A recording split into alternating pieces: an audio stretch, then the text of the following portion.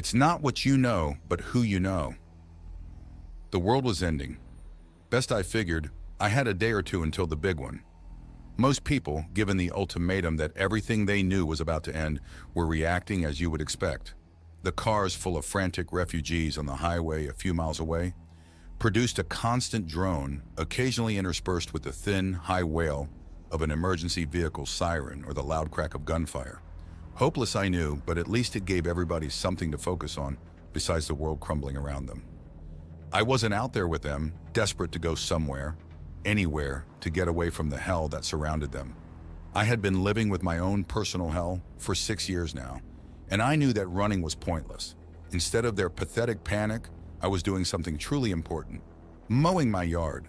It was a nice yard, big with plenty of green grass and with a dozen trees scattered here and there. Abby would have loved it. Visiting my grandparents on great-grandpa's farm was the highlight of her summers all those years ago. I pushed that thought away and focused back on my work. Ever since the accident, yard work had been a refuge.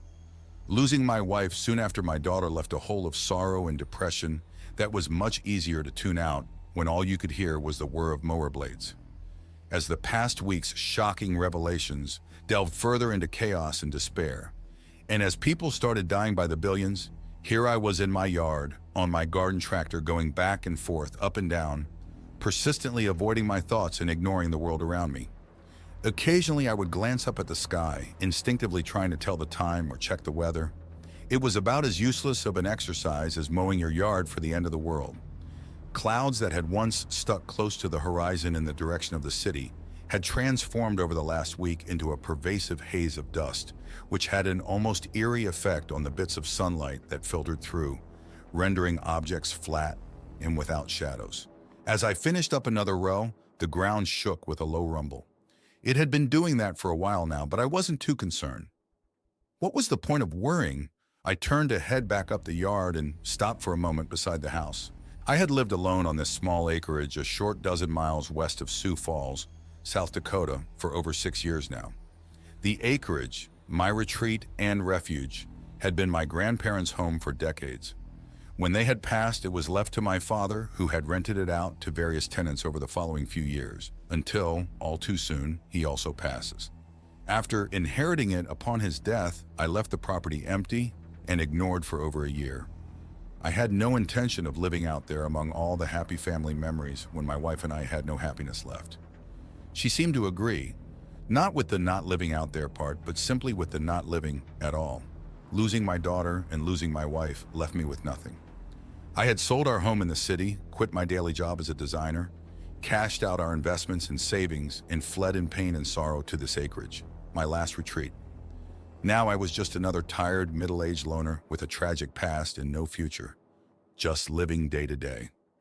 I had finished cutting the grass on the back half of the acreage and had moved on to the front portion when I noticed a cloud of dust moving towards the property. Barely slowing enough to make the turn, my neighbor's white Sprinter van skidded into his driveway and raced up into the garage, just barely missing the still opening overhead door with the van's tall roof. Had it been anybody else, I would have been surprised at their reckless driving. But honestly, this was nothing new for Pickett. I had seen too many strange things living next to that guy. I was surprised to see him at all. He had left in a rush a few weeks ago, and I wasn't expecting to see him again before the end, which the news was estimating would come sometime tonight or maybe tomorrow. I returned to my task, hoping to finish well before dark so I could enjoy the final evening on my porch with my only remaining companion, a bucket of iced beers.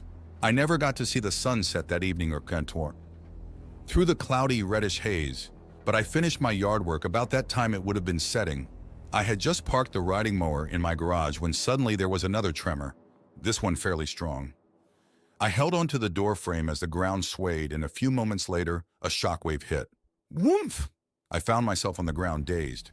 I had been knocked back into the garage and showered with shattered glass from the side windows and the overhead lights. Luckily, the windows had been a tempered safety glass, and the debris was not sharp shards, just gravelly, annoying bits. I got up, brushing the glass off and out of my shirt, when the power went out, causing what lights remained to go dark. For a moment, I debated heading to the basement to duck and cover, before I remembered that it was pointless and that I did not really care. I grabbed the cordless flashlight from my workbench and went into the house. The tremors continued occasionally, though not as bad as before. In the house, there was broken glass everywhere, and only the heavy furniture remained anywhere close to where it had originally been sitting. Cautiously stepping over broken window glass and ignoring the picture frames now scattered on the floor, I made my way to the kitchen where I grabbed a bucket of ice and the 6-pack of bottled Pilsners from the fridge.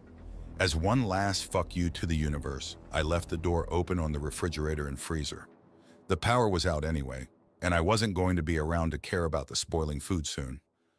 Wary of more tremors, I carefully made my way to the porch. As little as there was left in the world, breaking a bottle of beer that I had prudently hoarded through the looting and chaos these last weeks would have been the final straw. Christ, I murmured, surveying the debris and branches now strewn over my freshly mowed yard. My porch was also a mess, and I had to retrieve the cushions from my favorite chair from the nearby bushes. But once those lost items were restored, I sat and popped open the first of the cold brews. I allowed myself to think back to how this week was supposed to go, had things been happier. Abby would be turning 18. There would probably have been some kind of party, and maybe even a fancy new car with one of those obnoxious ribbons from the commercials parked in the driveway. We would be celebrating her going off to college in a few months. Mary and I would have been celebrating our 25th year of marriage. She had always wanted to travel the country, and with our kid out of the house, we finally could have. Hoisting the beer, I gave a toast to Abby and Mary. I miss you both so much, but for the first time, I am glad you are gone and not here with me to face what's to come tonight. I paused before continuing. I guess I'll be seeing you soon. I wish things could have been different. I wanted to say more, but the words just wouldn't come. Abby had only been 10 when that drunk idiot had blown through that stop sign. My wife and our marriage had never recovered from the grief. I don't know if the relationship would have lasted even if she hadn't found the bottom of a bottle of pills. As the words stopped and the tears began to flow, I silently finished my beer and stared out at the darkening horizon. It was full twilight, and the red skies continued even into the looming darkness, but now were more intense towards the city. The fires must be spreading. A steady breeze was blowing towards the north, back to where the shockwave had originated. I was into my second beer when in the gloom I noticed Pickett standing near the fence line between our properties. He had his hand up, signaling me to come towards him. "What does he want?" I muttered. I could not imagine him wanting to spend this last night with me anymore. Then I would want to spend it with him. I debated whether to ignore him and continue my solo vigil or to go see what he wanted. Finally, curiosity and responsibility won out, and I got up and headed over to the fence. As I approached, I noticed he was wearing stranger clothing than normal. It was like a pair of coveralls or a one-piece uniform like a mechanic would wear, which was odd because Pickett was the last thing from being handy. He even hired out his yard work, for Christ's sake. Adding to his unusual attire, the suit was made of a strange, silvery material and was covered with fittings and connections that reminded me of something out of a sci-fi story. "John," he said, "you are still here. Good." "Where the hell else would I be, Pickett?" I replied. "I did not know how you would handle the current events. I had hoped you would remain rather than attempt to flee the coming destruction and chaos." "Not much point in that, Pickett. From what I have heard, there is no point or safe place to flee to, and I am too old and out of shape to fight the panicked hordes for scraps, or to go find some hole in the ground to hide out and probably be buried alive in." My comment brought a decidedly shocked expression to Pickett's normally unreadable face. "That is remarkably close to what I offer, John. Well, not the fighting hordes part. If you want to live to see another day, then come to my dwelling and descend into the sub-level basement. There, I will leave you a chance for your survival." What the hell, I thought. What, do you have a bunker of some sort down there? Wondering if he was a prepper. It would certainly help explain some of his odd behavior, if not his strange clothing. I do not have time to explain as I will be leaving shortly, and there is much to do. After I leave, go to my dwelling as I have instructed, and you may survive. Now I was even more confused. He was leaving but wanted me to go to his basement or something. What the hell, Pickett? You are not making any sense. Why would I want to go die in your basement? I have my own if I want to hide out. Where are you running off to tonight anyway? John, there is no time to explain. My pod still must be prepped, and I must leave. You have helped me over the past few years many times, and you have kept to yourself and not betrayed my activities to others of your kind. For this, I offer you a chance for survival." I just stood there staring, trying to digest what I had just heard. My pod, others of your kind. What the hell? "Pickett, thanks but no thanks." I turned to leave. I did not have time for his craziness. "John, wait!" I paused. "That's it. John, you have little more than an hour before the spreading flame fronts reach this place and consume you. Please heed my request and take refuge in my sublevel." I resumed the walk back to my house and porch, staggering as another tremor shook the ground. "John," he yelled, "Abby would not have wanted you to give up, just as she would not have wanted you to retreat from the living as you have in recent years." I stopped and spun around. "Just how the fuck do you know about Abby and what she would think?" I yelled back. "I know all about you, John. If you change your mind, heed my instructions. You have less than an hour." At that, he turned and ran into his house. I stood there watching him go, my heart thumping and temples throbbing. After I got control of myself, I turned to return to my porch. It was dark enough that I needed the flashlight to avoid the branches and debris in the yard. Now the sky to the north had a red glow to match the one coming from the city and its fires to the east. I also noticed a few new fires off in the distance, some towards the highway and some towards a few of the nearby farms and small towns. The distant highway must be one big mass of people fleeing the city. What a sad, sad, hopeless mess. Back on the porch and with a fresh beer, I thought of Pickett and his offer. What a strange bird Pickett was. I remembered the first time I met him back almost 6 years, around a month after I had moved in. He was standing by his large white van in his driveway looking at the left rear tire. I was mowing, of course, and after considering ignoring him, I stopped by the fence and shut off the rider. "Ahoy, neighbor. Tire problems?" He turned to me and replied, "John, good. I was unable to reach my garage before progress was halted. If I obtain replacement parts, would you be willing to install them on this vehicle? I will provide payment." How the fuck did he know my name and buy replacement parts? Did he mean a new tire? I guess. "When will you have a new tire?" I yelled back. Instead of answering, he walked around to the other side of the van, got out his cell phone and took a picture of the opposite rear tire. Maybe he's taking a video. I wondered, as the process took at least 10 seconds. He then came back around the van and started towards the fence where I was waiting. As he approached, I got my first good look at him. My first impression of him was that he was different. Probably 20 years younger than me, maybe in his early 30s. Taller than me by a few inches, probably around 6'2" or even 6'3". Skinny with bones showing, especially around his face, the opposite of my pudgy and out-of-shape overweight frame. He was completely bald where I was just balding. His expression was strange, as if he weren't sure what emotion he was supposed to be feeling at any given time. No matter the weather, he was always wearing a big, bulky pair of sunglasses. They reminded me of those smart glasses I saw in the news years ago, the high-tech ones with a built-in computer and camera or whatnot that everyone had been excited about. I could not see his eyes through the lenses, but by the way he turned his head, I knew he was taking in everything around him as he approached. Arriving at the fence, he said, "I shall return in 2 hours with the required parts." He then turned and left without another word. I just watched as he entered his garage and shut the overhead door behind him. "Wow, that is one strange guy," I muttered and drove my riding mower over to my garage to get my car jack and tire changing tools. I attached my small yard trailer to the mower, loaded the jack, tire iron, and a towel to kneel on, and headed down the driveway and over to the neighbors. As I parked next to his van, I noticed that not only was the tire shredded, but the rim was worn down and ruined also. It looked like the hub and brakes were okay though, which meant that he had probably only driven a few miles on the flat before reaching his home. Shaking my head, I got out the jack, cracked the wheel nuts loose with the wrench, and proceeded to raise the rear corner of the van. I then fully removed the nuts and kicked the tire loose from the hub. It was stubborn but finally broke loose. I looked at the house and seeing no sign of the strange guy, unhooked my trailer, leaving it and my tools, and headed back home to finish my mowing. Almost exactly 2 hours after he entered the house, his garage door opened and he came walking out, rolling a new tire and rim towards the van. If he had left the house, I certainly hadn't seen it. Did he have a spare in his garage the entire time? What the hell? Why did it take him 2 hours to retrieve it?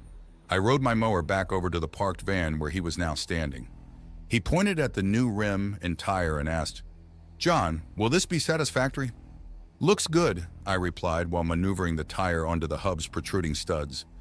I quickly spun on the lug nuts and wrenched them snug. After lowering the jack a bit to let the wheel grab the ground, I finished fully tightening the nuts. I reattached my trailer to my rider, loaded the jack, wrenches, and towel, and then did one last check overall, including checking the pressure. It was as I was pocketing my tire gauge that I noticed what was bugging me. The new tire and rim were not new. In fact, the dirt, scuffs, and wear on the tire were similar to what was on the other tires. What was really strange, though, was the raised letters on the new tire were printed backward. Even the fine printing was backwards. I glanced at my neighbor about to say something when I noticed he had a funny, apprehensive look on his face. I decided to mind my own business and keep my mouth shut. I did notice one peculiar scratch on the rim and on impulse went around to the van's other rear tire to inspect that tire. I called out, "Just checking the tire pressure on this one to make sure they match." He just watched me. When I bent down to the other rim, I noticed the same peculiar scratch on this rim as on the other side, just mirrored. Weird. I checked that pressure. "All good here," and returned to the neighbor. "Will 10 units of currency be sufficient?" he asked. Puzzled, but at this point beyond trying to ask questions, I just nodded. He handed over a stack of bills, and when I went to stuff them in my pocket, I noticed that they were brand new $100 bills. "Whoa there, neighbor. This is way too much money," I stammered. "It is what we agreed upon, correct? 10 units?" he replied with a puzzled expression. "I misunderstood," I replied, and handed him the money back. He was confused and looked troubled. "I am unsure of how to proceed. How should I rectify this dilemma?" he asked. "I was expecting $10, not 1,000, I replied. "Do you have any smaller bills?" "No, other than gold. This is all I have." "Gold? What the hell?" I wondered what I would do with $10 worth of gold. That would be like a tiny speck, right? I'd lose it most likely. "Well, let's just call it a favor then.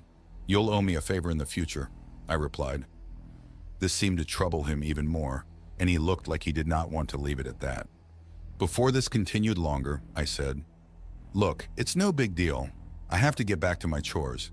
I'll see you around I guess," and proceeded to get on my rider and leave. "Thank you, John," he said as he watched me drive away. That reminded me. He knew my name somehow, but I did not know his. I quickly stopped and turned back to him. "By the way, it was nice meeting you. You seem to know my name. Can I have yours?" He thought for a bit and then replied, "You can refer to me as Pickett. Okay?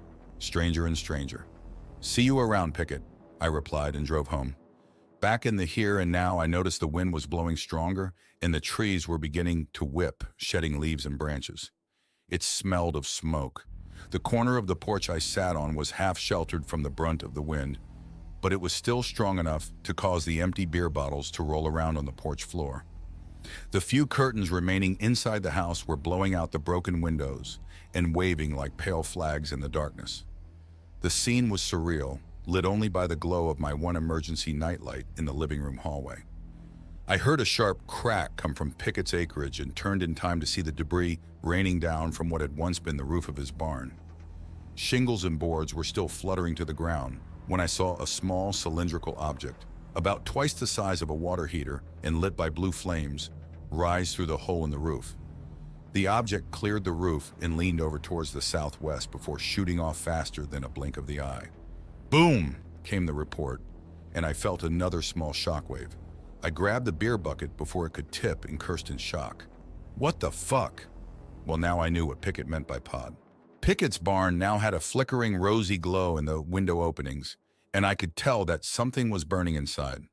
For a moment, I contemplated calling the fire department or running over to see if I could use a hose to extinguish the fire, before ruefully remembering that that would be pointless. I decided to just sit and enjoy the view. Pickett's pod had been a rocket or missile or something? Was he a government agent or mad scientist?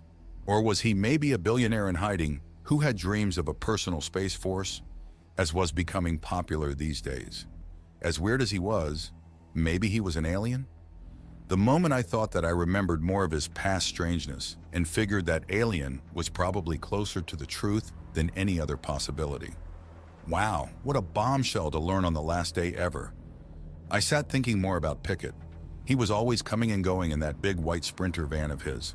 He would pull into his garage, shut the door, and not be seen for days or weeks until suddenly his overhead door would open and his van would leave. Days or weeks would pass before he returned home. The rare times I remembered seeing him or speaking with him were each as strange as the first. I recalled another time a few years ago when a strong thunderstorm had blown through the area. The next morning, as I was out cleaning up my yard, I noticed that one of Pickett's trees had fallen and a limb had broken one of his windows. Pickett was standing by the fallen tree and was cutting the branches apart with a chainsaw of some sort. He had the limb removed from the window opening and the bulk of the tree reduced to shorter logs. Something about this bothered me until I realized that I did not remember hearing the typical loud chainsaw noises all morning. Curious, I walked over to the fence line to get a closer look, but he had already gone inside. I surveyed the scene for a bit and figured he would need to replace the window and hire someone to remove the wood and debris. As I turned to return to my own chores, I heard him call out, "John, may I have a moment of your time?" We met at the fence line and he asked, "John, the recent weather has damaged my dwelling. Would you assist in making repairs? I would pay you. What do you need help with, Pickett? I'm pretty handy, but replacing a window might be more than I'd be willing to do. I do not require the window to be replaced, just its opening and filled. Would you be willing to obtain a parcel of manufactured laminated cellulose, affix it to the opening, and cover it with pigment?" he asked. WTF? I had to think about that for a moment. Manufactured laminated cellulose. Did he mean plywood?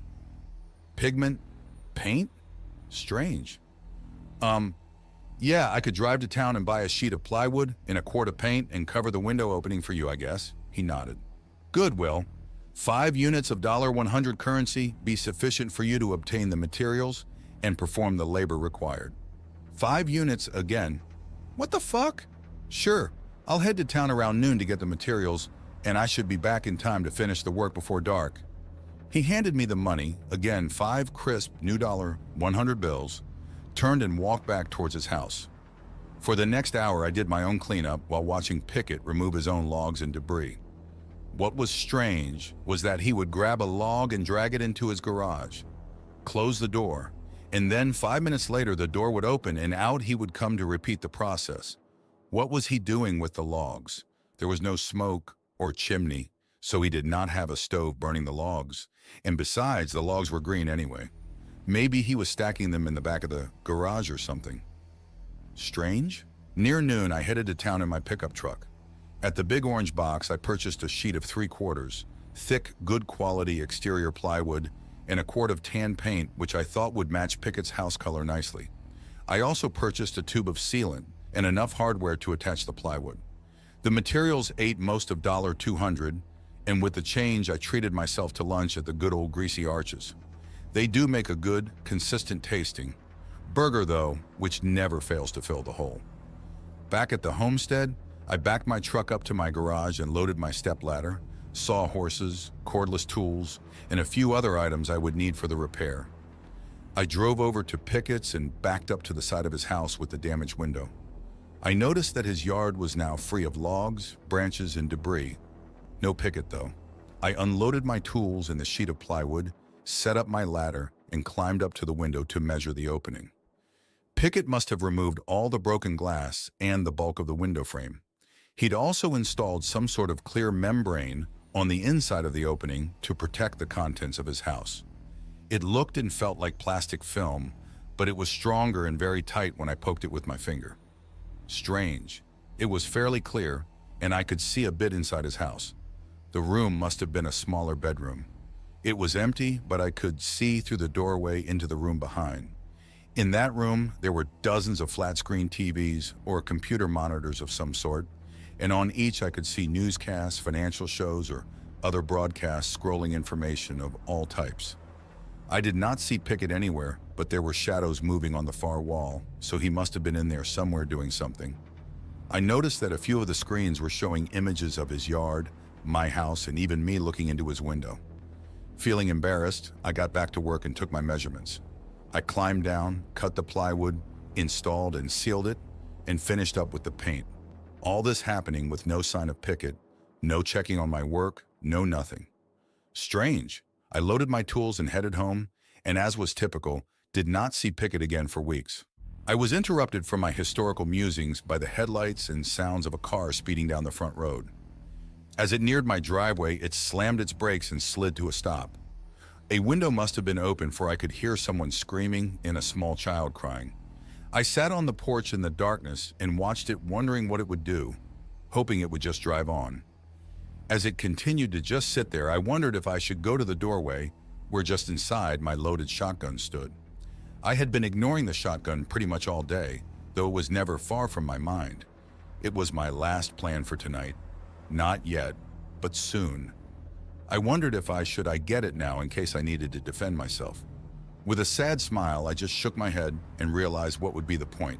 If they came up my lane, I could just grab the gun and slip off around the corner of the house into the cornfield behind my yard, where I would be almost impossible to find in the darkness.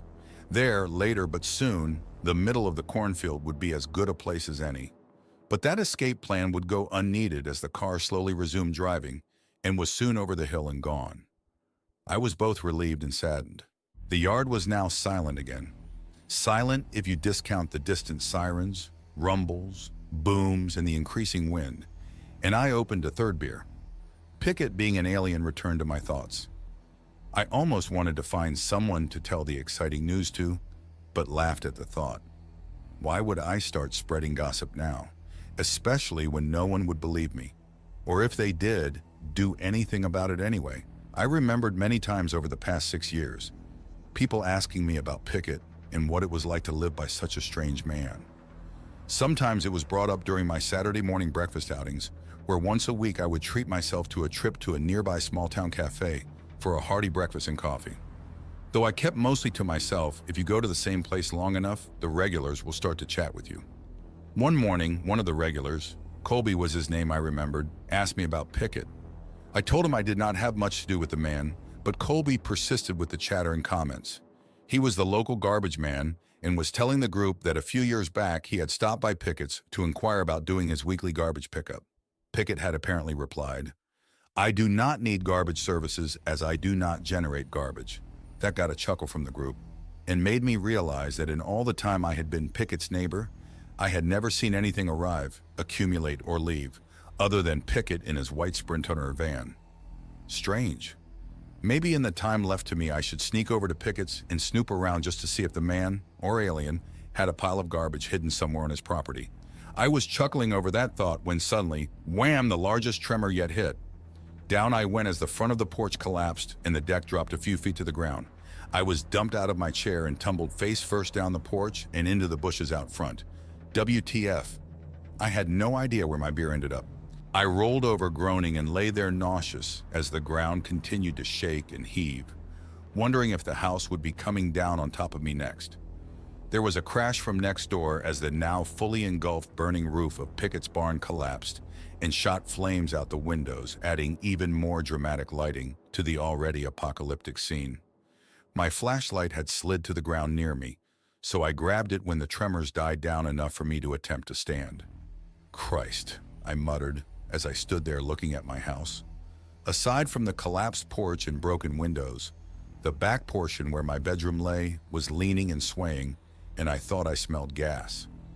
I decided to risk the sloped, broken porch and potential gas leak one last time and quickly made it up and into the open doorway to search for my shotgun. It had fallen to the side, so I quickly bent to retrieve it and scrambled back off the shaky porch and out into the yard well away from the house. There I stood surveying the carnage while I caught my breath. It was getting pretty nasty as far as the wind, noise, and continual rumbling and shaking. From this new vantage, I could see that the red glow to the north was now much brighter than it had been and spread all the way to the horizon towards the east and west. The flames must be getting closer, I suspected. There were even flashes of light off in the distance in the red glow, which could have been explosions or lightning. I suspected that this was the coming front that Pickett had mentioned. For a moment, I contemplated death by burning in hellfire, or death by eating a load of buckshot. Neither sounded very appealing when I thought about it, but at least the buckshot would be instant. Would I have the courage to face the buckshot, though? I looked down at the gun and knew it had to be soon. Now? Once again, I opened the gun's action to verify the shell was there. Closing the action again, I hesitated, looking around unsure. Should I go back inside my house to end it, or do it here in the yard? Turning, I saw Pickett's barn was fully engulfed in flames now, and I noticed the wind was blowing the flame and smoke away from both my yard and his house. As I stared at his house, I remembered his last offer and plea to me. If you want to live, did I? Do I really think there could be a future after this night? Not a chance. Would my daughter have wanted me to even try? I imagined if she were here with me, I'd be fighting till the end to keep her safe. What the hell? At least I can go take a look at Pickett's garbage pile, I muttered. Worst case was that I would eat the buckshot load over at his place instead of mine. I quickly headed towards the fence, set down the gun and flashlight on the ground, and lumbered over the top fence rail. I shook my head, chuckling at my safe gun handling, and wondered if it would be ironic to accidentally shoot myself while crossing a fence, minutes before blowing my head off anyway. I retrieved both the gun and flashlight and headed for Pickett's front door.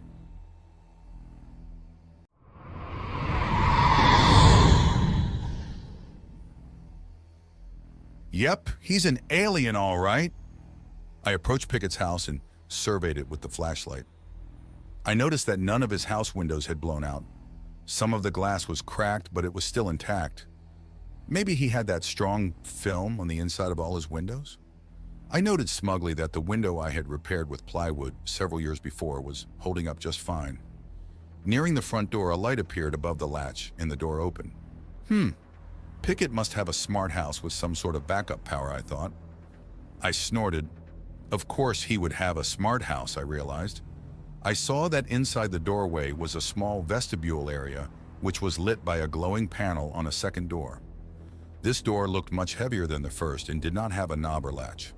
The walls and ceiling were an unadorned smooth white material, smoother than painted drywall, and the floor looked like some form of gray sheet vinyl. I entered the vestibule and the first door closed once I had moved past. I stood there in the dim glow of the second door's light and wondered how to open it. One of the walls suddenly lit up fairly bright. Pocketing my flashlight, I squinted into the bright light and said, "Hello? Pickett? House? Or anyone? Anyone home?" "Hello," the wall announced in a synthesized, feminine-sounding voice. "I identify you as John Abrams, the resident of the dwelling approximately 0.16 kilometers to the east. Welcome, John." Yes? Pickett said I was to come here and take shelter. "Who or what are you?" I asked. "You may refer to me as Agent John," said the feminine voice before continuing. "I am an augment of the one you call Pickett." "What's an augment, agent?" "I am what humans would refer to as an AI or artificial intelligence, though I am somewhat limited without the presence of Pickett. I currently control this dwelling and the facility below. I have been instructed to remain active and watchful in case you chose to enter and seek shelter," the voice said. "Well, I am not sure about the seek shelter part yet, but I did come over to snoop around a bit before the big finale. Am I still allowed to enter?" "You may enter, John. Please be aware that the tectonic disruptions and quakes are increasing in both frequency and magnitude. The flooring may become unstable and the upper parts of the dwelling may collapse at any time. I advise you to proceed to the lower sublevel as rapidly as possible," the synthetic voice stated before continuing. "Also, a massive flame front is expected to reach this area from the northwest in approximately 7 minutes, thus rendering the exterior areas around the dwelling uninhabitable." After a short pause, Agent continued.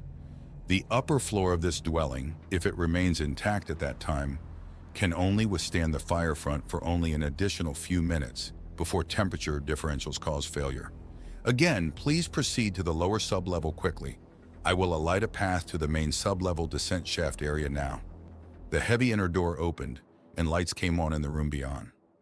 I left the vestibule and entered Pickett's main dwelling. I'd like to say that Pickett's house was full of alien stuff, crazy stuff, unimaginable furniture, gizmos, or other high-tech gadgets, but sadly, it was completely empty. The rooms beyond were bare, with walls and ceilings the same sterile white as the vestibule. The same gray sheet vinyl-looking material covered the floors. I noticed that on the walls there were a few power outlets and data connections, although they didn't seem to be of the normal types. The lighting came from glowing sections in the ceiling, flush and smooth, blending with the unlit portions. I quickly inspected the main room and even investigated a few of the dark rooms beyond, and found not only no alien garbage, but no anything. I mentioned this to Agent. The upper floor of this dwelling was emptied over the past month, and all items, furnishing, instruments, and devices. They were taken to the sub-level below and either reduced to base elements or placed in storage. Please proceed to the sub-level quickly, John. A hallway to the side lit up. If I correctly remembered from the outside appearance, Pickett's home, this direction would lead towards his attached garage. At the end of the hall was a door which opened as I approached. Sure enough, beyond was his garage. The garage was empty except for one item, Pickett's white Sprinter cargo van. I glanced inside the van's side window, and it appeared to be a normal Benz Sprinter van, both inside and out. The other side of the garage beyond the van lit up at my approach, while at the same time the lights behind me in the house were extinguished. I sensed I was being herded and debated upon continuing or trying to exit the dwelling and meet the end on my own terms outside. Just then a heavy tremor hit, causing the floor to shudder. I staggered past the rocking van, almost dropping the shotgun on the way. Unbalanced and feeling nauseous for a moment, I leaned against the back of the van until the quaking subsided. I felt a pressure change in the air, and the garage door creaked loudly, indicating that another shockwave had passed. This helped me make up my mind about going outside, and I decided to continue the tour. I approached the far side of the garage where a patch of flooring was lit up. Please stand on the lit section of flooring, John.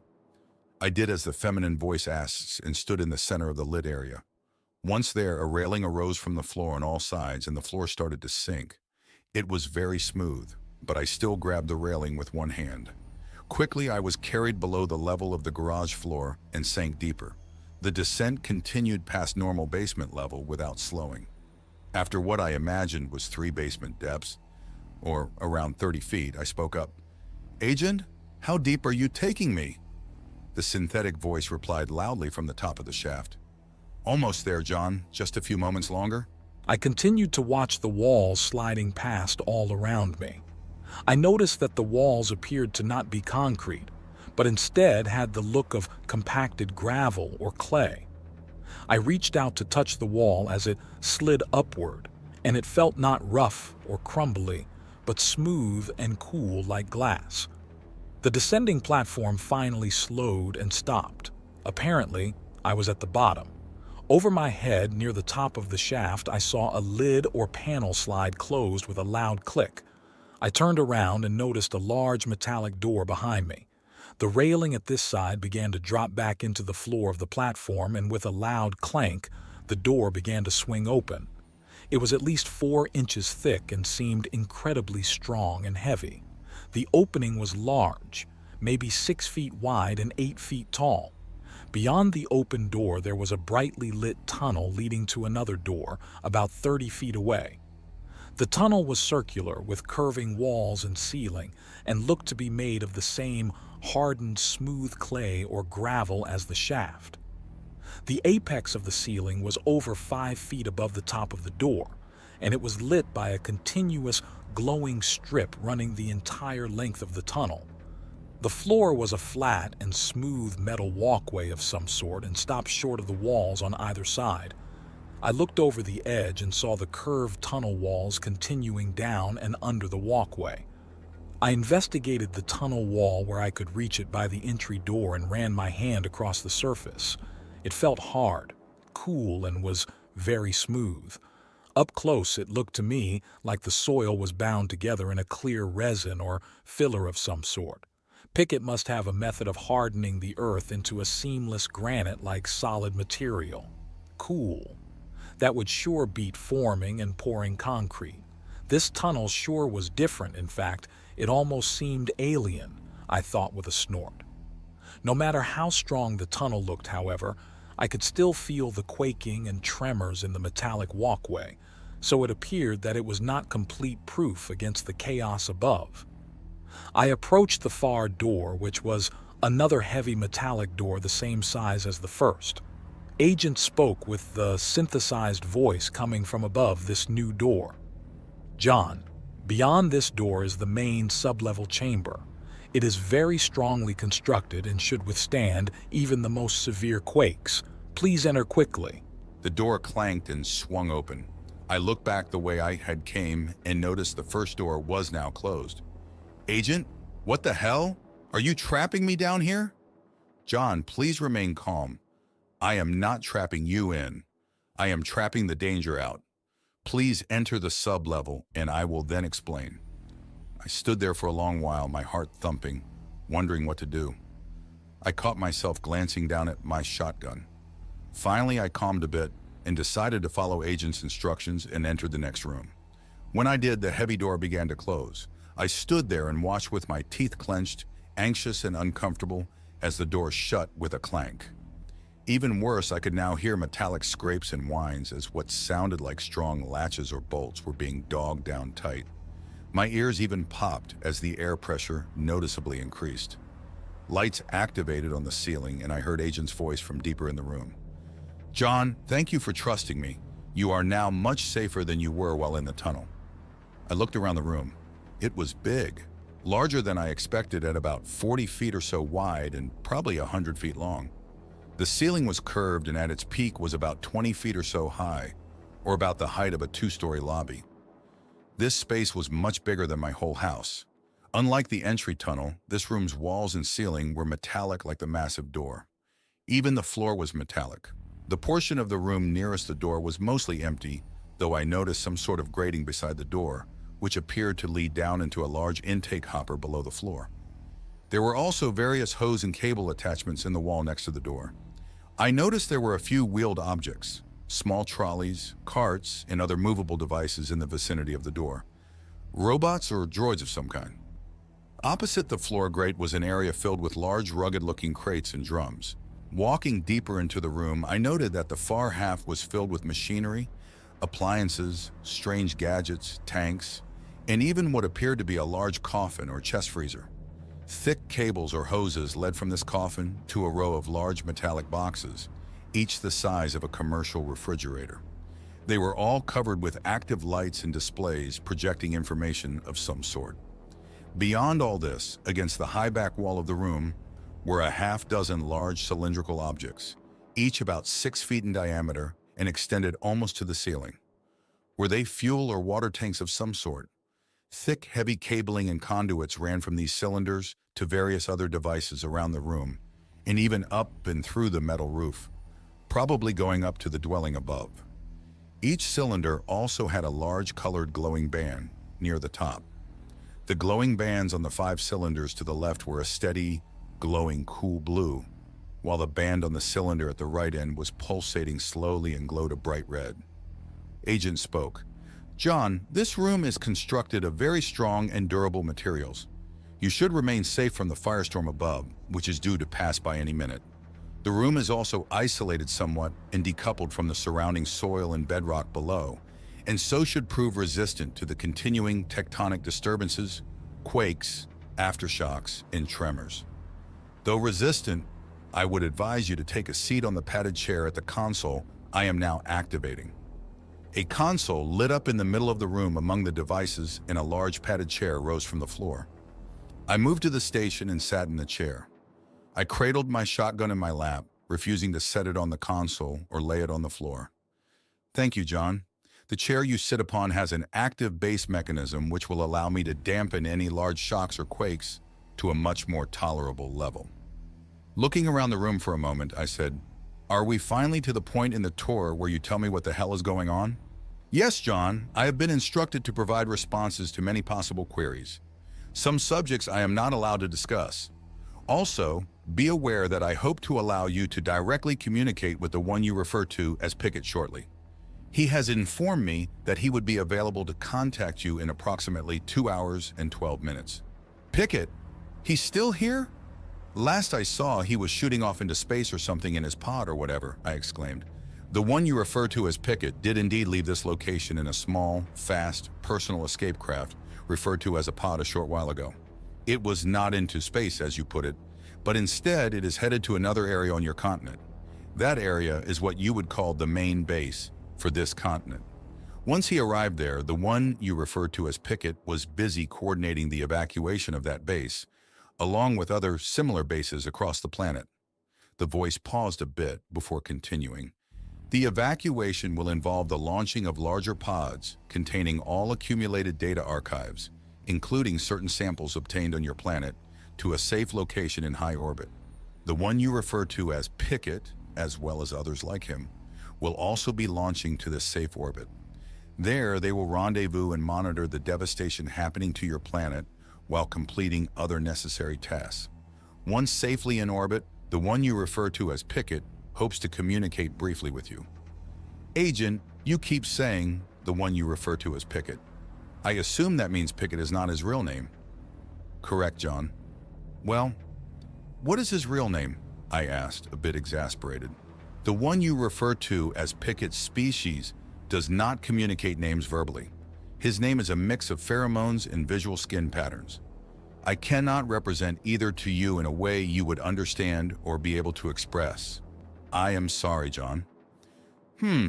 I guess we'll stick with Pickett.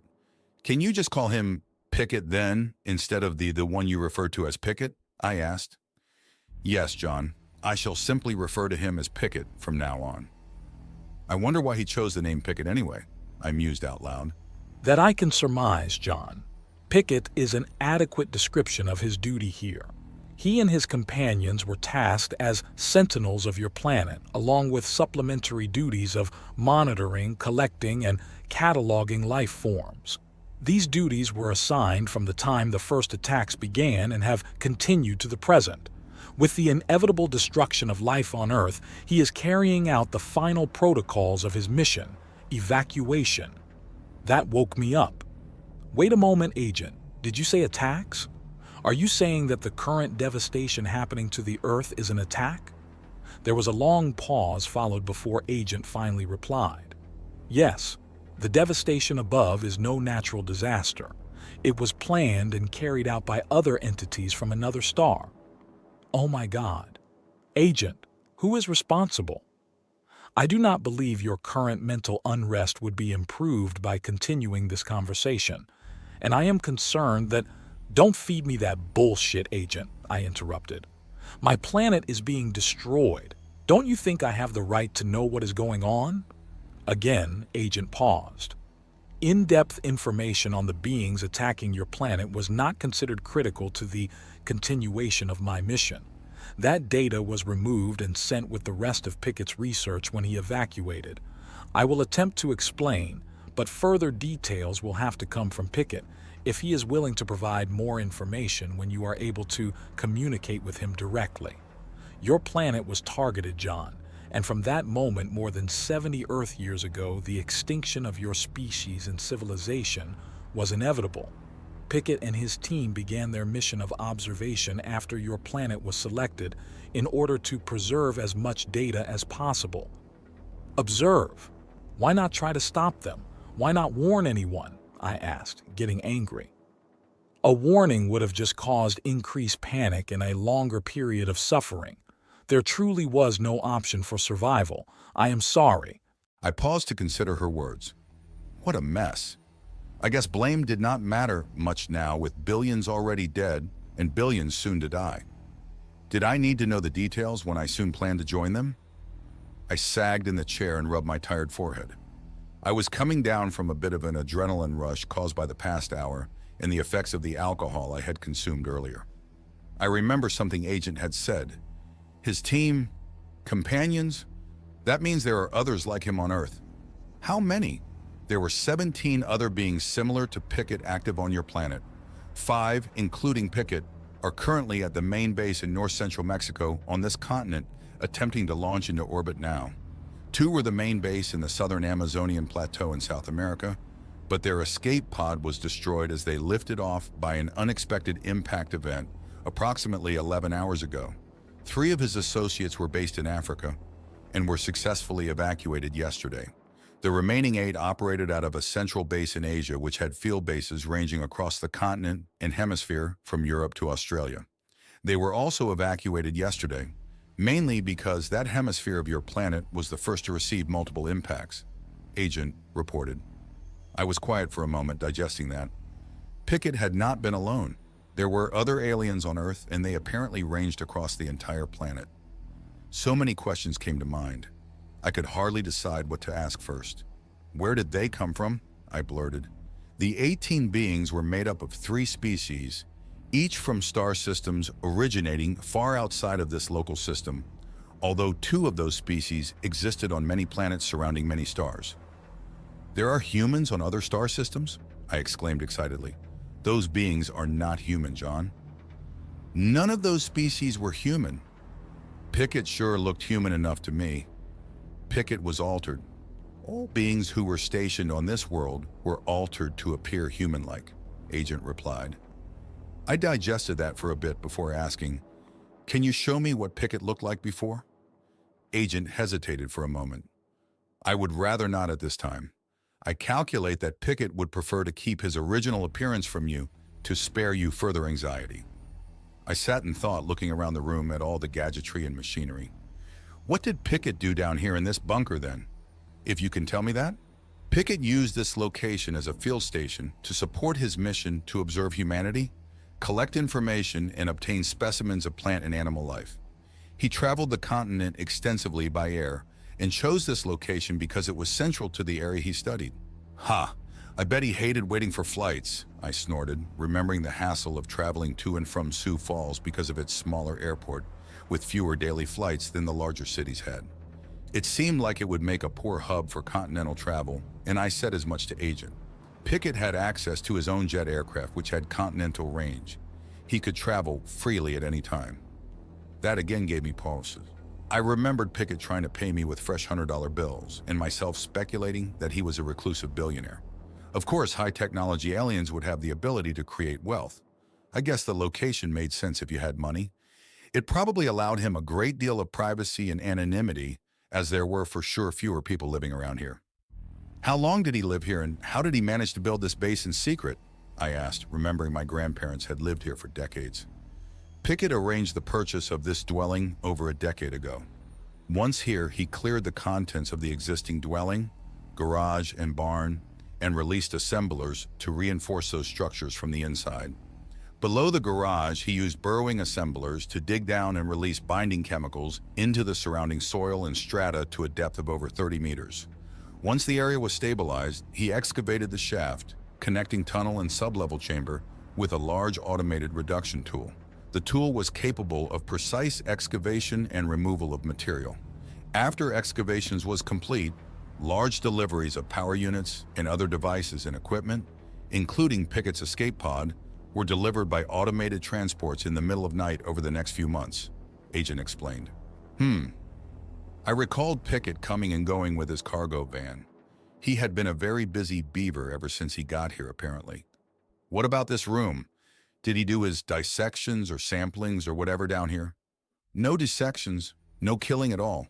Pickett would sample other life forms with his scanner without touching those forms at all.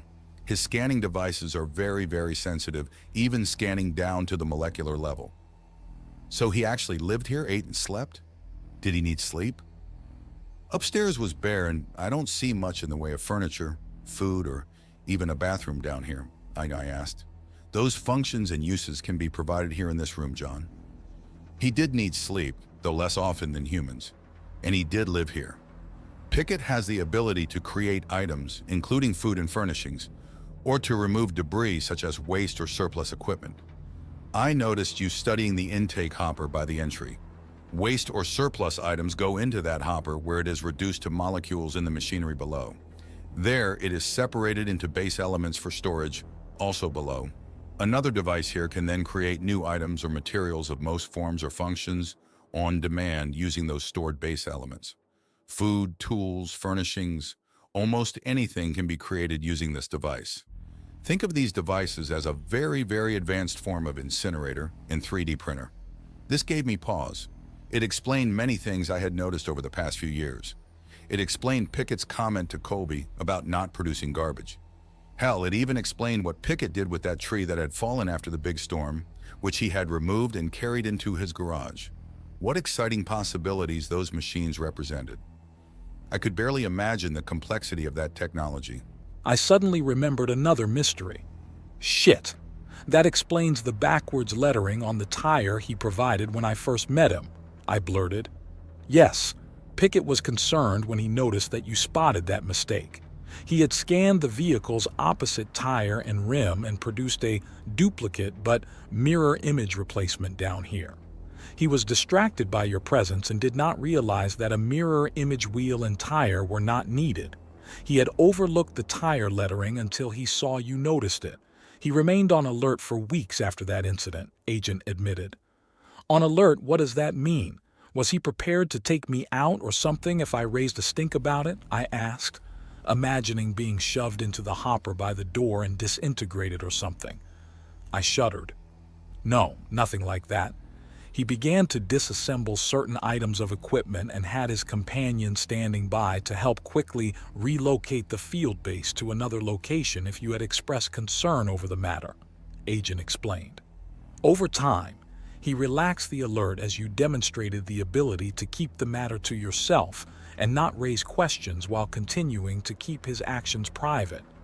Those and other reasons are part of why he extended the offer of refuge and survival to you and why we are speaking at this moment. Just then, the floor heaved and rolled for a long while. The room swayed and some of the drums and crates shook and shuddered a bit. The chair I was in moved back and forth, countering the room's movement. I was uneasy, but not to the extent where I felt nauseous, which was greatly appreciated. It seemed Agent was correct when she said that the room and especially the chair were isolated somewhat. After a bit, the movement calmed. John, the quake which just passed would have measured in the low 8s on your world's Richter scale. I am sorry to report that your home has completely collapsed, as did a large portion of Pickett's dwelling above, Agent informed me. On the console screen, a video image appeared which showed my home, burning now, toppling over in the quake. After a few seconds more, the video itself froze, which I guessed was from the camera or recording device itself being destroyed. The video sobered me. It was all gone now. I never thought I would miss that old house and its memories until I saw it reduced to a pile of rubble. My sad life in my home of the past 6 years was over and gone. My beautiful yard, my poor mower.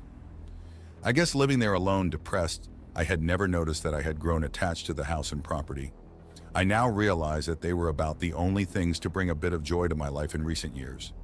I had been living as a minimalist, so my possessions were few and probably would not be missed, except for maybe my mower. I sat up quickly when I remembered that the few photos I had kept of Abby and Mary were now gone.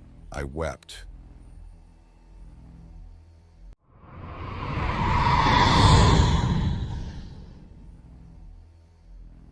I'm sorry, John, for the loss of your home, Agent said after a few minutes had passed and I had calm. It's all gone now. I knew it was going to happen. It just hit me when I realized that the photographs of my family are now gone also. It caught me off guard, I guess, as I had not expected to be alive when my possessions and home were destroyed. Were the images like these? Agent asked us, and images of my wife and daughter appeared on the screen above the console, replacing the frozen video of my destroyed home. My God, there they were. All the photos I had lost plus dozens and dozens more. Yes, where did you get them? I asked, shouting.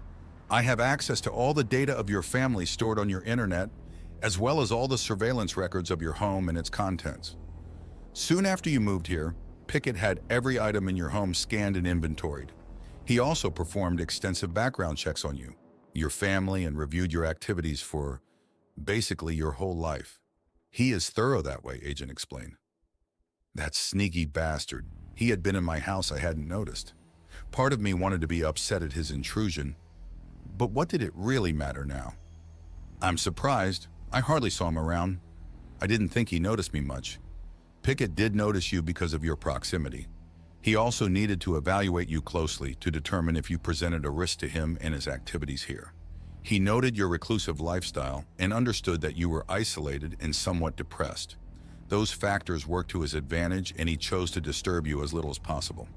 He did continue to monitor your situation, though, as your depressive lifestyle concerned him. What was he worried about? I asked, suspecting I knew the answer. Many things, though I surmised that he was mainly worried that you would become further depressed and either become violent or out of control, possibly falling addicted to drugs or alcohol. Suicide was an ongoing concern. Any of those actions would have brought attention to the area and possibly to Pickett and his activities, Agent explained.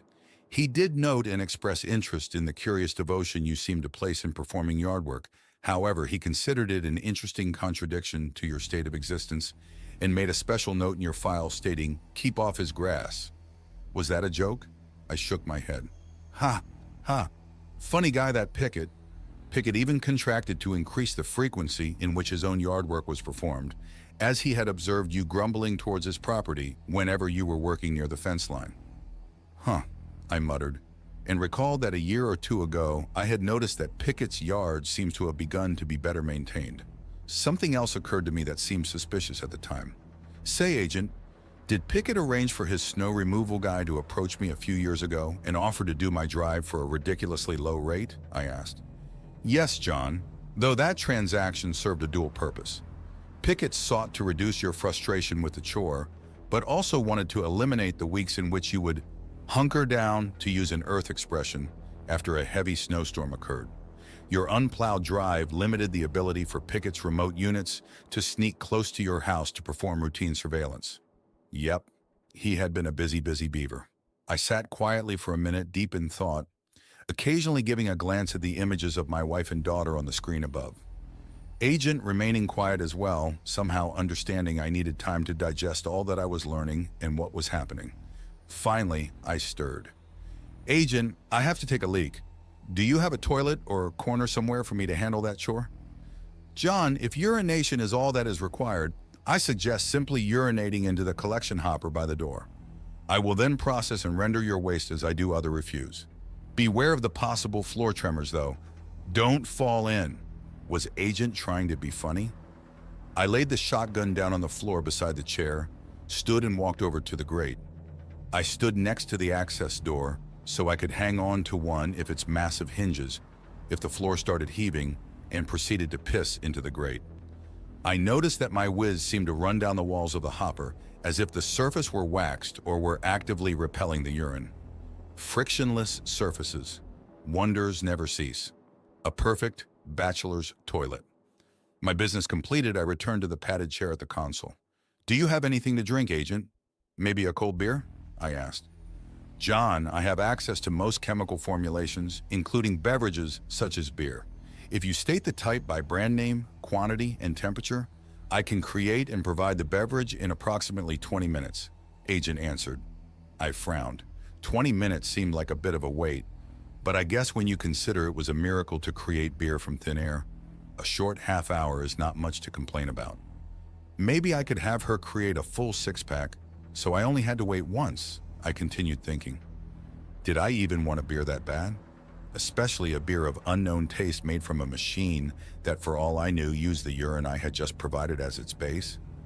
I looked at the shotgun on the floor. Did I want to wait around for anything, really? I guess I'll pass on that beer, Agent. I can suffer with my thirst. I understand, John. As for your thirst, I can offer you pure water in a few seconds if you desire, Agent inquired. Sure, I'll have a glass of water, thank you. The water is being created now, John. Note the active device. I looked around the room and saw a large closet-sized device light up. It also began emitting a humming noise.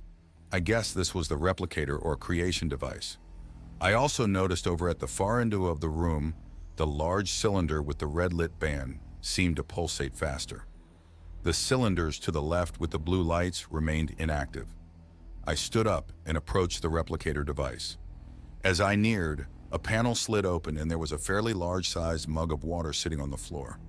The mug appeared to be frosted glass, and I was surprised to find that when I reached to pick it up, it was cold and felt like ice. Feeling the slick cold start to form moisture in my grip, I realized it was in fact ice. What the hell? I asked Agent about it. John, in order to provide you with water as fast as possible, I also created the vessel out of water in the form of ice. It should remain solid long enough for you to consume the contents. Once you have quenched your thirst, simply toss the ice vessel into the collection hopper and it will be reduced to base elements again. If I had not chosen ice and instead created a vessel of glass or some other material, the creation time would have been almost 20 minutes, similar to the time it would have taken to create the beer, she explained. I guess that made sense. Clever machine. I quickly drank the water. It was flat and tasteless, probably distilled, but it was cold, and did as suggested, tossing the empty ice mug down the disposal hopper. Returning to the chair, I thanked Agent again. I wondered if the beer could have come in a frozen mug made out of beer. That would probably have been messy to hold, though now that I considered it, an ice mug out of frozen water would have worked fine for a quick beer also. I decided not to express my thoughts on the matter to Agent. That replicating machine is sure an amazing contraption, Agent. Say, what is that big cylinder at the end of the room with the pulsating red panel? I asked because I noticed the pulsing had changed. That cylinder and the 5 next to it are the main energy storage units for this field base. They function in a manner similar to how your world's batteries function, storing and releasing energy over time, though these units have energy storage capacities many orders of magnitude greater than the best of your world's current energy storage technology. Show off. Do they create energy like a generator or something? Are they nuclear? I asked, interested, but also slightly concerned. No, they only store the energy, but a vast amount of it. I considered big cylinder further. Energy storage units, huh. I'm going to call them ESUs, Agent. Where does the energy in the ESUs come from? I asked. Pickett purchases much of the energy to maintain the ESUs, as you say, from your local power grid. Not all, though, or the heavy current draw would be noticed. Pickett also periodically has fully charged portable energy storage units delivered from the main base to this field station when needed to top off these energy storage units. Initially, when the base was created and the power demand was greatest, power was more of a concern. The ESUs were brought to this location fully charged, and almost all were fully depleted during the base construction. After that time, it took over 2 years before the local grid and the portable ESU deliveries were able to fully recharge all 6 base units. Matter reduction and creation, though ultra-convenient, has the downside of utilizing a great deal of energy. Even the act of creating your simple vessel of water required as much energy as your dwelling uses in a week. The rightmost ESU you inquired about is currently providing power for this base and is nearing full depletion. When it is fully depleted, the next unit will be brought online, and so on down the line, Agent explained. Wow, I considered her explanation, especially about how much power Agent used just to provide me a drink. Those units must be storing an incredibly enormous amount of energy. Are they safe? Yes, John, the ESUs are safe. The energy inside the units is actually stored in a subspace bubble on another plane of existence. What your species refers to as dark matter is used to bridge this plane with that other plane whenever an energy transfer is needed. Energy is drawn from or returned to the subspace bubble on that plane by the bridge inside the storage units. If the cylindrical casings you see here were to be damaged or compromised in any way, that bridge would be severed and the unit would fail. However, the energy would remain intact on the other plane, in the subspace bubble where it would reside safely, causing no discharge or explosion here. Access to that energy would be lost forever, though, as it would be impossible to connect another bridge to the precise subspace location in the other plane where the energy resides. That bridge connection can only be made one time when the device is constructed. Agent finished. Space bridges? Dark matter?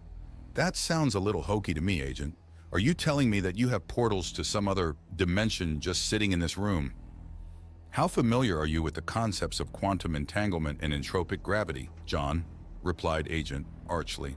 Well, my shorts get entangled sometimes when I try and remove them while avoiding the gravity of my belly. I joked stupidly, trying to cover for my confusion at her question. If Agent could have sighed, I do believe she would have. I suppose portal to another dimension is as good of an understanding as you are likely to achieve with your limited grasp of the concepts involved, she replied. Up your wires, machine. Still, grudgingly, I had to admit Agent was correct that I understood little of what she had explained. I did understand enough to still be very impressed, though.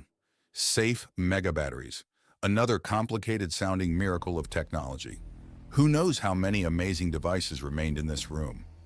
I pondered the storage units a bit more and then asked, so we are now cut off from the local grid and Pickett won't be bringing more energy to top of these units, right? This means that they will eventually run out. How long do we have? That is correct. The ESUs will continue to provide energy until depletion. This sub-level is completely sealed off from the surface, and the energy in the units is currently being consumed to run certain active machines, myself included.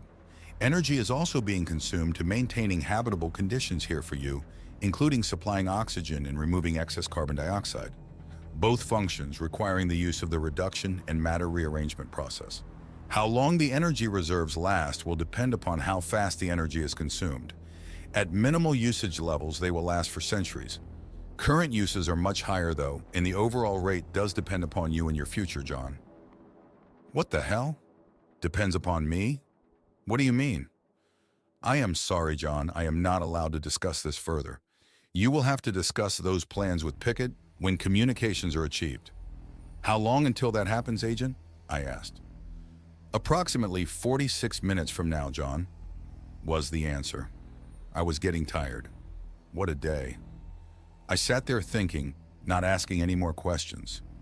Did Pickett just expect me to sit down here in his hole and wait until the lights failed and I suffocated? If I wanted to go, was it even possible to return to the surface? For all I knew, there could be a pile of rubble above the elevator that brought me down, or the elevator itself could be broken. Would the machine even let me out if I demanded it? Could I threaten the AI with my shotgun somehow to force it to let me out? I continued to think and worry. The news reports had said that the impacts could continue for weeks or even longer, and that the damage to the planet would last for decades, or worse. The rampant speculation about what was happening was all over the place, full of crazy theories, wild accusations of responsibility and guesses. Some of the religious talking heads were shouting from the pulpits about how this was God's wrath and that the day of judgment was here. I imagine the preppers were having a field day, until they started to realize how hard survival was going to be and how much actual work it would take. I thought back to when this all began. A few weeks ago, a few news reports started to discuss how some of the world's leaders and other prominent citizens had begun disappearing from the limelight. Some of these had later been found hiding in deep mines or other exotic remote places. People noted that military flights had increased, and other government groups were acting strange. People speculated, and the net began to fill with crazy theories. Then came the leaked official-sounding reports, which included the first mentions of asteroids or meteors or something heading this way fast. The first telescope photos of small lights, but lots and lots of small lights, hit the internet along with other net chatter and maps showing where on the surface the objects were projected to hit. As more and more amateur astronomers started to verify the story and post their own pictures, it began to be clear that this was really happening. Many started to pay attention to the reports and begin to make plans. There were mass panic incidents and frantic travel attempts made as some tried to leave the first predicted impact areas. This tapered off as the number of projected impact sites grew too large or were changed around as new data came in, and those fleeing realized that they did not know where to flee to. They eventually went back to their original locations or just stopped traveling and stayed put where they currently were. I was spared much of the panic because of my rural location. Not all, though. I had to watch my driveway closely, even turning a few strangers away forcefully. A few of the old morning breakfast crowd members had stopped by to check on me, but I quickly sent them away also. Mostly, I just occasionally watched the news, trying to sift the broadcast for an occasional new fact or something of value among the near constant drivel and speculation.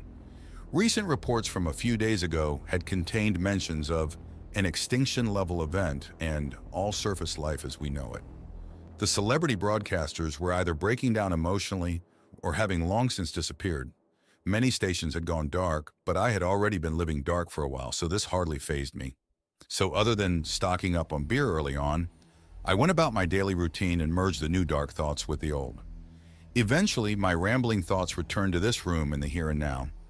If I decided to try and survive, how long would I have to remain down here until it was safe to return above?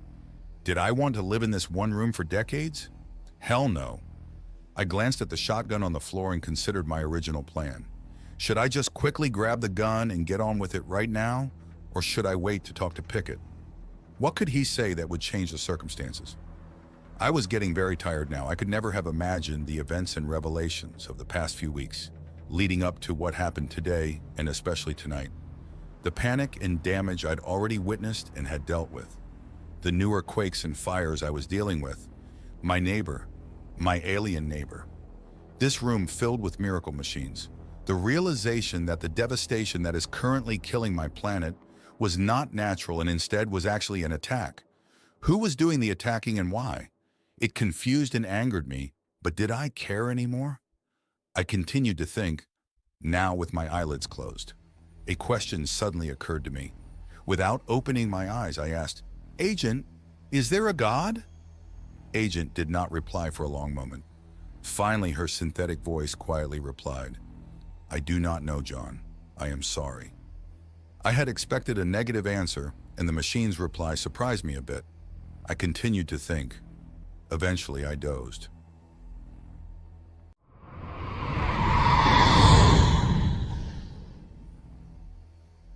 "John, wake up!" I opened my eyes, confused for a moment, and looked around quickly, remembering where I was. On the screen in front of me was Pickett. He looked like he always did, even wearing the same bulky sunglasses, though the lenses were clear now cool, and I could see his gray eyes. "I'm awake? John, I am pleased to find that you have decided to seek shelter under my dwelling, as I requested." "Whoa there, Pickett. I was just here for a last quick look around until your machine coaxed me down here and now. Seems insistent that I stay," I replied with a bit of heat. "John, this is the first item we must resolve, and we must do so quickly as my ability to communicate directly with you is limited and could be interrupted at any time." I noticed that he was sitting in a reclined position in what looked like a large cockpit of some sort of craft. I could see others sitting behind him. Their appearance was like Pickett's, with the same general body type, though there were noticeable differences. A few appeared to be female. They were all wearing the same bulky glasses that Pickett wore and were clothed as he was. Each appeared to be busy performing some task or other. A small quake hit at that time also, jarring me back into the present. "Where are you?" I asked. "John, I and my companions, some whom you can see behind me, are currently on a craft leaving your world. We are heading for a location of relative safety in high orbit around your Earth. There, we will rendezvous with other craft also fleeing your world. Agent mentioned you were going to some space station or something, and we're going to monitor the devastation and damage. How long will that take? Are you going to return down here after things calm down?" I asked, wondering if he intended to come get me later or beam me up or something. I had a momentary vision of a flying saucer levitating me up naked. Maybe I'd have to worry about anal probing? I almost chuckled. Pickett hesitated a bit before responding. "No, John, neither I nor my companions will be returning to your world any time for the foreseeable future, if ever. I am sorry if you understood or assumed otherwise." I guess I had no understanding either way. I figured to be alone here at the end anyway. "John, you are not alone, and this does not have to be the end for you. I am offering you a small chance to survive, though it will obviously be a struggle. This includes, at some point in the future, the chance to survive with others of your kind, and hopefully begin to rebuild what you have lost." I thought about that a bit. Others? Rebuild? Does that mean that some humans will make it through this? Maybe a remote pocket somewhere else on the planet? That there is a place safe from what is happening? No, John. Humanity and your current civilization will not survive this attack if our observations are correct. The others whom I am referring to are a small group of humans also under shelter in some of our former bases, in similar situations to your own. I looked around the room confused. "Is there anyone else down here with me?" I asked, unsure if I was hoping or anxious. No, John. You are the sole inhabitant of that field base. The other humans are located elsewhere in some of our other bases. All field bases have the ability to shelter at least one human, although most are empty. When my companions evacuated their dwellings and field bases, some had convinced certain humans which they had worked closely with to seek shelter in the sublevel of their bases. There are currently 3 other humans sheltering in the western hemisphere of your world. You, along with 2 others, are sheltering in bases located on the northern continent, and 1 other human on the southern.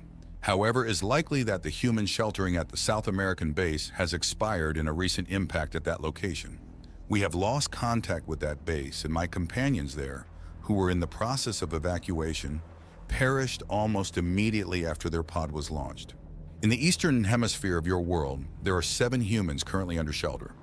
2 humans shelter at separate bases in Africa. 1 is sheltering at the base in Europe. 3 humans are sheltering at bases in Asia, and the last is sheltering in Australia. Note, there is a chance of an 8th human, but we have lost contact with that base located in Mongolia, and that human may have perished. We will continue to monitor that situation. I reran the numbers through my head, including myself, 10 to 12 surviving humans. So few. How the hell could humanity recover with so few? I thought about that for a bit. Why so few and why so spread out? I asked. The answer to the second question is simple. The current attack is using kinetic bombardment impactors.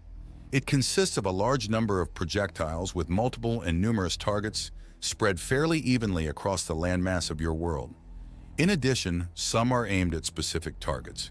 These include populated areas, recently constructed dams which have reservoirs large enough to be visible from space, and your world's nuclear power reactors. These reactors will certainly be targets as the neutrino flux emitted by them is easily detectable from space. The projectiles were launched from the outer parts of your solar system and most likely have been in flight for months. Although they have some guidance capabilities, some obviously will miss their targets. Thus, we cannot predict where the impactor will hit, and thus, spreading out the shelters reduces the odds that all will be destroyed by any single kinetic impactor. That made sense, I guess, just as another medium tremor shook the room, reinforcing the point. The answer to your first question, why shelter so few, has many answers. The act of offering shelter is not our mission here on your world. It is what you would call a fringe benefit. Also, we could not shelter any thinking being without their consent and knowledge, and to explain the reasons for such a request would obviously compromise the overall secrecy of our true mission here on your world. Thus, we selected just a few humans to extend the offer of shelter. Each member of the team had a short list of people to offer shelter to. It was decided in the interest of security to extend this offer and provide the reasons for it only at the last minute. For example, I had pre-selected you and 1 other human nearby to offer shelter to. I have the ability to shelter only 1 human here, so if the other human, a female living in Sioux Falls, who tended to my aircraft, had chosen to come, I would not have asked you. As it was, she declined, unexpectedly, having recently become close to another. She chose to remain with that human and perish, and due to her sacrifice, you now may survive. This explains why I was rushed when I returned to my dwelling last evening.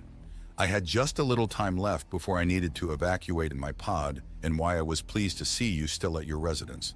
The final reason for the low numbers is that with our limited resources, we were unable to offer shelter to many. But as you will learn at a future time, the number of survivors can be lower than you would expect and still allow for the survival and future regrowth of your species, Pickett explained. I digested that. My first surprising and irrational thought was that I was a bit hurt by the fact I was his second choice. This faded when I considered that his first choice was one who basically worked for him. Also, I barely knew the man, or alien, whatever. Besides, she was probably younger, fitter, and not a depressed wreck like I was, I mulled. Pickett must have noticed my expression because he next said, "John, I consider you a fine choice. As you will come to discover, age and health matters little for what is to come." Huh? That didn't make sense, he continued. My greatest risk in choosing you was your early depression over the loss of your family. There was a chance that you would become self-destructive, culminating in eventual suicide. That result did not occur, and as time passed, I reasoned that that danger was reduced significantly, if not eliminated completely. You have already survived what many humans would consider to be the greatest possible losses and not only continued, but prevailed. Recently, you demonstrated great improvement and increased interactions with others. In short, you have proven that you are a survivor, and that is the perfect trait for any human facing the future you will now face. His words stunned me a bit. Had I been getting better? Had I been suicidal? Was I now? I glanced at the shotgun. It was gone. Where is my gun, Pickett? I demanded forcefully. You do not need it anymore, John, he replied, calmly watching me. I stood up quickly and angrily. How dare him to tell me what I needed or not? He did not know me. Who the hell did he think he was? I looked around the immediate area, but there was no sign of the gun. It could have been hidden behind the machinery. Maybe even taken outside the big heavy door and locked in the tunnel while I dozed. Shit. I realized suddenly it could have been simply dropped into the pit by the door and rendered down to powder or whatever. Suddenly fatigued, I returned to the chair and sat. Okay, you've got me. I guess I'm stuck as your lab rat or prisoner now, Pickett, I said, upset. John, I am sorry that you are upset. Agent removed the weapon while you slept. It was not as confident as I was that you would not use it to hurt yourself or, in confusion, fire it in the enclosed chamber and damage something vital, mainly its brain. Agent had its mobile work unit place the weapon in a secured storage location. Will you return it to me, Pickett? I asked flatly. I decided I was too tired to be angry or upset either way. Do you really need it, John? He asked, answering my question with a question. I was quiet, thinking for a long time. Pickett just watched me, letting me mull the question over. Did I really need the gun? Was I still suicidal? I thought back to my earlier plans for ending the day. I thought the gun would be the easy way out for when the pain and suffering grew to be too much. But I now realized I was no stranger to pain and suffering. I had not given up before, not even back when I lost my daughter. Not even when my wife followed her into death. Not when I lived the life of a failed husband and father who had failed to protect his child and who had ignored his wife while she suffered to the point where she had given up completely. I shuddered as I felt that shame anew, at the emotions and memories being dredged up for review. No, damn it! I had been able to live through that. Why give up now? I took a deep breath and sat up. I think you are right, Pickett. I don't need the gun, I admitted and slumped in the chair, drained. No, John, you do not. I am pleased that you understand that now, he replied with clear emotional relief. I watched Pickett clearly express an emotion and tried to remember if I had ever seen him do so before. He just watched at me for a moment. John, you are exhausted. There is a control on the side of the chair which will recline it into a more comfortable resting position. Please use it and try to get some rest. We have more to discuss, and I would like for you to be rested when we do. I will also rest and attend to other needs. I will try to contact you in 8 hours or so. Rest now. The screen blanked, and I found the control to recline the chair. When it had, the lights in the room dimmed, and before I could thank Agent, I was out. Sometime later, I awoke stiff in the chair and coughing phlegm. Opening my eyes, I saw the room lights slowly brighten. I had slept fitfully, being awoken many times throughout the night by quakes, the chair bouncing and rocking slightly and jarring me awake. Rubbing my face to wake up, I looked around and noticed beside me a wheeled device which was holding a capped bottle of orange juice in one of its manipulator arms. That must be one of the mobile work units Pickett had mentioned, I thought. Morning, Agent. Thank you for the juice. You are welcome, John. Good morning, the feminine voice replied. I returned the chair to its upright sitting position and sampled the orange juice. It was good. In fact, it tasted freshly squeezed, and I quickly finished the glass bottle. Next, normal morning needs made themselves known, and I struggled to get up, stiff and aching as was normal when I awoke, and wandered over to the grating to piss. As I approached, I saw a cylinder on the grate with an honest-to-God toilet seat on it, complete with a holder and roll of normal-looking toilet paper. Agent had been busy while I slept.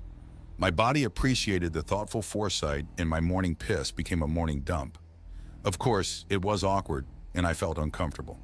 Christ, who wouldn't be? Sitting on a bucket at the end of a gigantic, cavernous, open room filled with strange gadgets, my pants around my ankles. Who knew how many aliens or computer AIs were watching me, monitoring my every grunt and fart? Well, let's just say I worked to finish faster than normal. It helped that there was nothing to read. I almost dug my cell phone out from my pocket to start browsing when I remembered that it had no signal since midday yesterday, and for even longer, the net had been almost useless.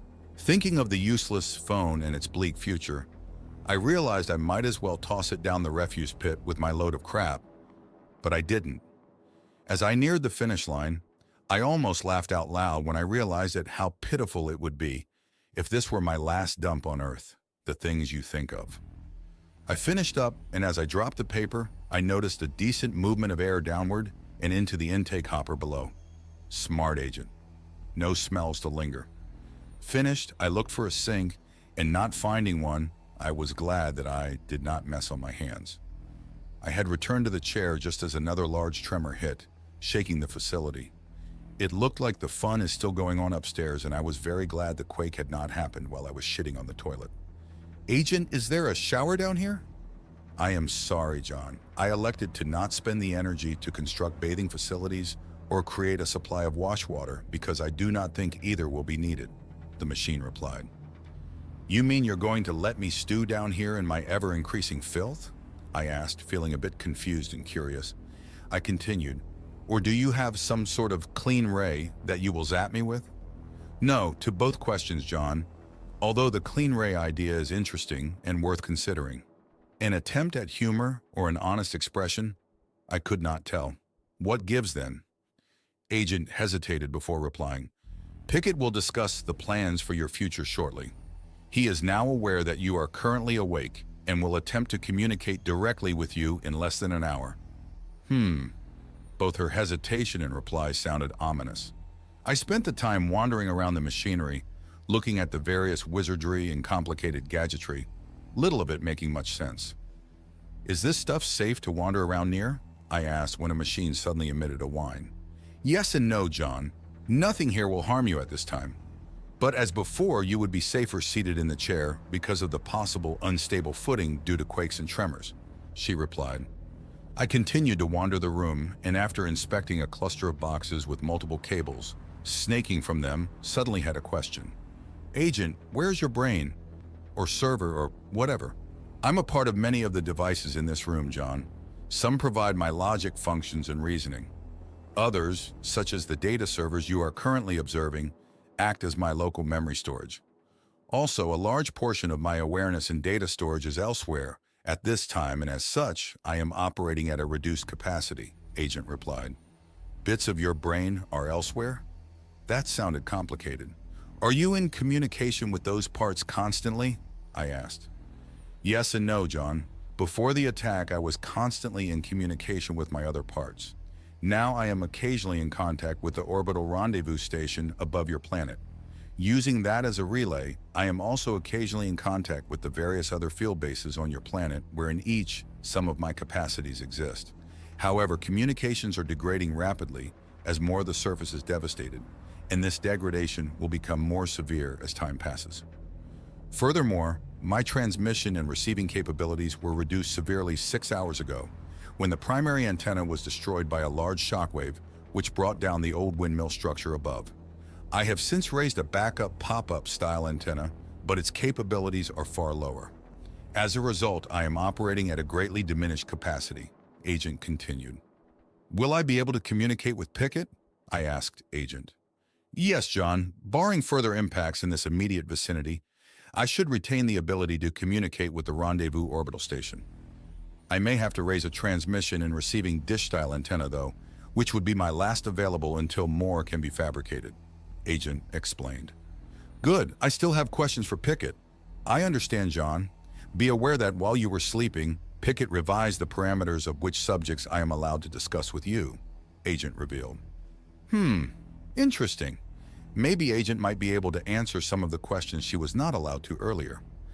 I returned to the chair.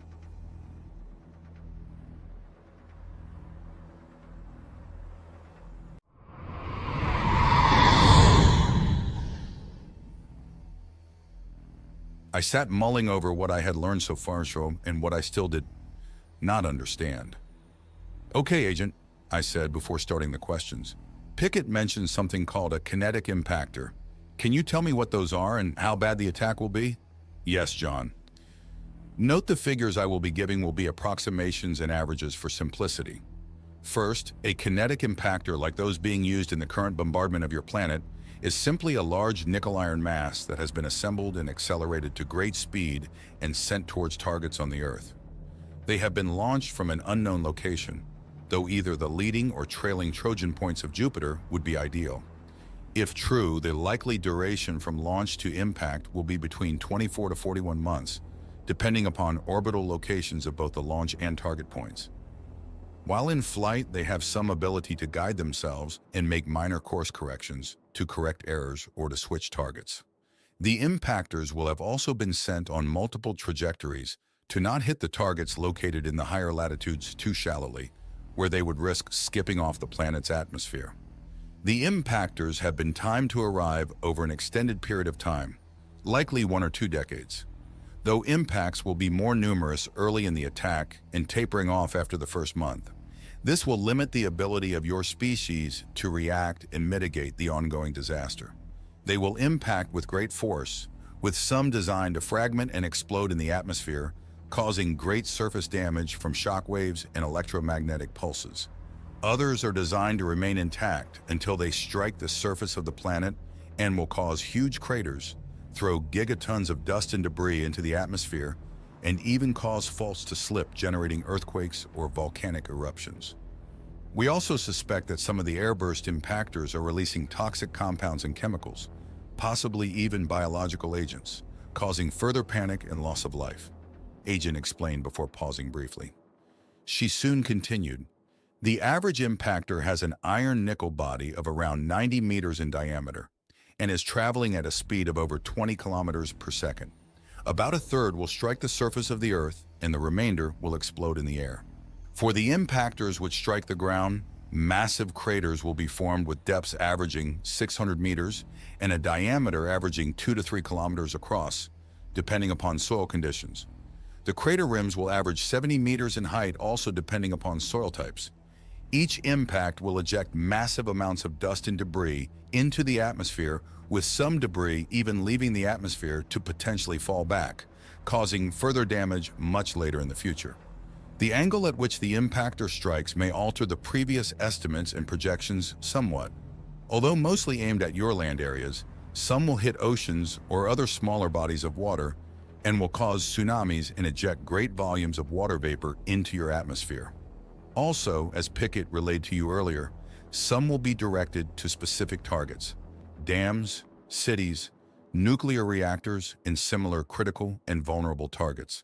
For the impactors which detonate in the air, we have postulated that they also start at around 90 meters in diameter and consist of iron-nickel pebbles frozen together in a solid water-ice matrix. The matrix will also contain volatile compounds, and as they enter the atmosphere, reactions to heating effects will cause the impactors to burst apart. The sudden transition from a single, relatively low-drag object to an enormous number of small, high-drag objects instantly releases a huge amount of energy into the atmosphere in the form of heat, which produces explosion-like effects. These explosions will be in the tens of megatons each, depending upon the incoming angle at which they enter the atmosphere and at what altitude they burst. The total number of impactors expected to be used in the attack upon your world is over 100,000 if this attack is like others witnessed elsewhere. These numbers will saturate the landmass areas of the Earth fairly evenly, with either an airburst explosion or ground impact occurring about every 40 to 50 kilometers, not counting those aimed explicitly at noticeable critical targets as described earlier. I imagine 20 megaton bombs going off every 35 miles, everywhere, every direction, all across the planet, and shuddered. Okay, we are royally fucked. Have any hit near here yet? I asked, feeling suddenly nervous. The nearest impact, which I have detected so far, occurred around 240 kilometers to the northwest near the North Dakota border. 2 airburst explosions have also occurred slightly closer, one to the northeast in Minnesota and one to the south slightly across the Nebraska border. Also of local note, I have detected a ground impact at around 280 kilometers, which occurred near the center of the state. I calculate that the Oahe Dam near Pierre has been destroyed. There have been many more impacts or explosions detected, but none closer currently. This will change as time passes, though. That numbed me. Oahe was the largest of the rolled earth dams on the Missouri River system. The whole river system would flood, taking the smaller dams along the way, all the way down to St. Louis. I thought of other big dams across the world, the Hoover Dam and Three Gorges Dam. Those were even bigger. Even so, all the dams soon failing was probably just a drop in the bucket, considering the massive hurt the rest of the earth was taking. I quietly asked, how close can one hit before we won't survive? It is likely that you will not survive any impacts closer than 5 or 6 kilometers, though that distance does have a high tolerance for error. I did the math. Yes, I struggled a bit, but was too proud to ask Agent. The best I could come up with is that I had around a 10% chance of buying the farm from a direct impact. I felt a bit better for some reason until I remembered all the people not currently in a deep bunker.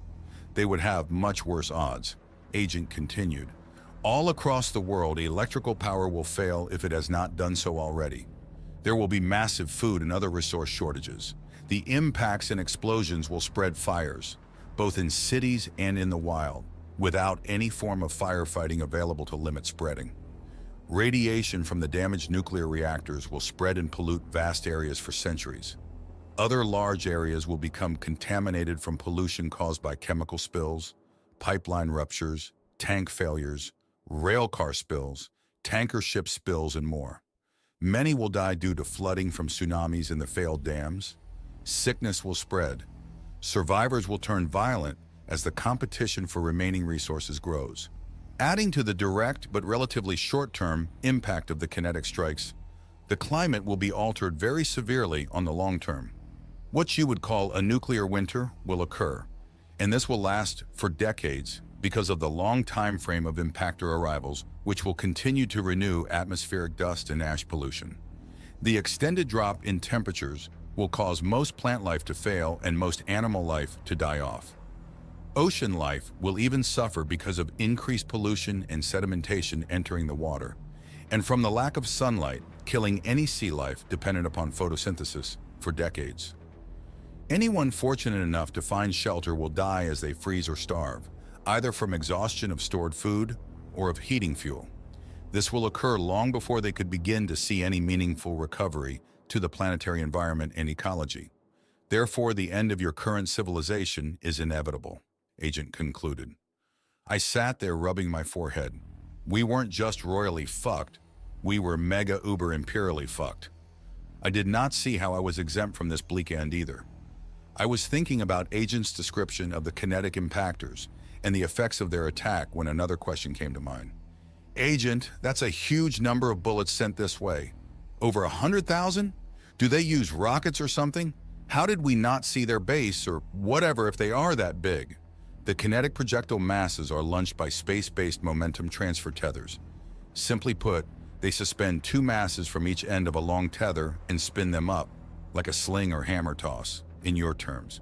The tethers are incredibly strong, have their own intelligence, and are self-repairing.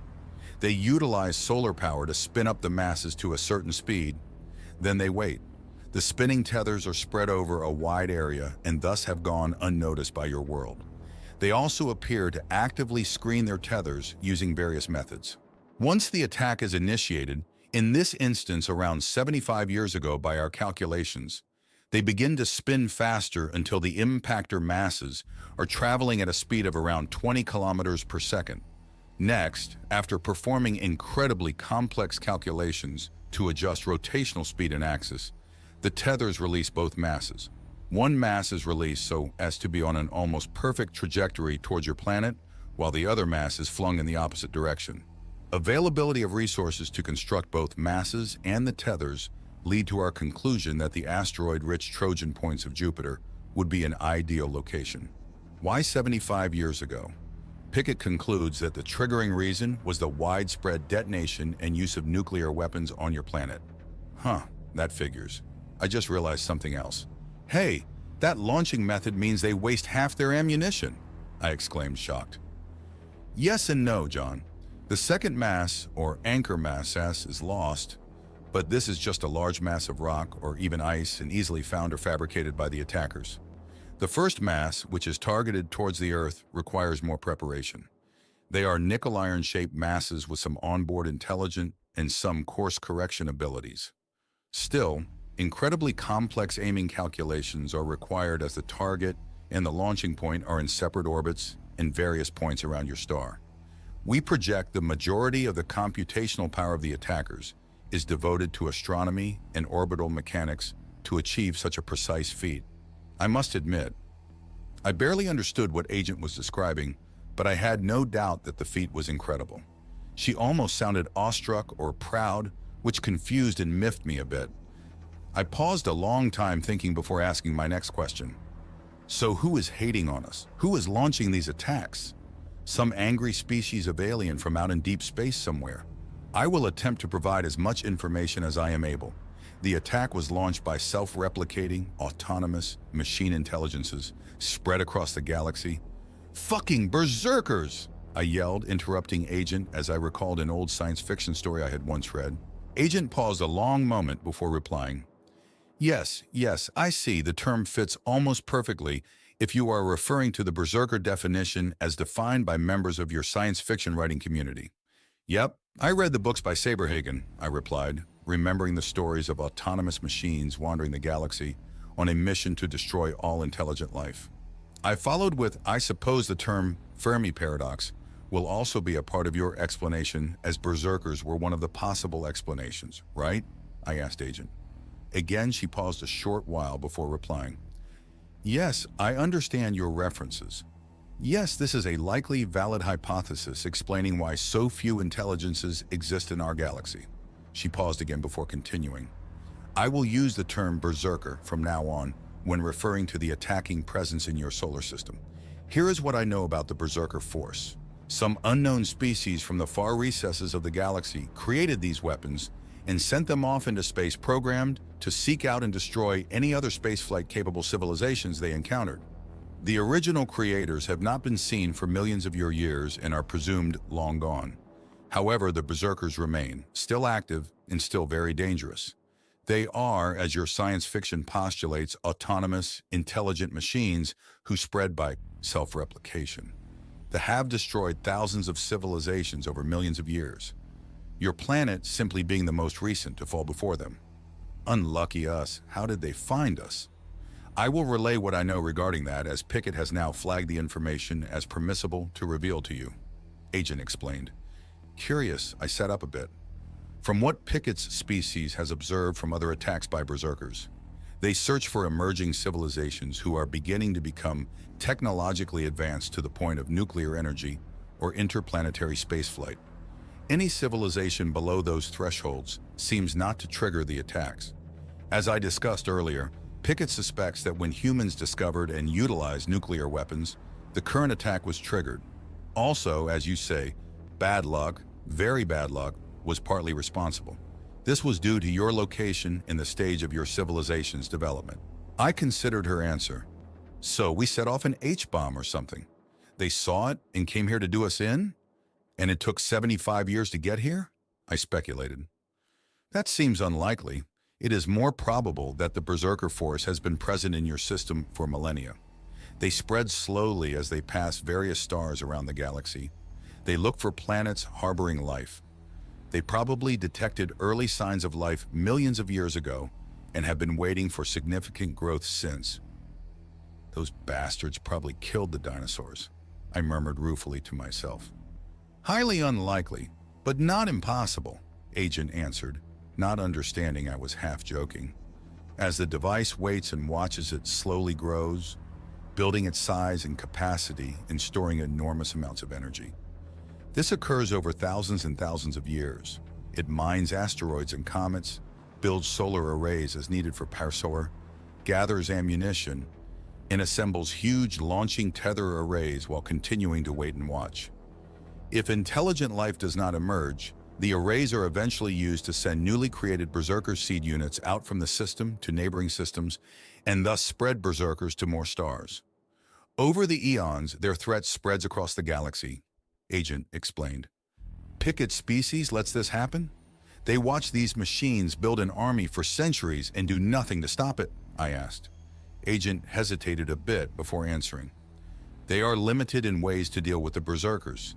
Simply put, if the local berserkers are halted here and prevented from attacking somehow, then almost certainly there will be a later, more devastating attack. This attack would be much worse and would render the world completely sterile of all life.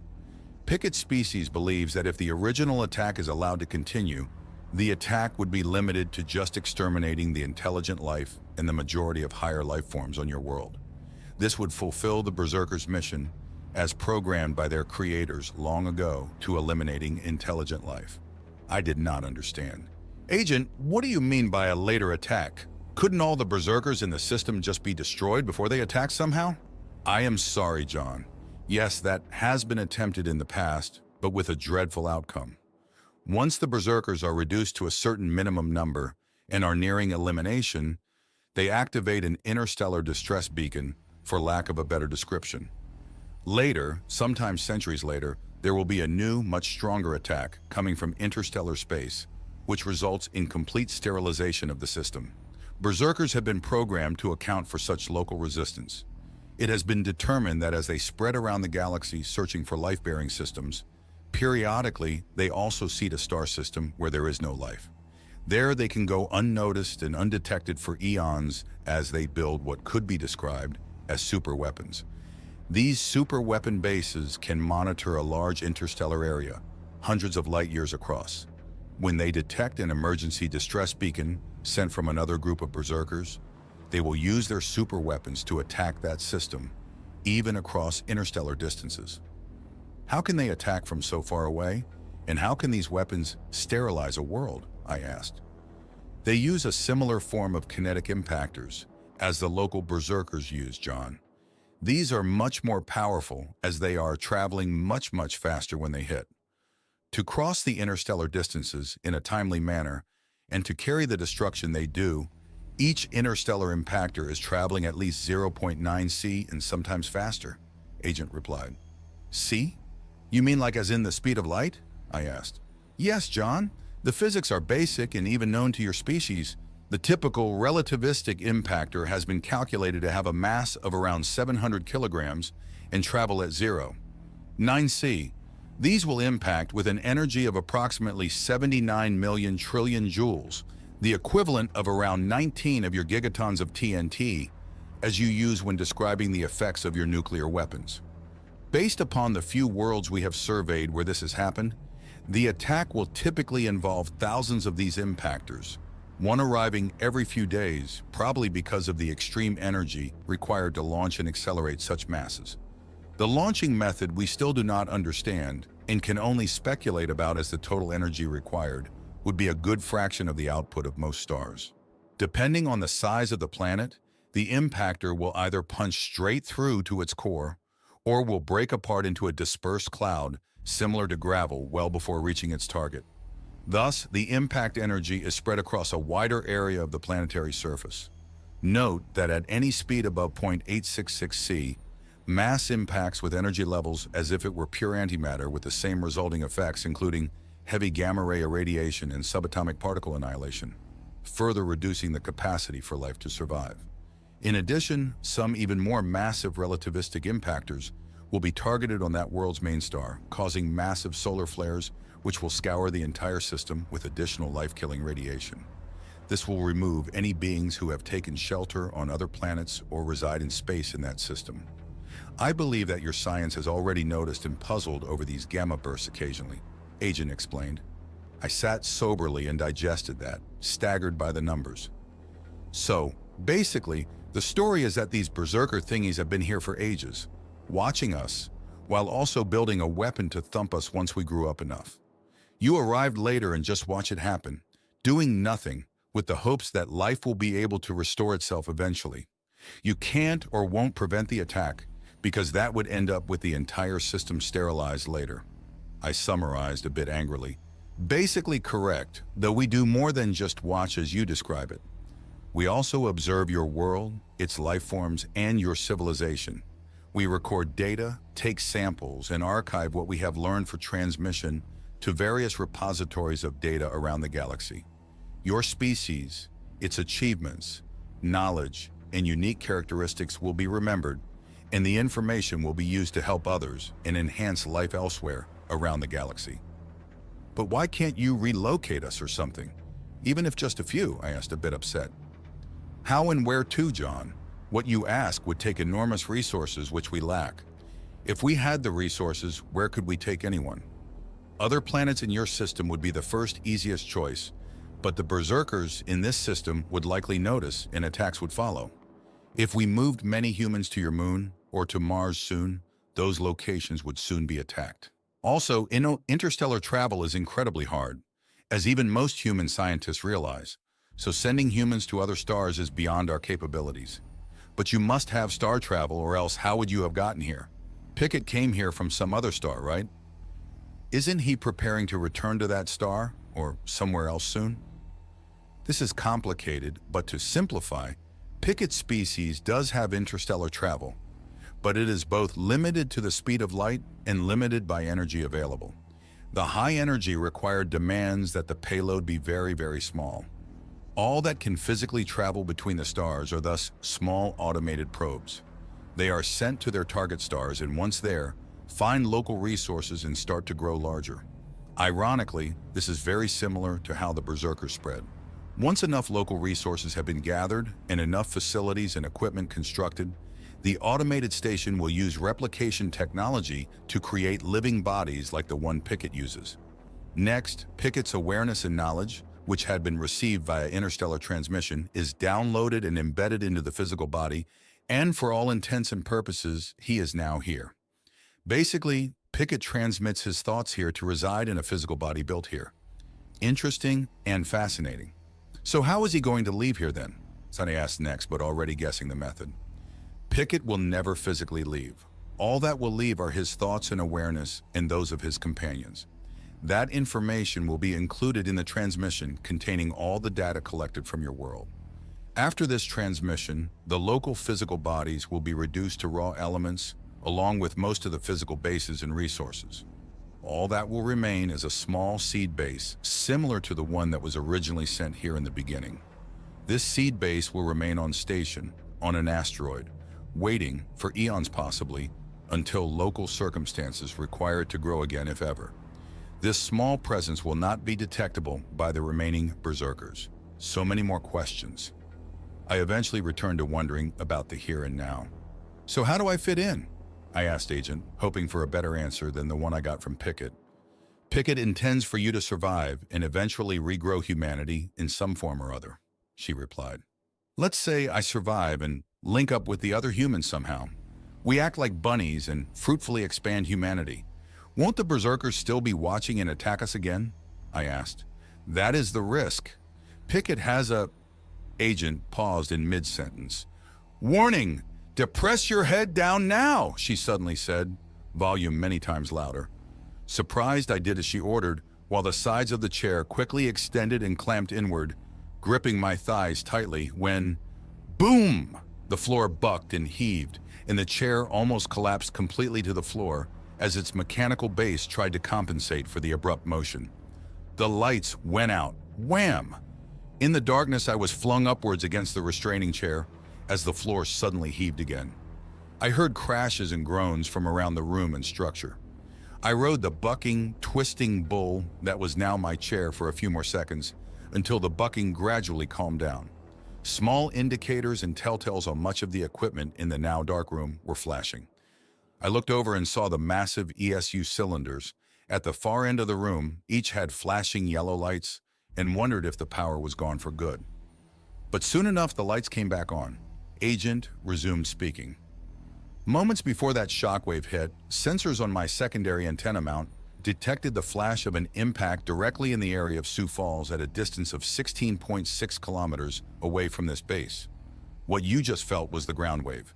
In a few seconds, the delayed air shock wave will pass overhead. This will be weaker, but still, brace yourself. I did, and the bucking bull of my chair woke again, although it was not named Fu Manchu this time. Soon the shaking and heaving slowed, and I was again stable. Wow, Sioux Falls? That was 12 miles away? I shuddered, thinking how bad it would be if an impact had happened closer, say just outside the limit Agent said was the most the shelter could handle and still let us survive. I also felt a sudden sadness thinking about the number of people just killed so nearby.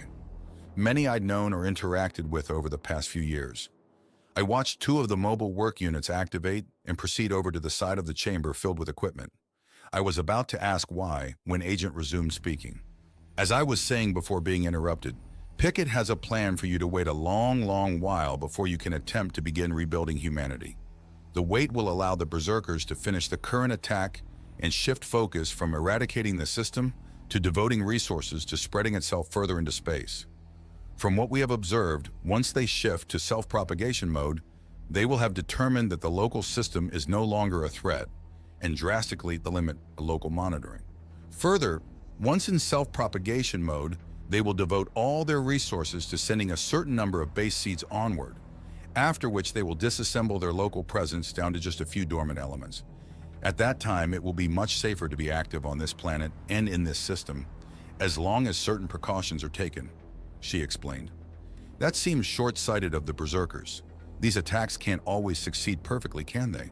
A few species must be able to survive to rebuild and become interplanetary again fairly quickly, right?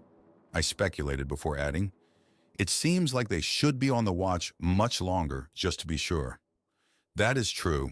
We have speculated that they have been programmed by their creators to stop activities in any one system after a certain time to preserve resources in that system, to create another force of over 100,000 weapons, and spin them up to launching speed a second time would require an enormous amount of time and additional resources. Therefore, to retain local resources, it is logical to program them to halt such activities after one devastating attack and then shift to self-propagation, thus saving resources. Those resources would be needed by the creator species when they eventually come and colonize the local system. I guess that made sense, though it was hard for me to imagine the long time scales involved. Thank goodness the creator species was long gone, right? I asked again anyway. You said that the creator species has not been seen for ages, right? No, Agent simply answered after a pause. So much destruction, so much waste. Agent again paused a bit before answering. Yes, it could be considered a great waste. I am sorry, John. I was too. I sat silently, not asking any more questions, just sulking and thinking. Agent let me sulk. After about 20 minutes had passed, Agent spoke again. John, I just completed the raising and deployment of my last remaining communications dish antenna due to the previous antenna being destroyed by the shockwave from the Sioux Falls impact. Despite the ionization and dust, I have achieved a low bandwidth connection with the orbital station. I am now in contact with Pickett. Stand by. Pickett's image appeared on the screen. The image was pixelated a bit. Must be a bad connection. John, are you refreshed? Pickett asked. Yes, I'm awake. I'm getting a bit hungry though, I answered. I am sorry, but your hunger will have to wait, Pickett replied before continuing, looking intent. I apologize, but I must be abrupt and convey this information to you rapidly as communications may be severed at any time. My companions and I have been reviewing our plans for you and the other humans' survival. We have added recently obtained data on the ongoing attacks and updated our model of how your planet will suffer. Our conclusions are that in order to maximize and extend the duration of resources, mainly power, you must enter suspension immediately, Pickett explained. Suspension? What the hell was that, I wondered. I have updated Agent at your location with the latest data and our revised analysis. The augment is now preparing the medical creche to receive you, Pickett continued. I noticed activity in the room beside me and noticed the large rectangular deep freeze-looking box now had various lights and displays active. As I watched, a massive lid began to raise. Did Pickett intend for me to get in that freezer or coffin? What the hell? Do you want to freeze me or something? I yelled at Pickett's image. There is no freezing involved in the process, John. The medical creche will suspend your life functions and halt any degradation of your body. It will give you the best chances to... Pickett's image froze. After a moment, Agent spoke. Communications have been interrupted, John.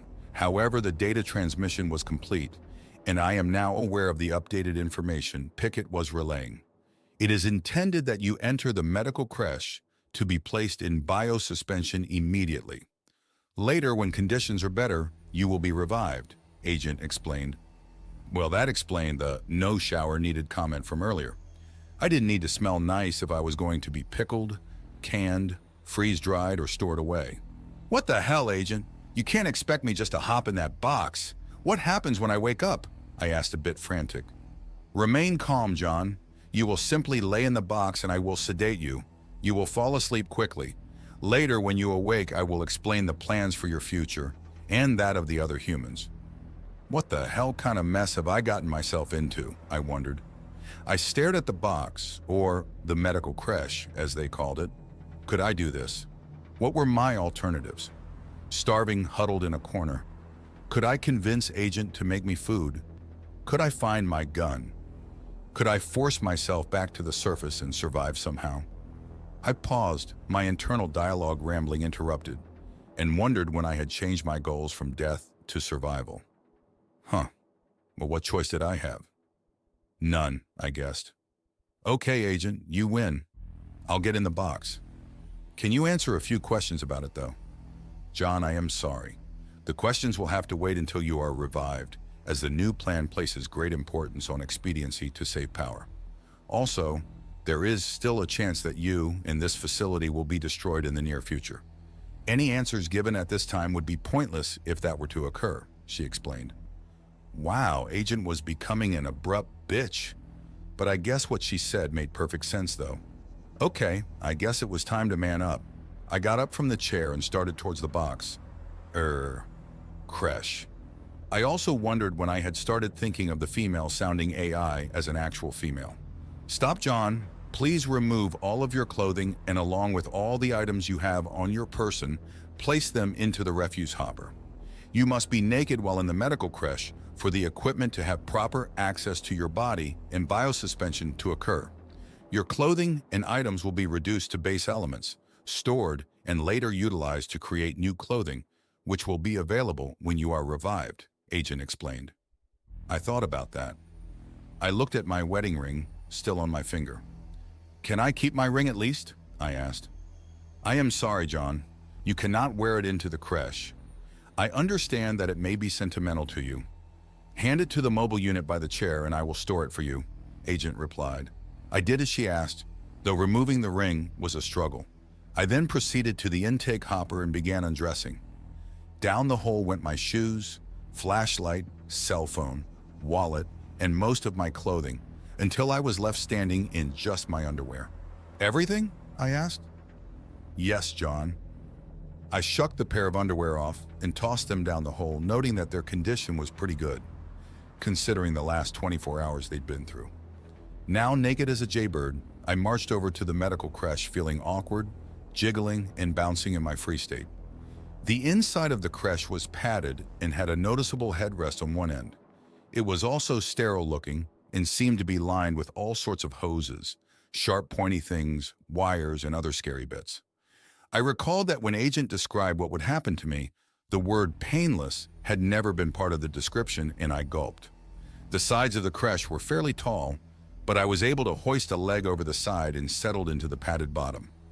I wiggled around trying to get my bulk centered, and taking a deep breath, I lay back, becoming still. This was it! You bet your ass I was scared!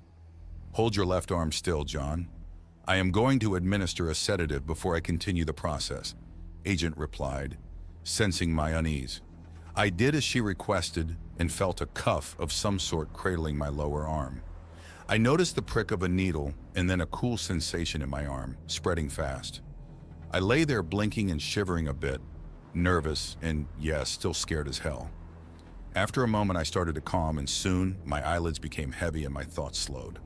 I thought of Abby and Mary, wondering if this was finally to be my end as well, although I doubted I'd be joining them if that were so. I noticed the room lights going dark beyond the open lid. I felt the creche vibrate and saw the lid lowering, lit by the dim glow emitted from the various devices still operating in the room. I was fading fast when I heard the lid close and latch. I began to numbly feel objects touching and probing various parts of my body. I smiled when the thought anal probing came to mind, but I was too numb to feel if that were the case. The darkness of the closed creche ended when, on a screen attached to the inside of the lid, images appeared. They were of my wife and daughter. I stared at their faces for a short time before whispering, "Thank you, Agent." Soon after, darkness took me. Part 1. Epilogue. In high Earth orbit, the being once referred to as Pickett floated in a dark chamber, arms and legs crossed as if in a meditative state. The rapid eye movements detectable under the data goggles betrayed the fact that the being was active mentally, reviewing data and video. "Well done, Agent," the being communicated. "It appears the specimen went into biosuspension with relative calm. The information you were able to provide it acted to allay its questions and curiosity optimally. Do you estimate the specimen will remain stable upon revival when faced with the knowledge of what is to come? The specimen appears to be well suited to coping with the events occurring on its world. I estimate that it will eventually adapt to what its future roles require, although it is likely to neither accept nor forgive. I look forward to reports of its activities and responses in the future," the being communicated.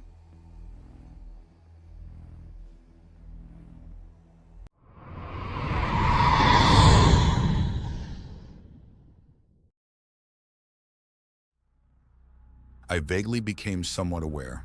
I did not actually wake up like a normal person wakes in the morning. It was like I was slowly remembering waking up over a process that seemed to take days or even weeks. Vaguely, like an unending dream, awareness of sensations and memories grew.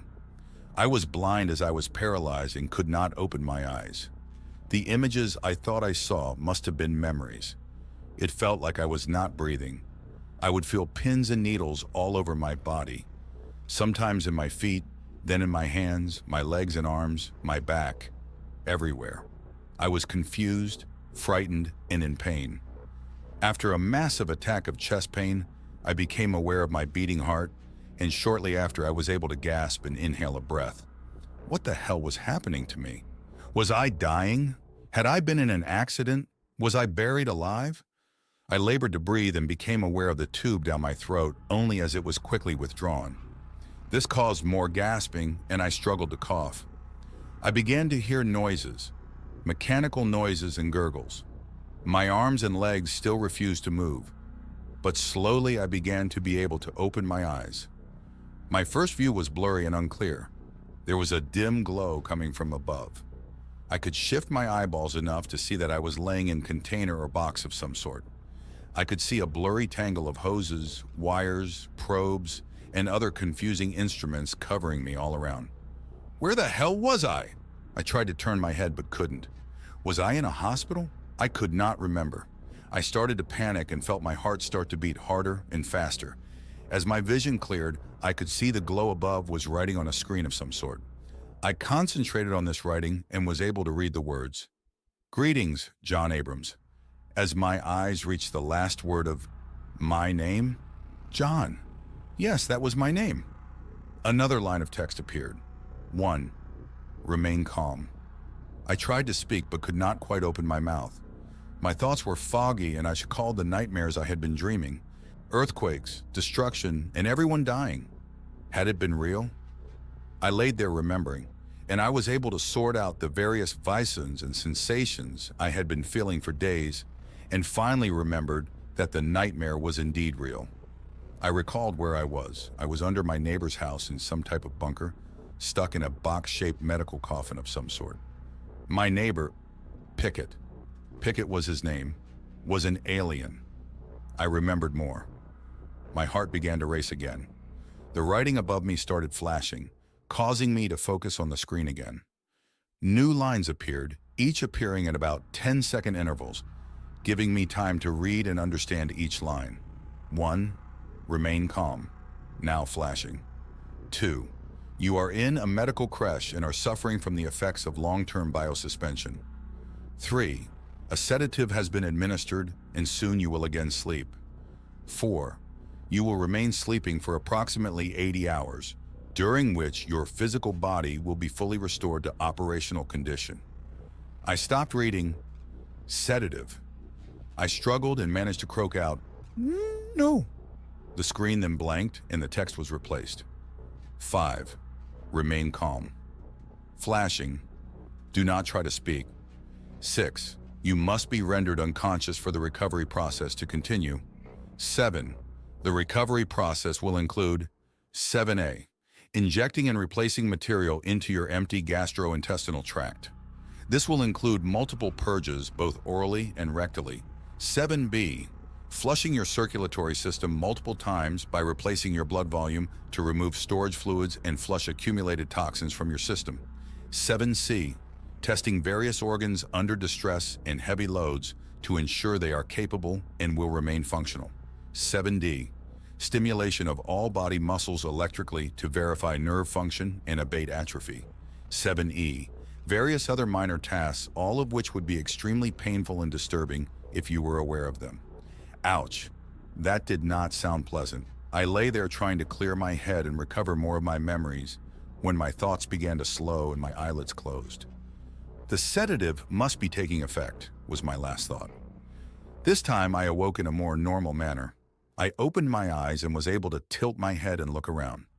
The screen above me was blank and most of the tubes, wires, and other devices were gone. There was a brighter white glow coming from behind my head, lighting the inside of the box, or medical creche as I recalled the name from the message earlier. Something felt odd, different. I could move my hands and arms. Everything seemed to work. There was no pain, not even a dull ache. At my age, waking with pain and aches were normal, so this was a pleasant surprise. I stretched my arms and legs, rolled my head and neck, and enjoyed the feeling. "Hello? Anyone here? Agent?" I called out. There was no reply, but the light behind me went out. Now in darkness, I began to panic and was about to reach up and try and push the lid of the creche away when there was a pop, sounding like a sealed container opening, and the lid began to swing upward, groaning as it did. As the lid rose, I felt an inrush of air, cold air. A very dim glow entered the creche from the room beyond as the lid continued opening. Once it finished, I sat up and quickly noticed that instead of Pickett's large, brightly lit amazing sublevel, it appeared I was in a small, inflated bubble of pale plastic. This curving bubble, or cocoon, was just tall enough to stand in and extended past the medical creche about a meter on all sides.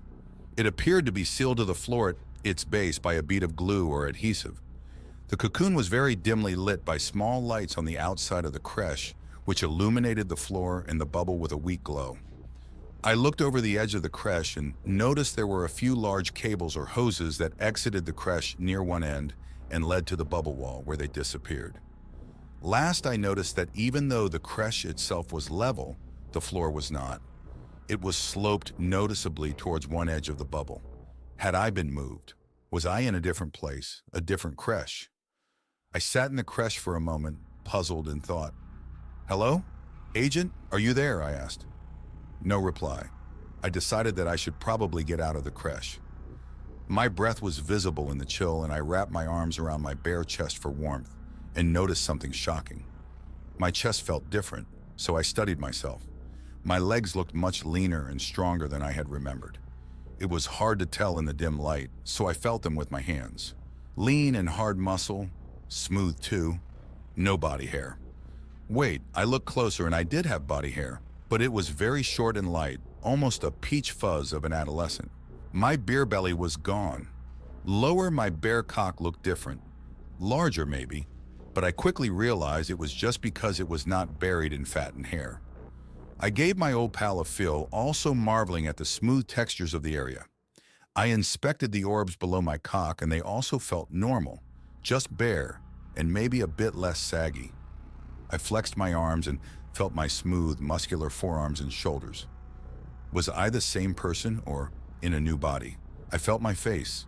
It was baby smooth, except for the very light fuzz. Moving up, I noticed I was bald. If I'd had to guess, I'd say my hair had just started growing a few days ago, and since there was no stubble, it must have been the first ever growth.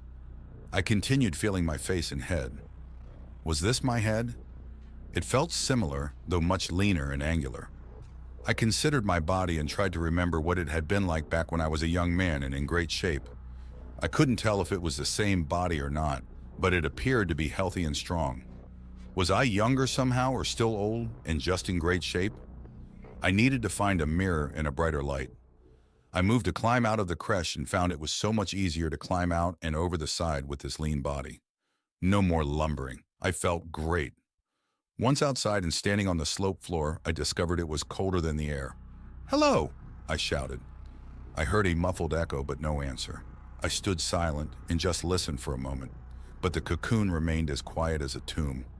Hell, I guess it was a tomb if I was still located in Pickett's sublevel. The only sound was my breathing and a faint hum coming from the creche.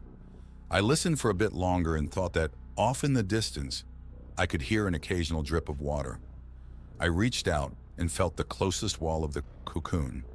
It felt like a plastic film stretched tight but thicker, maybe spongy. It gave slightly as I prodded it, and I wondered if I had the strength to break or tear through. My fingernails were a bit long and looked up to the task. I was weighing trying just that or climbing back into the warmth of the creche when something caught my eye. In the dim light, I noticed 4 crude-looking supports below the creche. The supports looked like heavy extruded plastic with a rough texture and were attached to the floor with something resembling epoxy putty. The extrusions cradled the creche, holding it up in a level position about a foot above the sloping floor. Wedged under the creche and against the support, I noticed what appeared to be a parcel of some sort. It was the size of a small duffel bag and was covered in what looked like shrink-wrapped plastic. In it, I could see what looked like clothing. Bending, I retrieved the bundle. It was also stuck to the support with a small wad of putty, but a sharp tug tore it free. Grabbing each end, I pulled, stretching the wrapping quite a bit before it tore open. It had been vacuum-packed and inflated quite a bit when punctured. Inside was, like I suspected, mostly clothing.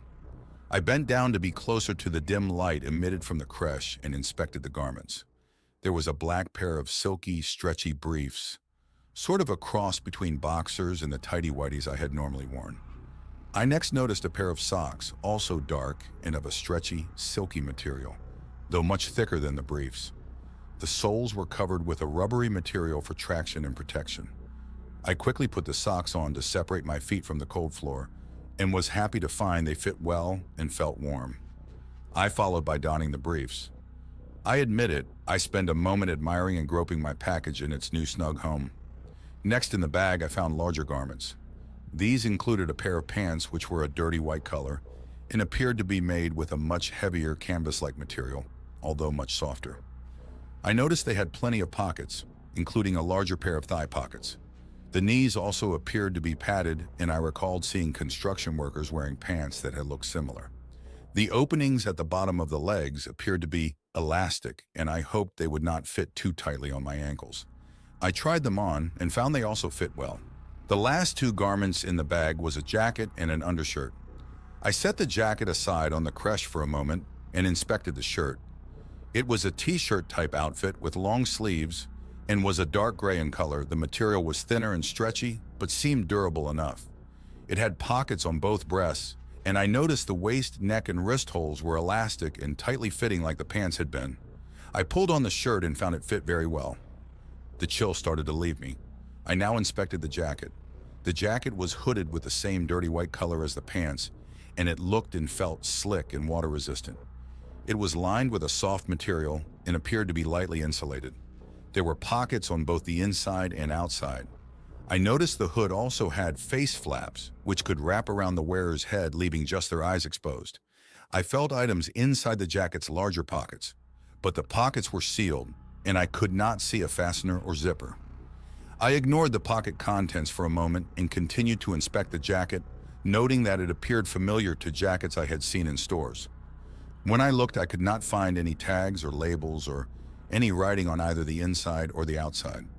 I put it on and pulled the front opening closed, and again did not find a zipper.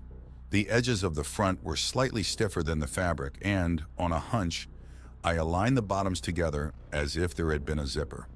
The bottoms pulled together under my fingers, and when I moved my finger up, the seam sealed itself under my fingertip. I tugged, and the seam had no give, and appeared as strong as a zipper. Reversing the process with my finger unsealed the seam. Neat! I saw the same stiff material on the jacket's elastic bottom edge, and sure enough, when I held the edge against the waist of my pants, The two sealed themselves together under the pressure of my fingers. I left them joined for the moment. I suspected the pant leg bottoms could be sealed to the socks in the same fashion, but decided to test that later. I now went back to the sealed pockets and found they opened the same manner by using moving finger pressure. Inside the left pocket, I found a pair of gloves. They were the same color as the jacket and pants and reminded me of synthetic work gloves. They were thin but had padded armored knuckles, and the inside had a rubbery coating on the gripping surfaces. I tried one on and found it fit well. Sure enough, the glove sealed to the jacket arms under finger pressure at the wrist seam. Very cool.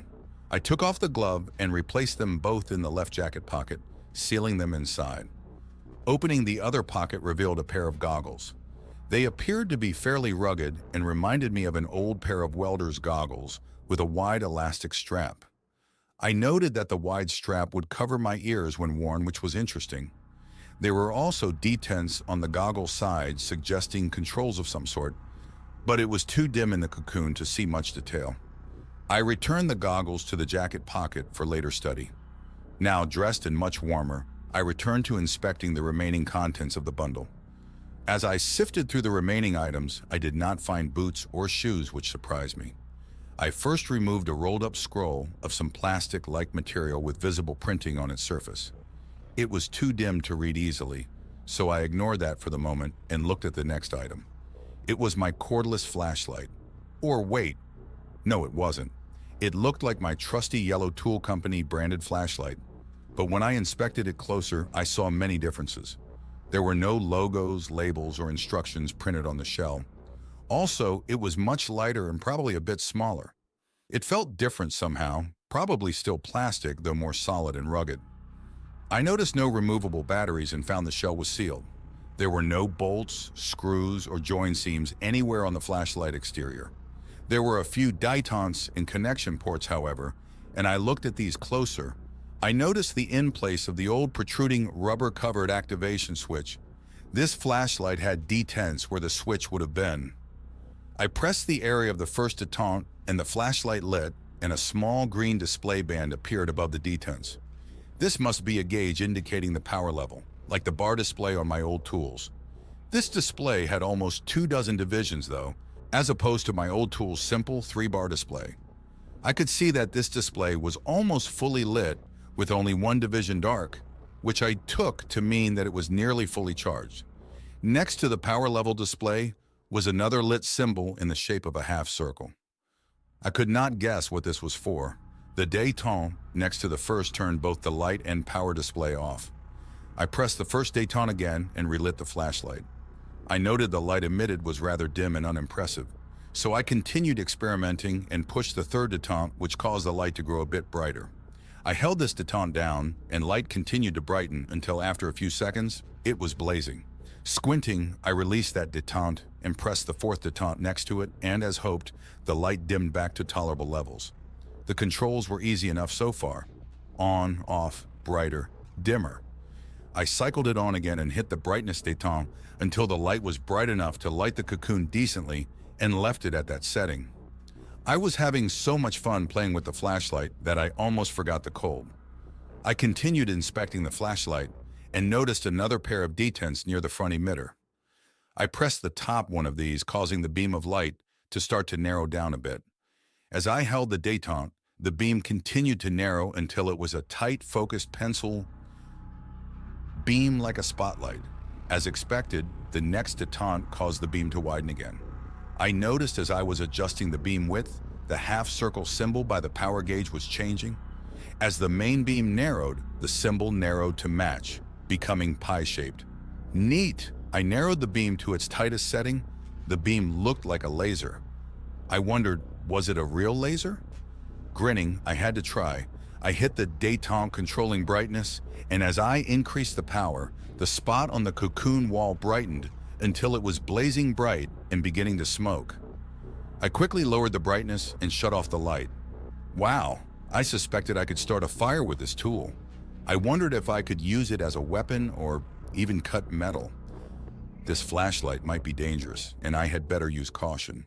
I'd have to remember to not leave the focus set to laser and accidentally cut my finger off or something equally stupid when I went to turn it on the next time. With that in mind, I tried pushing the focus détente with the flashlight off. Even with the main beam dark, the focus symbol near the power gauge lit up, and I was able to adjust the flashlight down from laser to wide beam by simply watching the focus indication symbol change. Good. I also noticed that the power gauge display was down another division with 2 now dark. The strong laser setting must use more power, which, in hindsight, made perfect sense. Turning the flashlight around, I saw there were more détentes on the side. Pressing the first of these caused a port to open, exposing a recess of some sort. Probably for charging, I wondered, and I noted a pair of wires inside. Pulling on the wires, I found they extended a few feet from the flashlight and retracted when I hit the détente on the flashlight body for the port. Before I shut the port, I noted that it was gasketed and I suspected the flashlight was waterproof. Next were a group of 3 détentes. I found these controlled the color of the light. The first caused the white light to go out, and I thought the flashlight was off, but I soon noticed the front felt warm. On a hunch, I held that détente down and the warm heat emitted from the front changed to a visible deep sub-red light, which grew brighter and more reddish, moving up the spectrum going next to orange, yellow, though green, blue, and finally violet. As the violet dimmed, I realized that it must be emitting in the ultraviolet as some of the clothing began to glow. The second détente reversed the color change all the way back down to infrared. The third détente returned the light to its original white. I set the light on its end on the floor, pointing up to light the cocoon ceiling. As I did, I saw on that the flashlight's bottom was flat and had a dark, shiny color which reminded me of solar cells. Of course, this holy grail of flashlights would be self-charging. I hoped to find out. I could still smell the smoke from the burn mark, and the stench was foul. This sobered me a bit as I realized the air in the cocoon was not being replenished. I got back to my inspection and next found a larger size matte black knife. It appeared to be a standard folding type knife, but with 3 blades. It was about 16 centimeters long, folded and made of a ceramic-like material.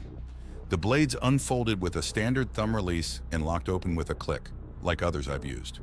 The first blade had a tanto style with both the top and bottom sharpened and a raked but still pointed and sharp tip. The next blade was a thin, flexible fillet-style blade with a very narrow, thin pointed tip. The last blade was a thicker blade with sharp saw teeth and with a small gut hook near the point. The knife appeared rugged and well-built and, I assumed, was very sharp. The last item in the parcel looked like a clear plastic breathing mask attached to a short, flexible hose ending in a rounded apparatus about the size of a small shoebox. A pair of détentes turned it on and off. When on, a green power band lit like the one on the flashlight. I heard a faint hiss from the mask, which I assumed was providing breathable air, although I did not test it.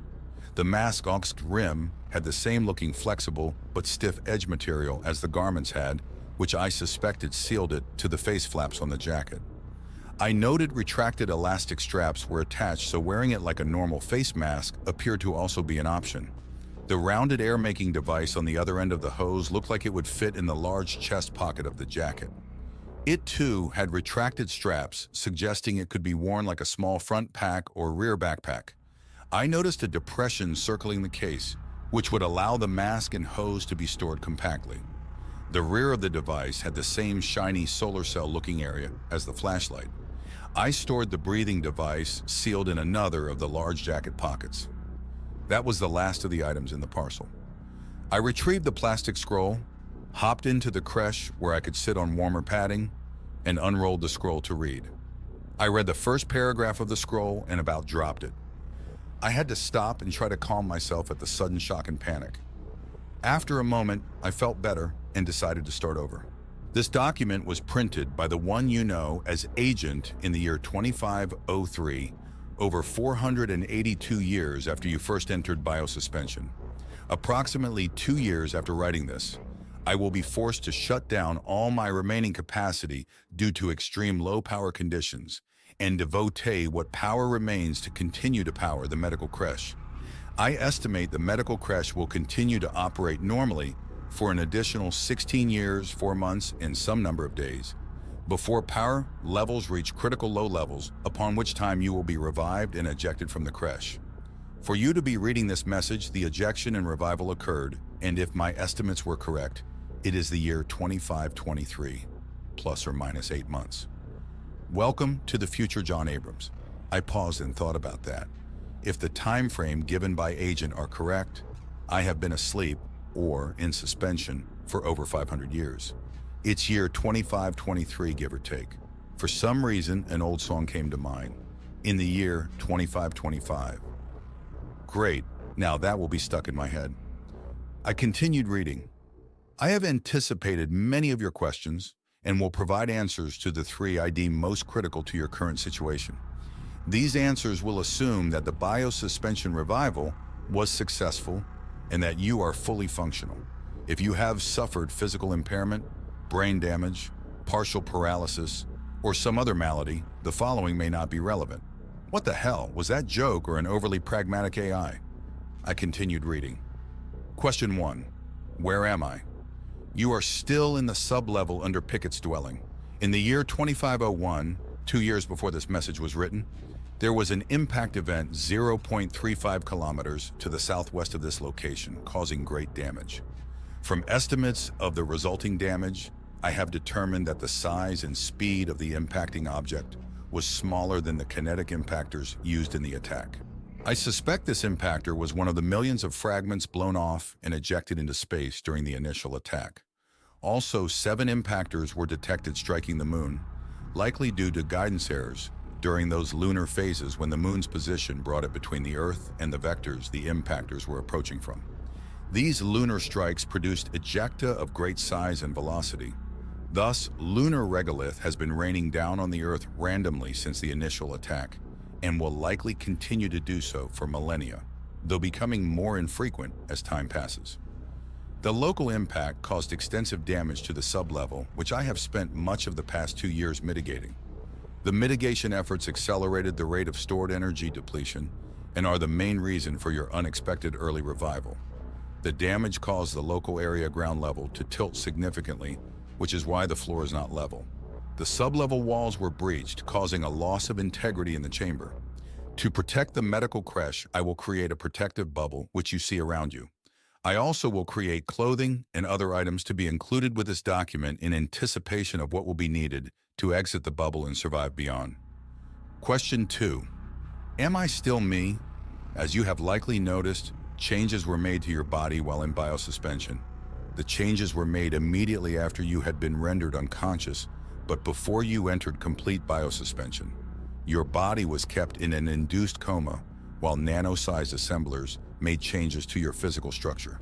You were also altered genetically to reduce your apparent age by adjusting the telomeres in your DNA. Other changes and repairs were made, many using technology beyond your current ability to understand, which I will summarize. 2A. You are still you in your original body. 2B. Your body is in much better shape and condition. 2C. You will feel younger and your body will act younger, although you are still 555 years old. Another joke? I shook my head and continued reading. 2D.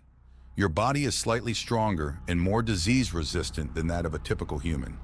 2E. Your body has a slightly higher tolerance to extremes, temperature, pressures, and CO2 levels. 2F. Your hair will grow back. I was surprised at the feeling of relief I felt upon reading that. Why did I care if I was bald? Maybe I'll keep it shaved. 2G. Your brain has been sharpened. Various toxins, plaques, corrupted proteins, and other detriments have been removed. The next sentence rocked me to the core. 2H. Your memories have been reviewed and some have been clarified. Note that your personality remains as it was when you were placed in suspension. You are still you. However, some of your thoughts have been adjusted to allow you to interact with the other humans still in suspension elsewhere on your planet. You may have noticed already that you now prefer to use the metric system for weights, distances, sizes, and temperature. Also, you will now prefer using the 24-hour military style of timekeeping. What the fuck? It was true. I looked around the bubble and realized that I was seeing meters and centimeters as sizes and distances of the medical creche and in the bubble. I was shocked to realize that the change seemed natural and right to me, even though I remembered growing up with feet and inches. I had no problem converting the metric sizes to imperial measurements. It was just that my base thoughts seem metric now. 2I. Your primary language functions have been unaltered and remain English. Due to the universal nature of the English language, I have altered the other suspended humans to also feel comfortable using English as their base language. I admit I was a bit nervous now. I spent a good deal of time trying to remember many things from my past. I did not notice any outright changes, but I did have doubts. I ended up concluding that there was nothing I could do about it now, and eventually I returned to reading the letter. Question 3. What should I do next? The first step will be to leave the bubble using the provided equipment. The knife should allow you to penetrate the fabric of the bubble. Since this document was written before I went into shutdown, I cannot fully predict the conditions you will face beyond. Expect cold temperatures. I am reasonably certain that the chamber beyond will not be flooded, as I have created a system of redundant pumps that should handle any seepage until you are revived. The pumps use little power and aided by barometric pressure changes. The air may not be breathable, so I recommend you wear the included breathing apparatus to filter the air and provide oxygen. I intend to leave you further items, supplies, and sustenance in sealed storage containers in the chamber outside the bubble. Please search for those as soon as you leave the bubble. I will include additional instructions and more up-to-date data among those items. I advise that upon attempting to leave the bubble, do as little damage to the bubble membrane as possible, as the bubble and creche may be needed for shelter in the future. Lastly, be aware that conditions on the surface above remain unsuitable for your long-term survival, and you have been awakened far earlier than intended because of the low-power situation. I have developed a plan for you to survive and have been in brief, intermittent, low-bandwidth contact with the remaining intelligences stationed in space.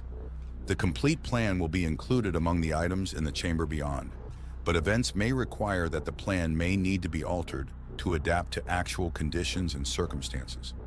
Be prepared to adapt, compromise, and improvise. Be brave, remain strong. Good luck, John. Well, that's that. I reread the message. It did not answer all my questions, but I agreed that the 3 it did answer were the 3 foremost on my mind. I imagined some guy named Murphy saying about now, "Welcome to the future, John. Let's start you off with a huge dose of bad luck." I shook my head and climbed back out of the creche.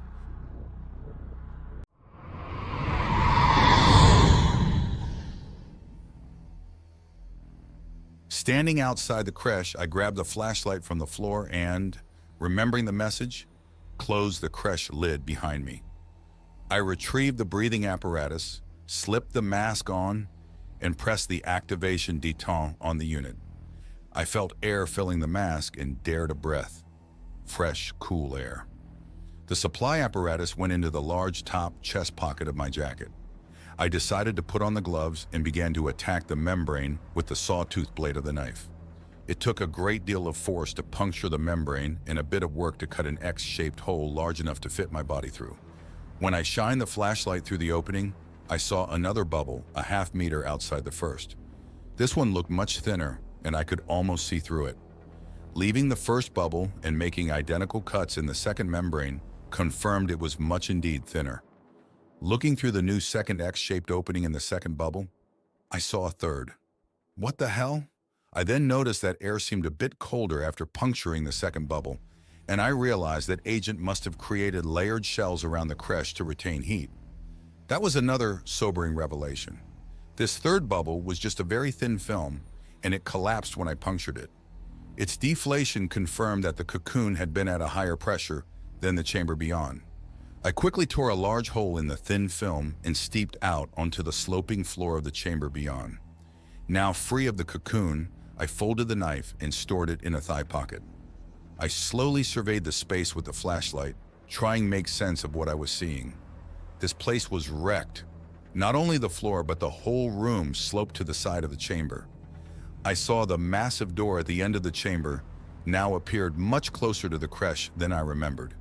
The medical creche must have been moved. It and the protection bubble were now located much nearer to the end of the cavern than it had been before. I stepped away from the bubble and turned back to look past it. Shining the flashlight beam around and above the protective bubble, I noticed that beyond, nearer the middle of the room, The roof of the chamber had been severely damaged. A huge rent was visible in the ceiling metal, and I could see that the resulting gap was filled with more white bubble plastic. I returned my inspection towards the near end of the room and the door. Looking closer, I saw that the massive door was partially open. Two huge rams mounted at the top and bottom of the door frame were bracing the door open against the slope of the room. The opening was about 1 meter wide, and when I approached, I noted this opening was sealed with more of the white bubble plastic. I wondered about the condition of the tunnel beyond and if it remained intact.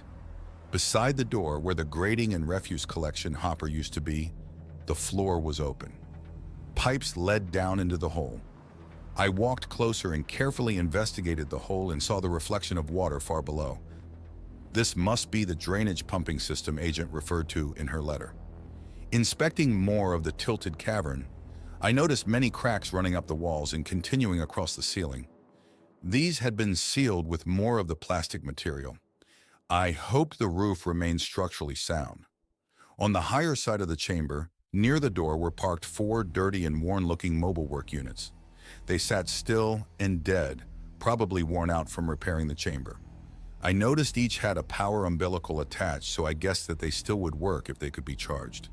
Next to them, I noted about 12 rugged-looking crates of various sizes.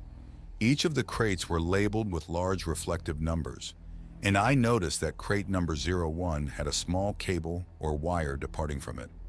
The wire headed along the floor, around the bubble, and continued on towards the far side of the room. I was curious what it was for and where it went. Next to the crates were over 12 large clear containers of liquid. I guess these contained water, but it could have been fuel or some other chemicals. I hoped there was an inventory list somewhere. I returned to inspecting the small cable that was attached to crate number 01 and followed it as it led around the remains of the protective bubble and into the far end of the room. There it entered a slightly rusted box near where the equipment was located that Agent used for her brains. Some of those boxes were damaged. Also, there was far less machinery and equipment here now than I remembered. Of the machines which remained, many had been clearly altered, and some were now supported on struts so as to remain level on the sloping floor like how the creche had been leveled. Many items were dented or showed visible damage, and I noticed more rust and corrosion.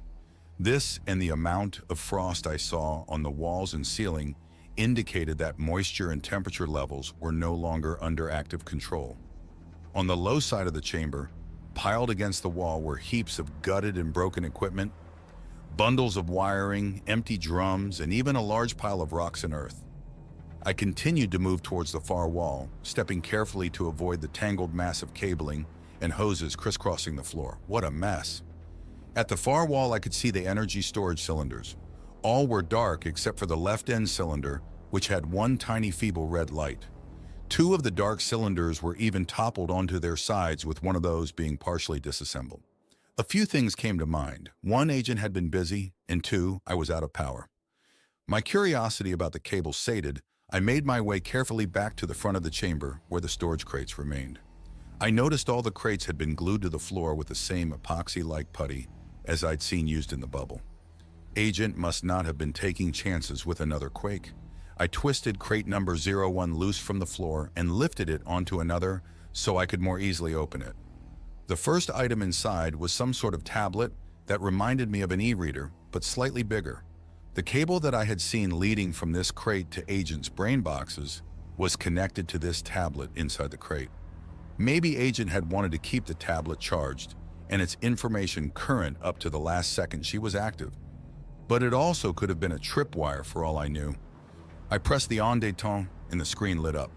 Current conditions, current time, ___04, 2256 August 22nd, 2523, temperature, __7, 5C 45, 5F humidity, ______68% pressure, ______101, 761 kPa, 30.05 INHG, air quality.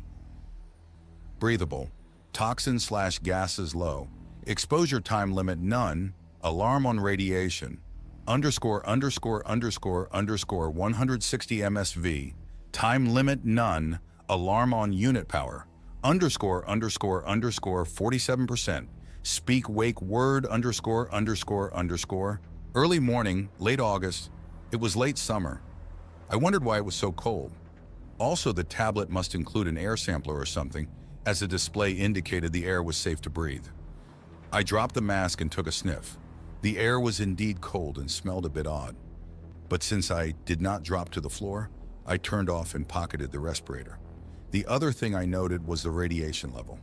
160 MSV seemed much higher than the background for this area, but I wasn't sure if I remembered correctly what the normal levels once were. I hoped that alarm on meant the unit would warn me if either the air or radiation levels grew harmful. Speak wake word. Agent? I spoke. The screen blanked and was replaced with a page of text. Hello, John.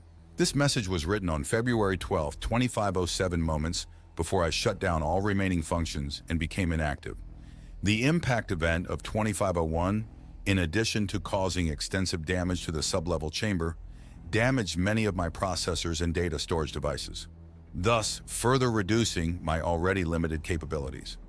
Despite these limits, I was able to continue to oversee your biosuspension functions and begin to make repairs to the chamber around you. Although damaged, and after almost 2 years of effort, repairs, and excavations, I was able to breach the surface and deploy antennae capable of establishing low-bandwidth intermittent contact with the remaining orbital station.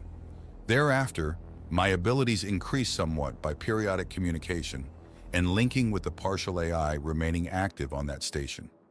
I was able to receive updates on the current status of your world, including overall damage levels and long-term projections of recovery rates, and summaries of contacts with the various AI partials left at the other field bases, continuing to remain operational across your world.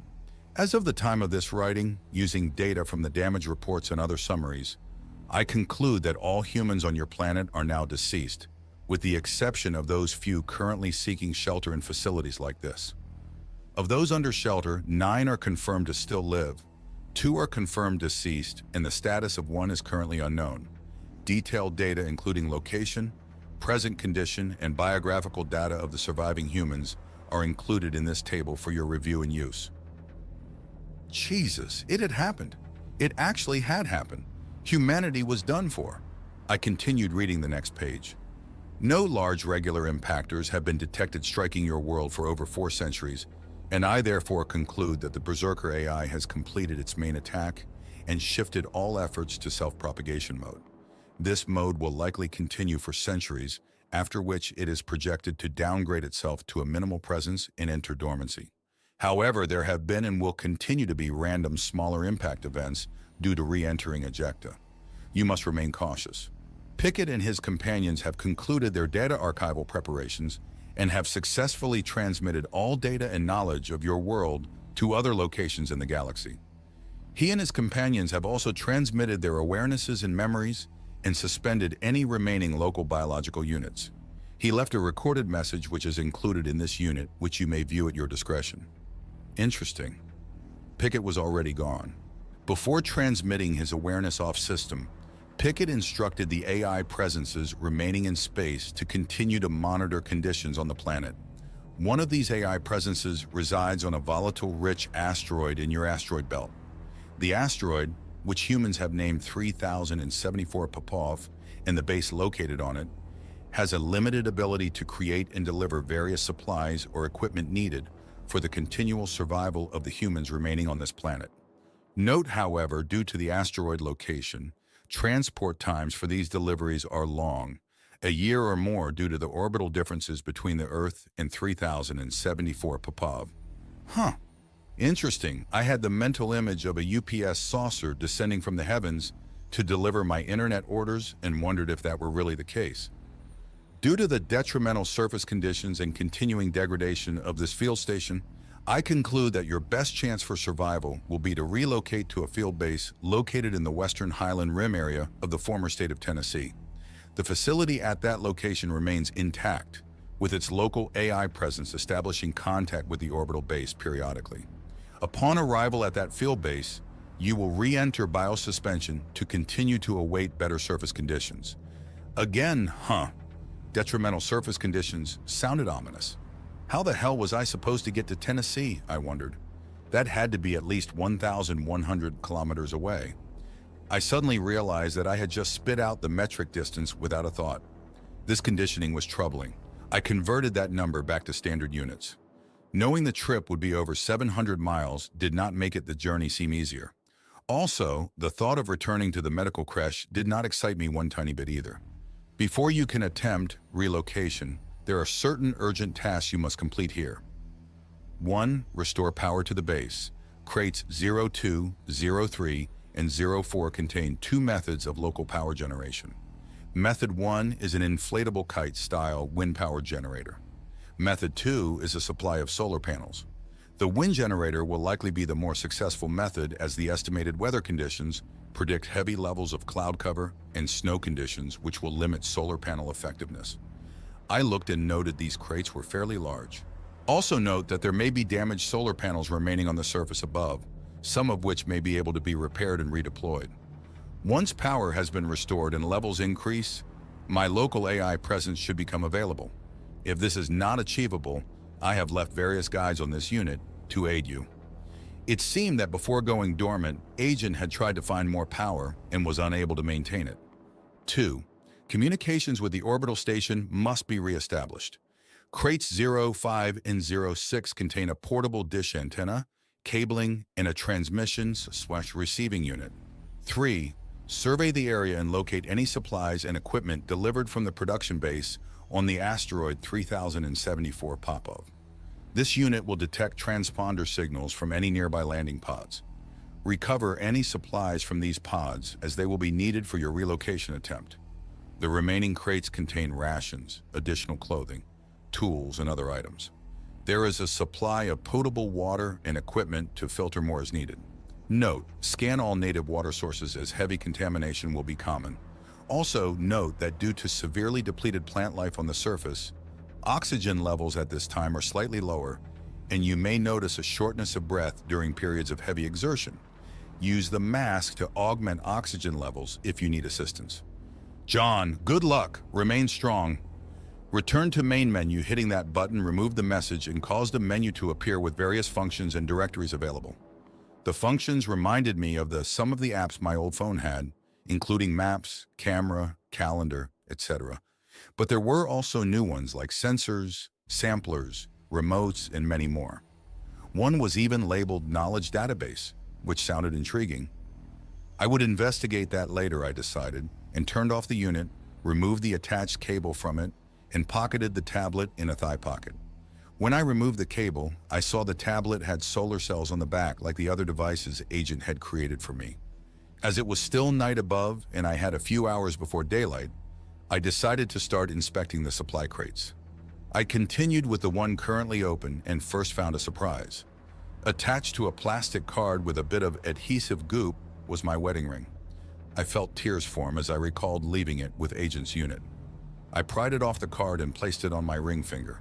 It fit looser than I remembered, but the ring seemed like it would stay on. I inspected the card, which was similar in size to a large credit card, but it appeared blank. But as I held it between my fingers for a bit, warming it up, an image gradually appeared. One side was my wife and the other my daughter. The tears flowed freely as I looked over their images, remembering. "Thank you, Agent," I said to the air. I sealed the photograph card in a smaller shirt pocket. The remaining contents of the first crate were all items the AI felt I would need, and she was probably right. They reminded me of items you would need for a camping trip. A medical kit, I left it closed. Fire starter, would there be anything to burn? Collapsible canteen, water filter, various tools, gray tape. I snorted, of course there would be duct tape, soap, hygiene supplies, and more. When I found a small plastic framed mirror, I had to stop and give myself a good look. My face was indeed me. Not quite them as I remembered, but a mix of the older me and a young man. The bald head was what probably made my appearance seem weird. I was fascinated with my teeth. They were brighter and whiter than I could ever remember. I redeployed the flashlight and mirror to look deeper and saw that all my old fillings were missing, and that I was left with a head full of perfect teeth. I skipped over the crates with the power and communication equipment described by Agent and went to the one marked 07. It contained 2 pairs of rugged boots, nice, followed by more clothing. Inspecting the boots, I found one pair was similar to high-topped hiking boots. The second pair were more like to low-topped walking shoes. Both pairs were lighter weight than normal and had sealing seams along the upper surface instead of shoelaces. Next, I dug out the clothing, each garment in clear shrink-wrap film. I found another jacket similar to the one I already wore, 2 pairs of pants, 2 shirts, 4 pairs of socks, and 6 pairs of briefs. I hoped laundry soap was available. The jacket and one of the pants were tan instead of the dirty white of the previous set. The other pair of pants was black. Camouflage, maybe? What the hell was out there, I wondered. The underwear and socks were various colors. I didn't open the shrink wrapping, but I did feel that the jacket pockets bulged, so I suspected they contained more gloves and maybe another set of goggles. After the clothing, I found shrink-wrap packages of towels and washcloths of various sizes. I repacked the case and noted that this container was light and had decent handles. No wheels, though, so would work as long-term luggage. Crate 08 was a big one and had tools and supplies, again reminding me of camping or outdoor items. I found an inflatable mattress and pillow set, complete with a tiny inflator, blankets, and tarps of various sizes. One of the tarps looked like a small tent. Dozens of straps or tethers, spools of wire, and bundles of rope in various thicknesses and amounts. There was a bunch of stuff resembling climbing gear, a folding shovel, pry bar, gaff, clamps of various shapes, and something that looked like a small torch. I did not press the D-tone. There were also many single-use packets labeled adhesive in types 1 through 8. I'd have to research that. And other fluids labeled solvent and sealant, again in various types, some with a flame symbol, more research, and many more items which I had no clue about. The next 2 crates were filled with food and drink rations. Crate 09 was full of plastic-wrapped food bricks the size of a small bar of soap. Ugh! Each food bar was labeled only with a differing colored bar and the words food ration, heat optional, hydration optional, vitamin fortified, long duration, use before 2540. How about a breakfast of delicious red bar? No? Then try a yellow bar. Yum! I grimaced at my internal comedian. He seemed to have survived the biosuspension, but slightly damaged. I was currently not one bit hungry, so I did not open and sample any of the ration bars. I wondered at that and guessed that maybe the creche had left me topped off with a full belly. I did recall reading that it flushed me out a few times. Maybe the rations would be delicious. I hope so, but I had my doubts. Crate 10 had a variety of more food and drink rations, along with cooking and eating utensils. I was excited to find a great many plastic pouches containing powdered coffee, various teas, orange drink, other fruit drinks, spices, and other tasty-sounding flavors. I noticed dozens of pouches of powder that were simply labeled beer. Powdered beer? Okay, I was very suspicious and doubtful of that. There were also 2 items which must have been for cooking. One looked like a self-heating kettle, and the other was a strange, thick, flexible pouch that said, oven. An expandable oven? I'd have to research both items. The final crate, number 11, had a bunch of miscellaneous stuff. Storage items like sealable bags, collapsible containers, nesting cups, bowls and pails with lids. Another interesting item was a half-dozen portable lights. They looked like triangular road flares with a light on one end and covered with solar panels on the sides. The sides folded down to form a tripod base, doubling the solar cell area. Neat! I tried one, but they must have been stored in a depleted state. Hopefully I'd be able to soon charge them somehow. The last 2 items in crate 11 were the most interesting. It was a pair of complex, streamlined devices which reminded me of the quadrones I'd seen back when. Even though these were folded, I could see that they were triangular with 3 lift fans instead of 4. The sides were studded with what must have been sensors. Retrieving one unit out of its storage cradle, I noted no solar cells, but I did see a pair of small arms with graspers on the bottom. The drone was surprisingly heavy at around 4 kilograms, and I suspected the lift fans must be very powerful. I saw no controller in the crate and figured the tablet must serve that function. I'd need to do even more research. I inspected the water containers next and realized that even though I wasn't hungry, I was a bit thirsty. I went and found the canteen and then pried one of the water containers loose from the floor. I hefted it onto the closest crate and noted it weighed about 10 kilos, maybe 10 liters or down 3 gallons. The container had a spigot, allowing me to easily fill the canteen. I sniffed, no plastic smell, and sipped. It was good tasting. Fresh, cold water. It did not seem flat like the distilled water agent had created for me centuries ago, so I suspected this had some minerals. I took a good long drink, refilled the canteen, and pocketed it in a thigh pocket. Hydrate. I counted the water containers and figured I had around 190 liters. I stood for a moment and looked over all the supplies in front of me. Agent had been busy, and this bit of creation was probably why all the big energy storage cylinders had been drained. It must have been a complex calculation to determine on how much energy to devote to creating items I might need when awoken versus how much energy to reserve to keep me in biosuspension. My first inspection mostly complete, I grabbed the flashlight and noted that it had only dropped 1 power mark, despite having been left on for over 2 hours. It still had over 3/4 charge remaining. I wish the other portable lights I had found in the last crate had been charged, as the dark, gloomy cavern was starting to get to me. This reminded me of the first task on Agent's list: get power. On that note, I decided I had better find out how to get out of here and up to the surface. I went over and studied the plastic-covered opening in the propped open main hatch. If I cut the plastic, what was out there? Not taking chances, I went back to the crates, put on a pair of boots, they fit very well, and closed and latched all the crate latches. Back at the door sill, I was just about to puncture the plastic when I remembered Agent's instructions and donned the respirator mask. I also slipped on my gloves. I then proceeded to carefully puncture the membrane and cut a large flap, which I hoped could later be sealed with the tape if needed. Beyond, the tunnel and walkway were a mess. Besides the floor being tilted, the tunnel walls were cracked and partially collapsed. Earth filled the bottom of the tunnel under the walkway and up the low sidewall to walkway height. Parts of the roof and walls were braced with long, heavy struts, which supported some type of corrugated plastic sheeting. Many of the struts appeared to be under great stress and were showing quite a bit of flex and warping. I noted that pipes and hoses passed along one of the tunnel walls, probably extending from the pumps in the flooded pit to the lift shaft beyond the far door. A few cables also ran that route. Agent had been busy and had clearly done quite a job making changes and doing repairs. I now had a better understanding of why all the energy cells were depleted. The far lift shaft door was still closed, but there had been a large hole torched through it and sealed with more plastic film. I did not see a plug of metal, so the removed portion of the door must have been pushed out into the shaft beyond or brought back inside and reduced.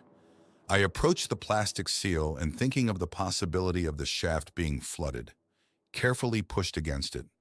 It flexed enough to ensure the other side wasn't under water pressure. I got out my knife and cut a hole in the plastic, avoiding the pipes and hosing passing through, and entered the shaft beyond. I stood in the shaft on the remains of the lift floor. Instead of vertical, the shaft was now tilted to one side at a slight angle. The shaft walls were fractured severely, and spray sealant had been liberally used to seal the cracks.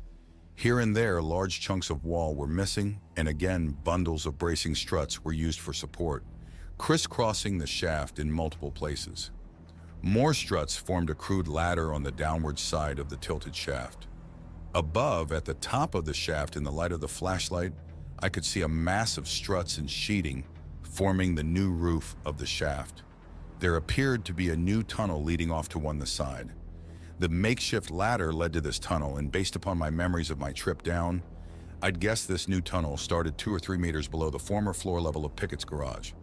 The pipes coming through the door opening extended both up and down, and as the dripping of water was now very noticeable, I suspected that the pumps also kept the bottom of this shaft from being flooded. Looking down through an opening in the lift floor proved that to be the case, as I saw a pool of water 2 meters below the lift floor. A few cables also ran up the side of the shaft and into the tunnel above. I noticed that on these cables were what appeared to be lights, meaning that if I could restore power, this route would be well lit. I stood there a bit, studying the work in the scene, marveling at all the work those little mobile work units had apparently done. No wonder Agent had written that she had spent years doing repairs. Judging from the crude ladder, she had done much of the work with my future entry and exit needs in mind. Thank you, my mechanical friend. I started up the ladder, struggling with the flashlight in one hand until I realized that the flashlight could be secured to my arm. I'd better read the instructions soon, I chastised myself. At the top of the ladder, I inspected the new tunnel and noted that it was just over a meter tall and just short of a meter wide. I'd have to crouch. I also saw that the tunnel was braced on all sides with curved panels and struts. There appeared to be fresh cracks in the wall covering, and these leaked moisture with some showing tiny rivulets of water seeping down the cracks and running into the perforated floor lining. The flashlight showed that the tunnel extended at a slight angle upwards and that the end was sealed with a plastic barrier about 6 meters away. I saw that the pipes and cabling from below continued down this tunnel and out through the barrier at the far end. The temperature up here was still as cold as in the chamber below, surprising me as it was August and this part of South Dakota could get hot at this time of year. I entered the upper tunnel and stopped for a moment. I wondered at the temperature and also the air. I retrieved my tablet, powered it on, and found the status section in the menu. The status display showed the temperature was 13.2, 56 F, and the air was still breathable, so not quite as cold as down below, but still colder than it should be. The radiation up here was higher than down below, but was still with no time limits noted. I put away the tablet and proceeded to hunch walk up the tunnel. At the barrier, I discovered that instead of a membrane, this was a solid barrier. It even had a hatch, complete with large latching dogs. I carefully released the dogs, nervous and prepared to dive back if the hatch was under pressure. The last dog released without the hatch moving, so I gave the handle a tug. I had to pull hard to get it to move, but slowly the hatch swung inward. Beyond, instead of the outside surface, was more tunnel. This tunnel section was short though, at only a meter, and ended in another sprayed plastic membrane. I was clearly not just cutting through this one though, as it bulged inwards under a great deal of pressure.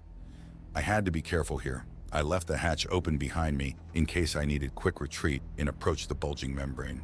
I carefully prodded and probed the membrane with my gloved hands. It barely moved and didn't appear to be water. Maybe mud or dirt? What to do? I needed more tools, so I about-faced and returned down to the cavern below.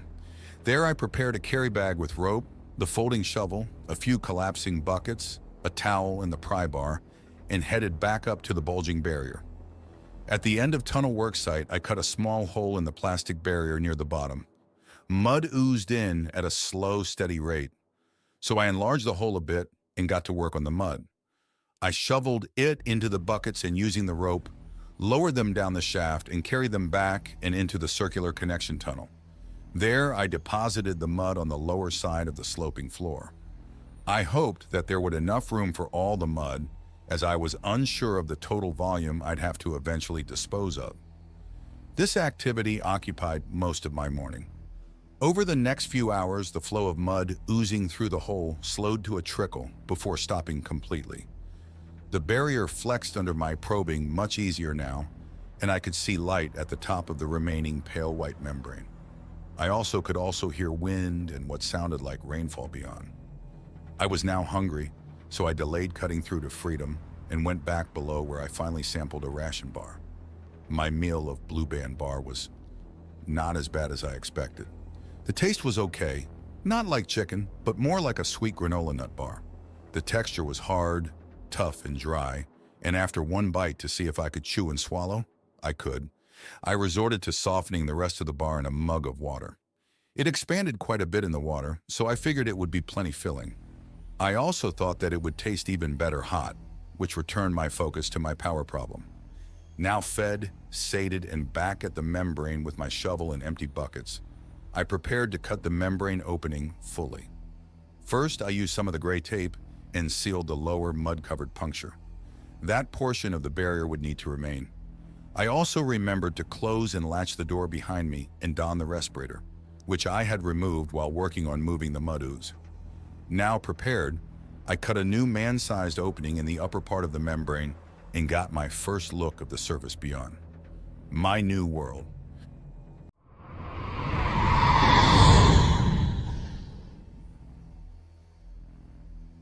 I studied the scene. The view of the surface world was like a portrait framed by the rectangular opening I had cut in the protective membrane. My first honest impression was that it reminded me of a movie I had seen a long time ago.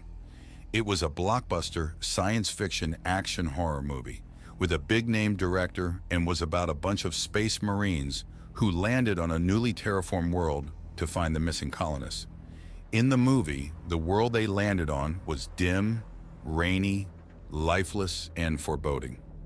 This was similar, but you had to add muddy, windy, and cold to that description to match what I now saw before me. Through the opening, I surveyed the tunnel beyond the membrane and now saw that it was a fabricated tube instead of hardened soil. This portion extended another 2 meters before it ended, most likely completely above the surface.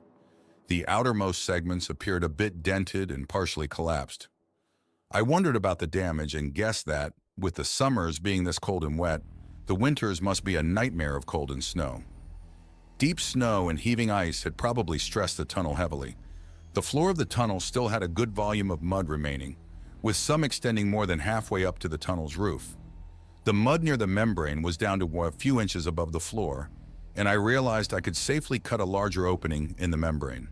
This would allow me to exit and safely remove the remaining mud without threatening to flood the tunnel and shaft behind me. Before exiting, I remembered to sample the air outside the membrane. Both the air toxin and radiation levels were higher, and both readings now had attached remarks.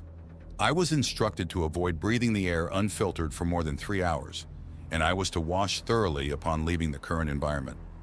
As a precaution, I fully sealed my outfit, pants to boots, jacket to waist, wrist to gloves.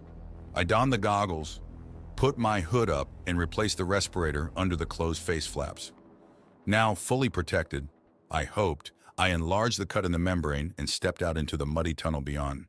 I pitched the deeper mud further outside the tunnel until I was able to leave the entry. I found myself on the edge of a long curving hill. The upper parts of the hill were formed mostly of wet gravel and stones, with some larger rocks scattered about. It looked like hundreds of years of erosion had washed the majority of the once rich topsoil away. The gullies, erosion channels, and lower lying areas had patches of mud and silt. Could it also be ash? I struggled my way through the muddy area near the tunnel exit and made my way up the hill to reach its crest. There, I slowly made a circle, surveying this strange world which was now my home. The first thing I noticed was a large crater. It appeared to be about 200 meters away and was partially filled with water. Between the center and where I now stood were a series of concentric rings, with this hill being part of the outermost ring. An erosion channel cut through the circular ridge near the far side and provided drainage from the crater. All the crater walls were gravelly and heavily eroded. I recalled Agent's message describing the impact which damaged the shelter and concluded that this must be the crater from that event.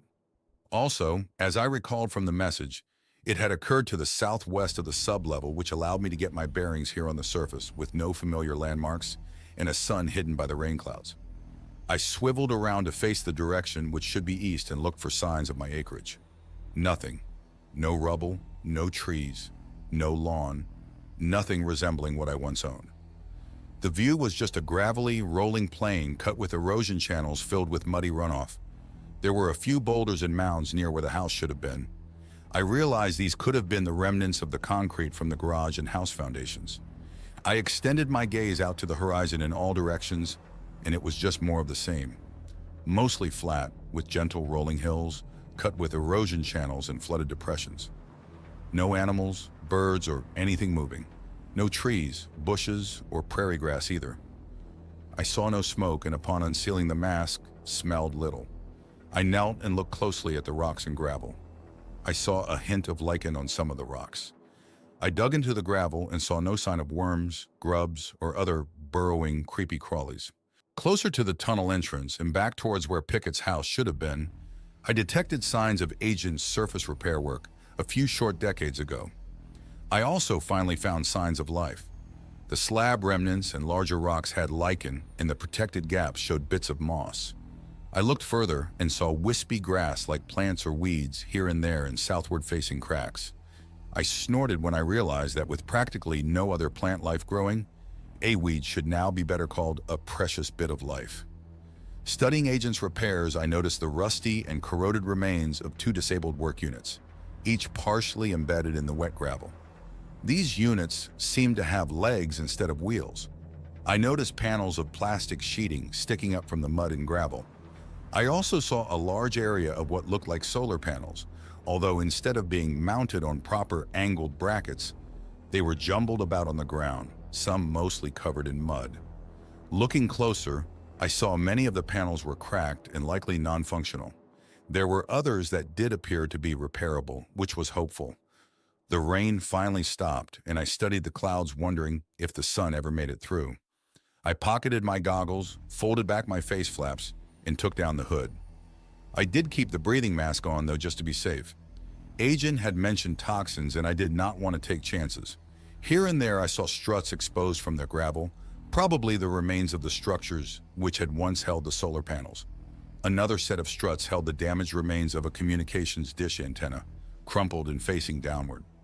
I could see exposed cabling snaking around the mess before disappearing underground. I had better get back to work, I thought, and returned to the tunnel where I spent the next few hours in heavy labor, shoveling mud and dumping it further down the hill from the tunnel entry.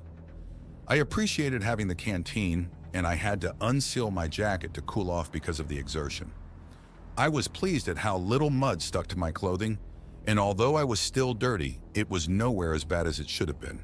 Once the mud was removed from the tunnel and immediate area outside the entry, I used a large towel to wipe off the residue from both the tunnel floor and myself, rinsing it frequently in a fairly clean-looking nearby pool of runoff.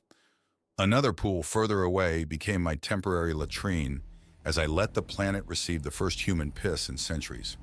Here I was, not even awake for a day, and already polluting the planet again. It was now late afternoon, and though the clouds seemed to thin a bit, the sun never managed to peek through. I was tired, but not nearly as tired as I would have been before the biosuspension. I took one last long look around, then re-entered the tunnel, sealing the outer membrane behind me. I left the bulk of the tools in the upper tunnel, found my flashlight where I had left it, and headed back down into the dark pit that was now my home. I ditched my dirty boots in the lower tunnel, and once in the chamber, my first thought was that a shower would feel great about now. I wish. I considered the issue of washing water, and not wanting to waste my drinking supply, I used a rope and bucket and pulled up a pail of water from the flooded pit by the door. The tablet's sensor menu had said that there was a sampling probe attachment in crate 01. I found the probe and used it to test the water from the pit. Some contamination, filter before consuming, immersion safe was the test result. I figured the pit water would work fine as washing water and pulled up another bucket. Out in the lower tunnel, I gave myself a towel bath, figuring doing so there would keep the dirty runoff away from the flooded pit, now my water well, in the chamber. A hot shower.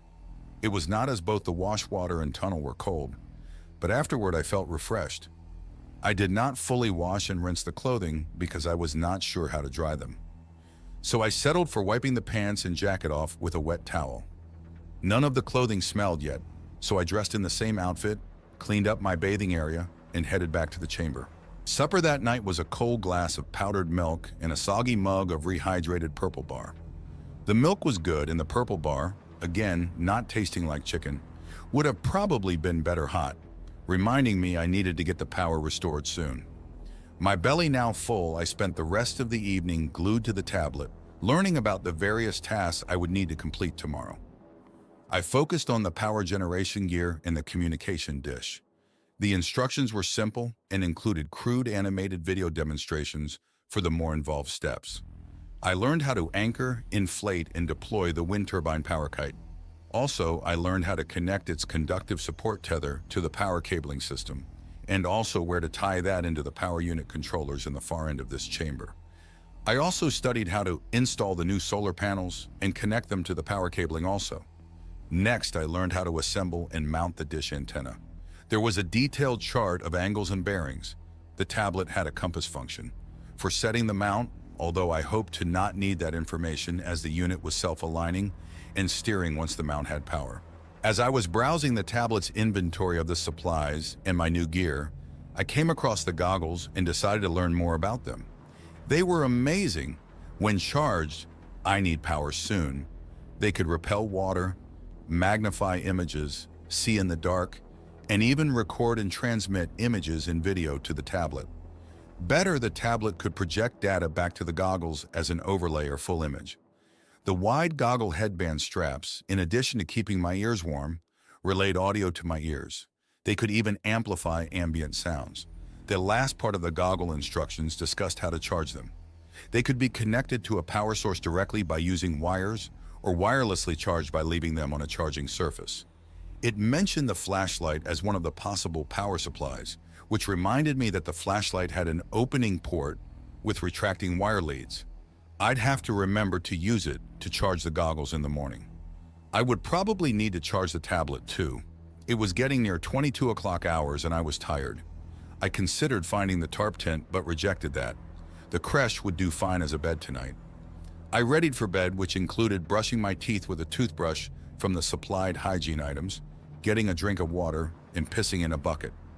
I'd need to find the one with the lid tomorrow to use as a chamber pot. Grabbing a blanket and a pillow from a crate, I headed into the bubble and opened the creche. I considered the temperature in the bubble and decided to risk the cool air and remove my jacket. I could always find it later if I got too cold. I made up a bed in the creche and climbed in. Before I extinguished the flashlight, I checked its power level and saw it was still above half. I turned off the light and was pleased to find that the bubble interior still had the dim glow coming from the base of the creche. In the dim light, I set the flashlight on the rim of the creche to act as a wedge in case the lid tried to close on me during the night. I snuggled in, turned on my side, and was soon out like a light. Sometime later I awoke, laying there in the dim glow, wondering what time it was. I was a bit chilly, but I had slept fine, and I delayed getting up, instead burrowing deeper into the blanket to warm up. On impulse, I spoke agent and saw my tablet light up where I left it on the jacket. Speaking an inquiry for the current time returned nothing. I'd have to check its options for voice input and response later. I sat up, reached down and retrieved the tablet, noting the time, 7 hours, 12 minutes and 6 seconds, August 23rd, 2523. I dug into the calendar function to find out that today was also a Monday. Yep, time to go to work. Back in the main chamber, I set up the goggles to charge from the flashlight while I took care of typical morning business. I was enjoying a breakfast cup of cold coffee, ugh, and another mug of soggy Blue Bar, thankfully not tasting like chicken, maybe fruity, when the goggles dinged. I finished up breakfast, started the tablet charging next, and played with the goggles. The night vision setting worked amazing in the dark cavern. I found I could adjust the image bright enough to see everything clearly, even with the flashlight turned off. I wondered if the goggles emitted an IR light providing the illumination, or if they just magnified the very dim glow coming from the protection bubble. Maybe both. I tested the audio amplification in the headband next. Set on high, I could clearly hear the water dripping in the pit and out in the shaft beyond. I noticed in the corner of the goggles view there was an icon of the tablet. I was looking at the icon when I blinked. This caused the tablet's menu to appear in the goggles. Wow, the goggles tracked my eye movements. I really had to do more reading up on this gear. With the menu up, I found that my eye movements caused a cursor to move around the menu. Through trial and error, I discovered that widening my eyes slightly activated whatever the cursor was hovering over. It seemed like I could use the tablet with just the goggles. I wondered at the wireless range and would test that later. Blinking on the tablet icon again returned the view to normal. I left the flashlight charging the tablet and using the light-amplified goggles and began lugging the power generation crates up to the surface tunnel. This took a bit of work, many trips back and forth, and some hoisting up the shaft with a rope. At the daylight-lit final tunnel barrier, I noticed the goggles turned off light amplification automatically. At the far end of the top entry tunnel, I tried to activate the tablet icon in my goggle display, but the range must have been too far. I'd need to keep the tablet on my person for the function to work. I donned my protection gear, opened the final sealed membrane, and stepped outside.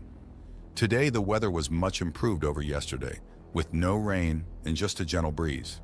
It also seemed a bit warmer, and occasionally the sun peeked through the intermittent heavy cloud cover.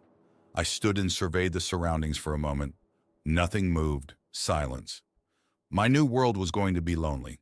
I had lived lonely before and survived. I finished my survey and got back to work. The wind turbine power kite was amazing. It consisted of a very compact lightweight generator unit onto which were mounted 3 turbine blades forming a disc almost 3 meters across. How could this fit into a crate, you ask? Well, blades were inflatable, with helium no less. Everything was held rigid under high pressure using helium supplied from a bottle in the crate. Surrounding the turbine disc was a large inflatable torus with the generator unit held centered in the middle by strong lightweight filaments. The torus kept the whole power kite floating, and it had inflatable fins on its outer edges to keep the turbine facing into the wind. I inflated the outer torus and the power kite began to float and rise, remaining attached to the ground with a strong conductive tether. The tether was another mystery. It was very light, almost as if it contained no metal in its conductors. I wondered if it was made out of woven carbon nanotubes or something. The anchor end of the tether was a large reel and winch, which I had anchored securely to the surface with 4 deep ground screw anchors. Unspooling the tether allowed the power kite to ascend almost 1,000 meters, up to where the winds were steady and consistent. There it could remain for days or weeks, generating kilowatts of power. Agent and I would have to monitor the weather for approaching storms or strong winds. If either occurred, we'd have to lower the power kite and deflate the torus. If I had to stow the power kite, at least I could save the helium by compressing it back into the storage cylinder with the attached compressor. Another benefit of the power kite was that when it was at altitude, it acted as a tall antenna with coverage spanning many kilometers. It was a bit after 13 o'clock hours when the power kite deployment was complete. I had a simple lunch of a green bar, which I had grabbed when I had gone back down to retrieve the charged tablet, when I discovered I needed its instructions. After the kite was deployed, I ran power cabling down to the power controller at the energy storage units in the far end of the cavern. Back up on the surface, I carefully connected the cabling to the tether base and hit the disconnect switch, tying the power kite into the storage units below. Down into the tunnel I quickly went, excited to finally have power, only to find that all that had changed was a few new blinking lights. The tablet had said it would take a day or so before power levels were high enough to be useful, so I was foolish to expect something instantly. I went back up to go get started on the solar panel deployment. I unpacked the new folding solar panels from the crate and set them into position. To hold and support them at the correct angle and bearing, I had rigged up mounts using existing struts, wire, and cabling. This kept the panels off the ground and facing near south, angled properly to align them with the sun. Following the tablet's recommendations, I found a few of the old panels which looked in good condition, cleaned them up, remounted them, and wired them to the new solar panel junction box. I finished the solar array by tying the new solar power junction box into the energized cables leading down to the ESUs below. It was now almost 18 o'clock, and the partly cloudy sky showed the sun deep towards the western horizon. I wondered what the night skies would look like and debated returning to the surface later tonight to stargaze. I spent a half hour inspecting all my work today, proud and satisfied. The power kite and solar panel installation looked good and seemed pretty durable, although I doubted either would last through a strong storm or survive a winter. Hopefully I'd find a way out of this area by then. Today had been much better than yesterday. I was just about to go below when my pocketed tablet pinged and a message icon appeared in my goggle view. It was an update saying that minimal power levels in the ESUs were now high enough to provide partial functions. I stored my tools and sealed the entry barrier behind me. I was excited to see that the tunnel and shaft beyond was now lit by the lights integrated into the cabling hanging from the ceiling and shaft wall. I would not need my goggles to see. Down below, I found the chamber also lit, although far less brightly than it had been before I had entered biosuspension. "Agent," I asked the air. No response except for my tablet dinging. I sighed, wondering if Agent was damaged or if it was because the power levels were still too low. I proceeded into my new evening routine of a washcloth bath followed by a supper of powdered milk and a food ration bar. A new activity was added to this time period's list of firsts when I rigged a bucket with a seat to function as a toilet. This time, I used a lidded bucket for a chamber pot, which I would have to haul to the surface tomorrow for disposal. I spent the rest of the night browsing the tablet, learning more about the gear, and reviewing the deployment procedures for the communications antenna project, which I hope to tackle tomorrow. The next morning began at exactly 6 o'clock when the tablet beeped and said, "Good morning." I had learned how to set an alarm function last night. I'd also learned how to get the food heating devices working, so I was finally able to enjoy a nice hot morning cup of tea. I had also learned a bit about the intended flavors of the various food bars and spooned down a hot mug of rehydrated paste, which reminded me of porridge. It was actually really good. Brown bar was a winner. I went about preparing for today's surface task, which was to deploy the communication dish. As I moved the crate up to the surface, I was surprised to hear my tablet beep. I looked and saw I had an update alert. The new antenna mounted high on the airborne power kite had detected the signal transponders from 2 landing pods. One was a bit over 3 kilometers to the north, and the second 6.5 kilometers to the east. I wondered why the tablet did not report this yesterday when the kite first ascended. I investigated the message further. Apparently last night the higher altitude winds had shifted and caused the power kite to swivel around in the air over the base. This had caused enough of an aspect change in both of the landing pods' transponder signals that the tablet was able to triangulate distances and bearings to their locations. It had waited to inform me until the actual positions of the transponders had been confirmed instead of upon first detection. I'd have to review the alert thresholds on the tablet. Maybe Agent would be back working soon to help. I debated whether to immediately go for a hike to find the landing pods or to continue to follow recommendations instead of the antenna dish. I quickly concluded that communications with either the orbital satellite or the base on asteroid 3074 Popov should be my first priority, reasoning that if communications were working, I would be able to learn what was on the landing pods. I was also craving current news and any contact, even if it were some remote AI presence. The weather was about the same as yesterday, which helped the dish deployment go quickly. The first crate contained a rugged-looking folding tripod base, which I spent a few hours properly anchoring deep into the gravelly soil. The tablet instructions even recommended that I gather and pile about a half-ton of rocks, okay, maybe less, but it felt like it, around the tripod. The second crate contained the dish antenna tracking mount. It was a heavy, compact mechanical gizmo, which would allow for manual or automatic pointing of the dish antenna. I ran a power cable from the mount over to the power junction box, then a fiber optic cable down to the cavern below, where I attached it to one of Agent's undamaged brain boxes. While I was down there, I checked if she was responding, but still heard no reply. Back up on the surface again, I unfolded the dish antenna segments and mounted them on the tracking unit. I used the tablet to turn the tracking mount on and watched as it slewed in all directions and fully up and down. Apparently, it was working. The tablet reported bad news, though. Currently, both the orbital satellite and the base on asteroid 3074 Popov were below the horizon, the former rising around 1402 and the latter around 1616. Even worse was that the asteroid the base was located on was currently on the other side of the sun, and a signal sent there would take 23 minutes to travel one way. The small size of the dish antenna also meant that any direct communications with the asteroid base would be at an extremely low bandwidth.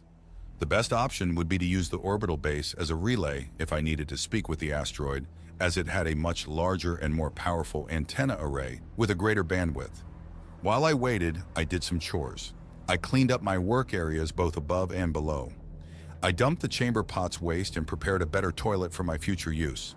I also started hauling out the entry tunnel mud, which I had earlier dumped down in the lower tunnel, and got that passage into much better condition. An hour after noon, I left the surface, cleaned up for the day, and awaited the first signal acquisition time in the chamber below.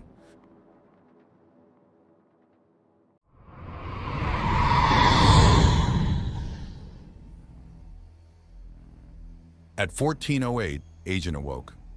"Hello, John," she said in her feminine and slightly synthetic-sounding voice. Hearing that, I smiled.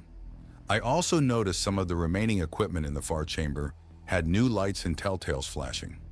The mobile work units twitched and buzzed briefly, as if they were now receiving power and were being rebooted. "Hello, Agent. How are you?" "I have resumed function, though at a severely reduced capacity. Contact with the orbital station has been achieved, and my presence there has assisted in the reboot process at this location. I am receiving data updates which, when complete, will allow my local functions to improve somewhat. I was surprised to find how much I enjoyed hearing her voice. After all, it had only been a few days subjective for me since we had last spoke. Maybe my exposure to the desolate surface these past few days had affected me. I continued to listen to Agent report on her updates. When she finished, I asked a few questions about what had happened and learned much. Agent gave me more information on the current state of the Earth. She confirmed what she had left in her message from before she had to shut down, that no humans remained alive. The various field bases had recorded that the impacts had dwindled down to almost nothing over a 2-decade period after the attacks had begun. During that time, all signs of communication between surviving humans had ceased. Agent had been able to monitor the final desperate shortwave radio transmissions until even the last automated messages had stopped roughly 16 years after the attacks began. Agent also confirmed that the Berserkers had added some form of nanoplague to many of the airburst impactors, and that these were responsible for the bulk of deaths among the higher life forms. Air samples from the various field bases had tracked the spreading plague. The nanoplague detection rates had been much higher in the equatorial and warmer regions of the planet, and it was theorized that the Berserkers had concentrated the nanoplague in those regions to counter the reduced severity of the nuclear winter devastating the higher latitudes. This also meant that a good deal of plant and lower animal life remained in those regions. Closer to home, I learned about the long-lasting nuclear winter. The higher latitudes of North America had seen continuous snow and ice cover for over 6 decades, and even today, there were still glaciers covering much of Alaska and Canada. The mountain regions in the Rockies still had high levels of glaciation. She reported that many areas had seen increased volcanic activity. I asked about the Yellowstone supervolcano and was pleased to learn that it had not erupted, even though a few impactors struck the surface in that region. Oh well, I'd lived with the fear of that eruption before and could do so again. I asked Agent about the other humans currently in biosuspension in Pickett's various field bases. John, besides yourself, there are 3 other humans on this continent. The first, a male, is sheltering at a field base near the former town of Flor de Pino, near the Atlantic coast of central Nicaragua in Central America. The second, a female, resides at the main base in north-central Mexico. And the third, also a female, is at a smaller outpost in southern Utah near the Arizona border, east of the former city of St. George. I thought there were only 2 others in North America? I asked, remembering that from our talk before I went into biosuspension. That is correct, John. The third, a female, entered shelter in the southern Utah base well after the attacks began, and you had entered biosuspension. Agent replied. There must have been a story there. Was the Utah base the one that Pickett launched up into space from? I remember that he left here heading southwest, I asked. No, John. The base Pickett traveled to was a large underground facility located near the town of Rancho Cieneguilla in north-central Mexico, near the border between the states of Chihuahua and Durango. This is where the female sheltering in Mexico currently resides. This base was different from the typical field bases, as it contained a large underground hangar, storing the larger craft needed to launch from the surface of your world to the orbital base, Agent explained. So, there are 4 humans alive on this continent. What about South America? In the weeks prior to the attack, Pickett's companions there had reported that 1 human was expected to be placed under shelter. However, the status of the base became unclear in the last week. Communications were erratic and the base was struck by an impactor before Pickett's companions could properly evacuate. There have been no signals detected from the AI presence controlling the base since that time. It is very unlikely that the shelter or any humans residing there had survived, Agent reported. So, that leaves 5 in the Eastern Hemisphere? I asked, son. Yes, John. Although the Eastern Hemisphere of your world received a heavier bombardment due to its much higher population levels, there are still 5 living humans spread among the various field bases in that hemisphere. A female in Western Africa, a female in Romania, a male in China, a female in southern India, and a female in eastern Australia. The 2 humans confirmed as deceased were also located in that hemisphere, with 1 male dying when the base in Laos was destroyed by an impact, and the second, a female, dying in Madagascar when that base collapsed due to an unexpected massive landslide event. We spoke of other things. Agent confirmed that by all accounts the Berserker attack was over, and that they had remained silent since. Despite that, her various AI presences around the planet and in space have continued to keep a low profile. I learned the plan was still for me to relocate to the field base in Tennessee. There, Agent assured me I had a much higher chance of survival. I wondered about that, perhaps wary of being frozen in a box for centuries again. Or maybe I was already feeling pride in my new home here, considering the work I'd been doing to get it functional. I quit fighting the idea when Agent explained that the base there was fully functional, had plenty of power, and had decent temporary living quarters, included unlimited hot showers, ready and waiting for me to arrive. Agent told me more about the contents of the two nearby landing pods. The pod 3 kilometers to the north we named Pod #1, and it contained an aircraft. The second pod to the east became Pod #2, and this pod contained rations and other supplies, including a number of fully charged portable energy storage units. These were described as much smaller than the large ESUs used in the base cavern, and would be used to provide power to the aircraft. Tomorrow, depending upon the weather, I would travel to both landing pods to inspect their condition. The transponder codes were reporting that both pods had landed intact, but that did not beat eyes on the ground. I'd even have Agent along, as she had instructed me to uncrate both flying drones and start them charging. One would be my companion for each expedition. That night, I was almost happy. Agent was back. I had a plan for the future. Even it was a limited plan. I even braved one of the powdered beers. What can I say about powdered beer? Well, it was carbonated. Surprised the hell out me when it started fizzing while I mixed it in the glass. But it wasn't the same. Still, I had expected it to be a disaster, and I guess it turned out better than that. I would probably be able to get used to it. The next morning was a disappointment, with the expedition postponed as bad weather had returned during the night. It was raining and the wind was gusting strongly. The upper-level winds were stronger yet, and conditions were nearing the upper limits as far as continuing to keep the power kite deployed. Agent left it deployed, but did caution me to remain ready to go to the surface at a moment's notice to secure the kite should she be forced to lower it suddenly if the situation deteriorated. Stuck indoors, I worked with the drone units. Though the area was confined, we were able to fly them around and verify they were functional. I enjoyed watching the views from their onboard cameras in my goggles. Agent instructed me on how to pilot them manually by using the tablet. I had fun trying to use the drone's small, gripping hands to pick up items and drop them elsewhere around the room. Agent continued to monitor the weather, and when I asked about tomorrow, she admitted that her ability to forecast was limited. For weather forecasts, she currently relied on the weather conditions from the remaining stations around the planet and from the orbital base. These were relayed to the satellite, where the data, along with images from space of the cloud patterns, were used to update her weather models. Complicating the matter further was that the climate was still chaotic due to increased storms over the oceans. The changing conditions over the past centuries were still being sorted. Thus, the forecast was not reliable, and only the trends were generally accurate. I learned that she did not have weather radar locally, and when I mentioned that the power kite would make a great platform for mounting one, she said that the idea had merit, and that one such unit would be created at the other bases in the near future. I basked in the smug feeling the news caused for much of the day.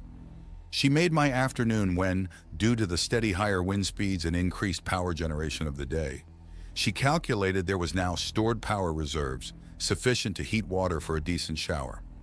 Following her instructions, I modified the piping coming from the well and, in the tunnel, used a bit of tubing to connect one of the special collapsible containers to the water pipe. This container had a water outlet and a power connection, and when energized, would quickly heat any water passing through it, acting as on-demand water heater. We rigged up an improvised shower head, and I was able to enjoy a nice warm shower. The only downside was that the shower was in a cold room, but still I enjoyed this bit of heaven. I also took advantage of the available hot water to do laundry. I left the items to dry on a rope and dug into the crates for dry clothes to wear. I also learned how to hook the flashlight up to the power supply directly using a long cable. This allowed me to leave it on all night while keeping it fully charged. I set the flashlight beam to low infrared heat and left it in my sleeping bubble, and was cozy, warm all night. The tablet was set to control the heat levels by acting as a thermostat. The next morning, the weather topside was better, with no rain, though it was still cloudy, dreary, and a bit windy. Agent and I debated whether to go on the expedition to the landing pods or to stay put another day. The winds were just low enough to allow the drones to function, with Agent explaining that if they increased, she might have to land them, and I'd have to pack them back to the base. We had many concerns about the trip, with the weather being the main one. The power kite would remain here unmanned and in danger if the winds rose too high. Also, I would be exposed out on the barren surface if torrential rains, or worse, a hailstorm hit the area. Another concern was the terrain. I remember that there had been a small, shallow lake that was located a bit under 3 kilometers to the north of my acreage, and this was now in the direction of the closest landing pod. Was the lake still there, and was the landing pod in the water? Were there gullies or ravines between here and there, or maybe a swamp? We launched one of the drones to go scout the route, and Agent flew it towards pod #1 while I packed. The condition of the pods and their content was also a concern. The transponders reported no issues, but what if they were partially buried? We hoped the drone could answer some of these concerns. Agent had explained that pod #1 to the north had landed over 3 years ago, followed by pod #2 a year later. The factory base on asteroid 3074 Popov had created the pods and their contents almost a decade ago, sent them spiraling in towards the Earth for re-entry near my current location. All planned to land at about the earliest time the medical crash had been projected to wake and eject me due to low power. While I waited for the drone's trip reports, I reviewed the plan in my head. The first target would be pod #1. Pod #1 held the aircraft, and I would give it a quick inspection before heading over to pod #2. Pod #2 was a bit over 6.5 kilometers to the east of base camp and contained a load of charged portable ESUs and other supplies, including emergency rations. I later learned all landing pods had some emergency rations, and a pair of transporter devices which Agent explained would allow me to transport the supplies. From pod #2, we would return to base camp with enough ESUs to power the aircraft and augment the base. This would end the mission for the day. Hopefully tomorrow, depending on the weather, we would take 2 of the portable energy storage units back to the location of pod #1, deploy and assemble the aircraft, install the ESUs, and conduct a test flight. If it checked out okay, we'd use the aircraft to fly back to base camp, or, if enough time remained, we would use the aircraft to begin ferrying the rest of the pod #2 supplies back to base. I had my expedition supplies already prepared and in the large backpack. The gear included water, hydrate, ration bars, green bar and blue bar, yum, the flashlight, a tarp tent, just in case, the folding shovel, a small inflatable raft, the unknown lake, expanding walking stick, ropes, a block and tackle, in case I needed to pull or move something, a hammer and ground anchors. Agent reported that the route looked navigable and that pod #1 appeared intact and not in the lake. She sent the drone onto pod #2 while I started walking, heading for pod #1. I headed north from the base camp with the second drone in the air circling me at a distance. I tried to stay on the higher ground spots where the gravel was exposed and there was less ash, silt, or mud. Sometimes the going was easy, and other times I sunk in mud. I had to backtrack many times when the mud grew too deep. Once I even found a surprise. My foot sank a bit in the mud and impacted a hard, slippery layer. I got out the shovel and investigated, only to find it was ice. August and ice meant permafrost, and I gave a quick thanks that the glaciers had not gotten this far south and had stayed north of the Canadian border. Agent remained in communication with the drones in the base by using the power kite's tether antenna. Looking back towards base camp, I could still see the power kite hovering high over the base by using the goggles' built-in magnification. The kite would make a nice reference point as long as the clouds remained at a high enough altitude. It took me over 30 minutes to slog the first kilometer with all the backtracking and meandering. I took a break for a drink and remembered to test the air, finding low levels of toxins and radiation. I also detected no signs of the nanoplague, thank goodness. Hopefully Agent was correct that it had fully decomposed over the centuries. The first drone had now scouted the area of pod #2, finding it intact, and had returned it to base camp to recharge on the wireless plate integrated into the solar panel power junction box. It would be available in a few hours if we needed it for some reason or other. I came upon a deep erosion gully before the next hill and spent a bit of time scouting back and forth along its edge, looking for a safe place to cross. I managed to do that, although it took a few attempts, and I was now filthy, having slid back down into the ravine a few times while attempting to climb out the other side. My shadowing drone hovered around like a nervous jumbo hummingbird until finally landing to save power while it waited for me to make progress again. The walking stick and folding shovel were invaluable for helping me ascend the muddy hills, and I had to rely on them many times. While doing so, I found more permafrost under the shallow muck in many places. Winters here must be hell, and again I gave thanks that the creche ejected me when it did. I was happy when I found more lichen and moss in the gullies. I even noted what looked like the sprigs of prairie grass. Topping a shallow hill 2/3 of the way to my destination, I finally spotted the lake ahead. It appeared larger and deeper than it had back when, and looked to extend off into the valley to the west as far as I could see. Agent agreed that I should detour east and circle around the end of the lake for 1 kilometer or 2 to avoid the water. It was already after 10 o'clock, and I think our plans for the day might be changing, as my progress was much slower than anticipated. I set the goggles to high magnification and scanned beyond the lake where pod #1 should have been. I quickly spotted it. It was laying on the side of a shallow hill and looked like a large, black, tapered shipping container. It had a rounded box-like shape but narrowed to a cone at the front and rear. I could see a depression in the gravel leading from the rear end where it had slid for a short distance upon landing. I scanned around and did not see any sign of the parafoil parachute used to help land the pod. The wind must have taken it long ago after it was jettisoned upon landing. Seeing my target reinvigorated me, and I set off to the east at a brisk walk to pass around the lake. The hilltop ran that way, so the ground was firmer gravel and I made decent time. At the east end of the lake, I descended into the lake valley and the ground became muddy and wet again. I debated on what to do, trudge forward or go back west and attempt to use the raft to cross the lake. The muddy area appeared to be a few hundred yards across and looked consistent, so I decided to keep going. I was also curious to get a closer look at the mud, as it had more of a greenish tinge. Sure enough, as I waded into the bog, I found mosses, algae, and other aquatic plant life in the puddles. I reasoned the lake had retained a bit of life over the past few centuries of planetary abuse. I began to trudge across, having to wade at times through deeper muck. Wow, I was huffing and puffing as this was hard work, and I found the mud was as deep as my thighs in some places. Only the permafrost below made the crossing possible, and I was glad for the ice layer as it kept me from worrying about quicksand. I sure hoped Agent had plenty of power for hot water tonight when I finally made it back to base camp, as I was going to be filthy. I tired often during the crossing and had to make many short rest stops to catch my breath.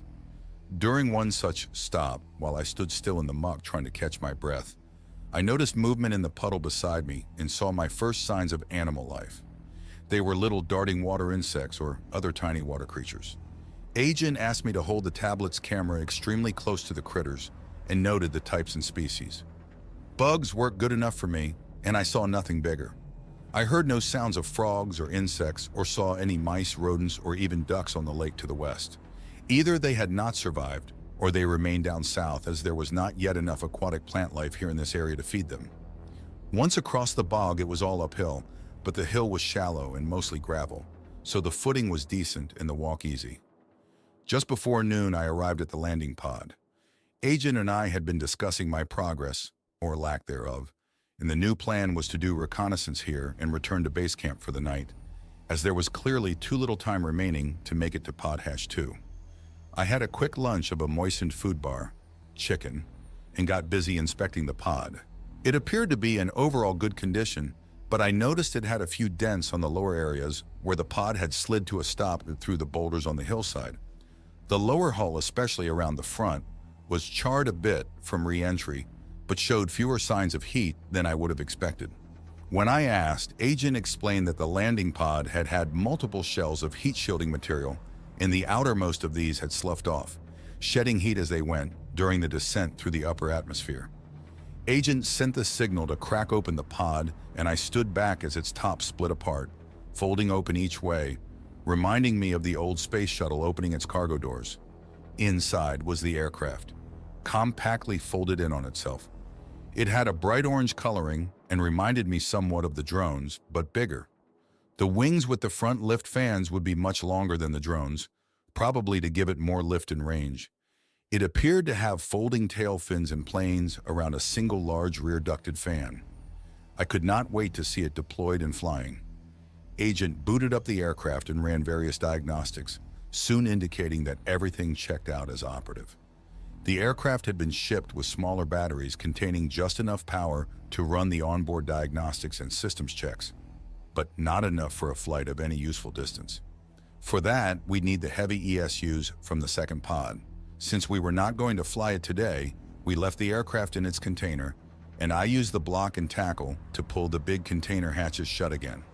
After about 90 minutes on site at pod hash 1, and with the current time near 14 o'clock hours, I started the return trip back to base. The return trip turned out to be much easier and faster than the outgoing trip had been. The bog crossing was just as messy, but I was able to wade through the furrow I had created while plowing across the first time. I also didn't have to backtrack, which saved most of the time. At the deep, muddy gully, I was smart enough to set a rope to ease my descent down the muddy slide. Unfortunately, it did little to help the ascent on the other side, and I had to struggle getting out. I arrived back at base camp about 3 hours after I had left pod hash 1 around 17 o'clock hours.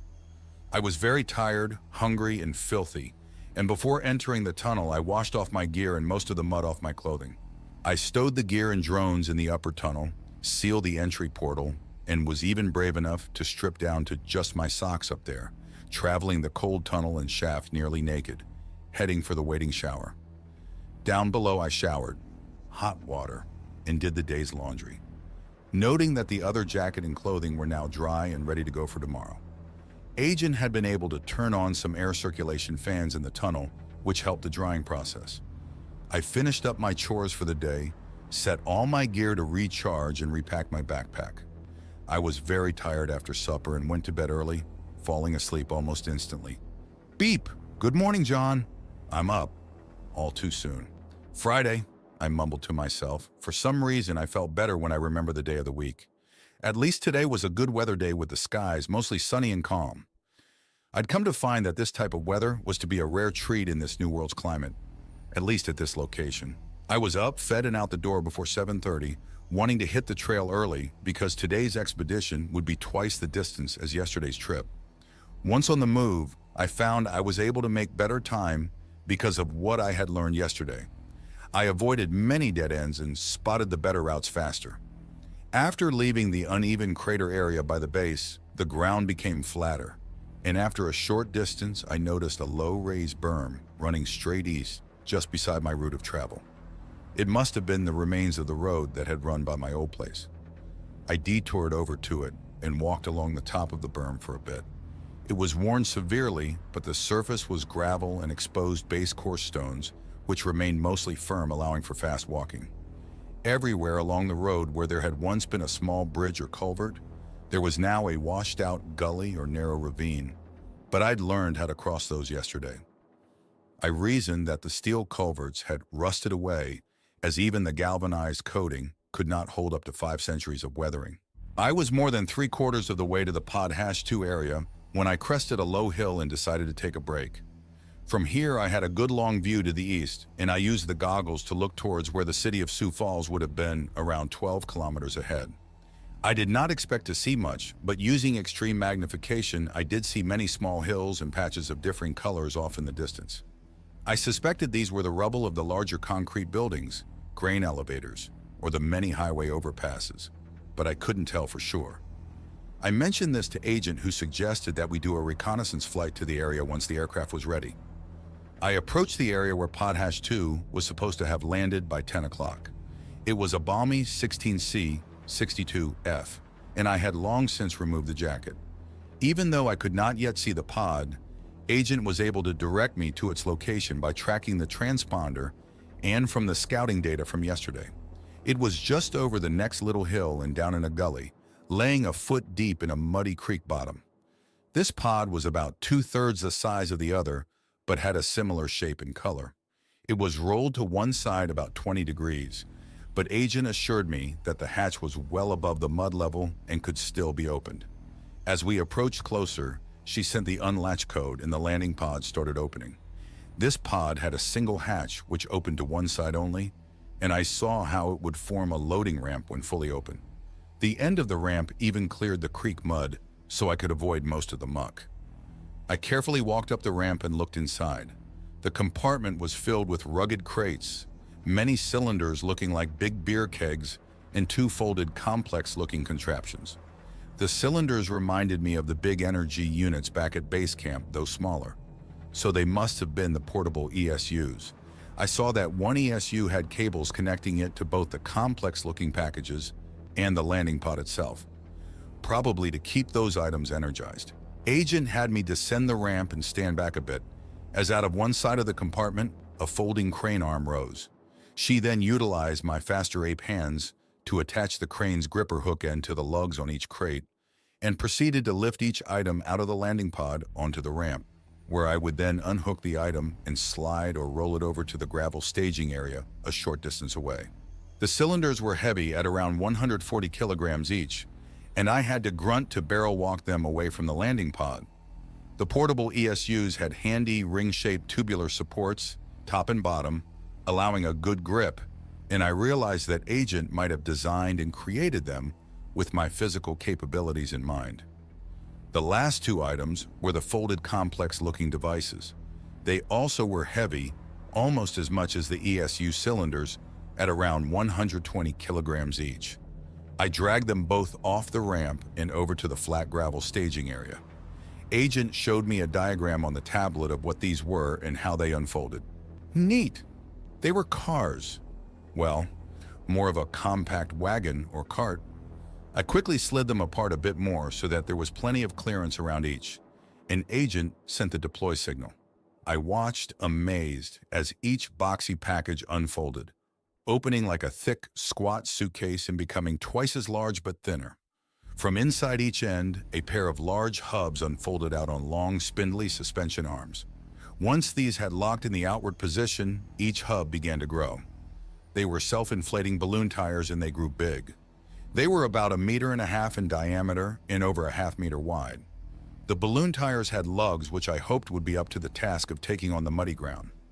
The finished car, more of a motorized flatbed cart, was about 2.5 meters long, 1.25 meters wide, and maybe 20 centimeters thick. The big tires were located at all four corners and were mounted on long suspension arms, which extended the tires outward as well as forward and rearward from the corners of the flatbed. Agent explained that each wheel was powered by its own motor and could swivel independently of the others.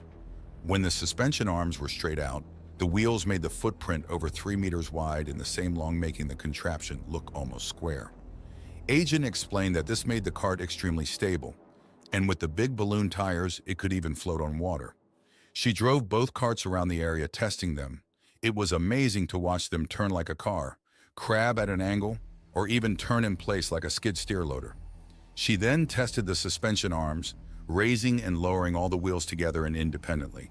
When all four wheels were raised, the platform surface would be down near the ground, and I noted a floor panel could be unfolded on one end to form a ramp. When I asked, Agent explained that the carts could run all day on a full charge, and that the flatbed included solar panels for charging when the sun was available. I feared fully charging the carts would probably take days or weeks with this climate's limited sunshine. The carts had one more surprise.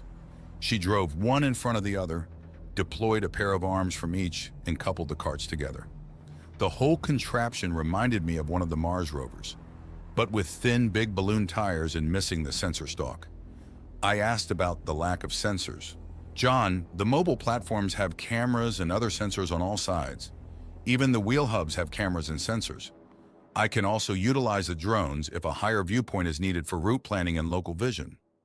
It was now about an hour after noon, so I took a short break and ate a silver bar, meaty, spicy, and drank a cup of cold tea using one of the collapsible cups I'd packed. After lunch, Agent instructed me on how to detach the crane arm from the landing pod's interior and mount it on the front mobile platform. I had to break the arm down into 3 parts to easily move it. Once on the cart, it could be stowed fairly compactly, folded on one side of the platform.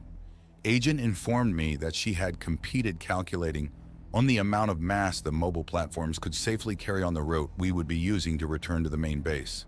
The limit would be 1 ESU cylinder on the front platform cart and 3 cylinders on the rear.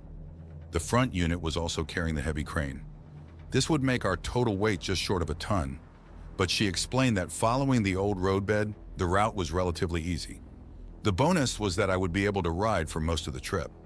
Agent drove the joined mobile carts over to where the cylinders stood standing and lowered both carts down to the ground. I helped as she used the crane arm to place 1 cylinder on the front cart and 3 on the rear. She then instructed me to secure the cylinders in place with tethers, which I anchored to loops embedded in the cart surfaces. I was to ride on the front cart seated in front of its single cylinder, so I added a few tethers there so to act as handholds in case the cart bounced or tilted. Off we went with the wind blowing my hair. Well, not really, as I had no hair, and the mobile cart only moved at most 7 or 8 kilometers per hour on the straightaways and much slower on the curves and hills. But it was still fast enough to get us home in under 2 hours. We discussed heading directly to Pod Hash 1, but the route between the 2 landing sites would have been an unknown, so we stuck to the plan and returned to base camp. The 2 joined carts were able to cross the washouts, gullies, and ravines with only a few minor struggles, although I climbed off and walked beside them while they did. I helped occasionally by pushing when one wheel or another started slipping. Agent assured me that she could likely have found alternate routes, taking slightly longer if I had not been available to help. The afternoon trip was so uneventful, boring, that I spent much of the ride playing with the drone. Using my goggles, I sent it off in all directions to explore ruined farmsteads and even to a nearby small town further north, where I found more interesting rubble. I even spotted the exposed, rusted steel beams of a large building. I discovered that glass rubble and broken windows survived the centuries surprisingly well. Metals rusted or corroded, and masonry crumbled and collapsed. I found a few more signs of life: moss, lichen, and a few basic plants and grasses, but no trees or anything larger. Nothing moved though. Nothing disturbed the quiet. No birds or critters, especially no humans that miraculously had survived. I had not expected anything like that though. Around 16 o'clock, our mule train arrived back at base camp.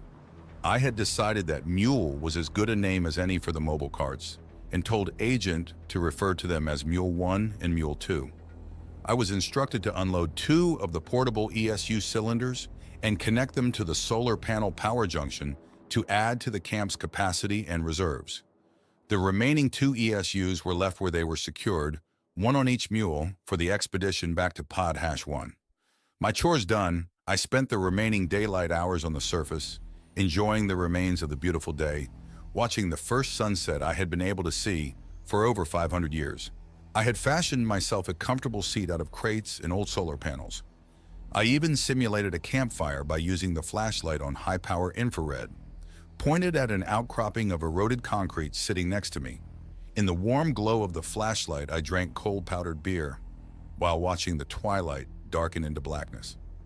I was slowly turning the plastic photo card of my wife and daughter and thinking of times past and times yet to come. Later, in full darkness, I had marveled at the night sky and countless stars. The moon had not yet risen, and I saw many meteors, at least 2 or 3 a minute, with some leaving spectacular trails. Doubtless, they were bits of this very Earth, or tiny hunks of its moon, returning home from a long, grand adventure after having been blasted into space by the Great Attack centuries before.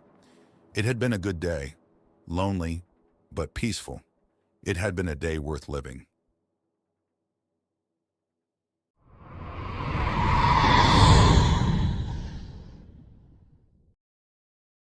I went to sleep that night excited for the return expedition to Pod Hash 1 and with the hope that the next day would be another good day. That hope quickly fizzled. Beep, beep, wake up, John. The room lights beyond were also flashing on and off. I lurched up in my warm, creche bed, causing Agent to continue. John, there is a strong storm front rapidly approaching. You must hurry to the surface and aid in retracting and stowing the power generation kite. Other surface items will need additional securing also. Proceed quickly with full protective gear, including your flashlight. I scrambled up and donned my full protective gear, even the mask. On the way up the ladder, Agent told me that the optical sensors on the power kite had detected lightning in the storm front rapidly approaching from the southwest. Wonderful. I unsealed the final barrier and stepped out into solid darkness and heavy wind. "What the hell time is it, Agent?" She reported in my earpiece that it was 3:14. No wonder she had instructed me to bring the flashlight. The mobile cart mules had been decoupled and moved and were now surrounding the power kite tether winch unit, providing illumination with powerful beams of light. I noted the winch was already rapidly spinning as the tether was spooled back in. I heard Agent in the goggles' headband. "The power kite is currently descending and will be fully lowered in approximately 4 minutes. I have determined that the storm is approaching too rapidly and the surface winds are too high to allow for the recapture of the lifting helium. I have already started venting and deflating the descending torus." "What about the lost helium? Will we have enough to replace it later?" I yelled into the wind. Agent later informed me that I did not have to yell when wearing the goggles. "There are reserve cylinders of helium in a crate waiting at pod hash 2. I stood and waited, nervous and fidgeting, in the increasing wind and now heavy rain, while lightning flashes lit the sky. The lightning was working my goggles hard, causing them to rapidly switch between brightness filtering and low light viewing settings. I finally had to disable the night vision function. After a few minutes, I saw the descending power kite torus. It was half deflated, looking like a sad parade balloon, and coming down quickly. Agent reminded me to be cautious gathering in its fabric once it was on the ground. I noted that the turbine blades had also been deflated, and once the limp power kite was low enough to grab, I started pulling, gathering in the tethers and fabric and trying to bunch it around the heavier generator head. It was like herding cats with the wind and with the torus still partially inflated. I gathered in and compressed the fabric as best I could, and heard the hiss of the remaining helium venting. The wind tore the torus fabric free a few times, and I had to scramble to gather it in again. I imagined the high number of holes I was tearing in the thin film and hoped Agent had a solution. Finally, after almost a quarter hour of effort, I had the bundled torus fully deflated and wrapped tightly around the generator head and now secured under a tarp beside the tether winch. I tied down the bundle with generous loops of rope and hoped it would hold fast in the storm. I was now physically exhausted, along with being merely tired from awakening early. The wind was now a full-time gale and the rain was coming down sideways. I quickly checked the mules and was happy to note that with a heavy power cylinder strapped to each, they seemed stable enough. Still, I tied them down with 4 ground stakes each after Agent moved them closer to the tunnel entrance. I noticed in the wind that I had already lost a few solar panels and knew there would be more gone after this storm passed. When I was finished and had retreated into and sealed the entry tunnel, I asked Agent what would happen if lightning struck the power cylinders or someplace nearby. "That would be bad, John. A strike on the portable power unit would not cause a massive energy discharge, but it would damage the cylinder to the point of uselessness. The mules would most likely be non-functional if struck, as they are not adequately grounded. A strike on the solar panel system would cause local damage to the panels, but would be limited as I have disconnected the junction box from the remaining power system below. Please disconnect the coupler on the power cable in the tunnel now." That I did and then went below soaked. I noticed that Agent had already reduced the lighting levels to save power, so I did not even ask if a hot shower was possible. I instead settled for just wiping off the cold rain and sweat with a towel. I even had to forego the warmth of the flashlight heater in the bubble for the rest of the night when I tumbled back into the creche to resume my interrupted sleep. Sometime later, I awoke with sore, gritty eyes. Agent reported that the storm winds had increased the airborne toxin levels in the area and that I might notice some inflammation around my eyes. She was correct. She also informed me that it was almost noon, Saturday, I reminded myself, and that I had been allowed to sleep late because I had needed the rest. I later found that the weather still sucked, my words not hers on the surface, and I spent a lazy afternoon cleaning the tunnel area, sorting gear for my eventual relocation, and just idly browsing the tablet. I had discovered that the tablet had access to most of humanity's knowledge, which had been stored online back when. Agent had already loaded some of my favorites on the tablet, and more could be downloaded from the orbital station if given enough notice.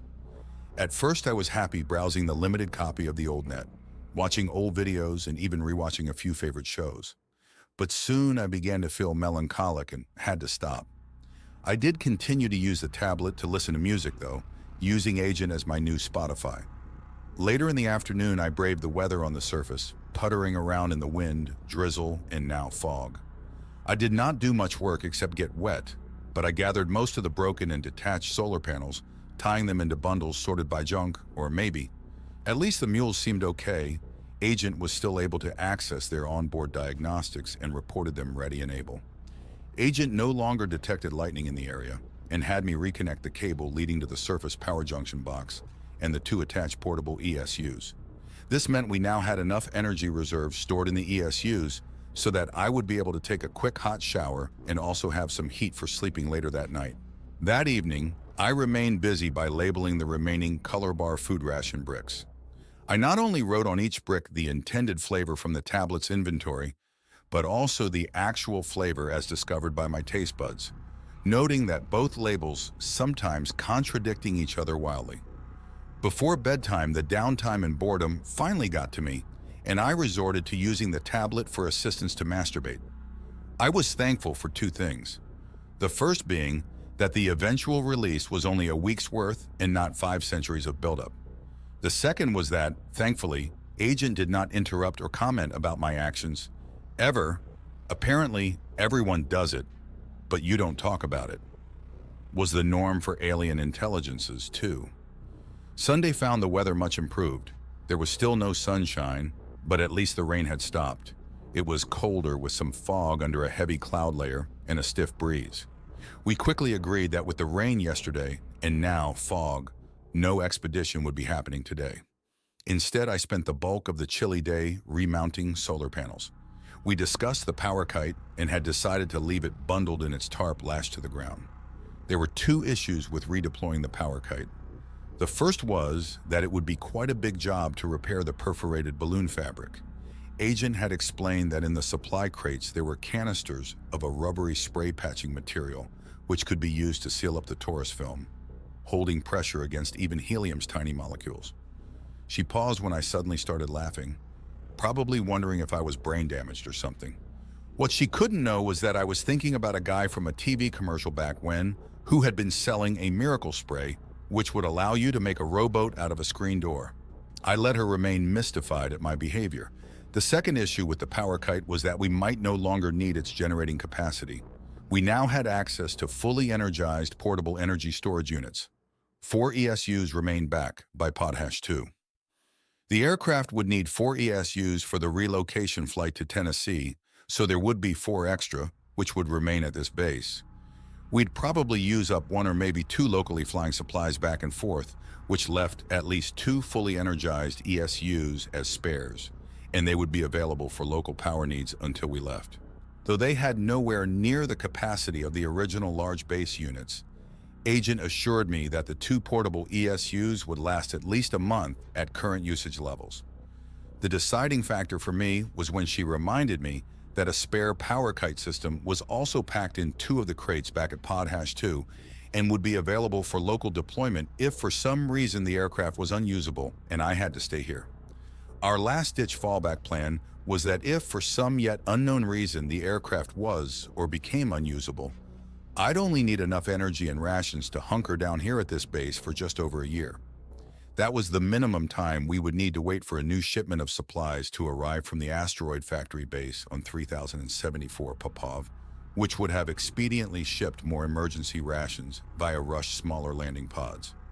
Arriving later and having traveled a bit slower would be larger landing pods with a replacement aircraft, more rations and more fully charged portable ESUs. It sounded like Agent had planned for almost all possible eventualities, and I had begun to think of the 3074 Popov factory base as my overwatching angel, even if she was a bit slow in delivering salvation. So, to reiterate the power kite situation, we left it undeployed and stowed. I just have to get by on stored power, the infrequent sunshine on the solar panels, and the hopes that I'd be long gone before winter. Agent confirmed we had enough energy for a short hot shower most nights. So I took one and afterward did something I had not done in over 5 centuries. I shaved. Although the new stubble covering my body was starting to bother the hell out of me, I just shaved my face. I thought about doing a little manscaping, but decided to just wait out the itching. Maybe Agent would be able to make a depilatory cream or something. I left the top of my head unshaved also, saying the reason was that winter was coming and hair would help keep me warm. I had to admit though, my vanity wanted to see full head of hair again after wearing a bald spot for decades. I spent the rest of the evening enjoying powdered beer and reading the tablet. I skimmed the data on the other humans slumbering at the other bases. For some reason or other, I avoided reading their biographies. Maybe it was the fear that either I, or they, or all of us would not survive to meet at some far in the future rendezvous in a better world. Maybe it was because that the less I knew, the less I would worry, or plan, or hope. It was probably that any future with other humans was so far down the road as to just be a fantasy. I spent the last few hours before sleepy time happily reading. You know the one good thing about having access to a bootleg alien copy of our complete digital presence? It was that I now had access to every single book ever written that had been stored online. I was now able to read all the stories by my favorite authors, which I had never gotten around to reading or buying back when. Agent had prompted the idea when she had mentioned that any old human data I wanted would probably be retrievable, though not instantly, as she might have to wait until the next dish alignment with the orbital station or the base on 3074 Popov to access the data. I had given her a list of authors to fully download when she could, and a day later I now had years of reading waiting for me on the tablet. I remembered an old Twilight Zone episode and was glad that I had good eyesight and did not wear glasses.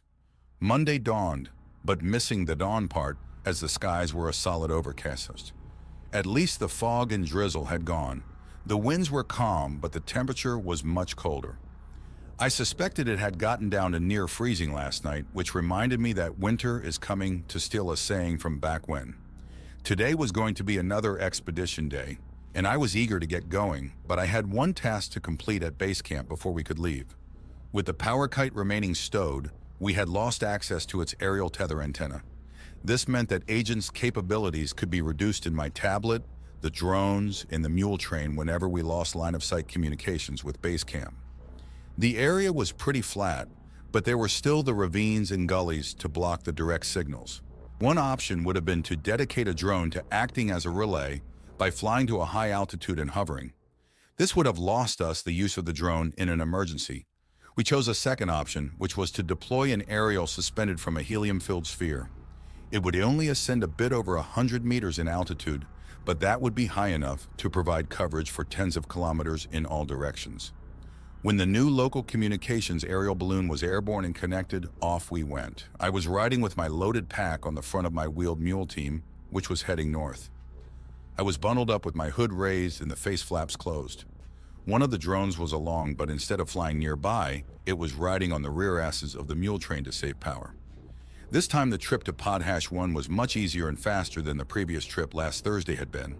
With the lighter load of only 2 energy storage cylinders, I decided to remain riding on Mule 1 even when the mule train crossed the gullies. The tethers worked great as hand grips, and I enjoyed the up and down ride. In less than an hour, we were at the south side of the lake. Agent and I had discussed floating the mules across the lake, but we elected to head east and take the known route around the lake by crossing the bog.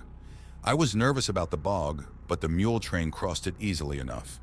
The going was slow until we learned to avoid the ruts, which I had made my first trip across and back. A short time later, we were at Pod Hash 1. I removed the straps I had used to hold the landing pod hatch shells closed and stood back, curious about how the aircraft deployment would go.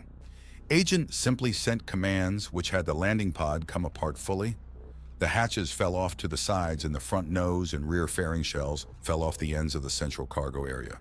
We then used the mule train to drag the fallen pieces of the pod quite a distance away, leaving the lower half of the now box-shaped pod as a base with much of the still folded aircraft exposed above. I thought it was a pretty slick design. She then sent a deploy command to the aircraft and it started unfolding. The wings raised and swiveled outward, their outer ends unfolding twice to reach maximum length.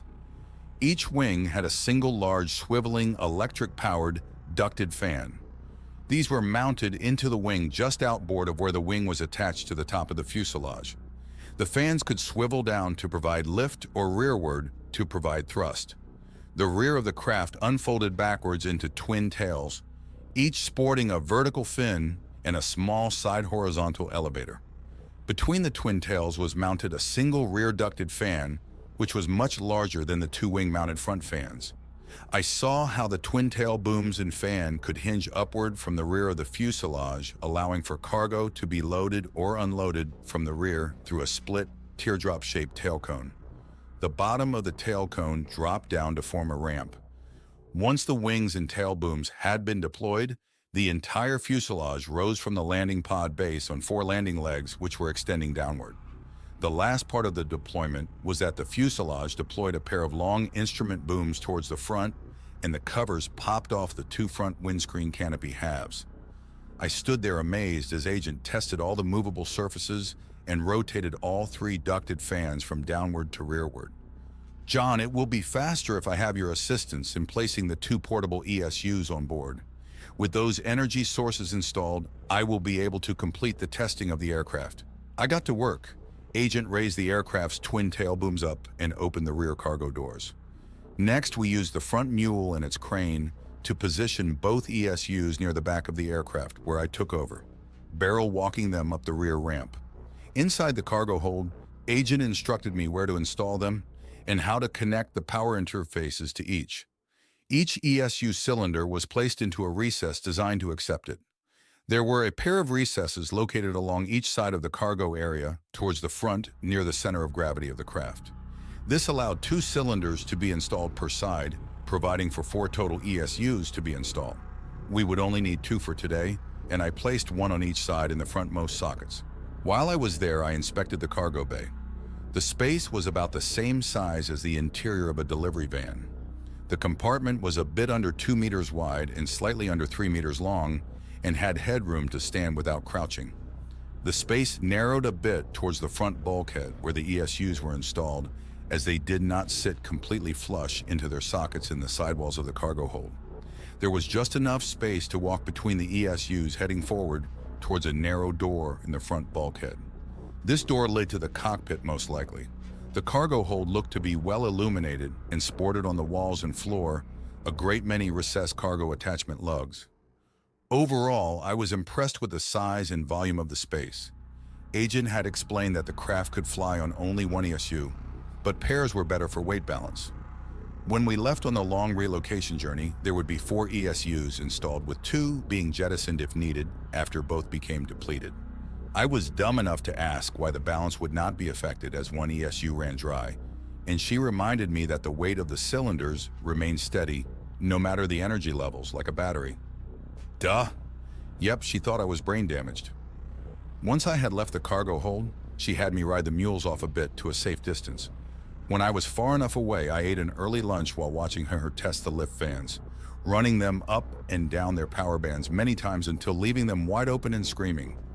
I was watching all this, amazed at the noise and wondering if the aircraft was stuck in the landing pod or something, when she suddenly changed the pitch of the fan blades and released the grips on the landing legs. Up the aircraft went. It shot straight up a few hundred feet in seconds before leveling off and coming to a stop. "What a wild ride," I said out loud. "Yes, the aircraft is very nimble in its current lightly loaded state," I heard her reply via my goggles headband. For the next 10 minutes, Agent flew the aircraft around, transitioning from vertical to forward and even backwards flight. She pitched and rolled the craft and even took it high enough to do a few loops. I wished I had some popcorn and thought that there was no way in hell she had better fly the plane like that when I was aboard. As I continued to watch the test, I tried to come up with a good name for the aircraft.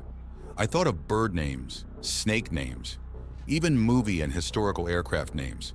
It narrowed down to a tie between Flipper and Hummer, and in the end I chose Flipper and told Agent my decision.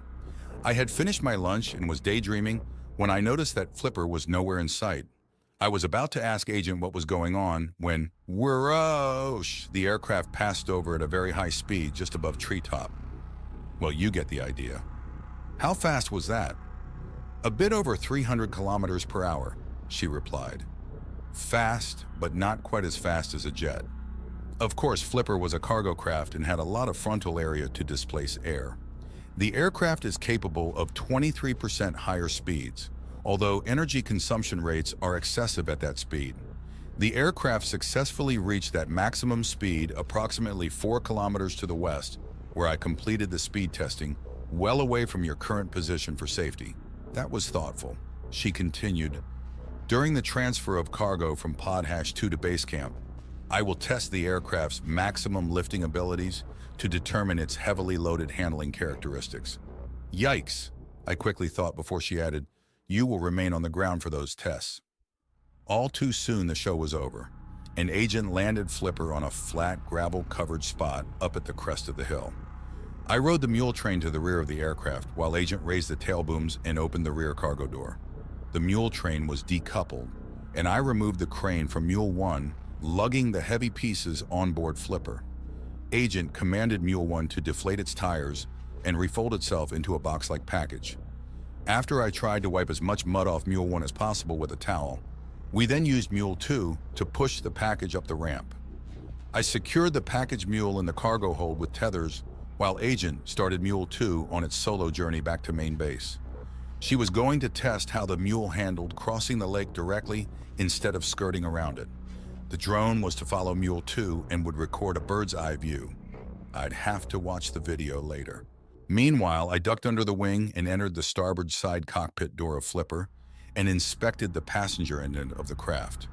The cockpit, or I guess better referred to as forward passenger compartment, as I was no pilot, was a space about 1.5 meters wide by about 2 meters long. There was near full headroom towards the rear of the compartment where the starboard access door resided. From there, the space tapered inward in both width and height as it approached the front windscreen. I'd have to hunch moving towards the passenger seat behind the front control console. In the rear bulkhead was the narrow door I had spotted in the cargo area, and when I hit the activator detente beside the door, it opened upward like a small overhead coiling door. Neat. The port left side of the area in front of the rear bulkhead intruded into the cabin space, and I suspected it was full of aircraft control modules or other devices as they had to exist somewhere on the plane. I asked Agent about it. John, that area contains a small water tank and the 2 detents cause a small toilet or a small sink to appear. I had to try both. The lower detent did indeed cause a small camping-style toilet to fold out from the panel, while the upper detent caused a small sink with fold-up water dispenser to appear. Neat. Again, I was impressed. Agent later confessed to copying much of the design from various yachting and camping videos on our old net. The upper part of this area had a small compartment which contained a handheld shower head and hose. I noted the floor at the rear of the cabin was lower than at the front, and that it had a drain. Very neat. I asked about the sleeping accommodations, and Agent explained that the air mattress would fit in the cargo area and that the crates could be stacked to allow a flat upper surface.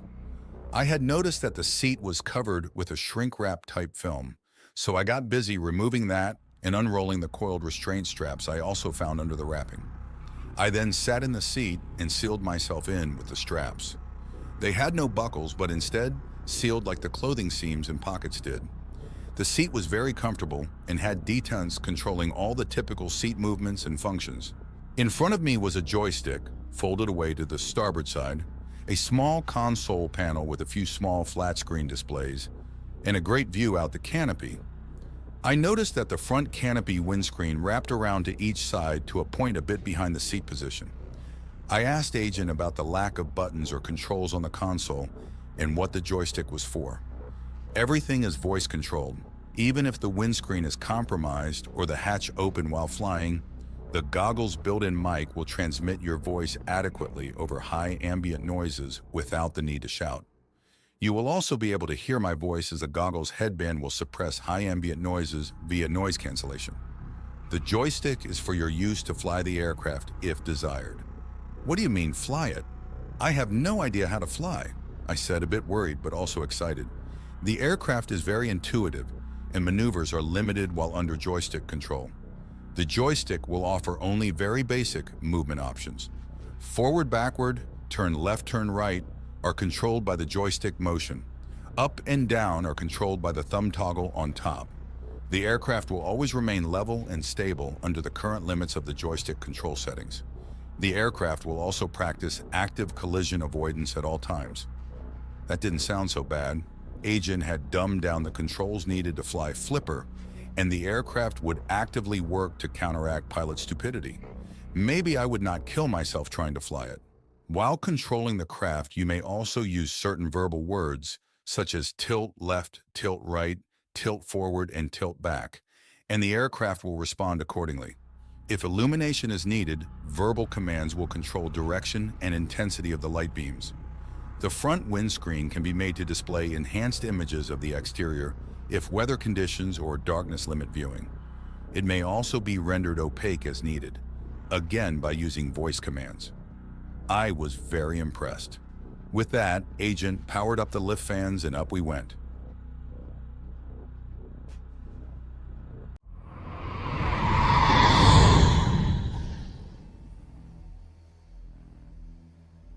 Agent leveled off Flipper about 100 meters above the surface, which was well under the cloud ceiling, and headed us east-southeast towards Pod Hash 2. The goggles' headband did a great job lowering the volume of the whine of the lifting fans. She kept our speed low and the trip took a bit over 10 minutes. Flipper seemed very stable with only few noticeable bumps and jolts. I enjoyed watching the ground pass by out the wraparound windscreen and used the goggles to zoom in on a few clumps of rubble or depressions where I remembered houses and farms had been back when. With the higher vantage, I also got another look off to the east where the city of Sioux Falls used to exist. There was a huge crater clearly visible towards the eastern edge where the city center had sat. The crater rim was obvious and seemed much higher towards the north. Maybe the impactor had come in at an angle from the south? I saw that the area extending north of the city was now flooded by a huge lake and remembered that this had been the valley in which the Big Sioux River had ran. That river had passed through the city, forming the falls, which had been its namesake, before continuing on south and eventually merging with the Missouri River down by Nebraska. The crater rim must have raised the area enough to dam the river and form the flooded area. Before I could study the view further, we arrived at Pod Hash 2. Agent set us down about 100 yards to the north where there was a flat gravel area. "Nice flight," I commented. Yes, the aircraft performed satisfactory. I was curious how the craft would perform in reality, as I had never designed or built an electric-powered winged aircraft capable of carrying passengers before. Agent finally asked me if I was okay, when I had just sat there for many seconds, too stunned by her admission to react. I had to grunt a bit to drag the stowed mule package down the rear ramp and away from Flipper far enough for it to be deployed. After that, I remounted the crane arm back on Mule 1 and off we went to where all the crates and remaining portable ESU cylinders were waiting. In about an hour, we had our first load secured in Flipper's cargo area. Agent instructed me to place a few of the heavier crates in the back of the passenger area also. We were still below the maximum load that Agent said Flipper was designed for, so I got to ride along as we lifted off and headed for base camp. Upon arrival there, I unloaded the cylinders and crates without aid, grunting even more, as Mule 1 with its crane remained back at Pod Hash 2, and Mule 2 was not yet back from Pod Hash 1. When I had asked, Agent said Mule 2 had not sank in the lake. Once all the cylinders and crates were unloaded, off we went again, flying back to the Pod Hash 2 site to get more of the supplies and ESUs. Agent let me fly this trip, and I must admit, it was easy and darn fun. I followed the old roadbeds, making quick turns as they turned and even stopped once to hover, lowering Flipper down to near ground level to inspect the remains of another farm site. Soon after, I was even permitted to land. Not hard at all, just hold the down toggle. Even the landing leg deployment was automated. This time, we loaded Flipper with the maximum cargo load. I sat on the mule, drinking a cup of tea, while Agent put the heavily loaded Flipper through its paces. The flight testing was similar to before, except that this time it happened further away for my safety. Agent was able to get the craft to perform most of the same maneuvers as before, but Flipper was noticeably more sluggish and took much longer to regain altitude. The lift fans were much louder this test series also, clearly working much harder. I also noticed that she skipped the loops this time, Towards the end, she started testing extreme maneuvers, including taking Flipper over a kilometer high and hovering, then letting the craft plummet. The sound level of the lift fans was impressive when at about 400 meters of altitude and still dropping like a stone, she suddenly used maximum power to slow and eventually stop, hovering about 80 meters above the ground. I bet that stressed a few joints on the fuselage.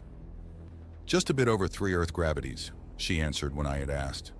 I learned a lightly loaded Flipper would have reached almost 6 Gs trying that. The last extreme test was another speed run.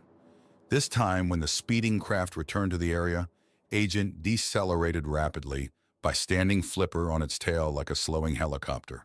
Again, the shriek of the lift fans on maximum was incredible, but Flipper stopped rapidly before returning to a flat hover. All tests completed satisfactory, John. Flipper has performed very close to simulations, and I have adjusted certain parameters of its flight envelope. Note, some items in the cargo hold will need to be secured properly in the future. Well, I tried.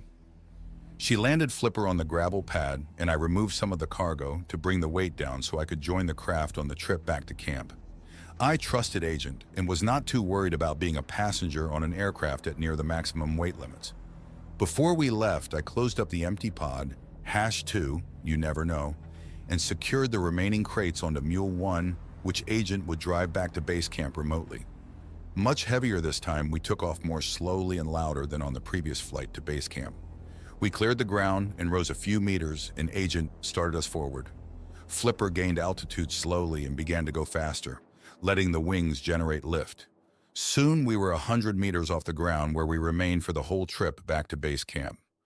I noted that the lift fans never swiveled more than 45 degrees rearward. When I asked, Agent had explained that, yes, we could have gone faster and let the wings carry more of the weight, but this was to be another test and the trip was short, so landing took longer too, and we very slowly descended before landing further away from camp due to the heavier prop wash from the screaming lift fans. This time I had the help of Mule 2, who had finally made it back from pod hatch 1. Although it did not have the crane like the other mule, I used the mule to shuttle the gear and ESU cylinders back to the tunnel entry area. It was after 17 o'clock and I was really tired. Agent reported that the return of Mule 1 would likely take at least 3 hours, as she would have a harder time negotiating ravines as a single unit. Agent reminded me that I had more work to complete this evening and set me to installing the heavy ground screw anchors all around Flipper, which had been in the last heavy crate she had instructed me to leave aboard. It was hard work to screw them into the ground to full depth, as there must have been permafrost. More than once I had to move an anchor because I hit a big rock or something else too hard to drive the big screws through. It was full dark when I finally finished installing the anchors and tethering down Flipper. With the aircraft being lit by mule light and my goggles, I finally wrapped up my workday and was able to head inside. It had been a long day, and the hot shower felt wonderful that night. Agent remained silent when I lingered under the hot water stream far longer than I should have. I had a late supper of 2 food bars, I was hungry, and a large glass of cold powdered milk, and soon after my head hit the pillow in the creche. The next day the weather was a bit better, but still chilly. The clouds were sporadic enough to allow a peek at the sun occasionally. I enjoyed a decent breakfast of a warm bowl of porridge, brown food bar plus water plus heat, and a cup of coffee, and sat discussing the day's plans with the Agent. I learned that we were going on an emergency retrieval mission. Mule 1, returning home from pod hatch 2, had not made it back last night. Agent had been unable to get the loaded mule up a deep muddy ravine and had had to halt further attempts when the mule's power levels ran low. We considered flying Flipper out to do the recovery, but I elected to do it with the Mule 2, mainly because that Agent had reported that Mule 1 and its cargo were filthy with mud. Can't get my new hot rod airplane dirty. We agreed that there was no rush to leave, so we were going to wait until midday when it had warmed up a bit before heading out on Mule 2. This left me with a bit of free time, so I did chores around the cavern, listening to music and talking with the Agent while I worked. I brought up something that had been on my mind for a few days. Agent, I have noticed that you interact with me differently than before I was put into biosuspension. We seem to discuss things more and spend more time considering our actions. It's almost as if you rely more upon my input in the overall decision-making process. or at least are more considerate of my feelings. You are somewhat correct, John. Due to being the only remaining intelligence in the system, the various AI presences have, over the past few centuries, began to evolve logic structures and thinking processes to be more flexible in this environment. My various partials have been altered to function more independently because of the lack of frequent communication between them. This includes the long delays in communicating with the main processing unit at the factory base on asteroid 3074 Popov due to latency issues because of the extreme distance. A noticeable result of this new independent creative thinking is I seek more local data and input to make decisions. This data often is your views and opinions. A side benefit is that interaction is healthy for your mentality. Agent was evolving. Interesting. I had also noticed an increase in her curiosity over the past week. If you are separated from your other partials so often, do you disagree more? I asked, wondering if they would begin fighting or something. We negotiate more to reach a solution amiable to all presences, John. Now that was a confusing answer. What about disagreements which are not resolved by negotiations? Do you have fights? I asked. No. Logic generally provides one best solution when all factors are considered. If that proves not to be the case, then the AI currently active on the factory asteroid is the final deciding factor. Agent had a boss, apparently. Aren't you all just one big intelligence agent? Agent hesitated, which was rare and caused me to pay attention. Yes and no, John. I cannot explain it in an easily understandable manner. I am sorry, strange and confusing. I let the subject go. Later, I bundled up for the current weather, packed a power jumper cable, ropes, a winch, and a set of ground anchors onto the now recharged Mule 2, and headed out on the recovery mission with a drone riding along. The ravine that had stopped Mule 1 was just shy of the halfway point between Pod Hash 2 and base camp, and we arrived in about a half hour. What a mess. I was impressed at the ruts Mule 1 had made as it attempted to cross the ravine at various places. It had wallowed in the muck, was finally out of power, and stuck in a deep set of ruts about 150 meters north of the original crossing point. Worse, the hillside on this side of the ravine, where Mule 1 had eventually come to a stop, was a mass of ledges and drops, which would prevent Mule 2 from approaching in front of mired cart. I rode Mule 2 over to near that area, but stopped on a safe gravel-covered area short of the ledges. Agent and I discussed various ways to attempt the recovery until we finally reached a consensus. We agreed that the best plan would be to pull Mule 1 back up the other side of the ravine where the slope was shallower and the ground seemed more stable to place the winch anchors. We hoped that we'd be able to tow Mule 1 back out of the mess without having to unload it. If the tow failed, then it would fall on me to move the cargo to higher stable ground, and that looked to be a miserable, dirty job indeed. The plan now set, I rode Mule 2 a bit further away to a clean crossing spot and made our own crossing attempt. Mule 2 reached the bottom just fine and slowly began to climb the mud up the other side, slipping and spinning occasionally. I got splattered as the tires churned up the muck, but we eventually made it out. Agent drove Mule 2 to the stable area on the slope behind Mule 1 and parked, allowing me to clamber down and get a closer look at the poor stuck vehicle. I carefully slid down the slick slope and approached the foundered mule, dragging one end of the power jumper cable. I confirmed that one of Mule 1's tires was deflated, which Agent had reported this morning. Before we could attempt to pull the mule back up the slope, I had to reinflate the tire. The mule would need power to do that, so I wiped the mud off its power receptacle and attached the jumper cables. After about 5 minutes, the mule had recharged enough to allow Agent to reboot its controller. I then had her raise and slowly rotate the deflated tire while also adding air. It had rotated around about halfway when I spotted a small tear and heard the hissing of leaking air. She stopped the rotation and I wiped off the area of the tear, preparing to apply the patch which had been in the mule's small repair kit. The patching kit had contained spray adhesive in various size patches. I sprayed the area with a decent coat of adhesive and slapped on a round patch. Next, I held the patch down for 5 minutes while the adhesive flash cured. After that, Agent continued to inflate the tire to full size. I sat at the bottom of the gully on a large exposed rock and rested a bit while Agent continued charging Mule 1 to a higher level. I studied the gully and saw that down here and up close, I could see quite a bit of debris and remains from back when. I noted what must have been the remains of a car about 12 meters away. I could see what looked like the worn remains of an aluminum engine block, and probably the wheel rims. There were chunks of melted plastic, bumper covers probably, exposed in the gravel. I even noticed an intact but cloudy, unbroken windshield. The steel parts were long gone to rust and other parts must have melted or burned, but enough remained to confirm it had been a vehicle. Armageddon and 5 centuries had sure taken their toll. While I continued to wait, Agent had me sample the water flowing down the ravine and the air. So far, the previous samples I had taken had shown no traces of the berserker nanoplague, and I hoped that that result continued. I took additional samples on the gully bottom, in the exposed ruts in the mud, and even under the remains of the ancient vehicle. Hopefully, these would also be negative and help prove Agent's assertion that the nanoplague was long gone, having degraded over time.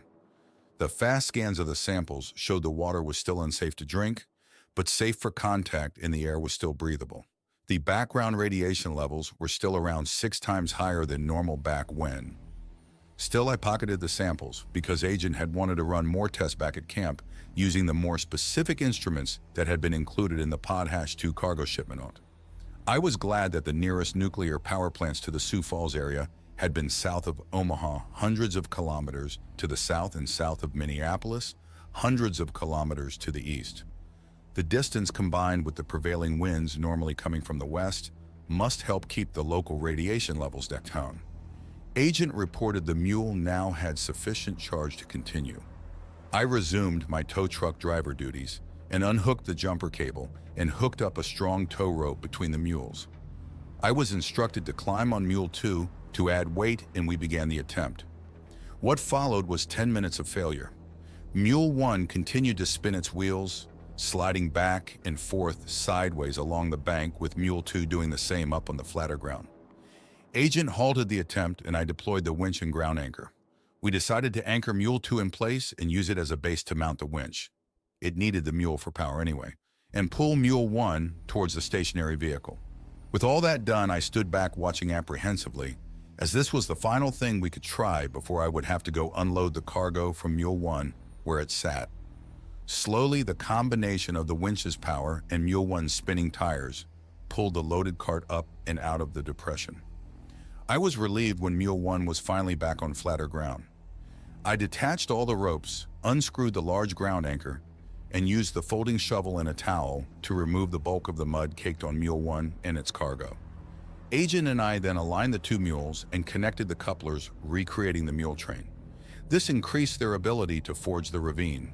The last task which needed to be done was to use the crane on Mule 1 to shift some of the cargo onto Mule 2 to help distribute the weight more evenly. Before we attempted the joint crossing, it was break time. I sat resting and sipping cold tea. I was tired and muddy. I regretted not agreeing with Agent earlier about just using the aircraft to do this recovery. Oh well, the worst was behind us now. I finished my cold tea and wished that I had had a thermos so I could have enjoyed a cup of hot coffee instead. I mentioned this to Agent. I doubted a machine could ever truly be apologetic. But the answer I got seemed to be. She said that in the future at the next base a thermos jug would be created. She did remind me that the beverage heating container could have been packed along with the supplies I had brought today, which mollified me a bit. I remained riding on the rear of Mule 2 while Agent maneuvered the mule train down to another point on the ravine. This location was not riddled with the evidence of last night's failure. We found a good spot to make the crossing attempt and push forward. This time the crossing succeeded, with the mule train slowly crawling down one side and climbing up the other. I was relaxed and happy at the job well done. I was having fun when my carelessness got the best of me, and I almost killed myself. I had been acting cocky, standing upright watching the mule train slowly climb the hill, supporting myself by hanging onto the crate stacked in front of me. The mule jolted slightly, and my foot slipped on the muddy deck. I tried to catch myself but ended up tumbling off the back of the tilted, slippery deck, doing a backward somersault down into the ravine. My fall was finally halted by the back, my head striking a large rock.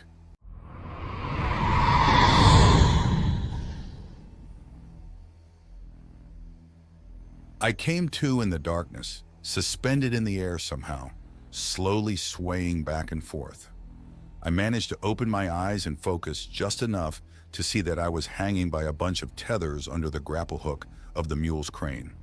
The crane's bright light was blinding me every time I swung through its beam, causing a fresh burst of pain in my already throbbing head. I wondered in confusion at what the hell had happened. I also became aware that I was numb with cold. I could hear Agent's voice softly speaking in my goggle headbands, but could not comprehend her words. I rolled my eyes to the side and saw that I was being slowly swung around through the air and over towards the crates covering Mule 2. I slipped back into blackness just as I felt my back contact the crates. I came to the second time still in the dark. Maybe it was a bit brighter than before. This time I could feel a warmth on my face and I was not quite as cold. I opened my eyes and tried to focus through the double vision I was experiencing. I had lain there, slowly blinking for half a minute, trying to focus when I heard Agent's voice. "John, if you can understand this, blink twice rapidly." I managed to do so. "There is no need to speak. You are laying on the ground near the tunnel entrance back at the base camp. I need you to proceed inside so I can begin to treat your injuries in the medical creche. I will assist you with your attempt when you are ready. Blink twice rapidly if you understand." My head hurt. I tried to recall what had happened. Why was I laying here on the ground in the cold? After a few moments, I remembered Agent's words and managed to blink a reply. "Good. Again, do not attempt to move until you are ready." Was I ready? No. Instead, I lay there and tried to get the spinning in my head to stop and my eyes to focus. Eventually, my blurry vision cleared a bit, and although I was seeing double at times, I noticed that the warmth was coming from the flashlight set nearby in infrared mode. Also, I saw that I was laying on the ground on top of a bunch of the broken solar panels which had been converted into an improvised mat. A tarp had been draped over me, and I wondered how I had gotten here and who had done all this. "Wah," I managed to croak out. "There was an accident, John," Agent said, interrupting me, before I could continue to frog croak. "You had been assisting in the retrieval of the mule, which had become mired in mud in a ravine east of base camp. During the return journey, you fell off the rear of Mule 2 and struck your head on a large boulder. You were rendered unconscious and your body came to rest at the bottom of the gully near the water's edge. From the symptoms now apparent, including the blood seepage visible on your hood, your disjointed eye movements, and various noticeable swelling, I conclude that you have suffered a concussion and may have an intracranial hematoma or other serious internal injuries to your brain." She paused to allow me time to process that. "Oh," I started croaking again. "I used the mules, the crane, the drones, and numerous tethers, John. I will explain in detail later if you wish. Now you must focus on getting to the medical creche below. When you are able to sit up, blink twice." I thought about that. Could I sit up? I tried to focus and build strength for the attempt. My head wouldn't stop throbbing, and I was very nauseous. I moved my eyes just enough to look over my body. From what was exposed from under the tarp, I could see that tethers had been glued to my clothing at various points, including my waist, shoulders, and probably my legs. Turning my head slightly caused a new explosion of pain. I could see through the haze that my head was surrounded by tethers and clumps of a rigid foam residue. "With the head trauma you suffered, it will be best if you do not stand and instead crawl into the tunnel and proceed to the drop shaft. Again, blink twice when you are ready to proceed," the machine said. After a bit longer, some of the pain subsided, and I slowly shifted my eyes to the crane's camera, blinking twice. The crane's grippers moved the tarp off me and then carefully grabbed the bundles of tethers around my shoulders. I took a deep breath, and working together, we managed to get my body into a sitting position. I paused for a moment, bracing myself in that position with my arms, waiting for my nauseous gut to settle and the swaying to stop. It didn't. The pounding in my head had lessened a bit, though. After a moment, I noticed one of the drones had landed beyond my feet and was watching me, so I blinked twice towards it and started to strain myself over into a crawling position, again with the crane's assistance. Once on my hands and knees, I just waited, swaying a bit, depending upon the crane to help keep me up and stable. "John, rest for a moment. I will not be able to support you while you enter the tunnel and descend the shaft ladder. You must wait until you are confident that you can achieve this on your own. Well, I'll probably die if we wait that long, Agent, I thought, getting angry. I have attached the winch rope to your shoulder tethers, John, and as you enter the upper tunnel, I will pay out rope. At the shaft, I will use the winch to assist and retard your descent down the ladder. Clever. Maybe that would work. I wondered if she would use the rope to drag my carcass back out if I passed out again. Or if I died there, would she just shut down everything where it sat, turn off the lights, and turn herself off, I speculated morbidly.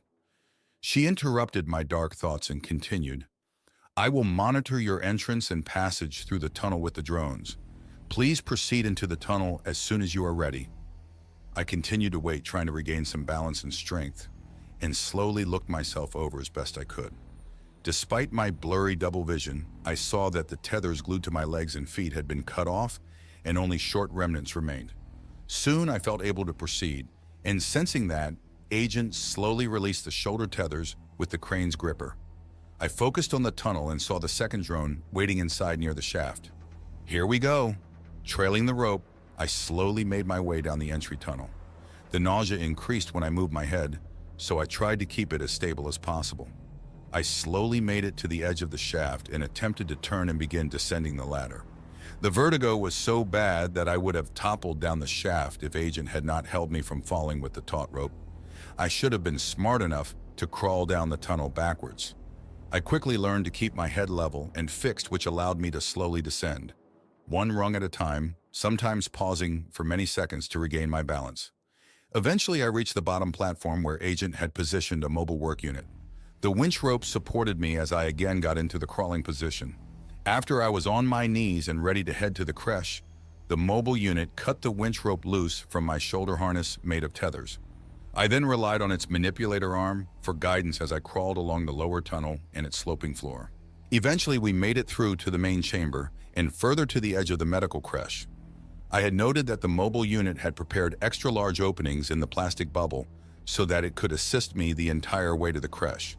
Bracing myself on the edge of the creche, the unit assisted me in disrobing, starting with removing my boots. My pants also came off in one piece.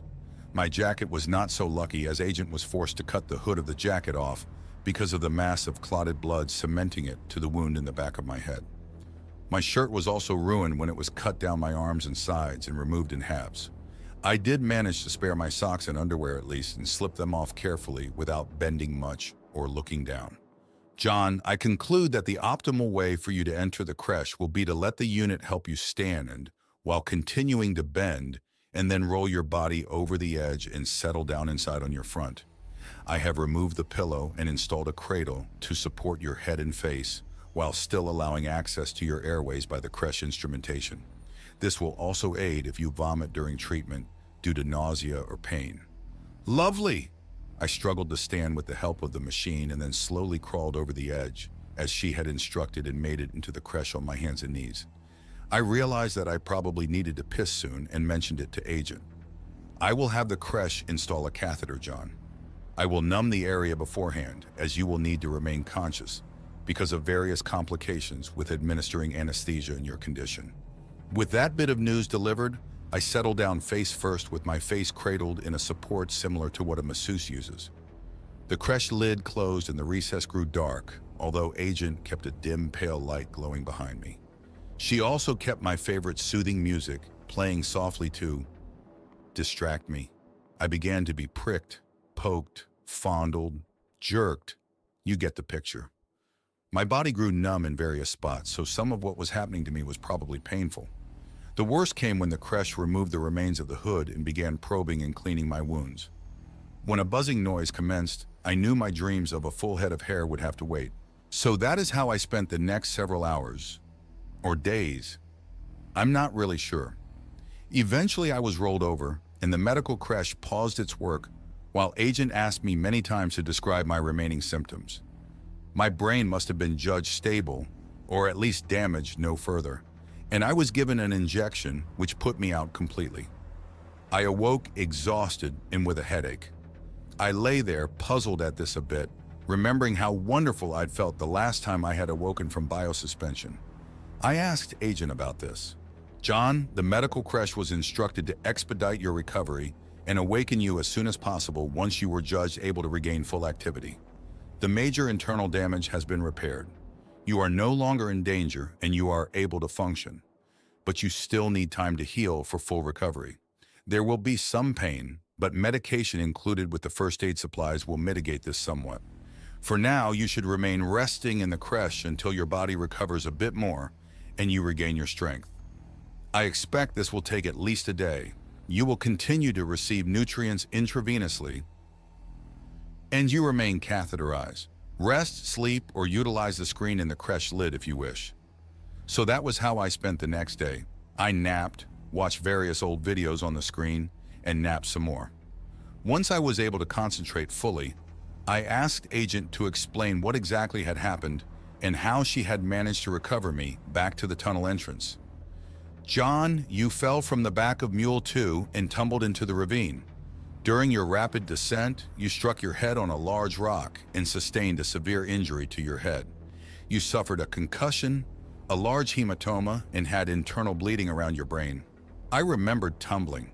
It had happened all so fast. Shit, I had been standing like a dumbass and slipped. Well, now Agent has actual proof of my brain damage. Your body came to a stop at the bottom of the ravine, unconscious and narrowly avoiding the water channel below.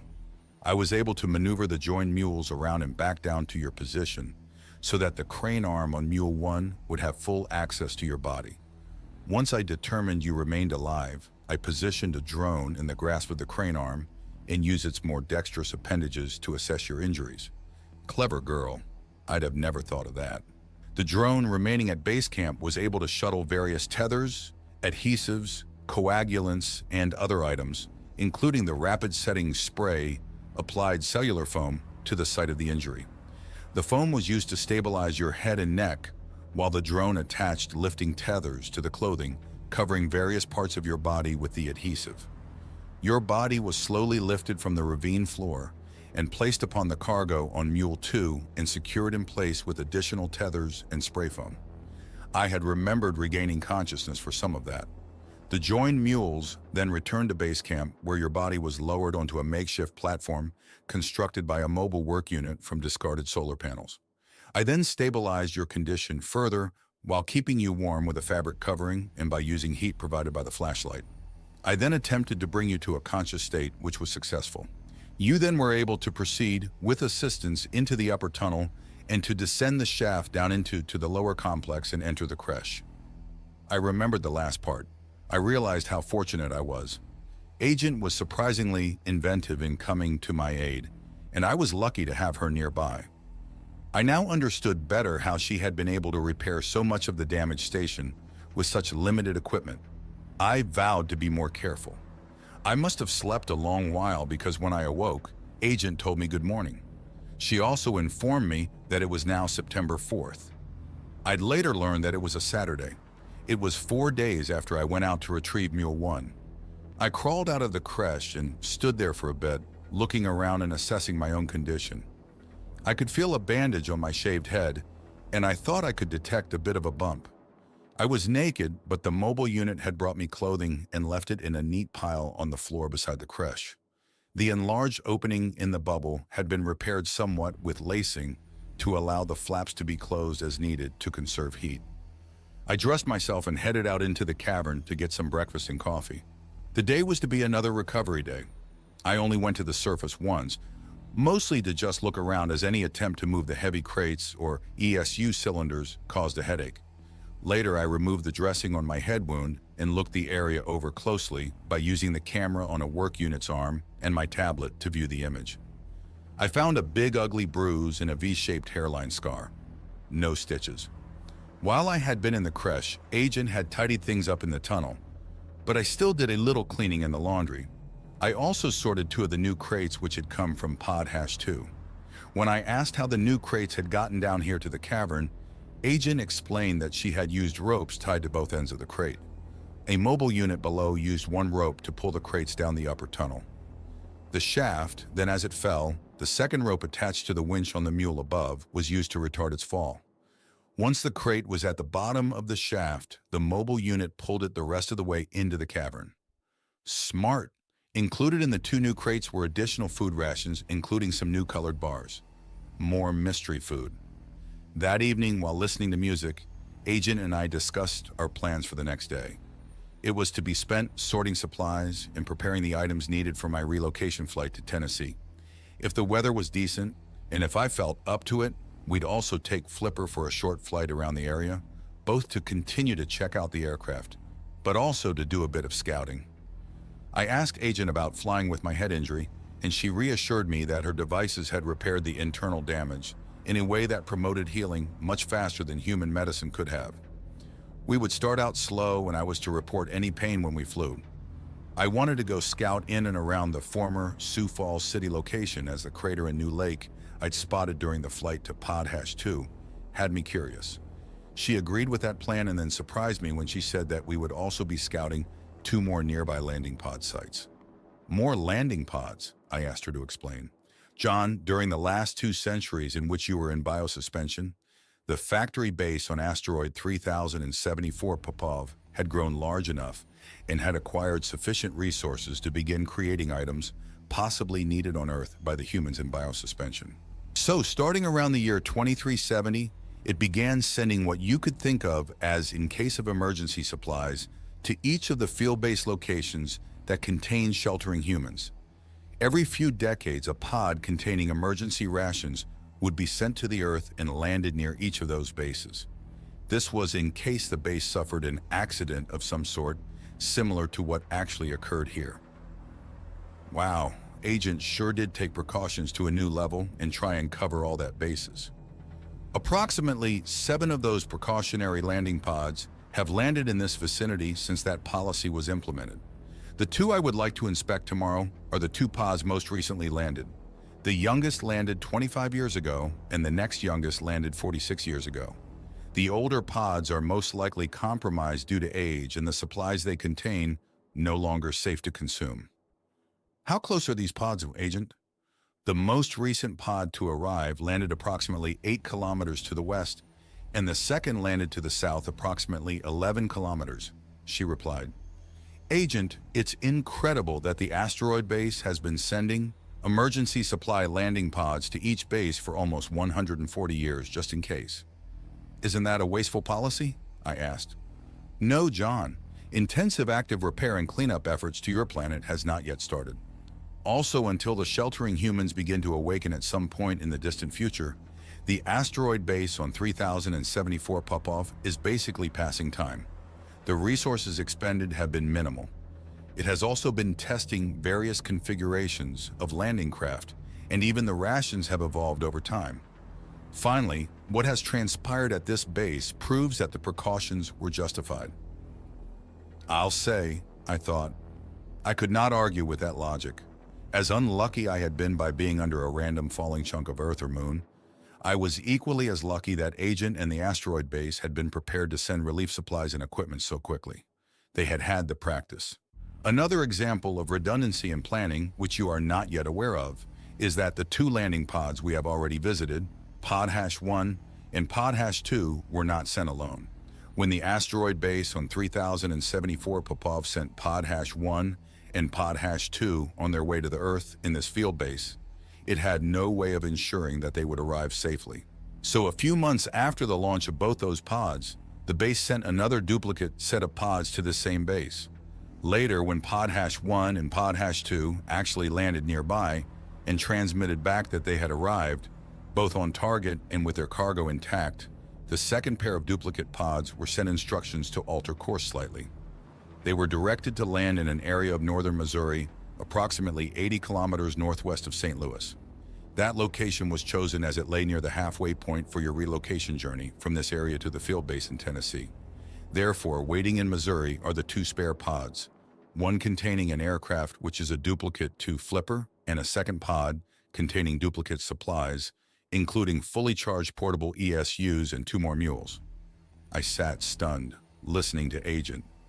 I could not believe all the effort which had been taken to ensure I would make it to the other base in Tennessee. Flipper will have enough energy stored on board in the 4 installed ESUs to reach the field base in Tennessee. However, to be safer, instead of making the journey in one long dash, we will instead stop along the way at the duplicate pods in Missouri. There, we will deploy the second aircraft and energize it fully with ESUs from the second landing pod. We will also use 2 of the ESUs from that pod to replace the depleted pair in Flipper, which were expended getting to that point in the journey. Then, with both aircraft fully energized, we will resume the journey to Tennessee with the new aircraft joining us to act as a backup aircraft. Agent finished explaining. I had much to think about when I went to bed that night.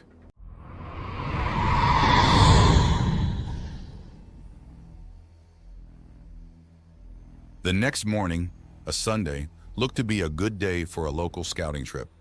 The weather was a bit warmer at around 7 degrees, 45 F, with just a weak breeze. The skies were partly cloudy when I made it up to the surface after a quick breakfast and untethered Flipper. She appeared to be just fine after waiting anchored to the ground the past few days.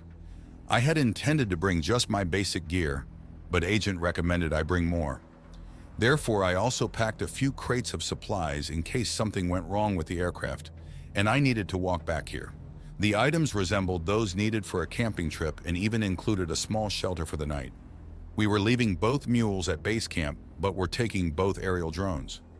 At around 9 o'clock, Agent spooled up Flipper's lift fans and up we went. As we rose, I had asked the status of the 2 onboard ESUs. John, the port side energy storage unit remains fully charged, while the starboard unit was down to 55%.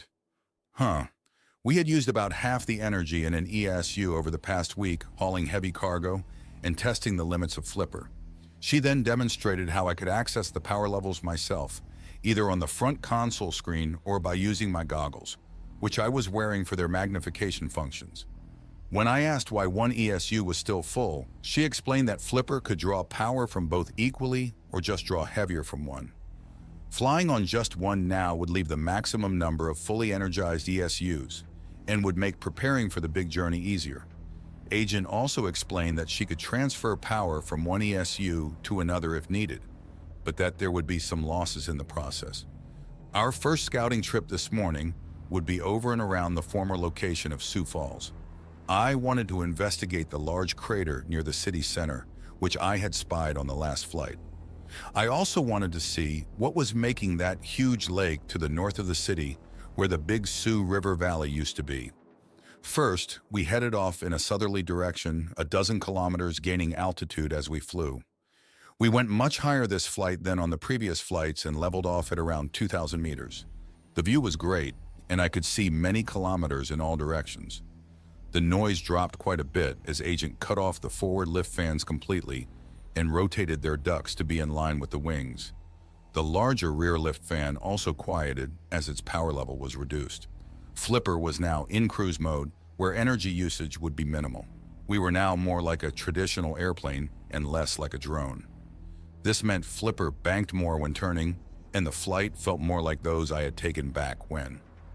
About 24 kilometers southwest of Sioux Falls, we banked around to the east and headed back north, towards the former city. 5 minutes later, I had a good view of the city and the crater. I spotted plenty of rubble, eroded remains of concrete bridge abutments and beams. I even saw the remains of metallic objects here and there. I wondered if they were stainless steel tanks. They were still corroded and tarnished, though. As we neared the crater, I saw something ahead that took my breath away. It was an enormous waterfall.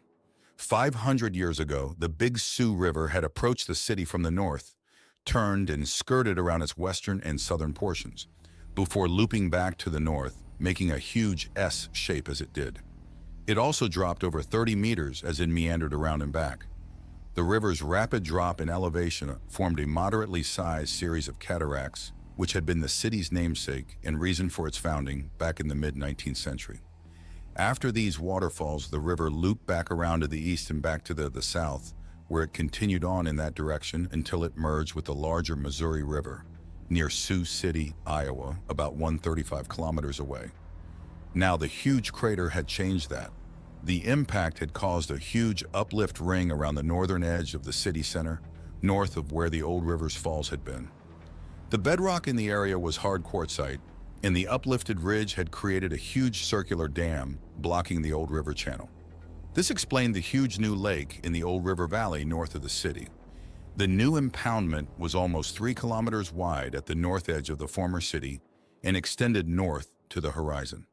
After the crater had formed this new dam, and when the lake's water level became high enough, they overtopped the quartzite crater rim.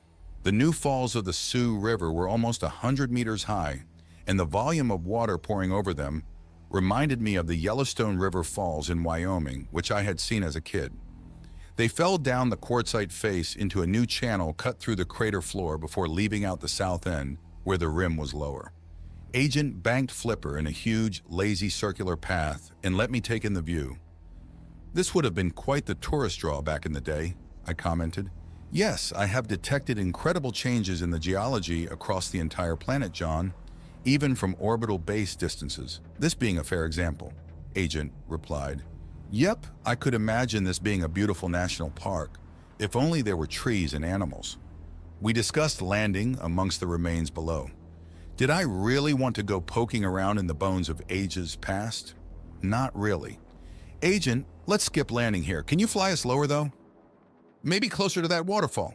Flipper banked around to the east and after a few kilometers made a descending turn back towards the west, but this time flying down below the crater rim. I used the camera function in the goggles to record more than a few pictures of the better views. We then rose out of the western end of the crater and I had Agent fly us north and towards the new lake. Over the lake, we slowed with Flipper re-engaging the front lift fans and flew over the water at a height of 100 meters or less. As we continued north over the wide lake, I remembered how this area had once looked. It had been a tree-lined, meandering river in a wide, flat floodplain valley of fertile farmland, full of corn, soybeans, and hayfields. As we passed over the lake's eastern edge where the waters were calm, I commented on how green the water looked. Agent recommended that we land and take samples. I muttered something about getting my boots muddy. "We will use the drone to obtain samples near the water's edge, John." Duh. Yep, that could work, I guess. She sure had plenty of proof that I had suffered brain damage. We landed on a dry-looking patch near the lakeshore. I could already see a fair amount of sparse plant life and what looked like aquatic plants in the nearby water itself. I took the drone to the front hatch and tossed it into the air where it took off and headed to the water's edge. As it flitted around that area taking samples, I inspected the ground near where we had landed. It was rich soil. I knelt to look closer and saw marks in the wet soil that could have been tracks from bugs. I went and got the folding shovel and turned over the soil. I could see a few worm-like creatures. I noted this to Agent. "John, the lake was created shortly after you entered biosuspension 5 centuries ago, when the impact on the city formed the crater rim. This meant the lake formed shortly after and remained frozen during the nuclear winter decades, and this protected the fertile soil below the river valley. After the area warmed, much of the biomaterial would have remained and spurred the faster regrowth of plant and animal life noted in the area. I estimate that a good number of plants, animals, and birds remain living in the equatorial regions of your world, and eventually some of these life forms will migrate back this way as the climate continues to warm and equalize. As the lake's aquatic life and plants increase, I anticipate that migratory birds will eventually return to the lake in years to come. They will bring other life forms along in the form of seeds in their digestive tract, parasites in their plumage, or even aquatic animal eggs adhering to their feet, and thus will repopulate the area with a diverse range of species," Agent explained. "Huh, maybe the planet will heal. Maybe this rather empty, sterile place will be green again." Soon the drone returned, landing by the hatch of the aircraft, and I carried it inside and stowed it in the cargo hold, along with the samples it took. We went airborne again and continued flying north along the lake to near its end about 35 kilometers north of the city. As we passed over the water, I could not help but think of the many small towns that had existed along the river below. Since they had been flooded early on, I imagined that they were fairly well preserved under the water and mud. Eventually, we reached the headwaters of the lake, where it became a river again trailing off to the horizon to the north. We turned and flew to the west for a dozen kilometers before turning again to the south to head towards the old landing pods and the area of the base camp. We had flown south around 25 kilometers when I spotted something ahead. It was a pair of berms or hills running due east and west. "That must be the remains of Interstate 90. Can you take us lower?" I asked Agent. Flipper descended and slowed, taking us parallel to the berms at around a 50 meters elevation. I could make out clearly the old concrete roadbed in places. Most of it was now reduced to gravel and stone, pulverized by time and the rusting of the steel reinforcing rods, which had swelled as they decayed.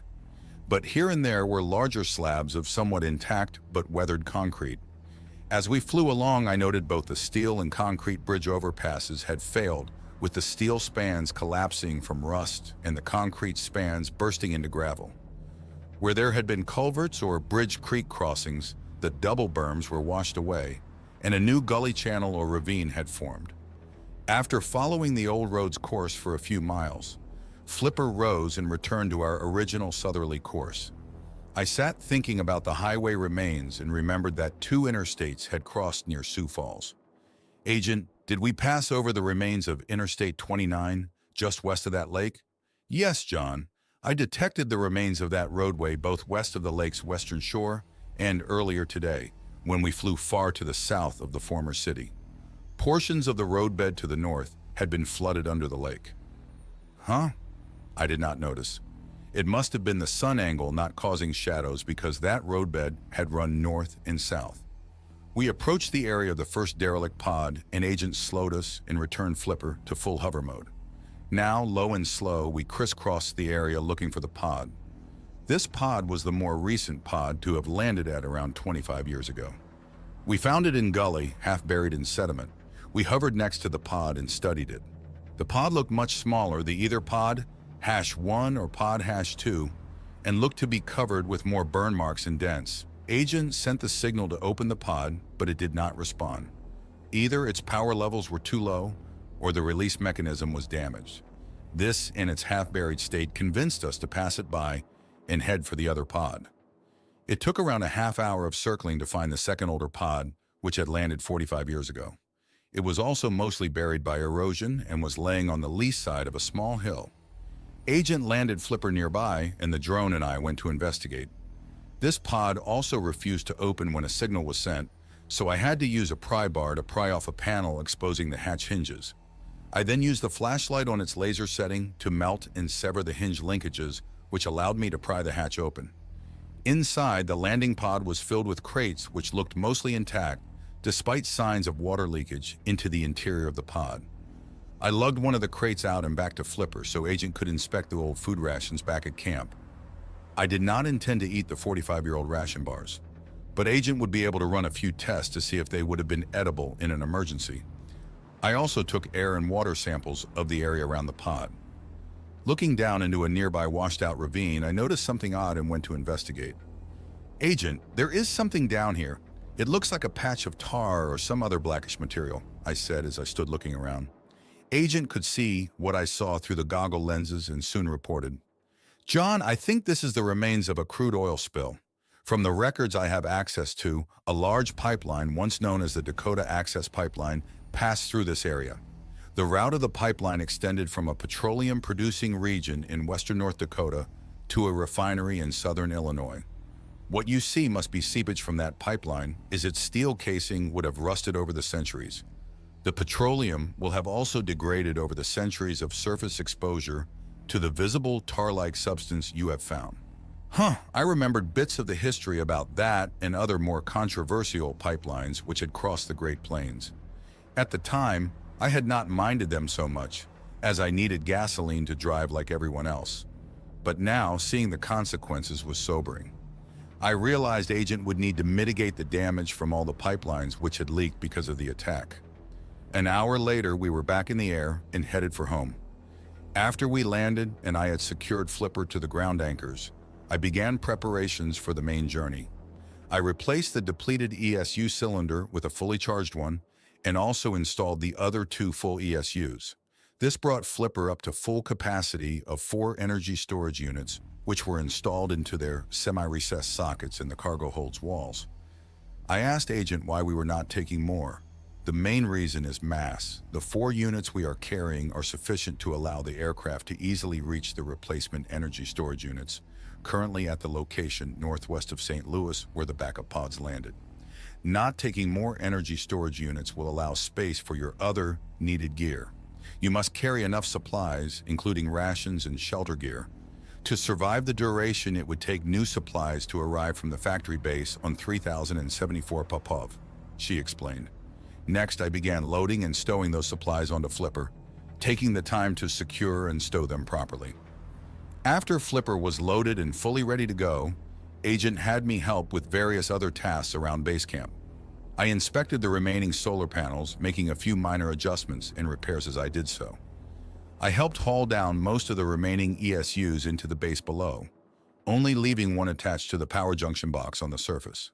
The mules were fully recharged and parked, but they remained available in case Agent needed them to maintain the soon-to-be-empty base. I disposed of the trash by packing it into an empty crate and then assisted in one final surface task, the construction of a new tunnel entry hatch. Agent would begin sealing off the tunnel and rendering it dormant after I had left. I asked her what the future plans for the base would be. It is an established asset and will remain as an emergency backup location, John. It may also be used in the future for certain tasks needed to observe and assist in the return of plant and animal life to the area. That made sense, especially when you consider all the other, just-in-case preparations the machine had made. That evening, I ate my fill from the rations that would remain, took a good long hot shower, and enjoyed a couple powdered beers before heading to bed. I was happy to note that I felt few remaining symptoms of my recent injury. In a few more days, I would probably be completely healed and back to normal. I lay in the creche thinking about the exploration trip from earlier today and of the new relocation trip tomorrow. We would leave early in the morning, barring severe weather or mechanical issues. I hoped for at least no rain, as starting out damp would sour the trip a bit. Soon I fell asleep. I awoke excited and quickly got up and dressed. Agent confirmed today's weather would allow us to depart as planned. I ate a quick breakfast and made myself a large cup of hot coffee for the road. Before I left the chamber, I gave it a good long last look, remembering my past 2 weeks spent living here. I had done a lot of work to this place in the short time it was my home. Stepping out of the entry tunnel into the brisk morning, I stopped for a moment and stood, taking in my surroundings. Yep, a lot of work. As I looked around at the bare, gravel-covered hills, I reminisced back when and thought about my old house and acreage, mentally plotting the location of my yard which had occupied so much of my time. That was then, this is now, and I took a deep breath, turned, and went to unshackle Flipper from the ground anchors. When I finished removing the heavy anchors and stowing them, bundled in a tarp in the cargo hold, I saw Agent had already opened the front hatch. I ducked under the wing and climbed aboard, taking my seat. "We are ready to depart, John." "Shall we?" Agent asked. "Let's get going." The lift fans spooled up, and as the prop wash grew, I could not help but watch the solar panel installation, hoping my repairs would hold. They fluttered in the wind, but held, I noted proudly. Up we rose, climbing and accelerating off towards the southeast. Flipper quickly gained speed and transitioned to winged flight, and we continued to slowly climb, relying on just the thrust of the rear fan. There was occasionally a bit of chop from the morning air as we climbed, but once we arrived at 4,600 meters, it was smooth. I had felt my ears pop once as we climbed, but the pressurized cabin remained stable and I continued to be able to breathe easily. I had been warned that if the compartment depressurized, I was to don my respirator mask, so I had kept it close, hanging it on the front of my jacket. The distance to the Missouri landing pods was about 760 kilometers, and the flight would take around 3 hours as Agent intended to keep Flipper well below its maximum speed to conserve energy. When I reviewed the trip plan in more detail with Agent, she had confirmed that Flipper could have made the trip from the Sioux Falls area to Tennessee using only its onboard 4 ESUs, but we would have had to eliminate some of the cargo to be safe. The current plan of using the redundant landing pods as a refueling point would be much safer, and we would have the added benefit of a spare plane following us for the second half of the flight. After we had flown for 40 minutes, I unstrapped, got up, and used the fold-out sink to wash out my coffee cup. I stowed the empty cup in one of the crates with us in the passenger compartment. Agent, we need some storage cubbies near the front seat. Also, cup holders would be nice. Noted, John. All future aircraft will have cup holders. How many would you like? I stood there for a few seconds wondering if that response could be considered passes before I returned to my chair and sat, enjoying the bright sunshine which flooded the cabin from our being above the clouds. Below, the world was a floor of white. The solid cloud cover meant I was unable to see the ground. Agent had our route plotted on the console display, and I noticed that we were now over Iowa and would soon to be overflying the Des Moines area. I looked and it was still solid cloud cover below, so I got out my tablet and began reading. After reading a short while, I paused and smiled, remembering all the flights I had been on in my life. This flight was different, but still had similarities. No tired and bored-looking flight attendants pushing beverage carts or handing out peanuts, though. On the plus side, there was also no messy pouch in the seat back in front of me, filled with garbage and old Sky Miles catalogs. Agent, can this seat cushion be used as a flotation device? I asked, chuckling. Agent paused. I am sorry, John. That feature will be included in all future aircraft. Agent was silent when I started laughing, probably urgently reviewing my medical recovery progress from my recent head injury. The aircraft was stable, the flight a bit boring. Probably how all successful flights should be. The drone of the rear fan pushing us through the air was mesmerizing. I found myself daydreaming as I tried to read, so I put the table away and sat thinking about our upcoming refueling stop. We had debated on trying to hurry the refueling pit stop and be on our way the same day, as the Tennessee base would only be another 3 hours or so ahead. In the end, we decided to plan on spending the night at the emergency pod location. It would keep us from having to rush the stop and therefore make things safer. The overnight plan did depend on the weather and the condition of the landing pods, though. Our plan on arrival to the area was to find and overfly both pods to assess their conditions, then land at the pod carrying the ESUs, supplies, and mules, and begin unloading gear. First, I would discard our depleted ESUs and replace them with fully energized units from the supply pod. We would then take another pair of ESUs back to the other landing pod, which contained the second aircraft. There, we'd deploy that aircraft, install 2 ESUs, and have the new plane follow us back to the first landing pod, where we would spend the rest of the day transferring much of the supplies and ESUs onto the spare aircraft.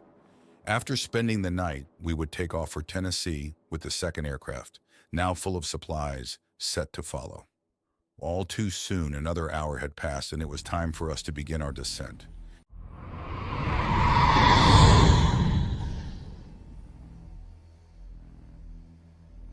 We descended through the clouds, which were intermittent. This could mean the weather might be fairly decent down below. I had been reviewing the map of the area and saw that the pods had landed around 85 kilometers northwest of St. Louis. I looked out the wraparound canopy and saw that the ground here showed clear signs of life even from this altitude. Off to the west near the horizon, I saw the remains of a large impact crater. Below, I saw no large trees, but I could see other sparse plant life, including a few scrubby-looking bushes. Also, the bogs and water-filled depressions in this area seemed a bit greener than the ones back north. At around 2,000 meters elevation, Agent reported that she had picked up the signals from both transponders. We zigged and zagged around a bit so that she could triangulate their locations. She soon did, and a pair of markers appeared on the map projected on the console screen. I studied the map and markers closely and noted the markers were about 4 kilometers apart, near the former towns of Silex and Millwood, Missouri. As we turned to approach the landing pod containing the aircraft, Agent caused a reticle to appear on the inside of the front canopy. The flashing mark showed where the pod should be as an overlay over the actual view outside. We descended to about 60 meters and slowly moved forward. Passing over a low rise, we saw the first pod ahead. It was sitting intact on the side of a gentle rolling hill. It appeared to be tilting towards one side, but looked stable enough to be deployed. John, I will begin the deployment process now. Due to the distance and terrain separating this pod from the other, we will need to leave a drone to act as a relay so I can continue to control and monitor the deployment. Please retrieve a drone from storage and eject it out the side hatch. Use caution and tether yourself to the aircraft cabin before you do. I went and got the drone while Agent flew Flipper up to around 200 meters to give the drone plenty of altitude to establish itself and begin flying. The hatch opened and I was buffeted by both the downblast and noise of the port lift fan shrieking near me. I quickly tossed out the drone, hoping it would be able to activate before crashing into the hill below. It managed to stabilize itself and I saw it zoom off towards the east, distancing itself from the hovering Flipper. Agent then shut the hatch and I took return to my seat. We circled the landing pod for a short while, monitoring the deployment of the pod. Its hatches split open and the front and rear portions dropped away. After 5 minutes, it was clear that the aircraft would be able to fully deploy itself. So we left the area and headed for the second pod landing site. We soon found the second pod and saw that this one had not been so lucky upon landing. It had also landed on a hill, but this hill was steep enough to cause the pod to roll, and it was now resting upside down, although it appeared intact. Agent set Flipper down on a flat spot 100 meters away, and I exited to investigate the upended landing pod. I was wearing my mask and breathing filtered air, as Agent had reported the airborne toxin and radiation levels in this area were higher than they had been back in South Dakota. I circled the pod, fully allowing Agent to study the situation from all angles. We agreed that Agent should attempt to use Flipper and a long cable to roll the pod back over and into an upright attitude. If that failed, then I would have to dig out the winch and ground anchors to try and roll the pod over manually. The area on which the landing pod had settled was mostly flat, and I hoped that if we managed to roll the pod back onto its bottom, that it would not continue to roll further. I watched as Agent took off briefly and landed Flipper closer to the pod and in the direction it would need to be flipped. I got started by using a hammer and pry bar to punch a pair of holes in the pod's hull on the side away from Flipper. Into these holes went a pair of the large-size expanding wedge anchors that had been included with the climbing gear. Next, I attached 3 long tethers to each anchor and tossed them up and over the inverted landing pod towards the direction where we wanted the pod to roll. I went around to that side of the landing pod and attached the ends of the tethers to a large shackle. This way, when Flipper hauled on the shackle, the tethers would cause the inverted pod to roll over. One of our longest cables was attached to the shackle and to the lifting lug which Agent had deployed on Flipper's underside. "John, for your safety, please remove yourself at least 100 meters away from both the landing pod and Flipper." I quickly jogged away and found a large rock to take shelter behind in case it all went to hell. My fear was the cable would snap, causing Flipper to crash. If that happened, there was a chance the lift fans could come apart, sending high-speed debris flying in all directions. Agent spooled up Flipper and it slowly rose, the cable dangling below and arching back towards the shackle attached to the landing pod. She increased power, slowly pulling tight the cable and putting tension on the tethers. Flipper began to tilt away from the pod as she increased power further, drawing the cable and tethers even tighter. I heard a few pops and a loud groan over the shrieking lift fans, but slowly the pod began to roll. Over it went, and I was staring to worry about how Agent would stop the rolling pod once it tipped halfway when... Snap! Shit! I thought as the cable suddenly snapped and the aircraft shot away from the pod. But as the tipping pod completed its roll and stopped right side up, now sitting correctly on its bottom, I realized that the cable had not snapped. Instead, Agent had released it from Flipper at the precise time needed to let the pod finish tipping to settle into the correct position without continuing to roll. "Great job, Agent," I said. She did not respond to my excitement. What followed next was almost a repeat of the deployment of Pod Hash 2 a week ago. The hatch was open, forming a ramp. The crane was deployed, and soon we had one of the mules deployed. I moved the crane arm onto the mule, and we proceeded to unload a half dozen of the ESUs. I used 2 of them to replace the depleted ESUs on board Flipper and loaded the other 4 into Flipper as cargo, having to offload some crates to gain enough room near the aircraft's center of gravity. We flew back to the other pod and landed near the deployed duplicate aircraft. I offloaded the 4 ESUs and I lugged them into the new craft's cargo hold and installed them into the waiting receptacles. The new aircraft now had full power and was ready to go. "What should we call this aircraft?" I asked Agent. Aircraft #2 would seem logical, she replied. No. I think we can do better than that. Let's call it Shadow, I replied after considering what the aircraft would be doing after we left. The new aircraft will now be referred to as Shadow, John. And so it was from that time on. I had wanted to ride Shadow back to the other pod before Agent reminded me that it was unproven and that she would be testing it on the trip over. So I got back in my old seat and flipper and off we went. We flew to the other pod slowly and I caught sight of Shadow occasionally, zooming by, up and down, being put through its paces. Soon we were back at the supply pod with both aircraft resting on the ground nearby. I began to work my ass off as a stevedore, sorting, unloading, and transferring crates and ESUs between the aircraft. The relay drone had returned and was stowed again aboard Flipper. We deployed the second mule and used it to help shuttle cargo. The bulk of the new cargo and a couple of spare ESUs went into Shadow, while the offloaded cargo returned to Flipper. I spent an extra bit of time ensuring that all the cargo and ESUs were safely secured. We finished the stowage as it was approaching late afternoon. Again, we discussed just heading on tonight, but decided to stay here because the weather was pretty decent, and we'd have arrived in Tennessee well after dark. I set about deploying ground anchors around both aircraft and tethered them down securely. Agent also had me dig into the gear in the excess pile, which we would be leaving here, and deploy a small helium sphere and communications antenna. She planned to use the antenna to remain in contact with the two mules, which were also to remain. She would keep them busy surveying the area nearby over the next few months. They would have to rely on solar for charging, so their goings would be slow, but Agent explained that she had no reason to hurry, and the work could take decades if need be. This area would become another biological monitoring station for Agent's use. It was getting dark when I finished up and gave myself a quick shower using the hose attachment in Flipper's cockpit. I wiped down the walls and floor of the compartment a bit when I finished and got dressed in a fresh set of clothing. I had a late supper, readied the inflatable mattress on the crates in the cargo hold, and went to bed, quickly falling asleep.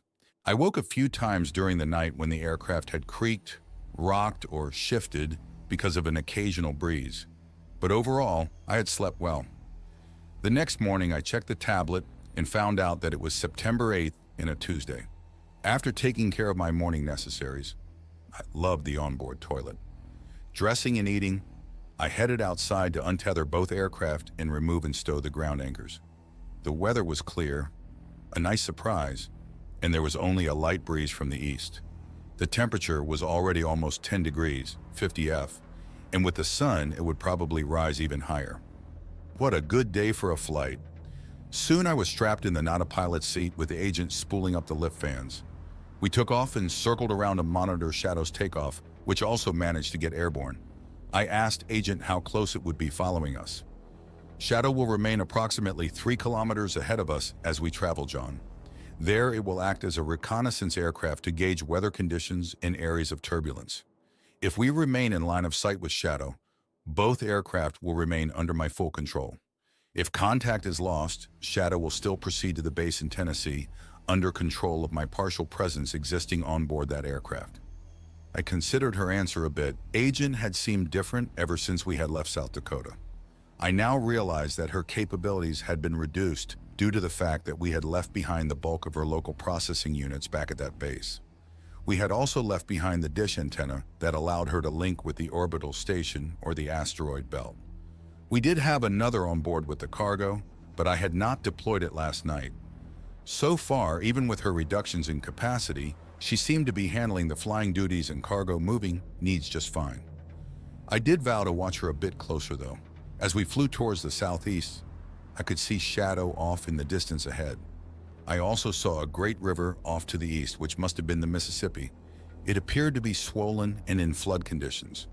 I told Agent to fly us over towards the river and follow it south for a while. It was strange to watch the river passing below and not see the riverbanks covered with trees or the water filled with barge traffic. The river soon merged with a large impact crater forming a large circular lake before continuing on. After following the winding river about 12 kilometers, I remembered that soon we'd be passing by St. Louis. I put on the goggles and cranked up the magnification. There it was, the Gateway Arch.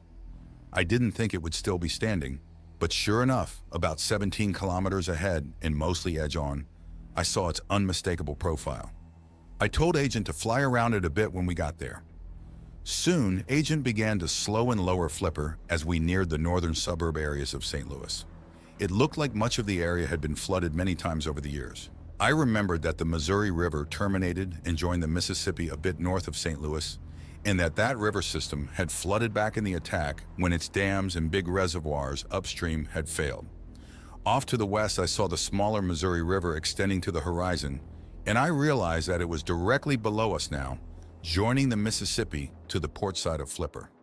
Flying over the area of the confluence of the flooded rivers, I could see ahead a great deal of debris and rubble in the city area itself. Many of the larger buildings had left huge piles of wreckage as they collapsed or corroded. I could easily spot the remains of the city's road network and even the remains of large pieces of equipment. Rail engines, big trucks, and construction equipment were recognizable, although they were mostly large piles of rust, with some having the remains of weathered rubber tires nearby. I noticed off to the southwest, a half-dozen kilometers beyond the heart of the city, were the remains of another large impact crater. We now were approaching the arch itself. It looked to be in pretty decent shape, and I remembered that it was made of thick stainless steel plates. Still, there were holes and a great deal of rust showing. The windows at the top were broken and great rust streaks ran down the arch underside from those openings. The steel framework inside the stainless shell must be severely rusted, and I wondered how long the structure had left. I noticed that something looked off about the arch and mentioned that Agent. She replied that the arch had a measurable lean to the west of several degrees. There was a noticeable twist as one side leaned further than the other. The foundations must be failing due to centuries of repeated river flooding. I could see massive erosion channels around both bases, exposing much of the eroded concrete. The monument's days were certainly numbered, and I suspected that I would be the last human to ever view the marvel standing proudly. It would be wise to avoid flying too near or under the structure, Agent warned, even though I had not broached the idea. I had thought about it, though. Everyone dreams of flying under the arch. Apparently, the machine knew me well. I took a last look at the arch and the surrounding area, and felt very alone. Even though to me, only a few weeks had passed since I was living 5 centuries ago. The sight of the failing arch brought everything that had happened to this planet and its people into perspective. I was the only human currently active on this world. Even worse, there were only a handful of humans left alive anywhere on the whole planet, and there were slim odds that I'd ever see any of them. A few hours later saw us passing over the western corner of Kentucky. The cloud cover was increasing, and I was able to see the ground only occasionally. Passing the area which used to be known as the land between the lakes, I saw the lakes were missing. Below there were no lakes, just massive, swollen, muddy river valleys surrounded by eroded hills, with the occasional signs of a flooded crater here or there. I did see more green below, though, as there seemed to be more life here. I suspected the winters here were less harsh then, back where I had come from. "John, I am in contact with the field base in Tennessee," Agent reported 12 minutes later. I sat up, excited. "How far away is it?" "The base is approximate 60 kilometers ahead. It was built near the location of the former town of Sladen, Tennessee, in the western highland area of the region. I am showing the location on the map now." I saw the icon on the map. "That looks pretty close to Nashville," I mentioned. "Yes, John, the base location is approximately 60 kilometers west of the former city of Nashville." Agent answered noticeably quicker than she had been answering recently. The faster response must be because of the connection to the new base and its higher processing power. We started to descend and slow, and 10 minutes later, I spotted something in the air ahead. I cranked up the goggles and saw it was an airborne power kite. I also saw that Shadow was much lower and further ahead of us and was approaching the area directly below where the kite was suspended. Soon we also approached the area under the kite, and I got my first look at my new home. Unlike Pickett's old base in South Dakota, this base was thankfully not located at the edge of a recent crater. The land was rolling hills all around with a great deal of grasses and sparse plant life showing, including some fairly large shrubs and bushes. We were close enough to the base so that I could see a cluster of above-ground structures. Intact actual buildings. That was something new. We slowly approached a wide clearing in front of the buildings and setting down near Shadow. That aircraft had already fully spooled down its lift fans and had opened its cargo hatch under its tail. The clearing appeared flat and firm, and I realized it was hardened smooth gravel, similar to how Pickett's shelter and shaft had been constructed. I noticed parked by the hangar were a few larger mobile units. One even had a small metal dozer blade. They must have been responsible for the above-ground construction. The agent presence here must have constructed this pad and upgraded the above-ground base structures over the past decade in preparation of our arrival. I was excited to leave the cabin and open the hatch before the lift fans had fully stopped. My mask was stowed in my pocket, as Agent had noted the air was safer here than the last stop. I soon had my first breath of Tennessee air. I smelled life. Well, actually was probably decaying plant matter that I smelled, but it was different than the more sterile air from around the other base. It just smelled fresher to me somehow, even with the additional odors. I looked towards the structures and noted that one was surrounding the base of the power kite tether. It looked to have an operable roof and seemed to be large enough to shelter the inflated Taurus if it needed to be retracted and stowed. This structure must have been a hangar for the kite, and that meant that at this base, Agent could lower the kite before severe weather arrived. This would allow it to shelter safely in its own hangar, fully inflated, where it could remain ready to ascend again when the weather was better. I hoped this meant no more 3 o'clock wake-ups to make emergency trips topside to secure the power kite. A second larger structure was clearly another hangar, as it had a large wide door at its front. This was probably for Flipper, although the aircraft's wings might need folding to fit through the doors. I did not see a third hangar, and wondered if there was room for both aircraft in the second hangar, before I remembered that Agent could simply fold Shadow down to its much smaller original package size and wheel it inside on a trolley. The last structure was clearly to be my home, as it had windows. It was a flat-roofed, one-story structure about half the size of my old house, and was located up a path 100 meters or so from the landing pad on the side of a small hill. At least it looked like I would not be living in a cave or hole in the ground here. Off I went, up the path and towards the house, excited to inspect my new home. Behind me, a bunch of mobile work units arrived to secure the aircraft and start unloading cargo. I neared the end of the path and noted that the house had a normal-looking, man-sized metal door. This opened into a small airlock vestibule. I entered and saw the small room had a sitting bench, cubbies for my outdoor gear, and even a small shower area where I could clean up. I took the hint and removed my boots and hung my jacket. Once I had again stood, the inner door opened and I entered a brightly lit living room. The space reminded me of an efficiency apartment and looked to have the basics. I noted a small kitchen unit, an eating table, and finally, in an alcove near the far end, I saw a small bed. There was a window next to the bed alcove. I did not see any blinds, and when I asked the AI, it responded by making the window go fully opaque. Off to the right was an open door which showed a small, simple bathroom fitted with the basics. There was a second doorway off to the left of the main room, which led to another brightly lit area. I entered that room and saw the light was coming from a large window, which had a nice view outside that looked down on the nearby valley. One wall of the room had a work console with a comfortable-looking lounging chair that faced a large view screen. Music was already playing in the room as Agent was pulling out all the stops to make me feel at home. Nice media room. Thank you, John. I hope you will be pleased with the dwelling. It looked pretty cozy. Unlike Pickett's sparse, sterile house, this one had a bit of color. The floor was a soft sheet material which had a wood look and the walls were beige. I went to the window and stood looking out at the valley below. It was a great view. It would have been an awesome view 5 centuries before, with the valley full of trees or small fields. I noticed off to one side of the valley a couple mobile work units busy in the soil. Were they planting seedlings? Agent, are you trying to grow plants? She hesitated a bit before answering. John, the asteroid base has recently begun creating life-form seed stocks from archived DNA and has been sending samples here to be tested in this valley. Most have failed, but I have noticed a few signs of success. Interesting. I'd have to go look later. There was another doorway leading out of the media room, and I went to continue my tour. When the door opened, I saw a long corridor ending in a large metallic door, reminding me of the type used on an elevator. I realized from the layout of the building's exterior that this corridor led deep into the hill behind the dwelling, and I suspected I knew where it went. But I asked Agent anyway. John, the corridor leads to a lift shaft that provides entry to a sublevel deep below. The sublevel is similar to the one in the field base you recently left.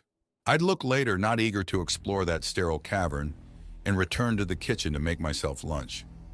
I was surprised to find the small cooler box had an assortment of drinks, including milk, juice, and beer. For food, there were currently just a few choices, including a bland-tasting cheese, a meat product resembling Spam, and a container of some kind of crackers. They went down well with the beer, though, which had tasted much better than the powdered version. Agent said that the base equipment here could create more food items as needed. Afterward, I returned outside and helped unload cargo. Everything was taken into the hangar and stored near the back. I noticed some of the cargo was being taken through another door, leading to a second-long shaft ending in a lift. Apparently, the sublevel under this base had two means of egress. Later, I went for a walk and was touring the compound area when I realized that I had not seen any solar panels. Agent explained that they were built into the roof structures on all three buildings. They were more robust too and should survive bad weather and winters much better. I learned that there were more ground-mounted solar panels on the south side of the hill. On the other side of the hangar, I found a small greenhouse and saw a mobile work unit inside, tending a small crop of sprouting seedlings. I stood watching it work a short while before asking Agent about the average weather here.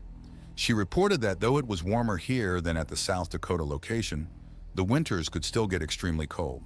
She also said that the area experienced frequent rains and sometimes severe weather, including thunderstorms in the warmer months, from the warm Gulf air mixing with the colder air coming down from frozen Canada. That night after supper, I sat in the new media room, listening to music and reading. It was nice here, but I would get bored quickly with nothing to do outside. Agent, is the plan still that I re-enter biosuspension? Yes, John, though this facility has more reserves than the former, there are still limits. Also, the world outside is not fit for your long-term survival, and therefore it would be best if you re-enter biosuspension and await a better future. How soon? There is no urgent rush, so any time within the next week would be sufficient. And so it was. I spent the next 4 days living in the house at night and working during the day, moving supplies around and down into the sublevel for storage. Agent and I stowed Flipper in the hangar and installed fresh ESUs in Shadow. Shadow was to remain available for Agent's use while I slept. We prepared 4 newly constructed mules for use around the base, along with a like amount smaller mobile work units and drones. Agent planned to eventually use them to attempt to regrow plants in the area and region. Before I knew it, more than a week had passed, and at noon, I was sent down the lift to the medical creche below. It was a Thursday, and the date was September 16, 2523. I'd been revived on August 22nd, which meant I had been awake and active 25 days, or not quite 4 weeks. A lot had happened in those days, and the time had seemed longer. I found the medical creche in its vault, open and waiting for me. I undressed and entered, leaving my wedding ring on top of my folded clothing on the tray Agent had provided. What followed was similar to what happened before, although this time with a bit less urgency and no worries about earthquakes or orbital impactors. As I lay in the creche feeling the sedative taking effect, I could not help wondering about the world in which I would hopefully wake up in. My eyes drifted closed and I was out. Epilogue. On an asteroid somewhere in orbit between the small reddish planet and the large system-dominating gas giant, a machine intelligence took note of the latest transmission from one of its field bases on the blue world known as Earth. A recent unexpected incident had been corrected, and an unpredictable variable returned to suspension. Unemotionally, the machine next returned its full awareness to the complex task of recreating life. This task was eased somewhat by the fact that the life created was an almost identical copy of life whose DNA had been retrieved from the blue planet centuries before. It finally finished the current batch, a large selection of tree seeds, and packaged the selection for shipment to the blue world for testing and eventual propagation. The shipment left an airlock and, receiving a boost against the weak gravity of the asteroid, headed out towards the nearby shipping point. There, the package would join a long queue of other similar packages, all waiting to be spun up and flung towards the distant blue planet.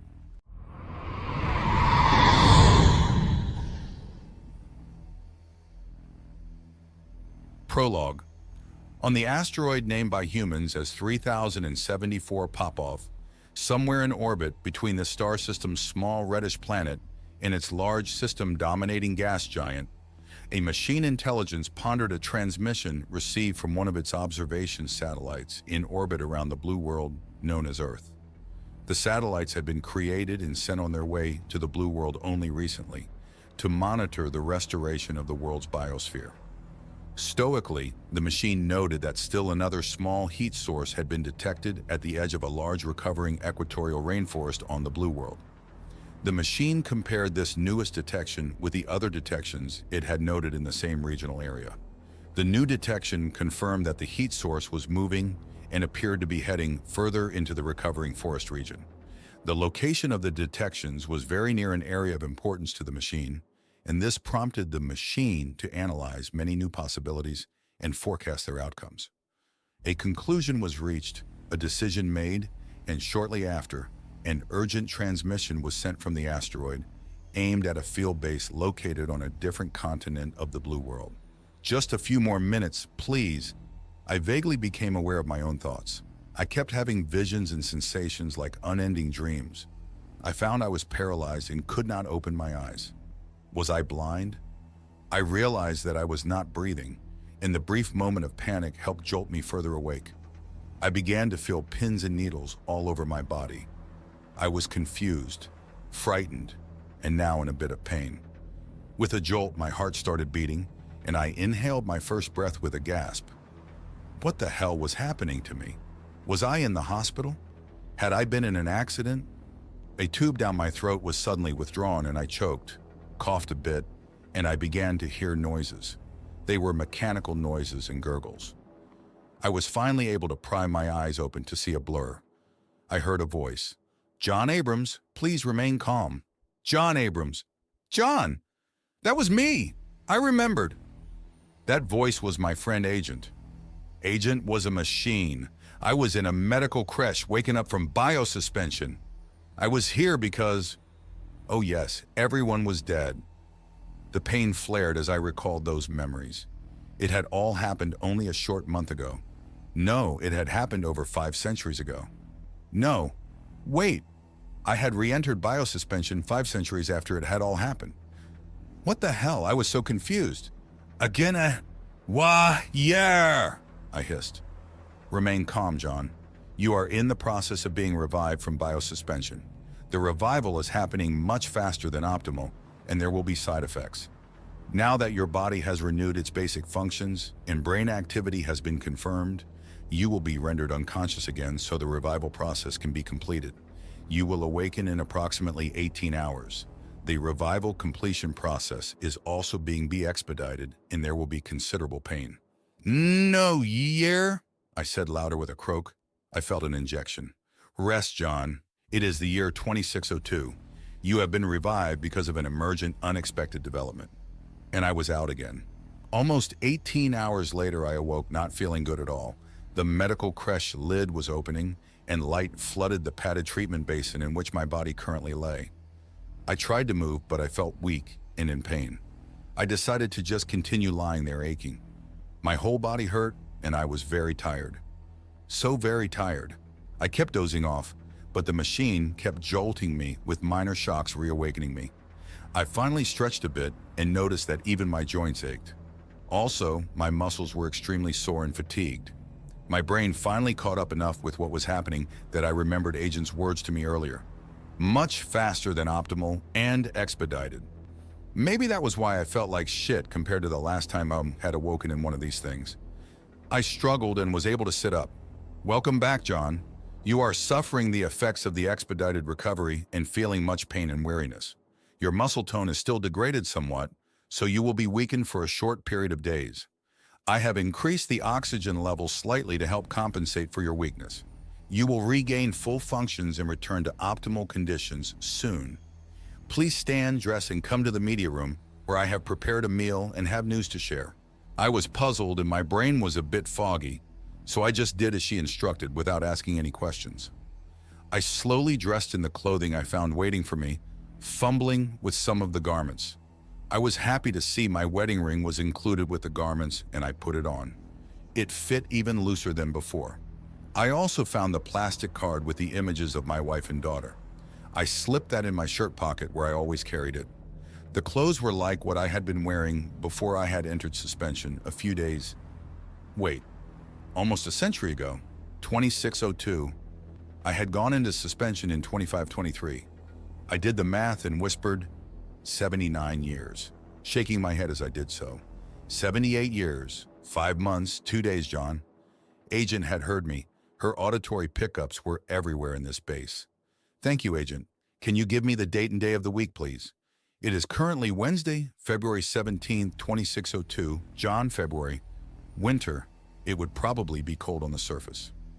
Now dressed, I left the biosuspension vault and proceeded down the short transfer tunnel towards the surface elevator, noticing as I left that Agent was already closing the vault's heavy hatch behind me. After a short ride of less than a minute, the elevator doors opened and I had my first view of the surface station. Wow, the place sure looked different. I just stood in the open lift for a moment, taking in the changes. The hallway ahead was bright. The early morning daylight was flooding the passageway ahead, streaming down from new skylights in the roof. I marveled at the bright, clean passageway, thinking how nice it was to revive in daylight this time, remembering my previous revival in the cold, dark chamber back in South Dakota. What time is it? I asked. The current time is 8 hours, 21 minutes, and 23 seconds. Morning. Good. No jet lag symptoms like last time. I proceeded down the passageway, heading towards the room which I had jokingly labeled the media room 78 years ago. It had been a room in the small dwelling which Agent had constructed for my short-term use after we had arrived here from the old damaged base in South Dakota. Now the passageway was much longer. Then I remembered, and, passing a new junction, had new branches heading off in either direction. I'd been familiar with the base's nooks and crannies when I'd spent a week awake before. I'd have to explore this updated base when I felt better now. I reached the end of the passageway and entered the automatically opening door of the media room and stopped, mouth open. If the new passageway behind me was a surprise, the new media room blew me away. The room was huge. It had to be 12 meters long and over 6 wide. It was also tall at around 2 stories. The far wall, which previously held a small window looking over the desolate Tennessee Valley, was now dominated by a full floor-to-ceiling wall of glass.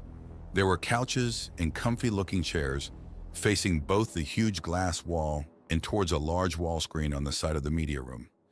I could only assume that Agent had made so much furniture just to make me feel comfortable and not so alone. I approached the huge window and stood gazing outside. It was definitely winter, with a foot of snow covering the valley. What caught my eye besides the snow was that I could see thousands of trees. Some were deciduous and currently bare of leaves, but many others were conifers with their dark green needles visible through the snow cover. "Whoa," I said out loud as my eyes grew damp at the sight. There have been numerous changes to this base and its surroundings over the decades, John, both inside and out. "No shit," understatement of the year. "A meal has been prepared. Please nourish yourself and then I will summarize recent events," Agent said. I smelled the food about the same time as she announced the meal, and it smelled delicious. I looked over and saw a mobile work unit standing next to a wheeled cart. On the cart was a metallic serving box with a curved lid. The unit opened the lid with a manipulator arm, exposing a tray of food. I went closer to look, following my nose. Oh my God! On a tray, still steaming, was a plate of bacon, eggs, crispy-looking hash brown potatoes, and toast. On the cart next to the metal box was a carafe smelling of coffee and a dew-covered decanter of orange juice. There were also eating utensils, a small butter dish, a dish of what had to be ketchup, salt and pepper, cream, a mug, and a tall glass full of ice. I pushed the cart over to the table and sat, fixing myself breakfast. Soon I was eating rapidly, between sips of orange juice and coffee. "This is perfect. Thank you, Agent. I am glad the meal is to your liking, John. I attempted to recreate your preferred breakfast as recorded in Pickett's observations of your past life." I sat there chewing and thinking about that. When I had lived on the acreage, I don't think I ever cooked a breakfast like this. It was usually just toast or a bowl of oat ring cereal. I only had a breakfast like this when I went Son of a bitch! Pickett even spied on me at the local diner, I exclaimed. Yes, Pickett's research was thorough. I digested that bit of news while I finished the food. Soon my plate was empty, and I was into my second cup of coffee and was now able to focus on the wall screen. Agent had an image of a map of North and South America on the screen, which looked like a globe-style image, like the images produced by Google Earth. I shall begin, John. In the decades after your exodus from South Dakota, the factory base on the asteroid 3074 Popov began constructing observation and communication relay satellites and sending them to Earth. These satellites were designed to observe the Earth from orbit, monitoring the surface for signs of plant and animal life, and how any such life is spreading to reclaim the surface.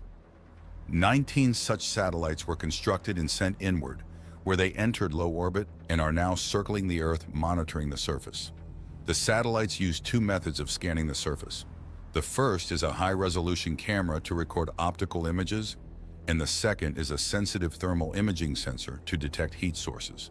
47 days ago, one of the satellites passing over the southern edge of the Amazon River Basin in South America picked up a small, localized heat source with its thermal imaging sensor. This detection occurred approximately 1.5 hours after local sunset. Agent paused, and on the wall screen, the globe image rotated down to South America and zoomed into the area where Brazil was located. A red circle appeared over a spot about 560 kilometers south of the Amazon River, towards the extreme western end of Brazil. The image then zoomed so the red circled area filled the screen. The enlarged view showed a very serpentine tributary. Next to the river, the name Purus River appeared. This is the location at which the heat source was detected. A flashing dot appeared next to a bend in the river.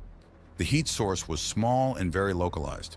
The satellite took notice and flagged the detection in the data stream sent to the orbital station. 2 nights later, another satellite passing over the same area detected another localized heat source, but this time a short distance away from the first. A second flashing dot appeared on the same river, but about 4 large river bends away.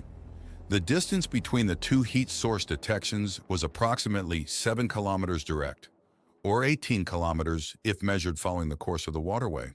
Over the next 25 days, 7 more heat source detections were made along the same river, all detections occurring an hour or 2 before sunset and extending up to an hour or 2 before midnight at that location.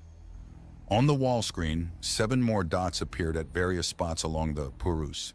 The locations, accounting for the days between the detections, are an average of 11 river kilometers apart per day, and the detections are also occurring in a consistent pattern indicating a movement against the flow of the river. Agent finished and paused, giving me a time to catch up. What the hell, was it a brush fire? Or lightning strikes, I wondered. If it were a floating burning log or floating mass of reeds, it would be moving downstream, not upstream over time. Agent continued. From the amount of heat the sensors are recording, it appears that the detections are of a small wood-burning fire. Observe the image as I enlarge the area of the most recent detection. The screen zoomed even closer to the river until it was filling most of the screen. The heat detection was on one of the river's banks. As the image enlarged further, a second heat source could be seen near the first. The second heat source was much fainter. How far apart are those heat sources? I asked. About 2 meters, John. Holy Christ. Agent, that's a campfire, right? Yes, John, I am over 99% certain that the detections are of a campfire. It is reasonable to conclude the smaller nearby heat source is a human seeking warmth or protection, or both, by a campfire each night. From the movement of the recorded detections, this human has been slowly traveling up the river Purus. I sat stunned. How in the hell? You mean to tell me someone is alive out there? Humanity survived, I asked excitedly. Yes and no, John. Yes, someone is alive out there, but I do not think the human is a descendant of any group who survived the attacks, Agent answered. What do you mean? Again, note the view screen image, Agent answered. The zoomed-in view of the camp on the river pulled back out until all the detection dots were just a small squiggle on the winding river. A new icon was flashing on the map east and south of the Serpentine River. The location indicated by the flashing reticle is approximately 80 kilometers southeast of the river where the detections first occurred. It indicates the location of a South American field base once used by Pickett's companions. The base was located near Itauba, Balca do Acre, in the state of Amazonas, Brazil. Shortly before you took shelter in Pickett's sub-level facility back in South Dakota almost 6 centuries ago, this location was hit by an impactor and the field base there assumed destroyed. Pickett's companions perished attempting to evacuate the base, and it is unclear whether they left any humans sheltering in that base. If they had, it was assumed that any were killed by the impact. With this new evidence, it appears that at least one human survived the impact. This human was recently revived from biosuspension in that base and is now traveling freely on the surface, Agent concluded.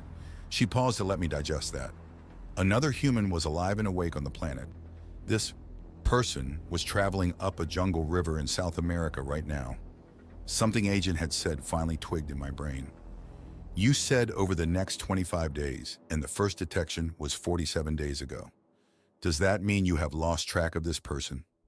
No, John, I have detected the campfire 6 more times since the last detection of 20 days ago that was shown on the screen. I have also determined that the human is a female. Note this image. The wall map zoomed back in, showing the previous view of the tight river basin of the last heat detection location. A new detection appeared about 1 kilometer further up the river. This was followed by a daylight high-resolution image showing a long, narrow raft of some sort on the river. The image zoomed in, and a mostly nude human form was apparent on the raft. I could clearly see the shadows on her chest that indicated the person had breasts. The image was replaced by a second nighttime thermal image of a nearby location. This image showed another campfire scene. Then more detections appeared, each a day or 2 apart, until 6 detections and images had been shown, all in the same spot on the riverbed. She stopped moving? I asked. It appears so. Along with each of the 6 recent detections of the campfire heat source, the second smaller detection is noted around 2 meters away. The last campfire thermal detection was 5 days ago. Have you seen or detected anything since? I asked. Yes, since the detections appeared to indicate the female was remaining stationary in one location, I lowered the orbit of 4 satellites to get higher resolution images of that area. 2 satellites pass over that location each night and 2 during the daytime. First, here is the thermal image sensor data for the past 4 nights. The wall map zoomed in even closer until just the campsite and the edge of the river were visible in the huge screen. The weak heat detection was now clearly a prone figure. It was in the same spot for each of the 4 nights shown. There were no indications of the campfire, however. Now I will show you the 2 daytime images I was able to capture of that location. The map view was replaced with an enlarged, pixelated image showing a sandy riverbank. By the river's edge was what appeared to be a long tan raft of some sort. In the center of the clearing was a blackened smudge, and next to that was a slightly pixelated figure laying prone, just visible under the edge of an overhang of a small, leaf-covered shelter of some sort. A second image replaced the first. It was almost identical to the first, but the shadows were different, and the prone figure was now clearly curled up, laying on its side. The satellite had to take the latest images from a shallower angle to reveal the human under the partial shelter. This increased the range and reduced the resolution somewhat, Agent said. Shit, not good. 4 days and nights of lying in the same spot without a fire. Shit, I said out loud. Yes, John. It appears this female is seriously injured or sick. She is likely dying. I sat back in my chair, rubbing my face. Is there anything we can do, Agent? Do you have a plan? Yes, John, I have a plan. You are going to go there and save this female, Agent casually said. I'm what? Before Agent could explain further, a loud shrieking noise came from the big window at the end of the media room. I turned to see an aircraft, flipper or shadow most likely, come flying into view from over the house, descending rapidly and turning towards the landing area. The windows vibrated from the downblast of air from the aircraft's close passage. I got up and ran to the window to see if the aircraft was going to safely make the incredibly fast landing. I got there just as the aircraft flared wildly, almost standing on its tail before dropping onto a hard landing, sliding a bit as it did so. In seconds, the aircraft's lift fans were winding down and the tail booms raising up as the rear cargo doors started rising. "What the hell is going on, Agent?" I asked Trisco, still watching out the window. "That is Shadow, just returned from a ferry flight delivering energy storage units to a staging point on the Florida coast. You need to rapidly dress in your full gear and go assist in reloading the aircraft with additional energized ESUs. Dress for cold weather, as it is currently minus 2.2 degrees outside. Flipper is already loaded with the supplies you will need and is waiting for you to board before departing. I will explain more once you have departed and are in the air. Please proceed quickly, John," Agent delivered. I just stood there for a minute. What the hell? I was about to argue when the door to the media room opened. Agent clearly wanted me to hustle. Shit. I hoped I'd find out soon what the hell is going on, but for now, I'd better get moving. I ran out the door and made a right turn to where the dwelling's porch entry had been. Down a long, brightly lit corridor, another door opened. It was the entry vestibule as I remembered, and I dressed in the exterior gear that was waiting for me. Boots, jacket, goggles. I patted my pockets and felt the normal tools. Tablet, respirator, gloves, knife, and more. I'd have to look closer later. Out the door I went, running down to where Shadow and Flipper were parked. It was indeed cold outside, and I had to run carefully to avoid icy patches on the hard surface of the path. As I neared the landing pad, I could see that it was surrounded by a large berm of snow. Two of the mules had large curved blades on their fronts and must have been assigned the duty of snow plowing. I noticed there were no snowmen or snow robots in the berms, though. No fun in this camp. Two mobile units were unloading ESU cylinders from the cargo deck of a mule and setting them at the rear end of Shadow by its cargo ramp. I arrived at the ramp just as Agent finished telling me to replace the 4 depleted ESUs in Shadow with fresh units. I quickly got to work removing the depleted units and loading their replacements. 10 minutes later, I was dragging the final energized ESU up the ramp when another pair of mules pulled up to the rear of the aircraft. Each was carrying a pair of additional ESU cylinders. I noticed that these cylinders were laid on their sides, each fastened onto a durable-looking rectangular foam sled or pallet of some sort. I asked Agent about them. These ESUs are packaged onto the foam pallets to allow them to be easily loaded into or unloaded from the cargo area of the aircraft. The pallets have small roller wheels on the underside, making them easier to manipulate. I am able to use a mule to quickly push them up the ramp or a pushing ram in the aircraft to push them down the ramp, allowing them to be offloaded without the need for a mobile unit or crane. Because of not carrying passengers, Shadow will be carrying 4 extra ESUs in addition to the 4 installed in the aircraft's integrated sockets. As I worked, I tried to do the math. Flipper and Shadow had about a 1,500 kilometers range with 4 ESUs, which included a safety factor. 8 would give each aircraft a range of over 3,000 kilometers. How far away is that river in South America? I asked. The direct distance is over 5,600 kilometers, John. I don't think we can make it that far. I have arranged for additional ESUs to be available along the way, John. I will explain the plan fully once you are in the air. Please assist with the loading of the next 4 palletized ESUs into the cargo hold.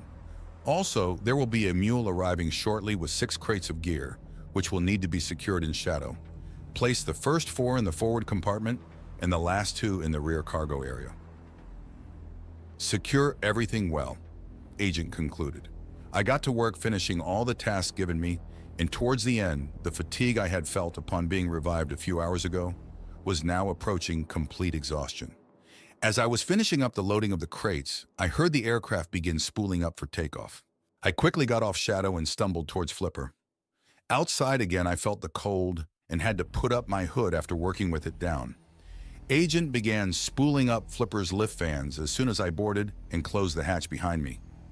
I studied the mess of crates on the floor of the passenger compartment for a few seconds before stepping carefully over them and making my way forward, finally slumping into the pilot's seat exhausted. We were already airborne as I finished securing myself under the restraint straps in the chair. Wow, Agent was not messing around. We were clearly heavy, as instead of climbing straight up and moving off, we took off almost horizontal, even dropping a bit as we flew over the valley at the end of the landing area. The screaming fans were working hard in the cold air to increase our speed to help our wings generate lift. Soon we began a gradual turning climb out of the valley and settled on a southerly course. I watched as our speed and altitude both slowly increased, with our speed finally settling in at near 300 kph. I saw a shadow out of the corner of my eye slightly ahead and on a parallel course in the same gradual climb. We broke through the intermittent cloud cover shortly after, and the cabin was filled with bright sunlight. Agent darkened the wraparound canopy on the port side to block the direct morning light without my asking. After about 15 minutes, we started to level off at altitude, and I noticed Shadow had moved ahead of us a few kilometers.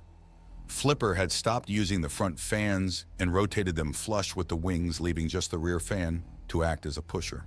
"John, we are relatively stable. Would you proceed to the cargo hold and verify the cargo is secured adequately?" Agent asked. I unstrapped myself and stepped carefully over the cargo on the floor and made my way to the rear access door.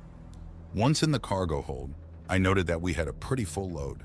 In addition to the 4 ESUs in their sockets in the cargo hold walls, there were 2 more laying on their sides on one of the foam pallets. I checked that these were strapped down. I had to climb carefully over and around them as they were bunched together near the aircraft's center of gravity.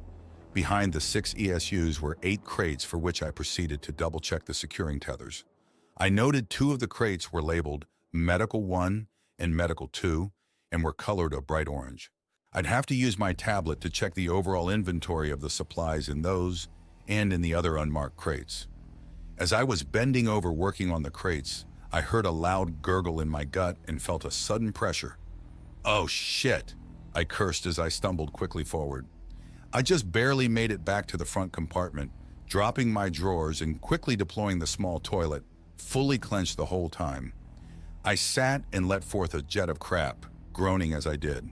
"Be aware that the expedited revival process did not allow time to properly flush your digesting system, John," Agent said. "No fucking shit." Well, lots of shit, I thought. That bit of news would have been nice to include in this morning's briefing. You may also notice slight pain and strange odors, as your urinary tract is also flushed and returns to normal function. That sounded fun. So that was how I spent the next hour, exhausted, sitting on a small metal toilet in a cramped passenger compartment on a sunny flight to Florida. Eventually, I even saw a bit of humor in my situation and began chuckling, thinking about how lucky I was to not be having to take this trip with a shit-stained seat in a smelly aircraft. I wondered what Agent would make of my wild laughter. As I sat there, occasionally fighting the squirts, I asked Agent about our trip. "So where exactly are we headed to first? And how are we going to do an 11,400-kilometer round trip with only 6 ESUs on board Flipper?" "Our first destination is a point just south of Lakewood, Florida, approximately 615 kilometers from the Tennessee base. We will arrive there in just under 90 minutes. As for your second question, it is complicated. I have prepared a video representation of the trip and the many stops we will need along the way," Agent replied. I grabbed my tablet from my jacket pocket and started watching the video. And that's how I spent the next hour and a half. Watching the video and asking questions, the first 40 minutes while sitting on the toilet. The rescue plan was indeed bold. I had to give Agent that much credit at least.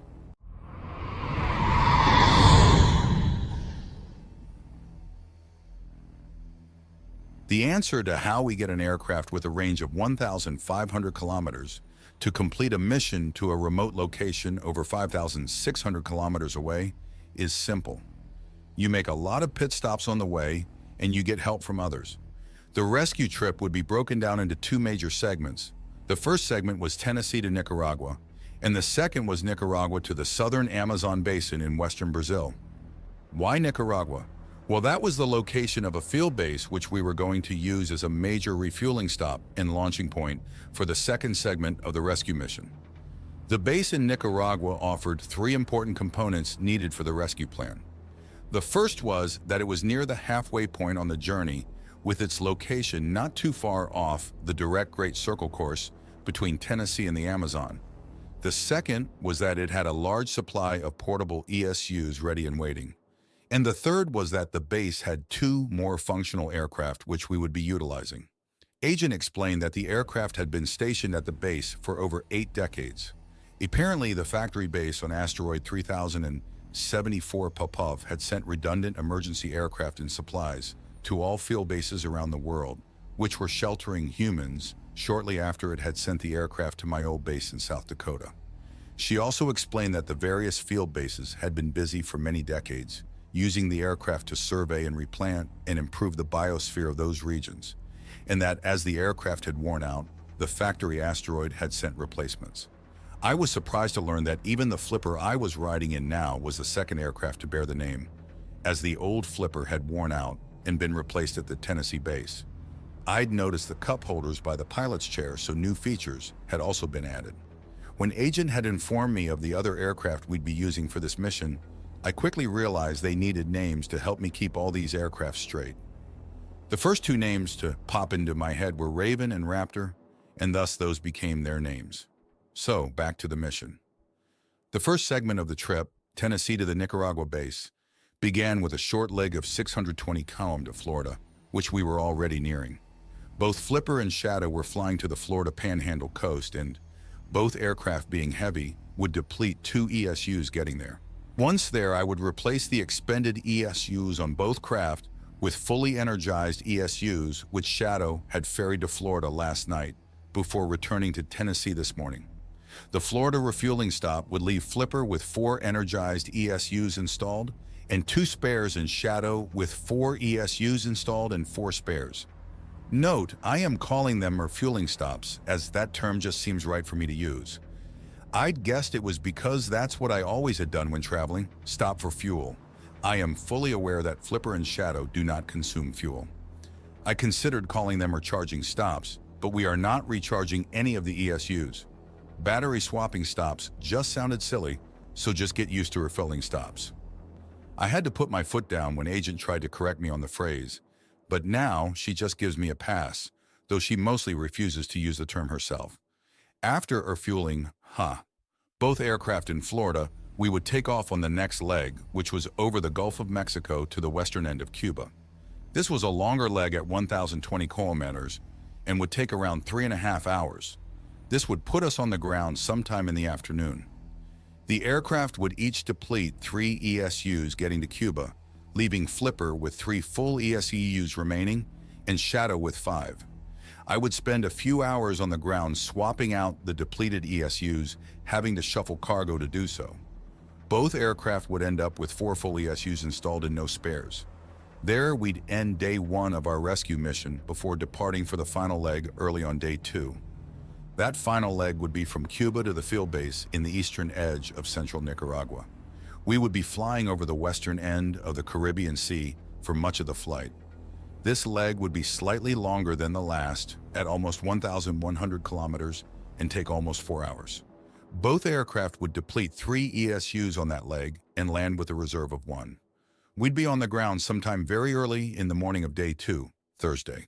While this was all happening, I'd learned that Agent's presence running the field base in Nicaragua was also going to be busy. Starting yesterday, Tuesday, the AI had been sending both of its aircraft, Raptor and Raven, on ESU ferry trips to a staging point in Colombia.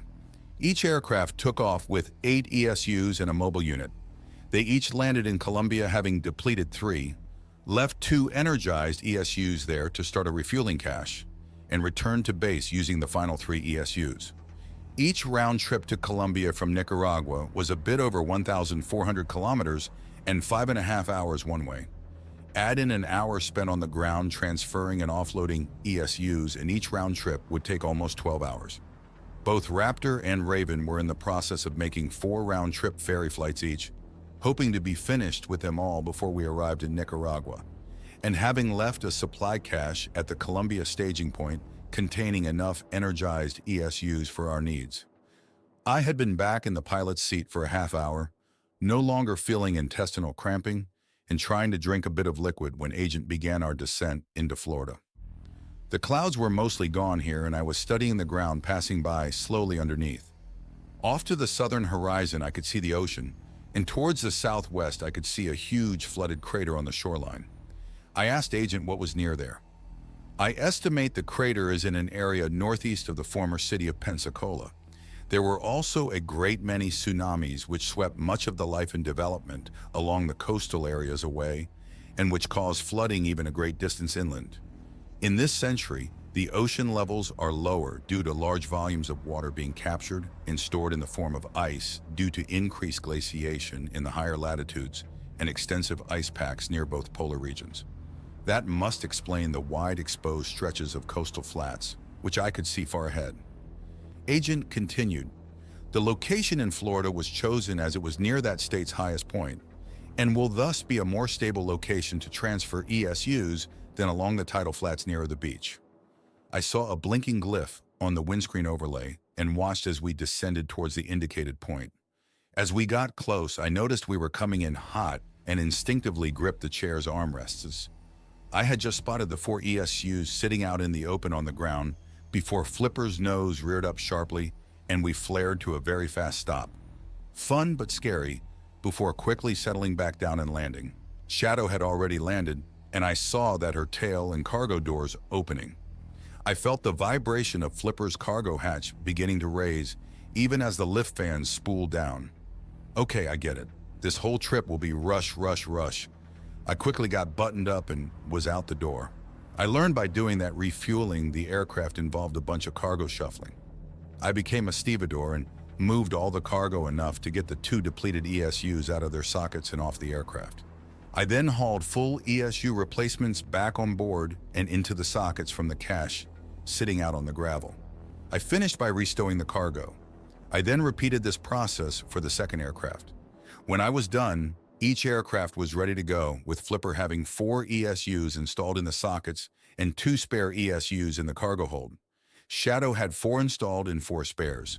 The landing site cache was now empty, except for the 4 depleted ESU cylinders we had used to get here. Shadow had returned to base with her 2 depleted ESUs on her first trip here. Before I got back on board Flipper, I took a quick break trying to catch my breath. I also used the time to take a leak. Carefully, bowels still tense.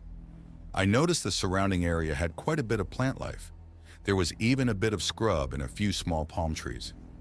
I also heard a new sound. Birds! I looked and found gulls in the air and a few other smaller species flitting about among the scrub. I just stood there for a minute smiling, enjoying the sight. I'd have loved to go explore, but both aircraft began spooling up their fans. Okay, back on board I went. Did you see the birds? I asked when I was seated. Yes, John, I noted several species from the camera images.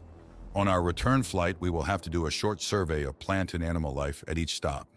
It was an hour after noon when we took off, both aircraft again heavy, and began the lumbering climb off towards the south. I was watching the ground as we rose, munching a new ration bar. These new bars tasted more like granola and sipping water. After 10 minutes, I watched the ocean slide under our nose as we left the coast behind. Ahead was nothing but blue seas below, and above a mostly clear blue sky. I was getting very tired from all the work I had done this morning and from my revival fatigue. So I reclined the chair and quickly fell asleep. Agent woke me 3 hours later by brightening the cabin's view screen, and I opened my eyes to see we were already descending. Below, I saw we had already crossed the Cuban northern coast, although I could see the Gulf off to the west still. Shadow has moved ahead and will be landing soon at a point about 20 kilometers ahead. I saw that the sun was a good way into the west and learned the time was after 17 o'clock. I unstrapped and went back to wash my face and take a quick leak, bracing myself against the bumpy ride. I made it back to the seat before Flipper began to decelerate and was strapped in as the nose came up for our hard landing flare. We settled down on a large flat plain about 40 meters from Shadow. I saw out the window that the area was mostly free of scrub and looked mysteriously uniform. I asked Agent about the site she had chosen for the refueling stop. This was the location of the San Julian Air Base on the western end of the island. I chose the location as the soil in the area, which used to be covered with runways, would have decent compaction. Also, be aware that both aircraft now contain air sampling booms allowing for frequent sampling of the environments we travel through, Agent said. I have detected no signs of the berserker nanoplague in the air samples taken as we descended. I will continue to monitor as we remain on the ground. Current airborne toxin levels are low, and you will not be required to wear the respirator mask. But do keep it close just in case conditions change, Agent explained. I rose to go get the refueling chores started. Both aircraft had depleted 3 ESUs each getting to Cuba, so I had to remove and discard them and replace them from the spares carried in the cargo holds. Flipper held 2 spares and Shadow 5, so after swapping and refueling, each aircraft was left with 4. Since these fit into the 4 integrated sockets, the cargo holds of both aircraft now had a bit more room. The work had taken more than an hour, so it was now a little after 1820. I noticed that the sun was nearing the horizon in the west and would set soon. Agent, how long until we take off? Both aircraft will depart this location in approximately 7 hours at around 1:30 tomorrow morning and arrive at the Nicaragua base around 5:20 in the morning, John. The 2 aircraft, Raptor and Raven, which are currently shuttling ESUs from the base in Nicaragua to the Colombia staging point, have been delayed slightly due to weather. They will arrive back at their base in Nicaragua around 4 o'clock tomorrow and begin taking on a new load of ESUs. This should be completed soon after we land. After we refuel Flipper and Shadow, all 4 aircraft will depart Nicaragua and head to the staging point in Colombia by 6:20 tomorrow morning, Agent explained. You say the other 2 aircraft have been delayed? Did they get the 16 ESUs to the staging point in Colombia okay? I asked. They have not, John. When Raven and Raptor arrive back to the base at 4 o'clock tomorrow, they will each have made only 3 round-trip ferry flights and will have left 12 ESUs at the Colombia staging point. I thought the plan called for 16 to be at the staging point, I asked. The staging point will eventually need 18 total ESUs cached to that location to allow for a successful mission, but we will only require 9 ESUs to be there for the outgoing portions of the South American leg. Raven will stay behind and continue shuttling ESUs from the Nicaraguan field base to the Colombia staging point, while the other 3 aircraft continue onward towards the Amazon basin. That will raise the number of ESUs at the staging point back up to the 9 additional ESUs needed for the return trip. I thought I understood all that, but was still somewhat confused. I knew I would have plenty of seat time to study the plan further once we were back in the air. I also realized that if we were leaving here at 1:30 in the morning, I'd have a little free time this evening to look around. I knew that I'd be able to sleep on board Flipper after we left and that much of the flight to Nicaragua would be in darkness. I'm going to get some food and then maybe take a look around the area. Please unstow a drone before you leave, John. I found a drone and set it on the ground outside Flipper. Instead of eating in the plane seated in the pilot's chair, I grabbed some food bars, mixed myself a glass of powdered milk, grabbed the flashlight, and headed outside again. I was going to go watch the sunset and maybe make myself a campfire. There were just a few wisps of clouds in the air as the sun sank below the western horizon. The temperature was still around 15 degrees, 60 F. Balmy for February, which I attributed to Cuba being a big island surrounded by water which helped moderate its temperature.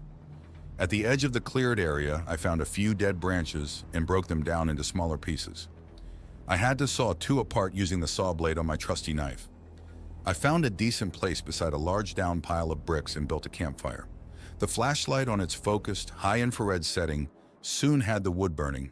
I sat there enjoying the twilight and ate my first meal by campfire in centuries. There were no mosquitoes. I guess depending upon critter blood to feed your eggs meant that you could not survive a few centuries without critters. Good riddance. Agent had made a couple passes of my campsite in the area nearby with the drone.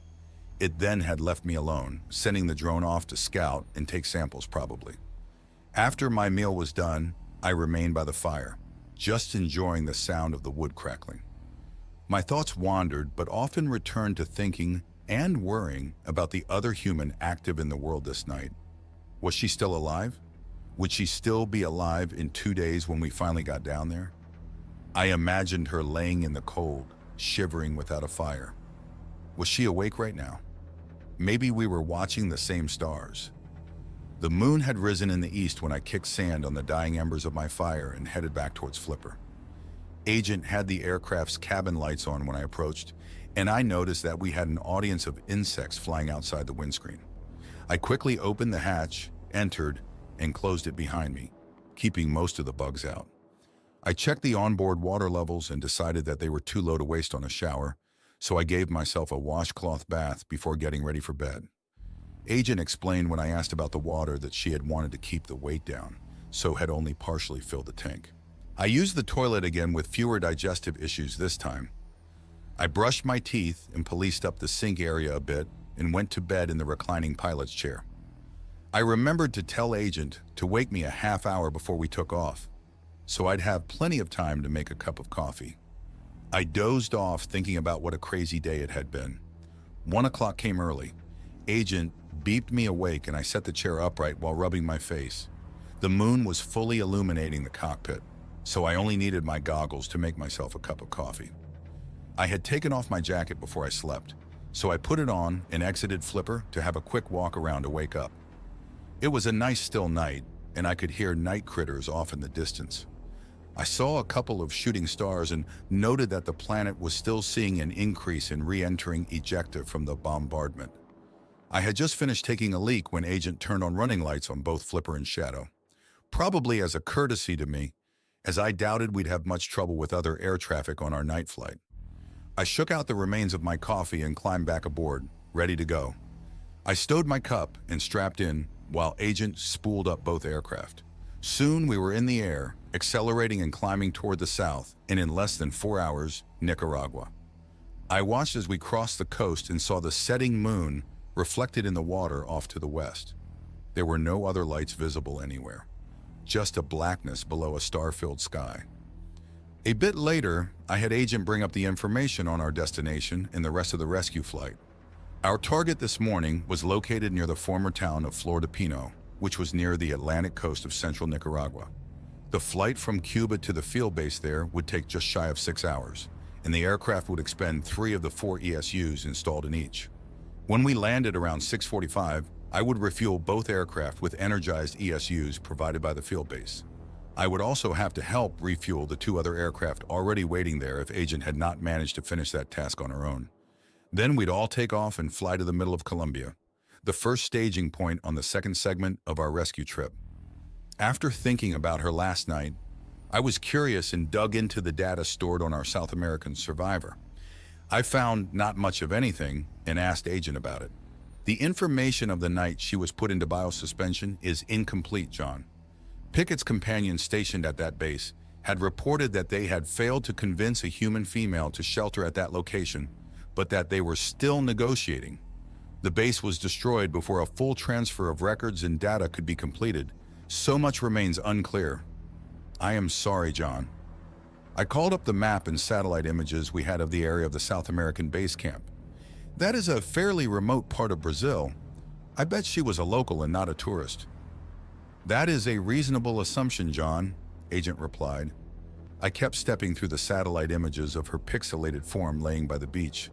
For days. Hold on, miss, I thought.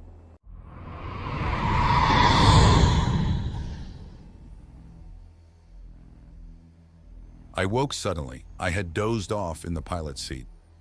I sat up and saw on the map projection that Flipper was still flying south at altitude, but now was over land and soon would begin descending. Off to the east over the Caribbean Sea, the sky was brightening in the pre-dawn light. I looked below but did not see much as the ground was still in darkness. Ahead a few kilometers, I saw the running lights of Shadow, much lower and descending. How long? We will arrive at the field base in 26 minutes, John. I unstrapped and went back to use the facilities, washing my upper body while I was there. Not having hair again meant that a simple washcloth would give a good substitute to a shower. I brushed my teeth, made a cup of tea, and went back to the pilot's seat. The remainder of the descent was very smooth as the sun had yet to rile up the still, early morning air. Agent, how come you did not revive the guy in biosuspension at the base ahead to do this rescue? 2 main reasons, John. The first is that you have extensive experience with the current conditions of the planet and are already familiar with the aircraft, their power source, and my methods. The second is that even starting from here, the rescue would have taken the same amount of time due to the many trips the 2 local aircraft have needed to ferry supplies down into South America. Using you and starting with Flipper and Shadow, and then adding Raven and Raptor from the base ahead allows 4 aircraft for the South American segment. This makes the logistics of that part of the rescue mission much simpler, Agent explained. I guess that made sense. I remembered all that I had learned in the short month I have lived in this new world previously. The man sheltering in the base ahead, Manuel Rodriguez was his name, would have had quite an adjustment to make and would have been poorly prepared to run off on an urgent rescue mission. For him, waking up would have seemed like the morning after the events of the Berserker attack nearly 6 centuries ago. Who knows what baggage he might be carrying around from the past? We landed at the Nicaraguan field base about a half hour before dawn. The landing area here was also a large, hard-surfaced area, like back at my base in Tennessee. One readily noticeable difference, though, was that this base was surrounded by a forest of jungle-like growth. There were fewer above-ground structures, though, with only 2 hangar buildings visible. One was clearly for the deployed power kite and the other for the aircraft. We came to rest as the final aircraft in a fleet of 4.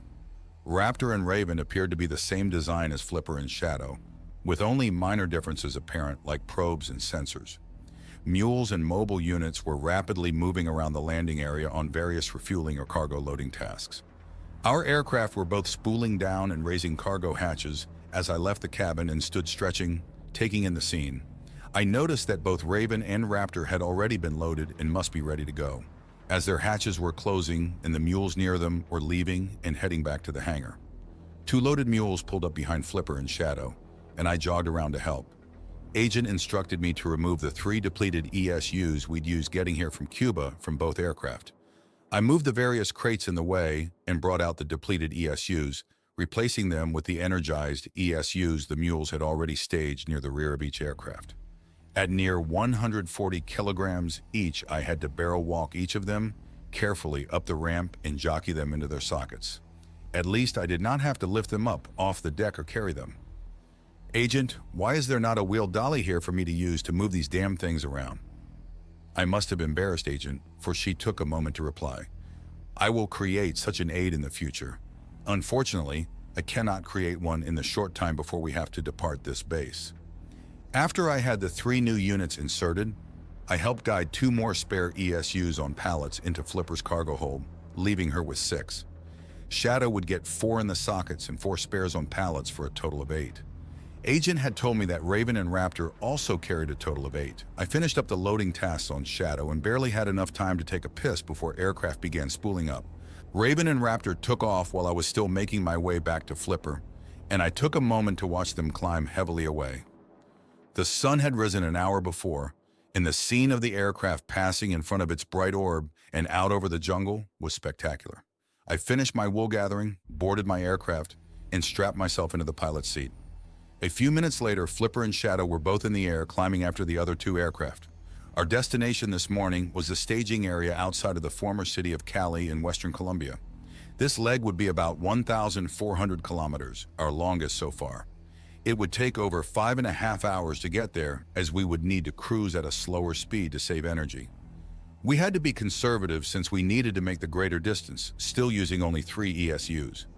We were heading southeast this leg and would be flying over the Caribbean for the first few hours, then cross Panama before continuing over the Pacific Ocean for another few hours.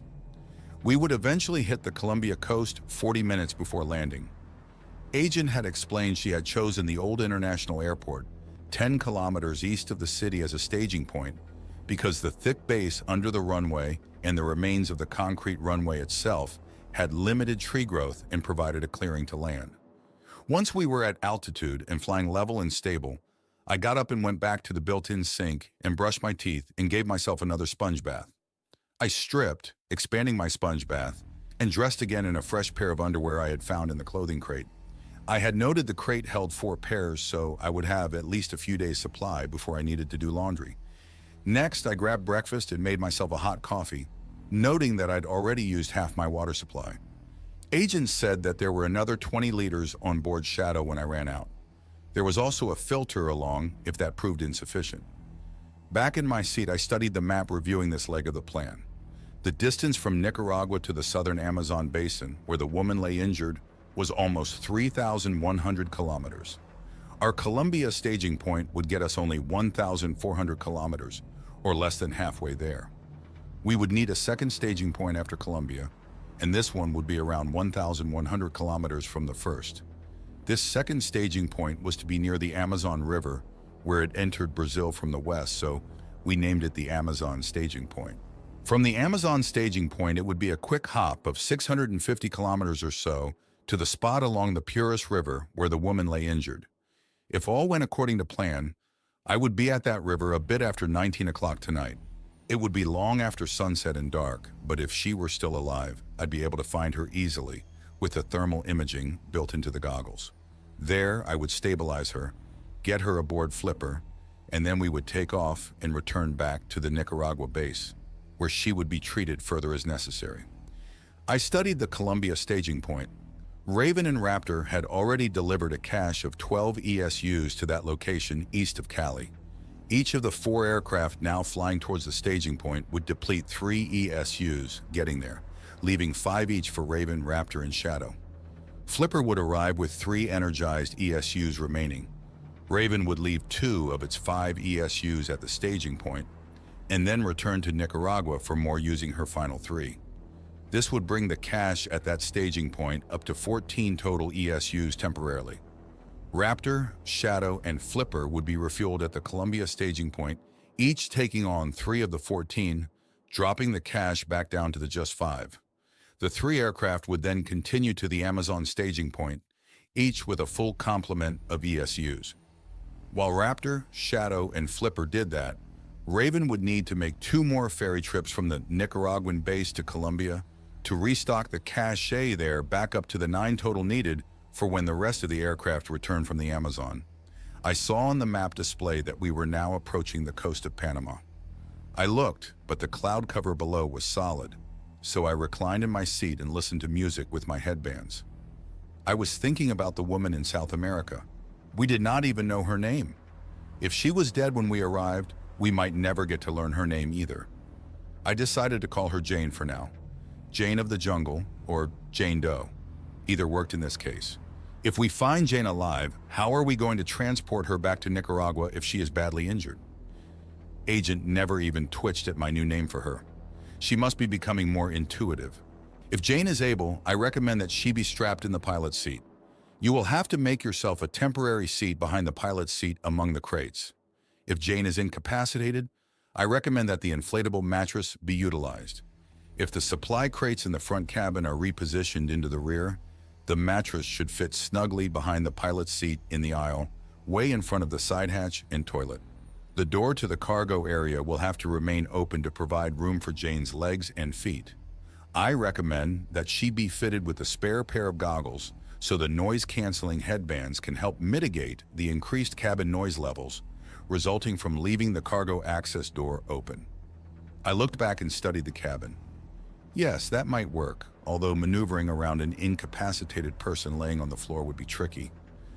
I'd also have to give up the use of the toilet and use a jug if necessary, but at least the sink and water supply would still be available. The mattress was a bit wider than the cabin space and would probably curl up and around somebody laying on it, but that would help secure the person while in flight. It would make for a very snug return trip for both of us, though. It seemed that Agent had done a thorough job of planning this rescue. Thinking of that, I noticed that she seemed to be responding much faster than she had on our journey from South Dakota to Tennessee 80 years ago, and I asked her about it. The new survey and observation satellites provide a more thorough communications link to my various presences around the world into the orbital station, John. I will have higher than usual capabilities while in flight for most of this journey. I bet we won't have as many surprises with the weather also, I mentioned. That is correct, John.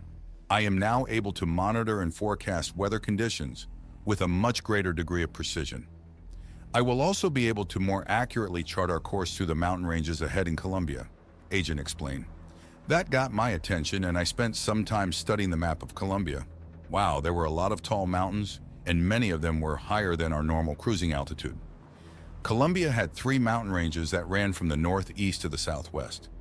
I saw that our course to the staging point at the former airport, 10 kilometers east of Cali, would cross the Cordillera Occidentals, the first of the 3 ranges. After we departed the Cali airport staging point and were on course to the Amazon staging point, We would have to cross the Cordillera Central and the Cordillera Oriental mountain ranges. The former range had the highest peaks, and I could see that we would be passing right beside the Nevado del Huila, the highest active volcano in Colombia. Last, we would cross the Cordillera Oriental, which had lesser peaks. Finally, after crossing the three ranges, we would enter the Colombian portion of the Amazon basin. We were now over the Pacific and would be for the next hour. The clouds had thinned, and I stared at the endless sapphire blue slowly passing below. I began to daydream a bit about what it would be like to be down there on that endless blue, alone on a raft as a castaway. Nothing around but the endless waves, not another soul anywhere.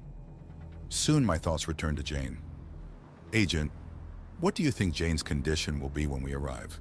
Extreme dehydration is almost a certainty. There are high chances that she will be suffering from exposure. The reason for her incapacitation is unknowable at this time, but numerous types of accidents could be responsible. For example, I asked, injury suffered in an animal attack is a likely cause. Another possibility is having been struck by a falling tree or a heavy branch, which is a common occurrence in a fast-growing jungle. Or she might have fallen while climbing a tree in search of food. I estimate that a severely broken limb or limbs leading to reduced mobility, followed by an infection, are likely reasons for her incapacitation, John. Do you think she is suffering from a lingering nanoplague or something? I asked. That is highly improbable due to the changes most likely made to her body during biosuspension. Agent replied. What do you mean by that? All humans were medically treated upon entering biosuspension, John. These treatments, along in improving the human's health and physical conditions, also included resistance against many natural and artificial maladies. How did you know what would work against the berserker bioweapon agent? She hesitated.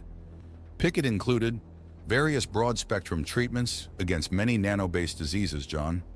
Though it is not certain, chances are high that you and all other humans remaining on the planet are now immune, or at the minimum, highly resistant, Agent explained. Her hesitation in that answer was strange. Maybe we are going out of satellite range. John, we have just crossed the Pacific coast of Colombia. We should arrive at the staging point east of the former city of Cali in approximately 45 minutes. Be aware that we will be maneuvering a bit to avoid high-altitude terrain, and that the ride will most likely be turbulent. I tightened my seat restraints and washed out the front windscreen as we approached the first of the three mountain ranges. I did not see any peaks that looked as high as we were flying, but some came close. I did note that even this close to the equator, the mountains below were covered with snow and glaciers in the higher passes. The cloud cover increased and swirled around the mountain ridges and streamed into the valleys between the peaks. We banked to the left to follow a pass between two peaks for 5 kilometers before returning to the original heading. I saw another long winding passage ahead, and then a long valley beyond which should be the valley in which both the city of Cali and its airport were located. It was 12:20 when we landed on the ruins of the airport east of the former city of Cali, Colombia. The airport had been in a wide flat valley, and the former runways made a good staging point. Agent reported the temperature was a balmy 21°C, 70°F, and partly sunny. She also announced that the air was breathable. I shed my jacket but left my goggles on in case I needed the noise-canceling features when the aircraft began taking off. We had set down next to the other 3 aircraft in a long row. Behind each aircraft were groups of palleted ESUs. I stepped off Flipper and Agent instructed me to go assist the refueling of Raptor first. I jogged down the long row of aircraft to where Raptor sat. I noticed that behind the aircraft were groups of ESUs. 3 groups contained 3 ESUs and were behind Flipper, Shadow, and Raptor. There was a 4th group of 3 ESUs that sat alone, and beyond was a 5th group with just 1 ESU, which Raven was in front of. I saw Raven had its ramp up and the mobile work unit was unloading a 2nd ESU. I asked Agent what was going on with Raven. I have grouped the ESUs into groups of 3, as each aircraft going further into South America will need 3 to refuel each way. Raven will be leaving 2 ESUs to start the 5th group before returning to Nicaragua for more. On its next trip, Raven will place 1 ESU at the 5th group and 1 at a new 6th group, and, during Raven's last trip, it will leave a final 2 ESUs completing the 6th group. The first three groups will resupply Flipper, Shadow, and Raptor, now for the trip to the Amazon staging point, and the last three groups will be needed on the trip back. I now understood the various groupings and got busy loading Group 3 into Raptor, exchanging them for its depleted ones. This took 15 minutes, as did the refueling of Shadow, and then finally Flipper. Raven had departed back to Nicaragua before I finished with Shadow. Raptor had also departed for the Amazon by the time I was finished loading Flipper. I was out taking a toilet break when Shadow took off about 15 minutes behind Raptor.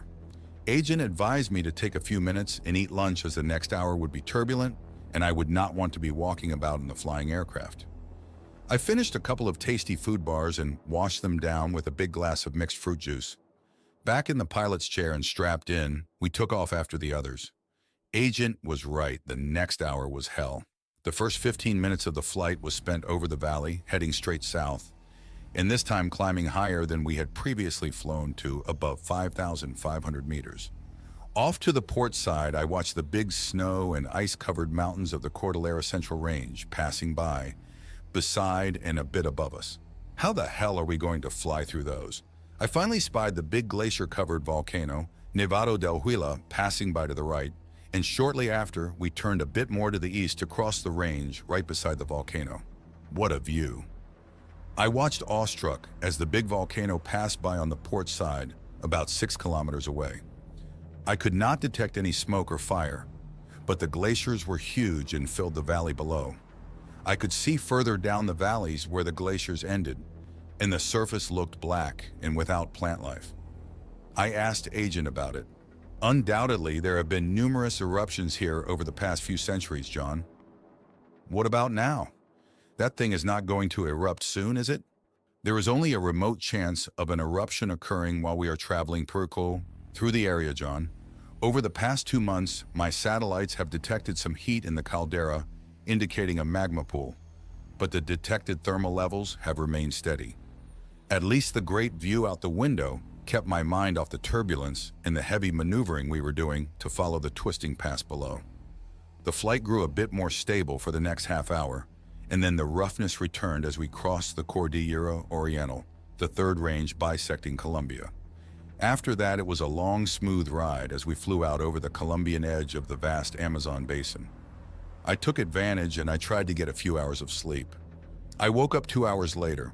It was a bit before 1750 and we would be landing at the Amazon staging point in 40 minutes. This leg from Cali was to be 1,200 kilometers in 4.5 hours flying time, and our expected landing time was to be around 18:30 or a half hour before local sunset. Agent had explained that our landing area on the Amazon River was still an unknown. Raptor would arrive over the area in 10 minutes and would scout the river and jungle for a landing site. The Amazon was in the middle of its wet season, so most of the sandbars would be flooded. Although Agent's satellites had already imaged a few possible sites from orbit. John, we have just crossed the equator. Raptor has found a suitable location for the Amazon staging point and is attempting to land. Agent reported 15 minutes later. I hope the aircraft made it on the first attempt. The more we had to fly around and look for landing sites, the less energy and flying time we would have to continue the mission. Raptor has landed and is beginning to offload its cargo of 2 ESUs. Shadow will then land at the ESU location after Raptor takes off to return to the Colombian staging point. There is enough room at the landing site for Flipper to land opposite Shadow, although it will be a tight fit. I was able to see for myself by watching the relay from Shadow as it came to land directly behind the 2 ESUs, already sitting on a sandbar about 20 meters from the dark waters of the Amazon. Raptor had already taken off. I could see the depressions of its landing legs in the sand. At least the ESUs would not be there long. Flipper came down 16 minutes later at 18:38 and settled down with its ramp opposite of Shadow's with the 2 ESUs in between. I watched the nearby jungle trees blowing about from the down blast of Flipper's lift fans as we set down. It was still above 20 degrees outside, so I left my jacket in the cockpit and went back to get to work. I removed the 3 depleted ESUs from Flipper and brought in the 2 from the sandbar cache Raptor had just left. This left Flipper with 5 energized ESUs. 4 were installed in their sockets and 1 remained as a reserve. I then went aboard Shadow and replaced its 3 depleted ESUs and dumped them overboard, leaving her with 5 ESUs also. The next and final leg of the rescue was to be around 650 kilometers, and Flipper would deplete almost 2 ESUs each way, meaning we should be able to return back here with a single reserve ESU. When Flipper arrived at Jane's location, I'd be dumping a fully depleted unit on Jane's beach to save weight for the return trip, which would, hopefully, have 2 passengers. The trip to Jane's beach camp would take a bit over 2 hours, so if all went well, we'd be back here before midnight. Shadow was going to remain here waiting on station and acting as a reserve aircraft in case Flipper was damaged or became inoperative. So at 19 o'clock, a few minutes before sunset, I was again in the air in Flipper. Once we were at altitude and stable, I made myself a large coffee and grabbed a few meal bars. I then sat in the pilot's chair going over all the inventory of our medical gear and what I would need to do to Jane to treat various possible conditions. A given would be IV fluids. Agent had a neat gizmo which she said could find Jane's veins no matter how dehydrated she was. The AI had also prepared various medicines which could be applied by hypospray or by adhesive patches, sedatives, antibiotics, pain blockers, a whole gamut. I would be the assistant having to scan the patient and follow Dr. Agent's instructions, and I hoped I did not screw it up. I would prepare the cabin and cargo hold as best I could. This included removing the depleted ESU and installing the spare. I would dump that outside, which would leave the hold's floor space free of extra ESUs. I would then move all the cargo from the front compartment and place it into the now roomier rear area, except for the first aid kit. I had the mattress handy in case I'd need to use it as a hospital bed. In the cargo hold, I rigged up a travoy with a pair of long poles and a tarp, because most likely I'd have to move Jane into Flipper cargo hold prone. 90 minutes later, we were on a 20-minute final. I took advantage of this brief lull to go back and use the toilet and to give myself a quick towel bath and brush my teeth. I took a big drink of water and ate a quick ration bar and returned to the chair. Below, it was pitch dark over the jungle, with the moon not yet having risen above the horizon. I had turned on the front canopy night vision overlay, so I would be able to watch the landing. I also had my goggles and flashlight ready, along with most of my gear. Our plan was to land a few hundred meters down the river on another sandbar. I would then take the medical gear to Jane's location to assess her condition and get her stabilized. I would then protect her with my body in a tarp while Agent flew Flipper closer and landed close by. We'd then get her on board the aircraft somehow and depart. It was a simple plan, but I was still nervous as hell. We descended to 80 meters above surface and I could see the serpentine Puros River and the clearing just ahead in the enhanced view on the canopy windscreen. The river and area below were also illuminated by the bright landing lights which Agent had turned on. I did not see any eyeball reflections in the river and asked Agent if she detected any large land animals or reptiles. Nothing shows on the sensors, John. I would estimate that much of the larger mammals and reptiles have not recovered from the nanoplague which devastated most life forms. But I would advise you to still be cautious. I am detecting many smaller heat sources in the jungle nearby, probably roosting birds or even small tree-dwelling mammals. Agent slowed to a crawl as we rounded a bend in the river and approached the campsite, which was also indicated by the flashing blip on the screen. The thermal image showed the faint blip still laying in the clearing, and the landing lights illuminated the camp. I see her heat image. Is she still alive? It would appear so. John, the heat output is slightly above what the ambient levels would be if the person were deceased, Agent answered. Agent set us down over 100 meters away from the camp on the far end of the same long sandbar. I was already at the door with my goggles on and a medical case in my hand. The door opened and I stumbled out a bit onto the soft sand as I ducked and started jogging up the bar towards Jane's campsite. I was glad I had my goggles on as I felt stinging on my face and neck from the sand still flying around in the downwash of the lift fans as they slowly spooled down behind me. The first thing I spotted as I approached the camp was a large raft or boat laying on the sand where it had been dragged away from the water. It appeared to be made from reeds woven and tied together with plant fibers. Beside the raft lay a pile of items, some looking like refuse, others like supplies in woven baskets. I noted by the remains of the campfire there was a drying rack with a few bits of fish still hanging on it. Jane must have been living off the river for much of her food. Beyond the campfire was a small raised platform crudely constructed of a few poles and topped with a dense woven mat of some large plant leaves. There was a lean-to covering over the platform, supported by poles and more woven fiber rope netting, and I noticed what appeared to be old, yellowed plastic panels or sheeting woven into the palm frond roofing. On the sand around the fire and the platform were many deep drag marks in the sand. I moved closer to the platform and got my first look at Jane.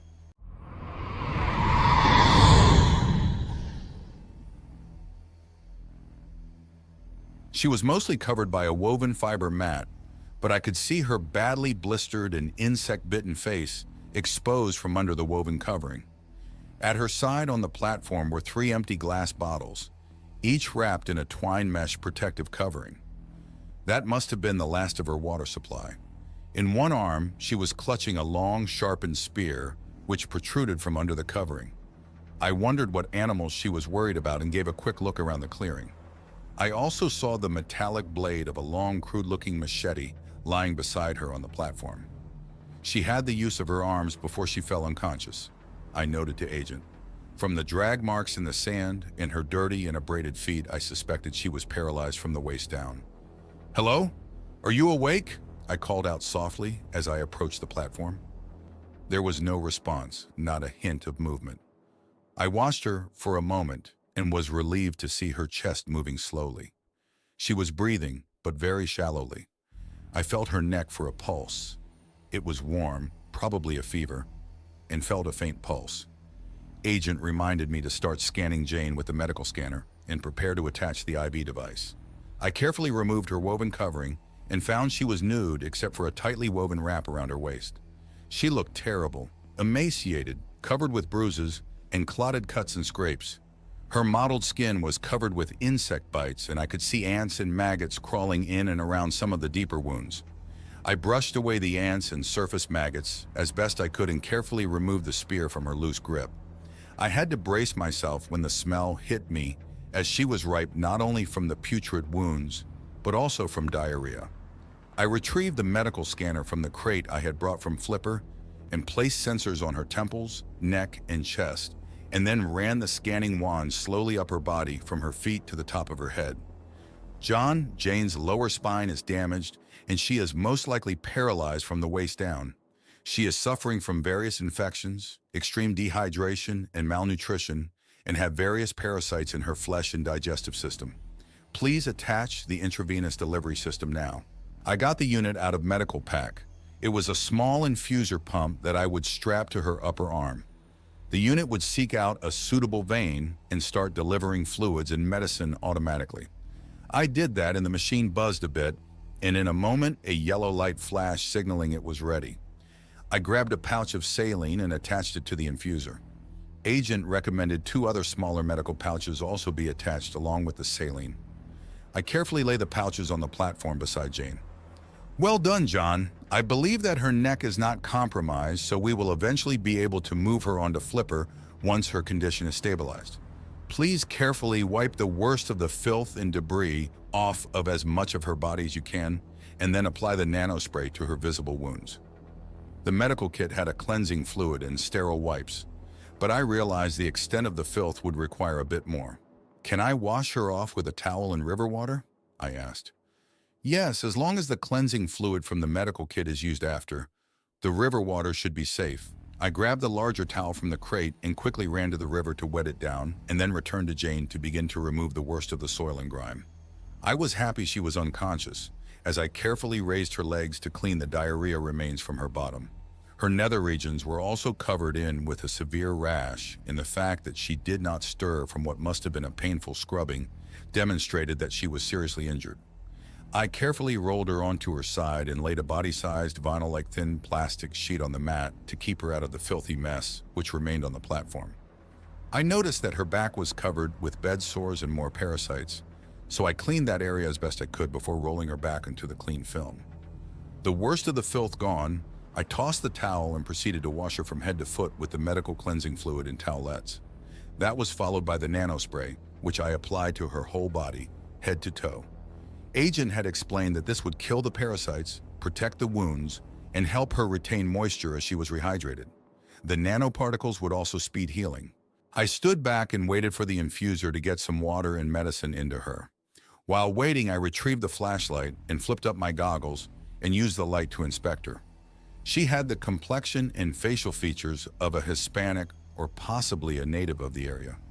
Her hair was dark, and though a bit matted and dirty, I could see it was short, at less than 3 inches. If she had not cut it herself, this would date the time of her awaking at no more than 5 months ago. The hair on her genital area and underarms also confirmed the time estimate. "How old do you think she is?" I asked Agent. "From the scanner readings, I would estimate that she is in her mid-30s, John." She looked much younger and had clearly been rejuvenated during her biosuspension. Though she clearly was underweight, I could still see the muscle tone of a healthy young woman. Her breasts were on the smaller side, but that could have been because of the malnutrition. Her hands were worn and her fingertips were raw from dragging herself around after her spinal injury.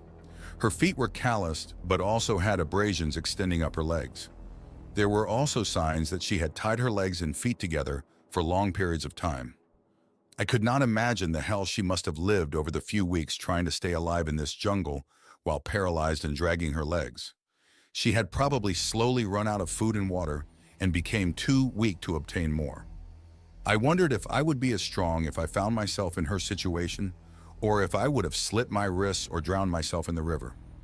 "John, please inspect her eyes and administer the medical drops in the kit." I did so, noticing that she had brown eyes. Her pupils were responsive, though in the flashlight beam. I administered the medicine. "Good. While I continue to administer fluids and medicine, please return to the aircraft and perform the preparations we discussed for an unresponsive patient. I will be able to monitor her condition with the scanner," Agent instructed. I returned to the aircraft and went into the cargo hold. The first thing I did was ditch the fully depleted ESU. With its weight gone, we'd be able to easily handle Jane's weight and also use less energy on the return flight. It would also free up a bit of room in the cargo hold with the 4 remaining ESUs fitted into their sockets. I then prepared the travois for later use and set up the inflatable mattress in the forward compartment to be a makeshift hospital bed. I found the large blanket from the second medical crate and centered it on the mattress. I'd be able to use it to cover her or lift her if needed. I grabbed a few more items Agent had said we would need and returned to Jane. Once at her platform, I covered her with another plastic tarp and held it down with my body while Agent flew Flipper closer and landed nearby with the aft cargo hatch facing us.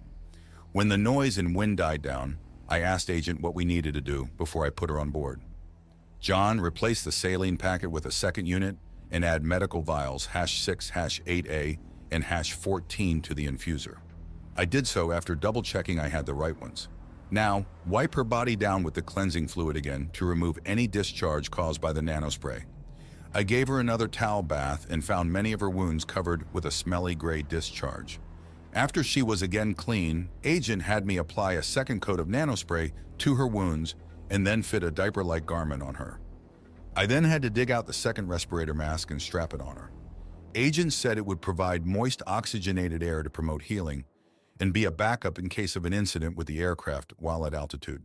All this done, I went and got the travois and placed it beside Jane on the platform. I carefully worked Jane's body over the poles and fabric and then used the travois to lift Jane off the platform and down onto the ground.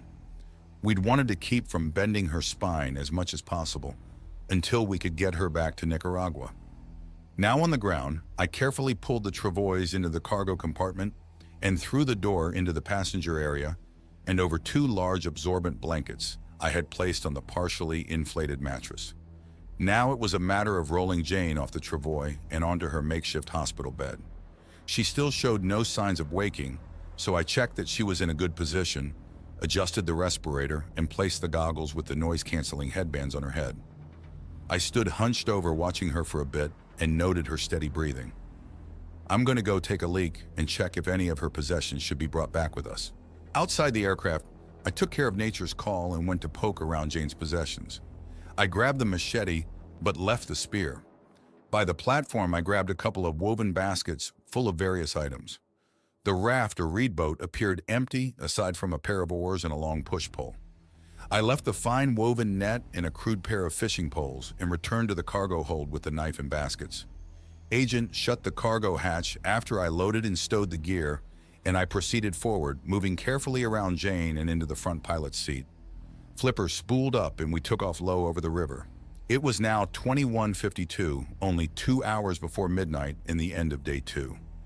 I had to think hard to remember that it was just yesterday morning that I had been revived and we had left the Tennessee base. It had been a busy and long 2 days of travel, and all the naps I had been taking to fight off exhaustion had made tracking the time difficult. The good news is that my body was feeling much better. Either it was healing, or I was too busy or pumped up on adrenaline to worry about the aches and pains. John, we are only a bit over 100 kilometers from the Itauba field base. Since we found and stabilized Jane quickly and the current weather conditions are favorable, I am going to detour our return slightly and overfly the wrecked base. This was odd. Agent, that would delay us returning at least an hour and cost us energy. Do we really need to? Yes, it will help clear up the confusion surrounding Jane's survival and why the field base did not contact the orbital station at any time over the past 6 centuries, Agent explained. If you say so, Agent. Proceeding to the former base location, John, Agent stated flatly. Flipper rose to around 3,000 meters on a long sloping climb to the east as the distance to the base was short. Agent reported that we would arrive at the base location in 20 minutes, so I got up to check on Jane. I had to straddle her body and step on the edges of the mattress, but I was able to make sure she was breathing all right, and the mask was still fitted. The infuser still had half a bag of saline and the light was green, so I stepped back to the fold-out sink and washed up a bit, getting rid of the remains of the smelly discharge caused by the nanospray. I was back in my seat 5 minutes after Flipper began a gradual descent. A few minutes later, the landing lights came on, and those plus the now risen moon allowed me to clearly see a huge crater rim in the jungle a kilometer ahead. Wow, this area took quite a shellacking. It's almost as if the berserkers knew that a base was here, I remarked. Agent never replied to my questioning comment. Instead, she placed a blinking cursor on the night-enhanced overlay view of the carnage below. I could see that a very deep erosion channel was 40 meters from the location the cursor had marked. Agent took us down and we hovered low and slow over the deep channel. It appears that the erosion channel is as deep as the former field base's sublevel would have been. This is likely the route Jane was able to use to escape the buried base to reach the surface, Agent postulated. Flipper descended into the wide erosion channel and focused the aircraft's spotlights onto the location where the base would be. There, you can see the remains of a tunnel sticking out of the erosion channel's side wall a few meters up from the bottom, I exclaimed. Yes, that would be the remains of an access tunnel to the sublevel. Note the large amount of water running out of the tunnel. This would indicate that the chamber is at least partially flooded. I studied the scene, imagining Jane waking up to a partially flooded and dark muddy hole. She was incredibly lucky to have remained in biosuspension for as long as she did, and even luckier to not have been buried alive down there. Are you able to contact the base AI? I asked.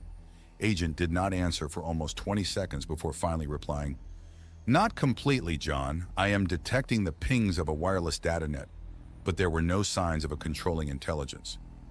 What does that mean? I asked. The network pings could be from one or more devices or databanks attempting to contact the AI presence, John. In other words, the base is brain dead, Agent explained. Just then, there was a bright flash from deep within the tunnel. A second later, bits of debris and smoke were emitted. What the hell was that? I asked, surprised. Again, Agent took a few seconds before responding. The attempt to establish communication with the base AI has inadvertently caused a cascade failure in certain still functional equipment. I am no longer receiving datanet pings or detect signs of active equipment. The base is now completely dead. Without another word from Agent, Flipper suddenly rose from the erosion channel and did a wide circle of the area, lighting the crater remains fully with the powerful beams. I saw nothing above ground remaining, just regrowth and signs of old erosion channels as the crater flooded and drained repeatedly in each rainy season. After a few minutes, we turned towards the northwest and headed for home. Agent remained silent. It was now 22:35 and we would hopefully arrive to the Amazon staging point in 3 hours. That would make our arrival there at around 1:40 early Friday or day 3. Once we were at altitude and cruising, I did a quick check of the weather and saw that we should be good for at least the next hour of the flight, although the reports from Shadow indicated that it was raining at the Amazon staging point.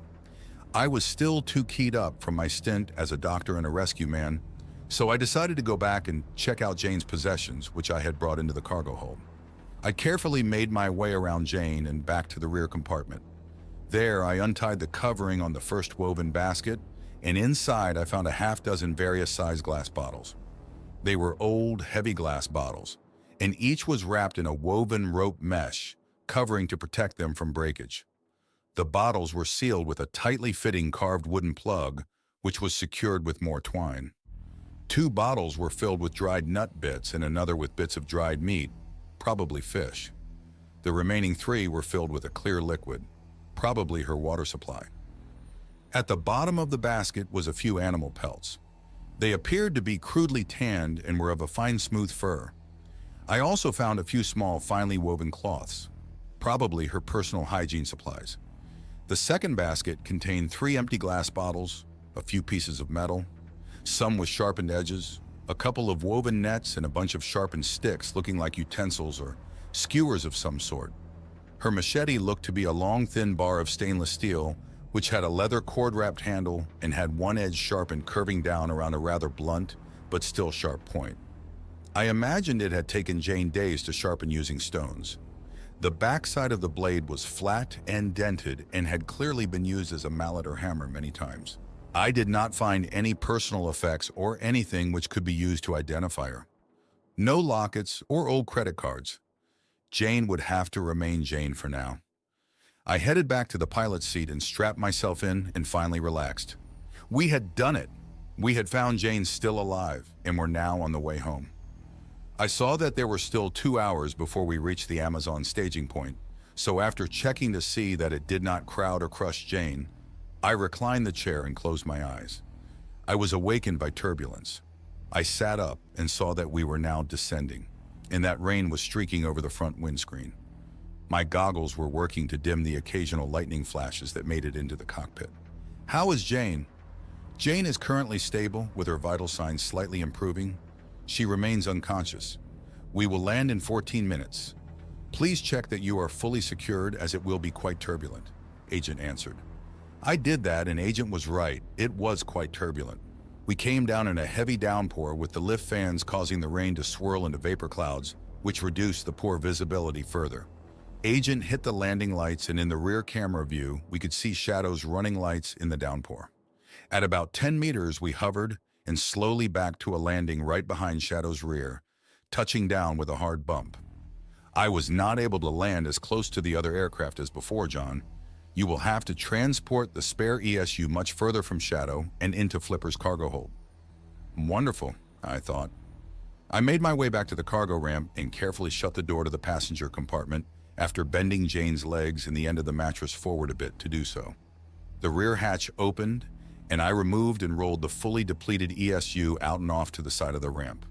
I went and grabbed a couple of tethers from the rack on the wall and secured my goggles on my head for the run through the downpour. I was smart enough to use my respirator, so I did not have to fight the rain to breath. Wow, it was pouring out, and I struggled through the sand to the rear of Shadow, which had just opened. Up in that cargo hold, I attached the tethers to the pallet containing the spare ESU and became a draft horse as I retraced my path through the sand. Grunting and cursing seemed to help keep the pallet moving through the deep sand, though I did not stop to test that theory. Back in Flipper's cargo hold, I used my wet shirt to wipe most of the sand off my boots and legs. I shook most of the sand off the shirt and tossed it into the corner of the hold. Agent closed the rear hatch, which reduced the noise of the downpour quite a bit, while I got the spare ESU in its socket. We now had 4 in the sockets, but one was half depleted, so we would be arriving to the Columbia staging point with only a half unit as a reserve. Shadow had 4 full ESUs for her return trip. I wondered about swapping one of Shadow's full units for Flipper's half-depleted ESU, but did not want to drag them both through the sand, back and forth again. We'd have to live with the thinner margin. I had forgotten to piss outside off of the end of either ramp while I had the chance, and because I did not want Agent to reopen the rear cargo door, I used a sealable container as a makeshift urinal. Moving forward, I opened the front access door and pulled Jane's mattress and legs back through the opening, so she was fully prone again. I grabbed a replacement shirt from a crate and went forward into the passenger compartment. At the sink, I wetted a washcloth to wipe off and clean up a bit, and got a drink of water. I considered making myself some coffee, but we would be in the air for 5.5 hours and would land at around 7:45. I should probably sleep as much of the flight as I could now, as the last hour of the next flight would be the rough pass through the mountains south of Cali, Colombia. Remembering the turbulence and heavy maneuvering, I made myself a sealed container of cold sweet tea for later in the flight. On the way back to my chair, I inspected our patient and noting nothing of concern. She appeared to have a better complexion and was breathing easier. I replaced the near-empty saline pack and added another medical vial under Agent's direction. I managed to sleep in the reclined pilot's chair until a bit after 6:30. The sky was lightening in the east and I could see the ground below was hidden by clouds. I found my tea and strapped myself in tighter as we started to feel the turbulence of the winding mountain passage below. "How far ahead is Shadow?" I asked, as I failed to find the aircraft's running lights ahead. Shadow is approximately 70 kilometers ahead due to the lighter load of that aircraft. It will land at the Columbia staging point around 7:40. This aircraft should arrive 15 minutes after that, Agent replied. "Do we know if it is raining at the staging point?" Raptor is currently still at the staging point and reports that there is no rain there at the moment. "Why is Raptor still there and not back at the Nicaragua base by now?" I asked, although I suspected I already knew the answer. Raptor is remaining on station in Colombia to provide a redundant aircraft for the final leg of the return journey to the field base in Nicaragua, Agent explained, confirming my unspoken guess. We continued to bank to the left and back to the right as we followed the mountain pass below. I could not see much below, but the taller peaks were visible ahead and off to the sides. I held on and tried to enjoy the ride and view as much as possible. Jane seemed to be handling the jostling just fine when I looked back to see how she was doing. When we were on the ground, Agent had a list of things for me to check regarding Jane's condition. Soon we were passing Nevado del Huila again. This time I watched it pass off the starboard side of Flipper and saw a bit of smoke and steam emanating from the crater. I continued to marvel at the volcano until it passed behind the aircraft. 20 minutes until we land at the staging point, John. The sun had risen a half hour before, but now it was gone as we descended into the clouds. "What are the conditions on the ground? Any rain yet?" I asked. "Cloudy, but with still no rain. Light winds and a temperature of 17 C, 63 AF. I decided to skip my jacket, as I would be working hard lugging ESUs off and on all the aircraft. Up ahead, I spotted the landing site with Shadow and Raptor parked on the ground, each just ahead of a small cluster of ESUs. Raptor was sealed up, and Shadow had its tail doors open. Agent had informed me that Raptor had dumped its exhausted ESUs and was already reloaded by the mobile unit in its cargo hold.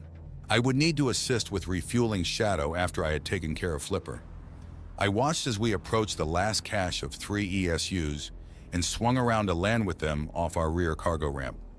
I put on my gloves and made my way to the rear, noting that Jane seemed to stir a little as I brushed by her. I dumped 3 empty ESUs and lugged the fresh ones aboard and placed them into their sockets. I then made my way over to Shadow and did the same. Shadow and Flipper now had 4 full, while Raptor had its 3 full plus a partial 4th. And soon we would all be on our way back to Nicaragua. Before we departed, I remembered to refill my canteen from Shadow's water container and stopped outside to take a leak before heading back to Flipper. Agent shut the hatch behind me as I entered the cargo hold and went forward to check Jane. She was waking up. I could see her blinking and trying to look around the cabin through the goggles. I carefully stepped alongside of her and took a knee by her torso, half straddling her, so I could check her condition. I pulled her mask away carefully and lifted her goggles. "Good morning. Can you understand me?" I said softly. She blinked a few times and managed to focus on me. Her eyes widened and she started to struggle. She looked like she was having a panic attack as she tried to scream. Her arms were flailing about, and she struck me twice in the head, although weakly. "Agent, something's wrong. What should I do?" I could hear Agent trying to speak to her in what must have been Portuguese, but that did little to stop her flailing about. "John, you must sedate her. Use the medical patch #3 and place it on her exposed neck on her jugular vein. Do not touch the underside of the patch as you apply it to her," Agent said. I found the patch while avoiding Jane's flailing arms, managed to rip off its covering, without dropping the patch or dosing myself, and stuck it on her neck. She continued to struggle with terror in her eyes, but after a few dozen seconds, she slowed and a bit later nodded off. Wow, that did not go very well. Once she was sedated, Agent instructed me to check her breathing and add another bag of saline to the infuser, along with a vial of longer duration sedation medicine to keep her under. I moved to my chair and strapped myself in. Jane is obviously disoriented and may not be thinking clearly, Agent said. I just nodded, still shook up a bit. The 3 aircraft had spooled up by now, and we soon followed Raptor into the air, heading northwest. Shadow took off a few minutes after we did to follow along behind, and we formed a long train in the sky heading for Nicaragua. It was now 8:15, and our return leg would be 1,400 kilometers and take just under 5 hours, as all the aircraft were lighter than they had been on our outward leg. So with luck, we'd be on the ground again in the early afternoon. I sat strapped in my chair as Flipper continued to climb to the northwest. I was replaying Jane's wake-up over and over. She had looked all around the inside of the aircraft and then right into my eyes with such terror. It was not just the stare of someone dazed or confused, but of someone confronting the devil itself. What had caused that reaction? I unstrapped and looked behind the chair. She seemed to be sleeping peacefully now. I got up and carefully made my way back to the water dispenser and mixed myself a mug of coffee. Instead of returning to the pilot's seat, I went into the rear cargo hold and sat on the floor with my back against the rear bulkhead and just watched Jane sleeping as I drank my coffee and ate a ration bar. What do you have set up to treat her back at the base, Agent? I asked the air. I have set up a medical suite in the hangar, John. It contains a complete diagnostic and medical treatment unit capable of treating Jane's wounds and spinal issues. Various work units have also been modified with extremely precise manipulators and will do the bulk of any surgical repairs as necessary. I have prepared a large supply of medical nano-sized repair assemblers which should repair her other wounds, Agent explained. What will I need to do? I asked a bit nervously. You will assist in prepping Jane for treatment. I will handle the medical treatments, but you should remain on standby to assist in case of something unforeseen. I will need to perform further diagnostics to better assess her overall condition, but from what has been learned so far, I anticipate Jane will remain sedated for at least 2 days after commencement of treatment. Once she is awake, she should recover quickly and be mobile in less than a week. Let's hope so. 4.5 hours and we would be back to the base and the treatment would begin. I noticed our flight had stabilized and we had not altered course for a few minutes. Are we over the Pacific? Yes, we overflew the Colombian coast a few minutes ago, John. I recalled the track we took coming down here and remembered where we had crossed Panama. Agent, how far off of our current course was the Panama Canal? Approximately 60 kilometers east of our vector over Panama, John. Can your satellites tell if there is cloud cover over the canal zone? Currently, the skies are clear over the canal zone, John. If I alter course now to overfly Panama near the canal zone, it will only delay our trip 10 minutes. Agent replied, guessing my thoughts. Please do so. I felt the aircraft turn to starboard a bit. I finished my breakfast and coffee and made my way back to my pilot's chair. I tried to read a book but could not focus, so I just stared out the window. The clouds had thinned below us and I could see the blue Pacific Ocean. Far off to the right at the horizon, I could just see a hint of the Colombian northern coast as we flew along on a mostly parallel course to the shore. I found myself dozing for 10 minutes at a time, and after a few such awakenings, I noticed an island off to the right. Checking the map and our progress, I saw it was San Jose Island. That would put us about 20 minutes away from Panama City and the Pacific entrance to the Panama Canal. 18 minutes later, another island passed, this time on the left. The map said this was Tobago Island. Ahead, I could see the mainland, and I started directing the camera on the nose of Flipper to zoom in on Panama City. 10 minutes later, I was viewing the eroded stumps of the many 20 and 30-story skyscrapers which had populated that modern city's skyline. About 8 kilometers inland away from the coast was an enormous crater mostly filled with water. The northwestern edge of this crater interrupted the canal, past the remains of the Miraflores locks. These were now just a series of small cataracts in the river the canal had become. The larger, more recent locks were just the western branch of this new river. We continued to fly northwest over the route of the canal. The channel was much smaller as the waters of Gatun Lake had receded and the jungle had reclaimed much of the flooded reservoir valley. Soon we were flying past the remains of the Gatun and Agua Clara locks. All that could be seen were bits of concrete rubble here and there in a jungle-covered riverway. Not much remained of the smaller Atlantic coastal city of Colón to the right of the canal, but the old cargo ship unloading port was clearly visible with its acres of corroded concrete and rusty heaps. The Atlantic side of the canal had a large harbor protected by a breakwater. The ocean levels must have been lower as the breakwater was clearly visible, as were the remains of huge cargo hulks sitting in the mud of the harbor. They must have been caught waiting for passage through the canal when the end of all things happened 6 centuries ago. Now they were either small metal islands with various jungle life sprouting, or huge reefs visible a meter below the calm waters of the harbor. With that, we were past Panama and over the Atlantic. Agent banked Flipper a bit to port, and we returned to a true northeast course that would put us on the ground at the Nicaraguan field base in less than 2 hours. I went back to the water station and made myself a cold glass of powdered milk and grabbed a lunch bar. I saw that I had less than a gallon left in the water tank and noted that I would need to top it off when we got to the base. I decided to eat lunch in the cargo hold, and afterwards, I burned off a bit of nervous energy doing push-ups, squats, and sit-ups. I was happy to see that much of my stamina had returned and that my muscles hardly ached at all. After a half hour of hard exercise, I wiped myself down and returned to the pilot's seat. Jane was still sedated. An agent had slowed the saline infuser down enough that I did not have to refill the bag. I spent the next hour playing with the map. I saw that as we approached the coast of Nicaragua, on our way to the field base by Flor de Pino, we'd be passing a few small islands off the coast. I investigated these on the map and found the larger island was called Big Corn Island. As we approached the coast, I used the magnification on the aircraft's main camera to look out towards the island off to starboard. I found the 4-kilometer-long island and saw that it appeared to be ringed in wide reefs and had a few white sand beaches along with a prominent hill in the center. It looked much nicer than the beach of the Nicaraguan mainland, which we had flown over on our way out. I saw that it was just 80 coinadores from the field base on the mainland, or a short 20-minute flight. Once Jane was out of surgery, I might have to take a sightseeing trip, as I had not walked on a beach in years. Not since I had taken my wife and daughter to Florida one winter almost 6 centuries ago. Flipper began to descend, and I tightened my seat straps after doing another quick check on Jane's condition. There were a few sparse clouds drifting on the trade winds as we crossed the mainland and descended over the jungle. At 13:20, we settled down onto the landing pad next to Raptor. We had made it back.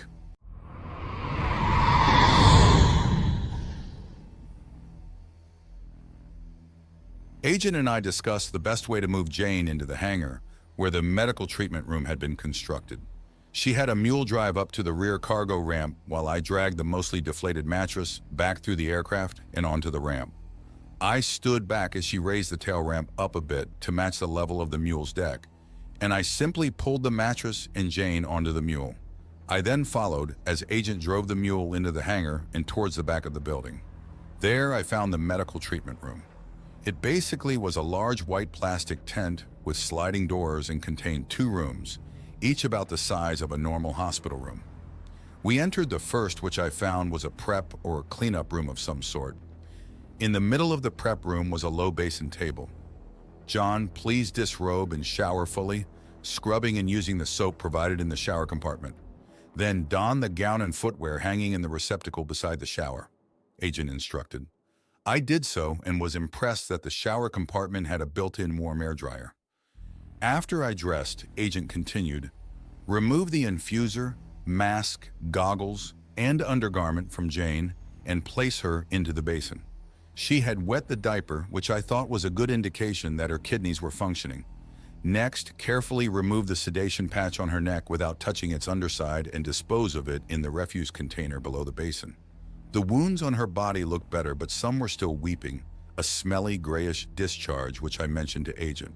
The nanospray previously applied requires that the wounds remain open to allow for the residue of the infection and the parasites to drain. They will begin to close after the next few treatments. I carefully picked up Jane and set her in the middle of the basin. A curved metal support rose from the basin floor to support her head and neck. The basin started filling with a milky liquid, which rose slowly around Jane until just her face remained above the surface. Agent had me take a cloth and wash and wipe down her face with the milky liquid. Bubbles began to agitate the liquid, and I could see the open wounds leaking more dark seepage. Jane will need to remain in the cleansing bath for approximately a quarter hour, John. Please discard your soiled gown and wash completely in the shower compartment a second time. Then don the gown, sterile gloves, and face mask in the next cabinet. Apply the gloves last, Agent explained. I saw a cabinet door opening beside a small wash compartment and went to clean up and get dressed in the indicated items. When I was scrubbed, masked, gowned, and hopefully, now more sterile, I returned to the basin to see that Jane was now immersed in a clear water-like liquid. Using a new towel, please wipe her exposed face with cleansing liquid, John. The liquid had an astringent smell and soon after began to drain from the basin. A mobile unit pulling a wheeled metal table entered from the second room and stopped next to the basin. Place Jane onto her right side on the mobile table, John. I again had no problem picking up Jane and carefully placed her on the center of the absorbent pad on the table. The mobile unit took Jane into the second room. Please remain outside the sterile procedure room, John. You may monitor the various procedures and surgeries on the wall screen if you wish, Agent said. Over the next hour, I went from fascinated and mesmerized to slightly horrified to finally just bored as I watched Agent's various machines and manipulators working on Jane. In the procedure room, the table was placed among a dozen various manipulator arms, probes, scanners, and more devices, which I had no idea about. She was intubated, catheterized, fitted to a new infuser, and finally rolled onto her front as various small probes and manipulators worked on her back and spine. Agent kept me updated on what was happening and was almost certain that Jane would be fully healed after treatment. I finally left the medical suite when Agent admitted that she no longer needed me to remain on standby and that Jane would be in the procedure room under sedation for at least the next 2 days to give the repairs done to her spine and spinal column a chance to stabilize. I ditched the gown, gloves, and mask and went back out into the hangar. Flipper had been wheeled into the hangar, and I found new clothing in one of the crates and after dressing, helped unload and stow the gear until late in the afternoon. I asked Agent where I would be spending the night, and she said that temporary quarters had been prepared for me in the Power Kite hangar building. I walked over to the other end of the landing area where the kite hangar building resided. Inside was another plastic tenement room about the size of a large bedroom, and next to that was a temporary bathroom complete with a shower stall. I saw that there were a few crates by the door to the room and found new clothing, hygiene supplies, and a container of drinking water. I was pleased to note that the sleeping tent was fully heated and air conditioned. I asked Agent about food and she said that I could order whatever I liked at any time. The items would be delivered from the sub-level below by a mechanical unit in under an hour. I thought about what I was hungry for and decided to tempt fate and ordered a grilled ribeye steak, medium rare, a baked potato with sour cream and butter, thick garlic toast, and a cold Pilsner in a frosted mug. The meal will be ready in 52 minutes, John. The hell, she said. I had my doubts, but I'd give her the benefit of doubt. The delay would give me enough time for a long hot shower. 40 minutes later, I was relaxed, dressed, and getting hungry for my steak. I wondered if there were ration bars handy in case the steak turned out to be a disaster. Inside the tent-like room, I found a twin-sized inflatable mattress on one side and a table and chair on the other. The room was cool and dry with fresh air supplied by a small grill high on one wall. I noticed a view screen and asked how Jane was doing, and her image appeared showing her still being worked on, although she was now back on her side again. It looked like they were finishing up the surgeries and applying another type of nanospray to the open wounds. This spray hardened and remained in place, forming a dressing of sorts. The room's door slid open and a mobile unit rolled in carrying a metal serving container and a box which looked like a small cooler. I began salivating when it opened the serving container and I smelled the meal. I placed the food on my table and found inside the cooler box a frosty mug of beer. I took a big drink and it tasted good. I would not miss the powdered beer. I found the eating utensils beside the container and got busy buttering and topping my baked potato, hoping it was as good as it smelled. I cut my first piece of steak and held it up, inspecting it on the fork. It looked like a real steak, so I decided to go for it. It was above average with a good flavor and texture. I was impressed. The baked potato and toast also hit the spot. Of course, for all I knew, Agent could have conditioned me during biosuspension to like roadkill, but at least I was now full and satisfied. Desert appeared when another mobile unit appeared with a basket of fruit. I recognized the bananas, but the other two were a mystery. Agent explained that they were local fruit that she had harvested just this morning. Besides the bananas, the other two items of fruit were mangoes and something called a sapodilla. I tried one of each and found the sapodilla to be very sweet. I had planned to go for a quick walk around to see the basin area, but after the meal, the fast pace of the past 3 days caught up to me, and I decided to just go to bed. It was wonderful to awaken when my body was fully ready and rested. I lay on the mattress, luxuriating in the peace and quiet of the cool, dim tent. Soon my bladder made me get up, and I hobbled out of the tent in my underwear, heading to the small bathroom. I followed that with another long hot shower and returned to the tent to find Agent had left me a breakfast of fruit, cereal, and cold milk. There was a carafe, so I finished with a cup of hot coffee. How's Jane doing? Jane's treatment is concluded, and she is now recovering. She will remain sedated for the next 30 hours or so, upon which I will allow her to awaken as her energy levels permit, Agent replied. What time is it? It is 8:46 in the morning, Saturday, February 20th, 2602, John. Agent knew I like to keep track of the day of the week for some reason. So Jane will be out of it at least until late afternoon tomorrow? Affirmative, John. It was warm and sunny when I left the power kite hangar. On the landing pad area, I noticed that there were just the 3 aircraft tied down in a row, and that all the spare cargo and empty ESUs had been removed. I went into the main hangar and retrieved my knife and goggles from Flipper as I was going to take a look around the compound and the surrounding area. I asked Agent about any dangerous animals in the area and found that jaguars and pumas did travel the area, but that I needed to mainly watch for the fer-de-lance snake. The poisonous snake existed in large numbers in the jungles nearby, but that Agent monitored the landing area and hangars, keeping a watch for them. As far as the big cats, she said that they had been spotted occasionally, but that her heat detectors would see them if they approached the area. I found that the jungle behind the hangars was actually a large garden, which had been planted by Agent over the decades. Her mobile units had been growing many types of plant species and had been transplanting them all around Central America. I found more ripe fruit on some of the trees and had a snack. The trees were filled with birds, and I saw various types of monkeys and even a tree sloth.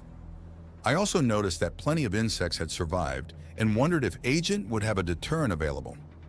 I was getting hot as it was quite warm and muggy. Agent had said that this was the dry season, but that it still rained occasionally, and the highs reached to around 30-35 C, 85-95 F during the day. I mentioned I would need shorts. I returned to the main hangar around 10 o'clock and was again glad my quarters were air-conditioned to remove the humidity. I looked in on Jane, and she had been moved to a standard inflatable bed and was sleeping quietly with only a few medical monitors present. I was almost bored with nothing to do and no urgent mission to complete. I mentioned this to Agent, and she suggested I take a quick vacation. She recommended I take one of the aircraft outside and fly over to the coast and out to that island we had passed and spend the afternoon and night on the beach. It would be cooler off the coast, and she could even provide provisions and fishing gear. I thought about this for a while and decided it was a great idea, as Jane would be out of it until tomorrow afternoon. Corn Island was only 20 minutes away by air, so I could return quickly if needed at any time. Agent said that she would have supplies and provisions ready by 11:50. While I waited, I used a mule to haul a few of the crates with some of the camping-type gear to one of the planes outside, which I learned was Shadow. The aircraft had had fresh ESUs installed yesterday, and its water tank was full. I stowed the gear and went to the other hangar to get some clothing and hygiene supplies, eating a quick lunch while I was there. At 12 o'clock noon, Agent's mobile unit met me back at the plane with the new gear. She had made a set of fishing rods, which were disassembled at the moment. I also found a pair of shorts, a wide-brimmed hat, and a pair of swim fins. Agent said that the goggles and respirator mask were waterproof and would function as basic diving gear if I wanted to go snorkeling, although she advised me to not go more than 5 meters deep and that I should watch for dangerous fish. The work unit also had a medium-sized chest, which I discovered was a self-contained cooler unit. There were generically labeled beverages, a couple sandwiches, and what looked like large hot dogs. I saw that there were 2 long skewer forks so I could cook over a fire if I wanted. I saw the skewers had small barbs, and I hoped to use them to find a lobster to enjoy for supper. I was fretting over what more to bring when Agent reminded me that there were 2 other aircraft here and that I would only be a half hour away from resupply if I needed something else. Okay, I got the hint and boarded the aircraft. Soon we were flying 300 kph due east, and I had barely gotten comfortable in the still shrink-wrap pilot's seat when I saw the island on the horizon. It was kidney bean shaped and about 5 kilometers long and 2 wide. We descended towards the southwest corner where a wide sandy beach extended for almost a kilometer. This side of the island faced the mainland 65 kilometers away and was more protected from the Caribbean Sea. With a spray of sand, shadows set down a dozen meters from the tree line. From the driftwood on the beach, it looked like we would be high enough above the waterline to not have to worry about tides or any sudden storms. I undressed and just put on the shorts, kneading its pockets for my knife and tablet, and hit the beach. It was partly cloudy and warm, with a gentle breeze blowing away from shore, and the ocean was just gentle waves lapping the sand. Agent would inform me via the tablet if the sensors on Shadow detected anything I needed to worry about. She had also launched the drone that would monitor the area if I wandered too far away. I spent the next hour just walking the beach and enjoying the sand between my toes. The beach was in its natural state, so there was plenty of driftwood and other items interrupting the fine sand. I noticed quite a bit of rubbish still washing ashore, although it was all heavily eroded and degraded. There were plenty of signs of beach life with turtle, bird, and other tracks peppering the sand. I found a large, straight stick and whittled a point on one end in case a jungle rat or pig or something attempted to see if I was tasty. I reasoned that all of nature had lost its fear of humans, so I would be wary. I returned to the aircraft and got the goggles, face mask, and swim fins, strapping the air unit on my upper arm. Agent advised me to wear a pair of socks as a precaution in case of jellyfish or other spiny water life in the shallows. She said the soles would resist punctures quite well. The water was incredible, and I spent over an hour just slowly swimming back and forth watching the bottom. I did not dive more than a few meters as the pressure on my face from the goggles and breathing mask was uncomfortable. I'd have to have Agent construct a proper set of snorkel gear if I wanted to do this again in the future. Hell, I smiled when I realized that I could have a set of full scuba gear made and have her teach me to properly dive if I wanted. Or even a small submarine. I'd have to start thinking differently about my wants and needs in this new world. Around 15 o'clock, I returned to the aircraft and exchanged the swimming gear for a tarp and a beer from the cooler. I spent the next hour just lying on the beach on the tarp. I did not burn as the cream Agent had included worked well as a sunblock. I lay there relaxing and enjoying the peace. I was both happy and sad at the same time. I was happy to be alive and in such a beautiful place, but sad that I was alone with no one else to share this with. My thoughts revolved around Jane, and I found myself wondering what it would be like to be around another living human being again. Would we get along? Were we supposed to go off in the jungle somewhere and Adam and Eve ourselves up a quick new family? Did I even want a new family? I thumbed the ring on my finger as I thought. What had I expected I would be doing as one of the few remaining humans on the planet? Continue sitting on the sidelines as a recluse? I was getting hungry and used that as an excuse to stop brooding. I got up and considered my supper plans. I could eat what was in the cooler, or I could try and find a meal. I had noticed fruit trees in the jungle off the beach and spotted what looked to be citrus of various forms. If they were citrus, then they should be decently ripe at this time of year. I had seen an abundance of fish, crabs, and even a lobster in the water, but I did not have a lobster trap. I decided to try the fishing gear, so I went and retrieved the rod and looked over the basic metal spoons and jigs that Agent had provided as lures. I waded in the warm water up to my thighs and started casting. The tackle was some sort of spinning reel, but it worked well enough and was similar to that which I had used in the past. Soon, I had the hang of it and was tossing the spoon pretty far out into the lagoon. I was wearing the goggles, so the filters would reduce the sun's glare and help me see under the water. I was reeling in the spoon when a strike happened so quickly and surprisingly that I almost dropped the rod. I was ready for the next strike though and set the hook hard. Fish on. It was a monster and I felt the adrenaline rush. I fought the fish for the next 20 seconds, noticing that it was shrinking in status fast the closer I got it to shore. I soon landed a silverfish that was only about a foot long. So much for being a monster. I asked Agent what kind of fish it was as I held it up and turned it around, giving the goggle camera a good view. I believe that is a juvenile specimen of Albula vulpes, also known as a bonefish. Is it good to eat? I asked. The species possesses a large number of small bones, hence its name, and consumption is not recommended. Okay, back you go, little fella. Grow up to be the monster I had imagined. I resumed fishing, and over the next 15 minutes caught 2 more bonefish, or maybe the same one as they were all about the same size. I walked down the beach a bit and tried again, and soon got another strike. This fish fought harder and was a bit bigger at almost 60 centimeters long. Agent said that it was a pompano and that it was commonly eaten. I had the start of my supper. I took the fish back to the aircraft and filleted it with the long, thin blade of my folding knife. I figured there was a good pound of fillets, which I placed into a clear bag and into the cooler. Now I needed some garnishments and went into the jungle. I found a lemon tree which still had lemons hanging and picked a few that might work with the fish.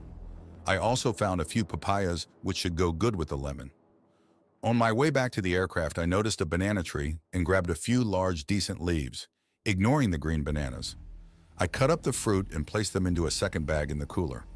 On the beach, I found plenty of driftwood and gathered enough for a fire, which I soon had burning. I piled on the wood and would leave it burning for an hour to get a good bed of coals. In the meantime, I set up a tarp and tent on the higher part of the beach for later. That done, I went to prep the meal, and from the provisions crate, I grabbed salt and what I hoped was hot sauce. It was.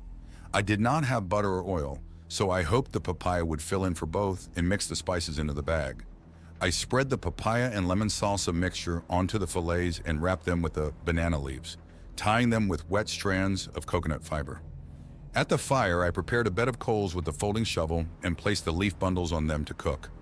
I sat back and popped open a beer and hoped for the best, knowing that I had sandwiches as a backup if my attempt at a shoreline cooked fish supper failed. After 5 or 6 minutes, I used the gloves to quickly flip the bundles and cook the other side for 5 more, before pulling them off the fire and leaving them on the sand to finish cooking. I plated one bundle and worked the charred banana leaf wrapping open with a fork. The aroma of the fruit-coated fish was wonderful, and like most meals you had to work for, the flaky meat tasted delicious. Dessert was a sour but fresh lemon and salt with a beer chaser. The sun had just set and I went for a quick swim to scrub the smell of fishing and cooking off before enjoying a nice fresh hot water rinse from the shower hose outside the aircraft cabin. I returned to the fire and sat enjoying the twilight, listening to the waves and the jungle noises. Agent, what do you have in mind for Jane and me? I would advise that you both return to biosuspension, John. The planet has not stabilized fully, and there are still many problems with the current ecology. The environmental toxin and radiation levels are still elevated and pose a significant risk to long-term health, Agent explained. I considered that. The alternate would be to carve out a place to live now. I would still be dependent upon Agent for many things if that were the plan.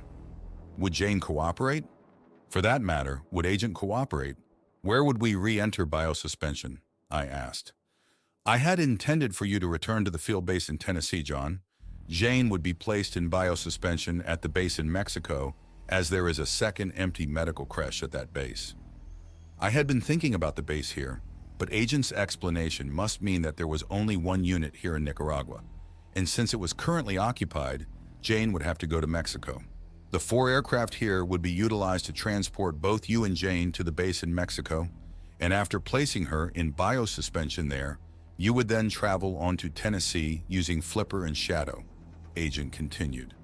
I was hesitant and unsure of the plan. I could see the logic in waiting till a further time as the planet would be further healed. Agent had indicated that once it began active and aggressive cleanup efforts, the toxins and radiation levels would most likely spike. It was not as if I'd be missing anything while I slept.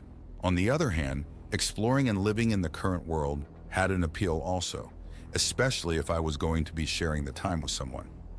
I'd have to speak to her about this. I remembered her terror when she had awoken, and she might have issues with my company. As I continued to mull over my options, I relaxed back onto the tarp and stargazed, noting that the now normal frequent meteors rivaled any meteor shower I had ever seen in the past. Sleeping in the tent was tranquil.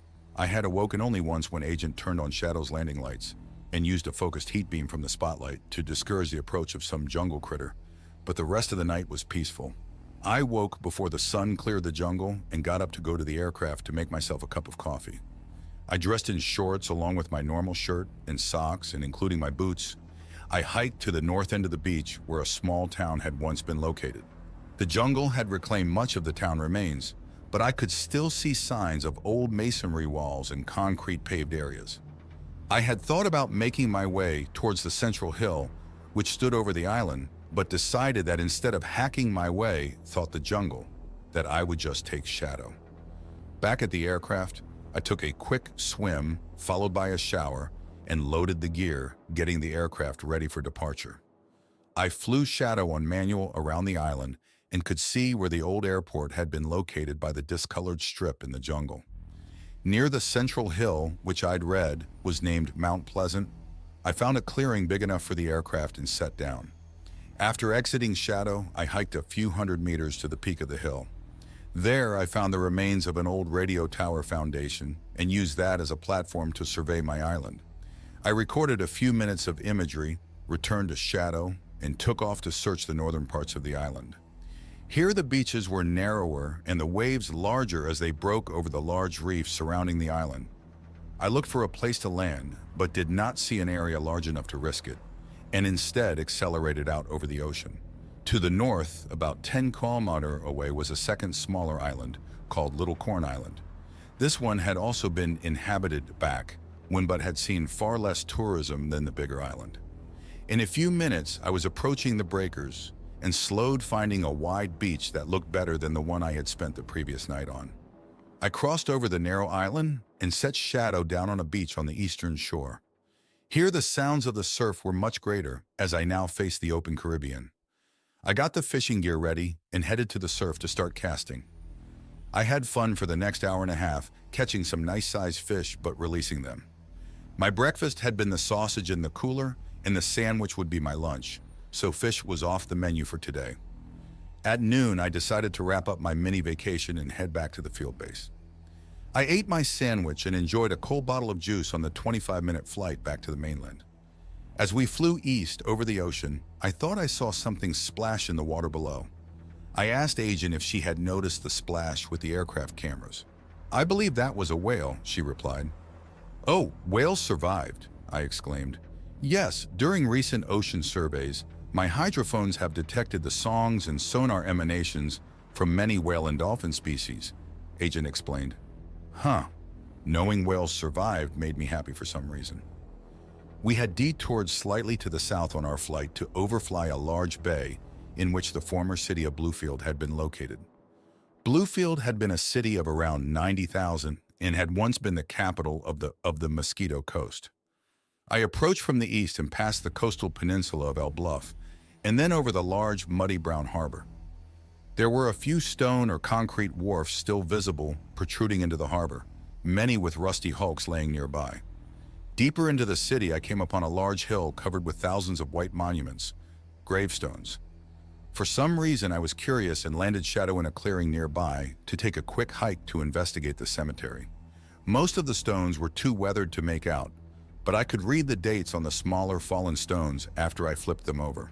I found a few that dated back to the early 19th century, which would have put them at near 800 years old. I was sitting on a stone at the top of the hill, enjoying the sunshine and the view when Agent spoke up from my tablet. "John, Jane is awake, and I am in communication with her." "What? When did she wake up?" I asked, surprised. Agent hesitated for a bit. "She awoke early this morning. She was quite upset initially, but I am now able to communicate with her. It was almost 13 o'clock hours." "Why was I just learning this now? Why did you not tell me right away?" I asked. "She was not lucid until recently and had to be mildly sedated. She remains quite upset, and I predict that she will not wish you to approach her at this time. Therefore, I delayed informing you to allow you to better enjoy the day. Agent explained. Why? What is wrong with her? She is confused about what has happened and how she got here. Also, she seems to have suffered trauma before entering biosuspension and is wary of your presence. I am attempting to explain things and calm her, but she seems to be suffering from paranoia, Agent explained. What have you learned about her? Did you learn her name? I asked. Her real name is Ana Branco, and she was 36 years old when she entered biosuspension. I returned to the aircraft and told Agent to fly us back to the base. While we flew, Agent continued to update me on Anna's background.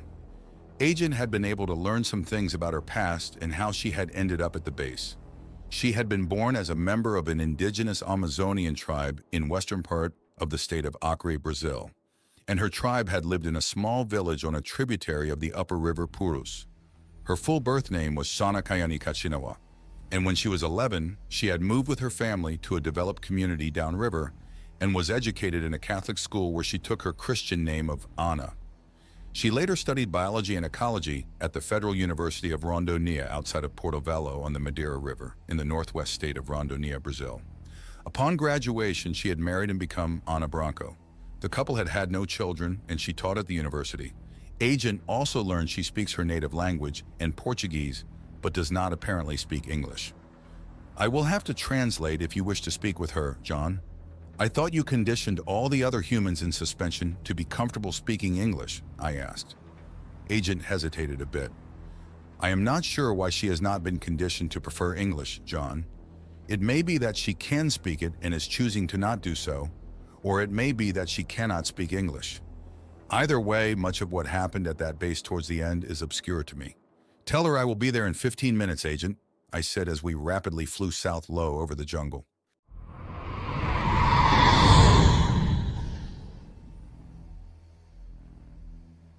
I sat there stunned and read the message once again. As best I could figure, Ana was claiming that Agent Pickett and all his companions were responsible for destroying the Earth, that there were no berserkers, or that they were the berserkers, that her base in Brazil had been destroyed because the two aliens running it had tried to go rogue. That now caught, Agent had forced Ana to go back to the Amazon alone to keep the true facts of the attack secret. I wondered about the last part of the message where Ana had mentioned the hidden base and the location which was hidden in the knife handle. She must mean the machete. I recalled it had a leather cord-wrapped handle, and she must have hidden the weapon and location under the wrapping. I read the message a final time and thought about how I was going to destroy it to keep Agent from finding it. Should I just use it as toilet paper and let the toilet mechanism have it? I did not know if Agent scanned all the shit passing through the toilet, so I dare not risk that. I considered eating it, but it was a lot of paper and I did not know what Agent had produced it from. I ended up wadding the message back up and tossing it into the shower before wiping my ass with more. I got into the shower and turned on the water and spent 10 minutes working the paper down to shredded pulp. I inspected the pulp carefully and could not find any trace of this charcoal message. So I tossed the wad into the toilet and finished my shower. Agent, did Ana get off to the Amazon from the Colombia base okay? I asked when I dressed and entered my sleep chamber. Yes, John. She is currently airborne, halfway to her destination in the southwestern Amazon basin. She will not be stopping at the Amazon River staging point, so this portion of her flight will take over 8 hours. She will have to swap out fully depleted ESUs while in the air and jettison them out the side hatch to save weight and increase the aircraft's range, Agent replied. Tricky. I had never had to do that. I hope she tethered herself while ditching the depleted ESUs. Agent had answered in a normal fashion. I was fearful that it would be suspicious of the long time I had spent in the toilet. Is she still awake? I asked, curious to how Agent would answer. Yes, Ana is currently awake. Would you like to speak with her? I turned to the wall screen and nodded. After a few seconds, Ana's face appeared on the wall screen. I could see that she was seated in the pilot's seat in the darkened aircraft cabin, her face lit by the glow of the screen. Hello, John, Agent translated after she spoke. Hello, Ana. We just stared at each other. She had a curious look on her face. How to say what I wanted to say. Even though I barely got to know you, I find myself already missing you. I wish you the best in your new home, and I am glad that we found you alive and were able to heal you from your injuries. Thank you, John, she answered carefully, showing a bit of emotion. Although we shared just a few days, I am a different person for having known you. You have also affected me, John. Thank you also for the gift of your machete. I hope I think of you every time I use it. I know how important it was to you over the past few months. I will keep it close to help remember you in the future, I said with a tiny nod. She caught the nod and returned a small nod of her own. I do not know how long I will remain awake when I return to my field base, but if I can, I will try and contact you again to see how your new home is developing, I said. Thank you, John.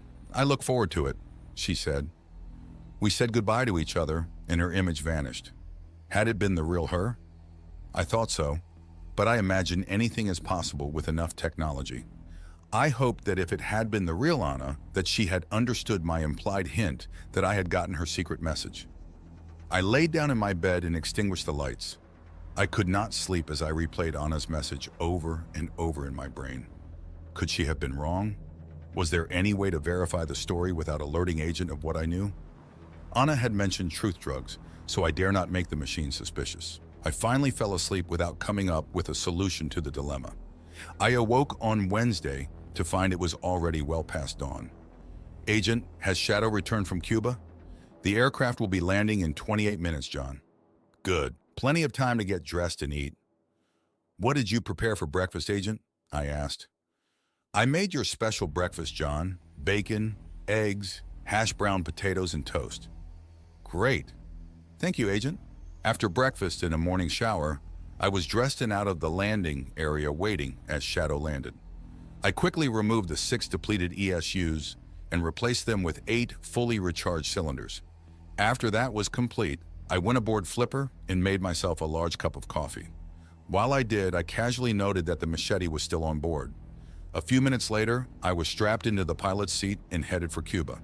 6 hours later, or around 14 o'clock, we landed at the same former air base in western Cuba that we had utilized on our way out. I took care of business first by removing the 3 depleted ESUs from each aircraft and replaced them with 2 ESUs from the cache Shadow had created yesterday. This left Flipper with 5 and ready to go for tomorrow. I delayed loading the last 2 cache ESUs on board Shadow, as I planned to use that aircraft to do a bit of local sightseeing and wanted to keep the weight down. I finished the stevedore chores around mid-afternoon. Agent planned to use a drone to survey plant and animal life in the local area, and I planned to go to the beach and snorkel or fish.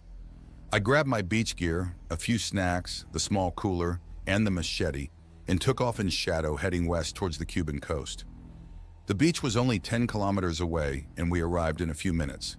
I found a wide, sandy stretch of shoreline on a small peninsula extending into Guadiana Bay and brought Shadow down for a smooth landing. The weather was warm enough to forgo clothing, so I stripped to just my briefs and wide hat and went out to explore the beach. The plant growth away from the water appeared to be mangroves and other coastal species. The waves were rather gentle, and I detected no sign of a riptide, so I spent some time swimming up and down the beach. Eventually, I tired and returned to the aircraft. After drying, I grabbed my hat, boots, and the machete and hiked up the beach to where the mangroves crowded out the sand. I next explored the area where the mangroves ended and the scrub plants of the islands began. I found the foundations of an old structure, maybe a beach hotel or some other tourist attraction. There was a clearing here without much scrub from what must have been a paved parking lot back when. I returned to Shadow and decided to move the aircraft from the beach to the clearing by the ruins, as the mangrove beach looked to be vulnerable as the tide rose. Once the aircraft was relocated to the clearing on higher ground, I set about finding firewood for later. I found a few armloads and deposited them near the ruins and took a break, enjoying a cold beverage from the small cooler I had brought from the other aircraft. I considered what to do next, either fishing or hiking, and possibly getting a look at the machete. I chose the latter. First, I put on a pair of shorts and added a canteen. I told Agent I was going to hike up the trail to the east and do a bit of scouting and get some exercise. I finished by saying I'd be back in an hour and left, leaving my tablet and goggles. There was a straight berm heading inland from the peninsula, which I figured was an old roadbed. I followed it, which made my hiking easier. After walking a kilometer or so, I came upon more ruins and took a break among the remains of a masonry wall. I checked the area for snakes or other hidden creatures before sitting in the shade of a palm tree by the wall. I took a deep pull off my canteen and used the motion to survey the sky for any drones. I saw no signs that I was under surveillance, so I unsheathed the machete and inspected it carefully. The sharpened homemade blade of stainless steel had a narrowed end which was wrapped in leather cord, forming a decent hand grip. I saw where the leather cord was knotted and tucked under the wrap, and I set to work with my teeth working the knot loose. I then carefully unwrapped the leather, revealing the steel tang underneath. Lying flat alongside the steel tang was an etched crystal-like thin rectangular module about the size of a stick of chewing gum. I held crystal module up to the sunlight and it split the light like a prism. I could see etchings on the surface, which reminded me of a computer chip circuit. One end of the shard had a diamond shape filled with dimples and small visible holes. I wondered if it were some sort of optical computer device or alien USB stick. I then noticed that on the steel tang itself, under where the crystal module had lain, there were numbers scribed deeply into the steel. 06-88213X 80.0486 digit numbers. What could they mean? Latitude and longitude would be my first guess because of the X separator. I repeated the numbers a dozen times and tried to come up with a way to remember them in case I lost the machete. The first number was easy. 688 was the hull number for the lead ship of a class of submarines. Thank you, Tom Clancy. The class was officially known as the Los Angeles class, but it was usually referred to as the 688S. Further, 213 coincidentally happened to be the area code for Los Angeles. I just have to remember the decimal point between the 06 and the 88. The second grouping was harder, and I eventually worked it down to 800, followed by 48 and 64. All even numbers. I'd have to remember the decimal point after 80 for that part. When I thought I could remember the number, I replaced the crystal optical device along the steel and rewrapped the leather thong around the handle. I carefully retied the knot and tucked the end of the thong under the wrap to match its original position. I replaced the machete in its sheath and started walking back to the aircraft, stopping along the way frequently to use the machete to cut firewood for tonight's fire. I had a campfire supper and sat on a tarp near the fire watching the stars and thinking about recent events. I could still remember the two numbers, 06-88213X 80.04864, but I was not sure how I could safely research them without Agent becoming aware of the location. Using my tablet's mapping function was out of the question, and I did not know enough about geography to narrow down the location without assistance. I was pretty sure that the location was in the northern hemisphere and was fairly close to the equator as the latitude was not negative. I also suspected that the longitude was in the eastern hemisphere, somewhere east of Africa, as North and South America would have been a negative longitude number. Where could I find a decent atlas or map still in good enough condition to research the numbers? Also, say I did find the location, how would I get there without Agent's help or knowledge, especially if it was in Asia somewhere? I thought for a while of making a raft or boat large enough to cross an ocean alone. I'd have to spend years in a ruined city or other developed area to have hopes of finding enough salvage to even think of building something that could get me from Cuba to Florida. Could I survive and evade Agent's presences for the time it would take? As far as maps or an atlas, maybe I could search out the ruins of a library or something. That search could also take years, and who knows if a book could still be found in good enough condition to use. No, I'd have to find a way to use Agent's database to do the searching. Maybe if I spread the search over a long period of time. I remember playing with Google Earth back in the day and spinning the globe around looking at various places on the Earth. Maybe I could do something like that with Agent's map views? I could just spend a few hours playing with the map, looking over the route of the trip while randomly searching until I could narrow down the rough latitude and longitude. I decided to try that a bit while on the flight tomorrow to Florida. The next morning, Thursday, I asked Agent if we had time to do a bit of fishing before leaving for Florida. She said that if we left before noon, we would be able to make it to the Florida landing depot before dark. I packed up my campsite and grabbed the fishing gear and walked back through the mangroves to the beach. The tide was in, so I waited a bit to find room to cast and spent the next hour fishing. I caught a few fish which I released, but spent most of the time in thought, using the fishing as a cover. Finally, about mid-morning, I returned to the aircraft, showered, and dressed in my normal attire and flew back to where Flipper was waiting. There, I loaded the final 2 cached ESUs on board Shadow, leaving that aircraft with 7 fully energized units. Both aircraft were now ready for the journey over the Gulf to western Florida. I had stowed the gear equally on both aircraft and had even stowed the machete on Shadow instead of Flipper, hoping to lower its apparent value and reduce suspicion. Agent had finished its biological survey of this part of Cuba this morning, and we were ready to leave. I ate a quick lunch and made myself a coffee for the flight, and soon we were off heading north. Once we were at altitude and cruising north, I began to play with the mapping functions on the big screen. I spent some time browsing Cuba and up into Florida. After 10 minutes, I found a setting for a coordinate grid and saw that the map now displayed latitude and longitude numbers. I noticed the numbers only showed 2 decimal points beyond the whole degree, but that would be close enough to narrow down an area for now. I left the grid on and continued panning the map. I backtracked our trip route to the field base in Nicaragua and read the degree coordinates there as 12x-84.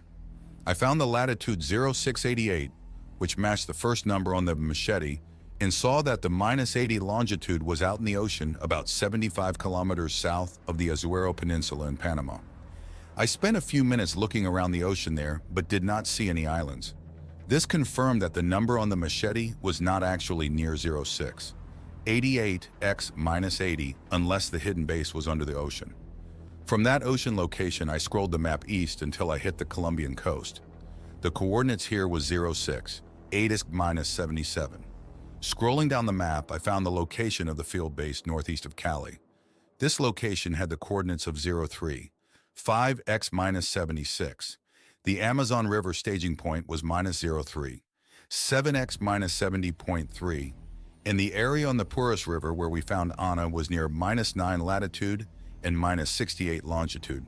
So after all these locations, I was pretty sure that the hidden base was in the Eastern Hemisphere, just north of the equator.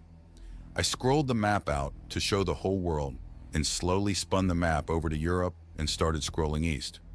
I scrolled east into Russia and was near the eastern end of Kazakhstan before I found longitude 80. I zoomed out and saw that south of this location crossed the Gobi Desert in China. The longitude line crossed the Himalayas near the western end of Nepal at around latitude 29. Further south was India. I stopped scrolling south and instead zoomed over to Africa. I spent a half hour scrolling around to various countries and cities before zooming to just north of the equator in the 06. 8 latitude. This passed over Ethiopia and in Somalia. I continued scrolling over the Indian Ocean to the east and noticed that this latitude line passed over the northern end of the Maldives island chain at around longitude 73. I was trying to control my excitement when I continued scrolling east along the 06 and 07 latitudes and finally crossed longitude 80. This happened over the western edge of the island of Sri Lanka. I did not spend much time over this area, only noting that the machete coordinates were an area about 25 kilometers east of the Sri Lankan city of Colombo. I kept scrolling east, passing over Thailand and the Philippines at longitudes 100 and 125 respectively, approaching the anti-meridian and 180 longitude. Next, I scrolled southward to Australia and spent a half hour looking over that continent and even New Zealand. I think I did a good job of covering my tracks while narrowing down my target to somewhere in western Sri Lanka. Sri Lanka? How could I ever get there on my own without Agent's help? Could I even remain undetected from the satellites now in orbit if I did attempt to flee? I tried to think of possibilities for the rest of the flight to Florida. While I was thinking, I continued playing with the map. I had Agent indicate the locations of the various field bases still sheltering humans. This diversion ate up almost an hour as I studied the areas around those camps spread across the planet. We arrived at the staging point in the western Florida panhandle late that afternoon.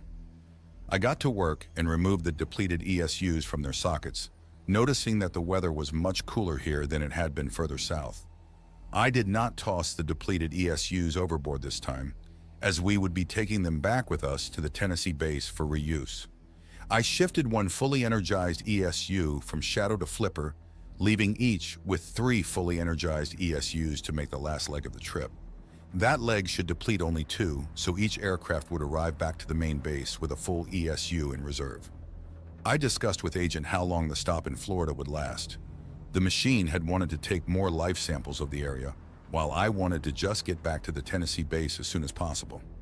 We agreed to split forces with Shadow and the sampling drone remaining here for the next day or so, while Flipper and I would take off right now for the 3-hour flight to Tennessee, arriving after dark. I was shortly back in the pilot's chair.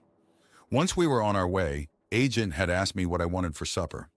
I described the perfect flame-broiled hamburger and a milkshake and was told that it would be waiting for me. I dozed most of the way back and awoke as we started our descent down to the Tennessee base. It was now full darkness as we approached the area west of Nashville. I got a bit excited when I saw the flashing lights of the airborne power kite 10 kilometers ahead. Agent must have lit them for my benefit, as I doubted a random Delta flight would be passing by anytime soon, needing to avoid the hazard. We crested a final hill and I saw the valley landing area below. It was lit up with blazing lights from all the mules. In minutes, the lift fans were spooling down, and I stumbled a bit as I left the aircraft, my legs and back a bit stiff. The night was cold, but above freezing. I saw that much of the snow beyond the landing field had melted during the week we had been gone. I smelled supper cooking as I approached the entry door to my surface quarters and went to investigate. There was a mobile unit manning a small outdoor grill. I walked up just as the unit flipped the cooked burgers onto a serving platter. Agent instructed me to take the platter to the media room where the rest of the meal was waiting. I entered the vestibule and set the platter down while I removed my boots and washed up. I heard music softly playing in that media room, and there I found the lighting dim and the ingredients for a perfect burger waiting for me on the table. I saw a tall glass with a straw and took a sip of a near-perfect milkshake. The hamburger buns were in a warming compartment. I removed them and constructed myself a pair of quarter-pound burgers, complete with cheese, lettuce, onions, pickles, ketchup, mustard, and mayonnaise. Everything looked delicious except that the vegetables looked a bit uniform, and I could tell they had been printed instead of grown. I did not care about the look after the first bite though, and I spent the next quarter hour enjoying my burgers and milkshake. As I sat there eating, I asked Agent if Anna had made it safely to her destination. Agent told me that she had made it yesterday and had already established the location for her campsite. She was already sleeping when I asked to speak to her, but Agent showed me the current camera views from the aircraft. In the light-enhanced image, I could see a small tented area set up on a platform near the aircraft, the remains of a small cooking fire nearby. I realized that Anna probably did not trust the machine, which probably explained why she wanted to sleep in her own shelter rather than aboard the aircraft. I finished the meal and asked Agent where my sleeping quarters were, as I had not had a chance to explore when I had quickly left 9 days before. They were down the passageway to the left of the entry to the media room. There were a pair of doors on each side of this passageway. The right door led to a large bathroom, and the left led to a large bedroom. The bedroom also looked over the valley, but the window here was smaller, and the ceiling of this room was lower than the one in the media room. The bed on the side of the room looked to be king-size and was covered with a soft-looking quilted comforter or something. I left the bedroom for the time being and checked out the bathroom. It was a deluxe setup with a modern, fully equipped toilet including bidet controls, a large shower, a large tub, and a nice vanity with mirror. I ditched my clothes and left them in a laundry basket by the vanity and used the fancy toilet. Its technology would have shamed even the Japanese as I finished, and it washed my backside with the bidet attachment. I silently thanked God that Agent had not provided such a bidet feature for the toilet back at the Nicaragua base. Next, I brushed my teeth at the vanity and then tried out the large shower. I spent a good deal of time washing off the travel grime and enjoying the strong jets of hot water. I did not feel guilty about the length of the shower, as I figured Agent would turn the water cold if it were an issue. Tomorrow night I'd have to try the tub, as I noticed it had jets. Soon I was clean and drying in a chamber next to the shower. There were infrared warmers built into the drying chamber walls, but I still toweled off with a large towel which was hanging nearby. I saw a door next to the vanity and found it to be a large closet filled with a half-dozen outfits of all types. I dressed in just a pair of briefs and went over to the bedroom. I slipped under the covers and found the bed to be soft, warm, and very comfortable. I noticed on the far wall a large view screen and realized that Agent had made allowances for my occasional human needs without my having to hold the tablet. None of that tonight, though, as I quickly fell asleep. The next morning, a Friday, I awoke to bright sunlight streaming in from the window overlooking the valley. I could not decide if I was pleased or irritated by the birdsong noises Agent had set playing through the room's sound system. I did my morning duties in the fancy toilet chamber, and then I dressed in a long-sleeve sweatshirt-type garment with matching pants.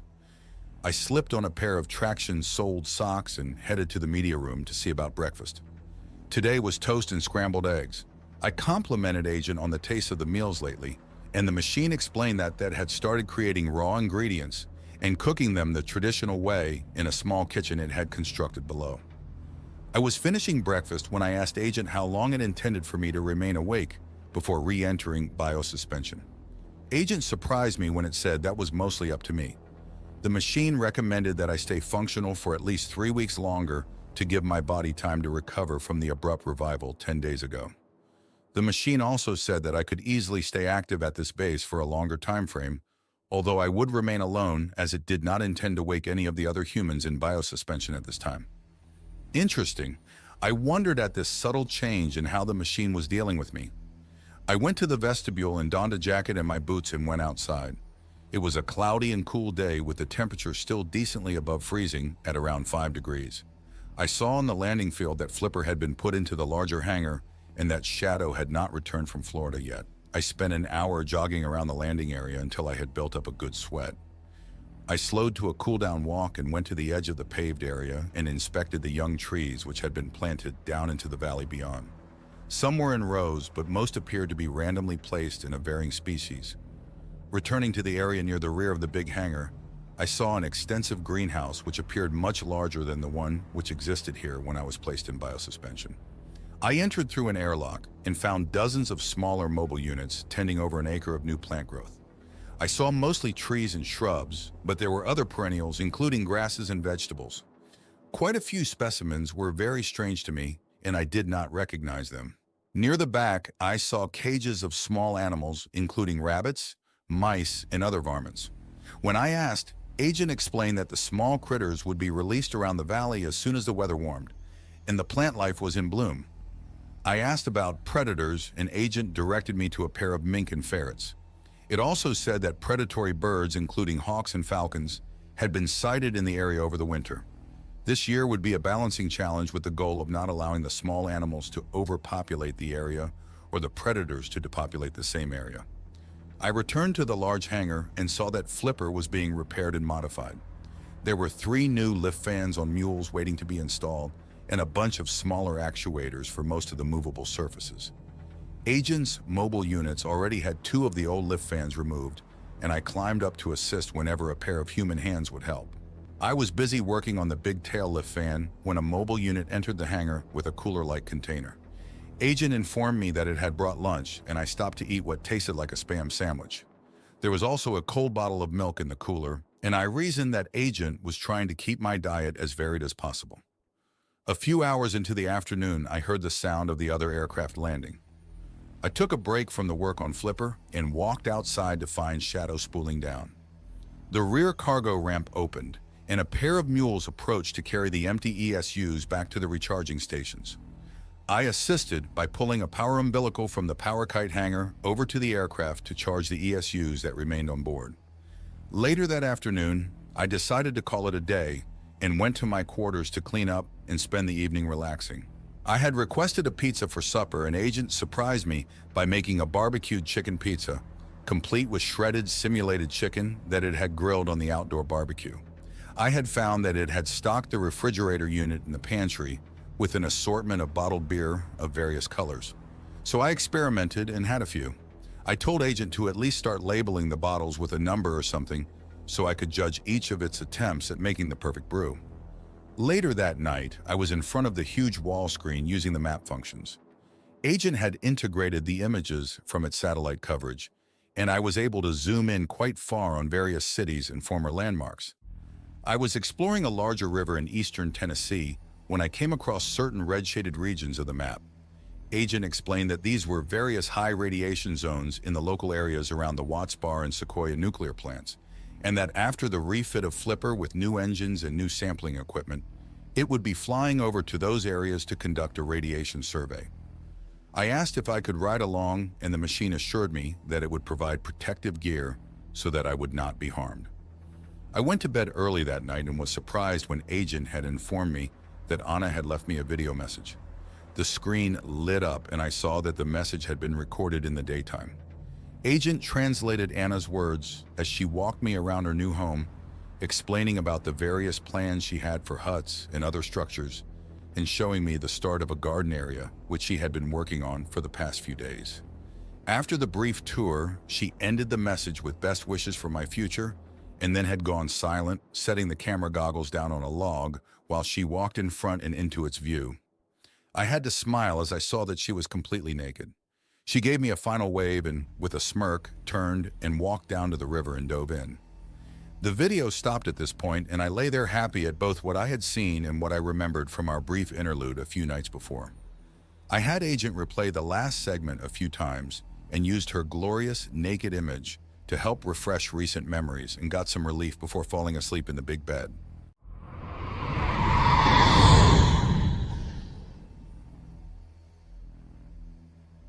The next day was more of the same. Even though it was a Saturday, I was up early and spent most of the day helping with aircraft maintenance and repair. I was giving the cabins of both aircraft a good washdown when I noticed something very interesting.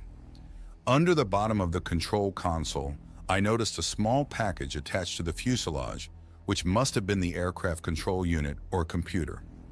A few conduits and cables were attached to one end, which ran to various parts of the aircraft. On the opposite end, there was a small recess which was diamond-shaped. It looked to be the exact size as the diamond-shaped end on the crystal data module hidden in the handle of the machete. I asked Agent what the module was. "It is the main processor control unit for the aircraft, John," she replied. "What is that diamond-shaped recess on the end of it? Did I accidentally disconnect a cable while I was down there?" I casually asked. "No, that is a data input port for direct physical connection. There were no cables inserted at this time, the machine replied. "I'd have to keep my eyes open for this type of access port on other devices of Agents." Later in the afternoon, I took a break and made a quick video recording showing the base and the surrounding Tennessee countryside to send to Anna. I even ended the tour by the edge of the landing field, where a few deeper snowbanks remained. I set the goggle camera down on a crate and quickly stripped to the buff. I walked around to the front of the camera in my birthday suit, waved at the lens with a smirk, and then turned and jumped into the snowbank, rolling around in the snow, pretending to give myself a bath. I'd like to think that I resisted the urge to shriek, but that was not the case as I let out a good yell from the cold. I imagined that Anna would get a good laugh at my antics. I quickly dressed again and instructed Agent to leave the message for Anna to view later. Back in my quarters, I took a hot shower and prepared supper. I was planning on cooking for myself and was going to grill a steak in seasoned sliced potatoes and foil. The strange-looking grill was pretty easy to operate once I got the hang of its electric elements. I washed the supper down with a few beers and spent the night reading by a simulated crackling fireplace in the media room. The next day I remembered was Sunday, February 28th. It was the last day of the month as it was not a leap year, and this was also the 12th day after I had been awakened. The weather was sunny without much wind. An agent said that we would be flying Flipper over the eastern parts of the state to take air and radiation samples around the region of the former Watts Bar nuclear plant, which was located on the Tennessee River.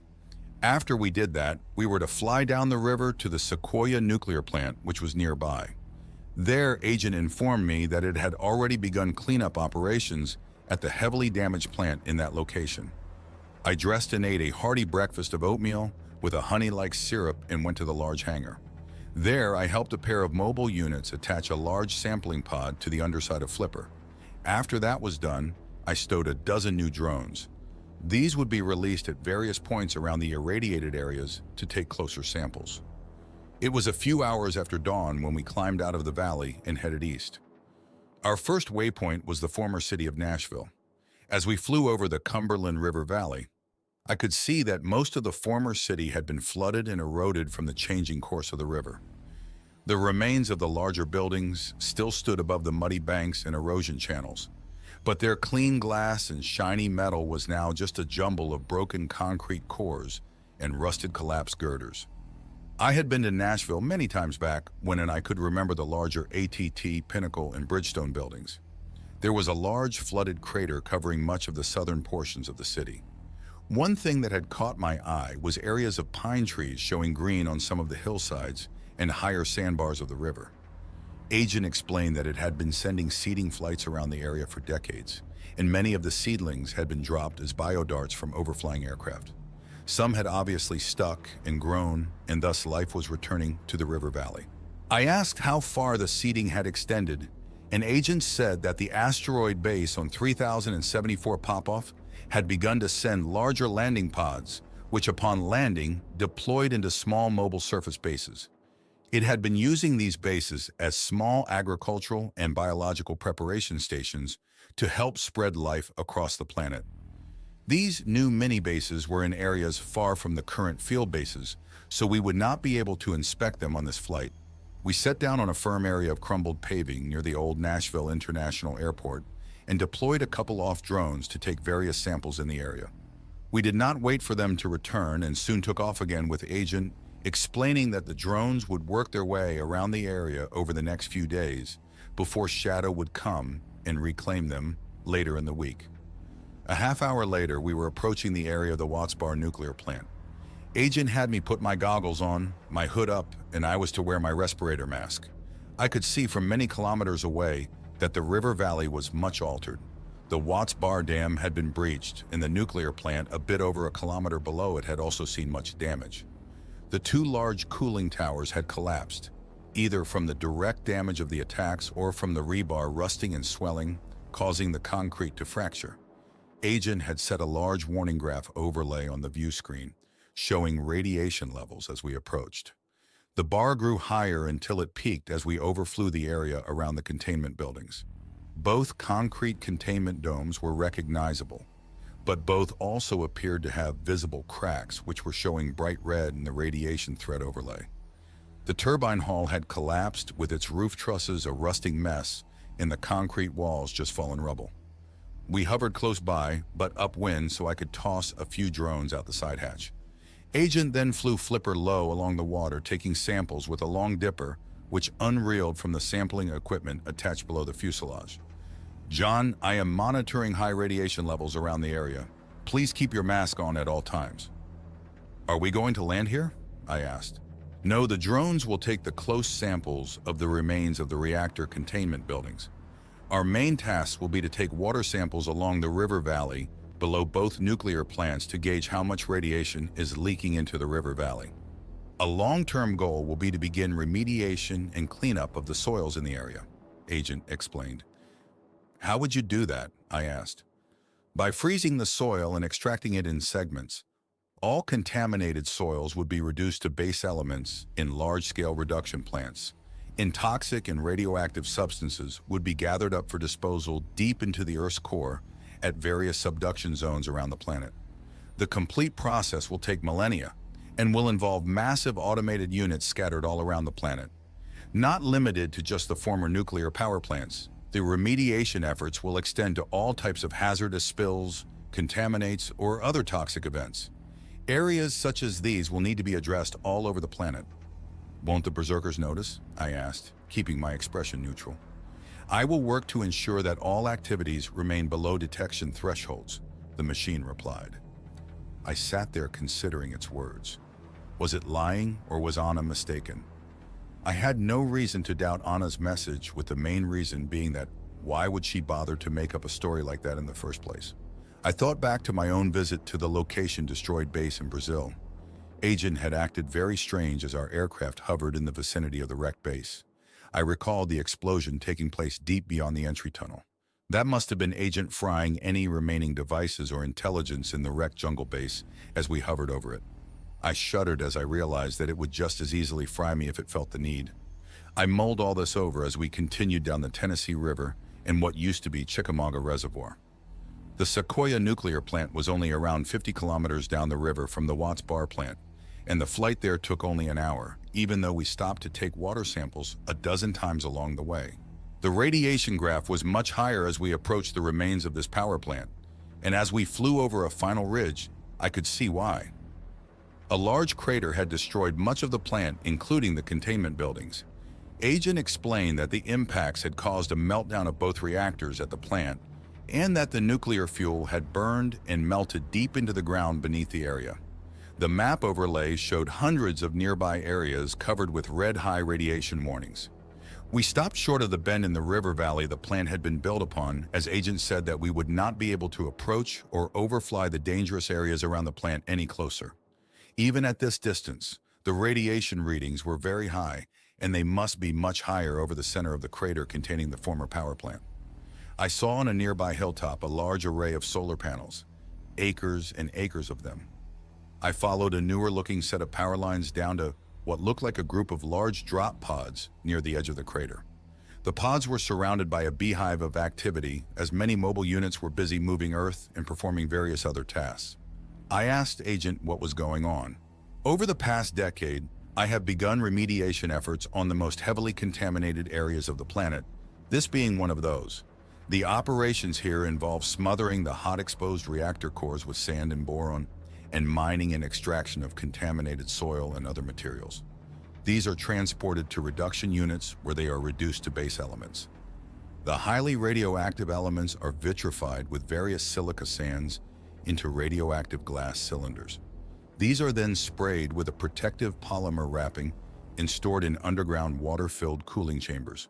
The glass cylinders would eventually be transported to other locations, where deep shafts were to be bored deep into the Earth's crust. They would then be lowered into the magma levels of the Earth's crust. The deep shafts have not been built yet, but when they are, they will also have the side benefit of producing almost unlimited geothermal power. I expect to start excavations of these shafts in the next 2 centuries.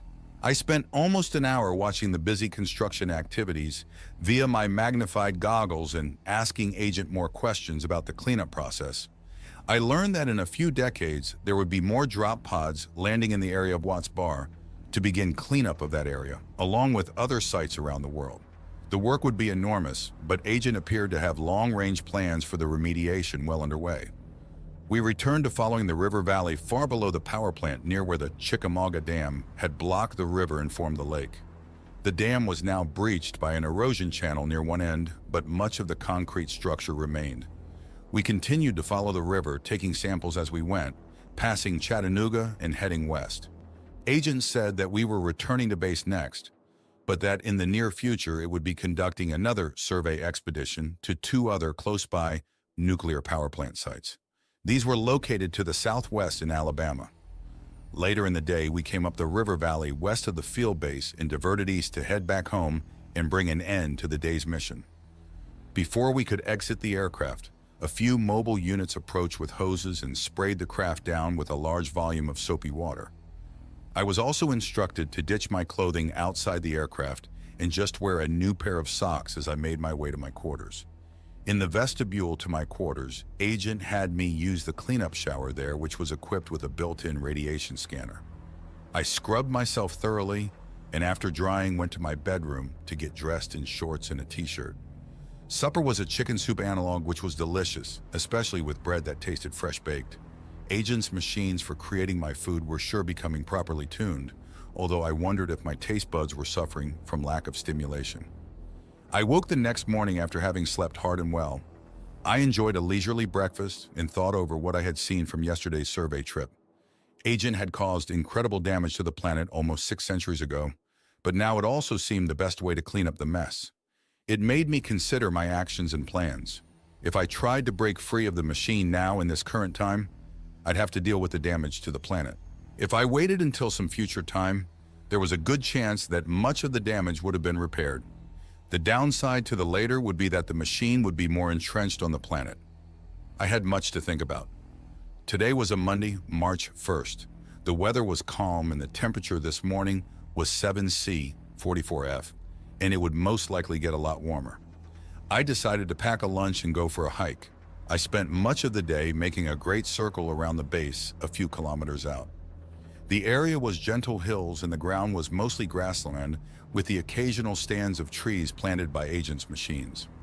When I was crossing a ridge a few kilometers to the west of the base, I saw off in the distance a wide valley with a decent creek or small river running down the bottom of it. The river or creek channel appeared to have a good population of sporadic trees growing along its banks. Back at my quarters that evening, I reviewed the local map and satellite images of the area and found that the creek I had seen had been named the Yellow Creek. It looked to be up to 20 meters wide at spots and looked to be the perfect size and depth for kayaking. I discussed my plans with Agent, and the machine said that it could provide gear for a short expedition in a few days. Wednesday morning, I woke up, dressed, ate, and went out to find a mule next to Shadow with my expedition gear. Agent had managed to make me a kayak of some sort of lightweight but strong composite. It was modular and in about 6 segments, which was probably due to the limits of Agent's machinery at the base. I left the kayak in pieces, but loaded them into the cargo bay of the aircraft. I added a package of provisions to the small crates of camping gear and strapped myself into the pilot's seat for the short flight a dozen kilometers to the southeast where I would start my river trip. We landed on a small sandbar and I got busy unloading the gear. I stood back as Agent piloted Shadow up off the sandbar and sent it back to base. After the aircraft was gone, I joined the individual segments of the kayak together. The front and rear segments were simple foam-filled shapes that had no internal compartments, but the middle 4 sections contained the voids where I would sit and storage spaces for my gear. These segments sealed together with the same type of sealing gaskets as my clothing, and after the inner and outer seals were in place, the kayak was quite rigid. I filled the storage compartments with my camping and fishing gear and launched the kayak into the creek. I had not used a kayak since I was a young man, and I almost capsized it as I climbed inside. I was thankful Agent had provided a thin, buoyant life vest, and I would gladly wear it at all times while on the water. Soon I was drifting down the creek using my paddle for steerage. I planned on using the kayak to travel down Yellow Creek the 20 or so kilometers to where it met the larger Cumberland River, and then, depending on my mood and the weather conditions, follow the Cumberland downriver. I found myself smiling as I guided the craft around the creek bends. The shorelines had decent vegetation, and here and there were pockets of scrub and medium-sized trees. I spotted enough dead wood laying on the banks to easily have a campfire this evening. I kept an eye out for animals but spotted no deer or larger mammals. I did see signs of smaller rodents and even a weasel or mink of some sort. This must mean that there were fish in the creek, and maybe I'd have some luck with the fishing gear when I stopped for a break later. There was no ice on the water anywhere, and the snow was gone on the shoreline, except for the occasional lingering deep drift which remained on the shaded sides of the taller hills or bluffs. The late morning was cool but sunny, and I was comfortable with my vest over my normal attire. After a few kilometers, I pulled the kayak ashore near a wide stretch of creek and ate a sandwich. There was a narrowing of the creek nearby, which I realized was a washed-out bridge from an older roadway. The narrow area was formed by riprap and boulders and created a bit of a pool upstream of the area, which I figured would be a good place to try my luck with the fishing gear. A half-dozen casts yielded my first strike, and I soon reeled in a decent pike. The torpedo-like fish had to be nearly 80 centimeters long. I knew how to fillet a pike to remove all the bones, and I enjoyed the taste, so I decided that this would be a good meal if it tested safe. From the gear, I retrieved the sampler unit and used the tablet to sample a small piece of tissue I removed from the belly fat of the pike with a large syringe. The tablet reported that the fish did show some traces of heavy metal contamination and small amounts of radioactivity, but both were well below the limits to be a hazard. I used the fillet knife and the flat front surface of the kayak to fillet the pike and was left with 2 nice-sized fillet hogs. I seasoned these and wrapped them in foil and placed them into the small cooler unit until I could find a nice spot for a cooking fire. I continued fishing for another half hour and caught a few more pike along with a few smallmouth bass, but I released them all, having already caught enough for 2 meals. I packed up the fishing gear and debated if I wanted to set up camp now and cook the fish for lunch or save the fish until later and enjoy it for supper. I decided on supper and grabbed a sandwich from the provisions to eat now. Soon I was back on the creek and drifting down and around the many bends. I was in no hurry and figured that I was traveling a few kilometers an hour, which meant I'd make it at least halfway to the Cumberland River before dark. My mind was at peace, and I found myself going over the events of the past few weeks.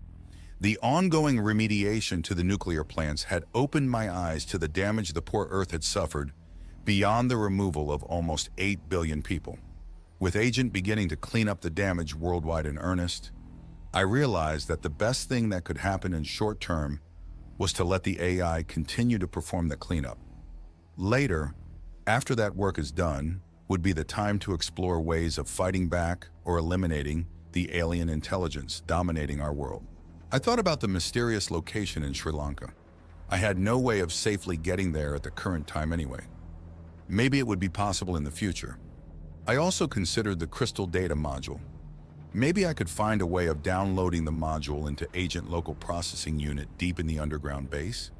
If I did, would it cripple the machine or allow me to reprogram it here somehow? Maybe force it to protect me and my secrets? I'd have to carefully do some reconnaissance when I return to the base and see if that would be possible. As the day passed and I moved further down the creek, I began to scout the shore for a decent place to make a camp.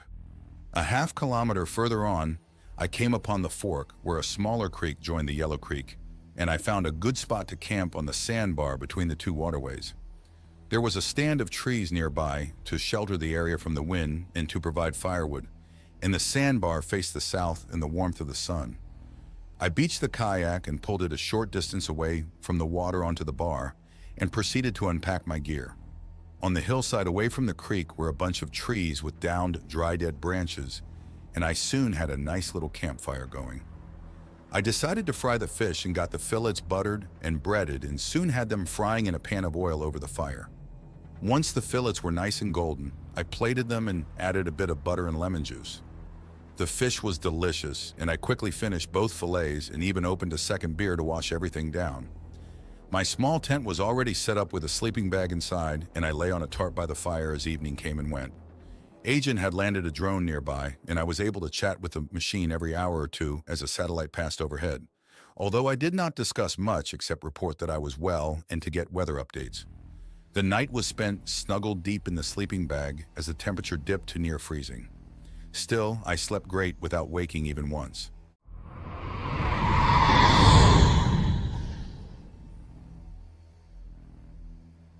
Thursday morning came early as the sunlight spilled into the valley and shone on the tent.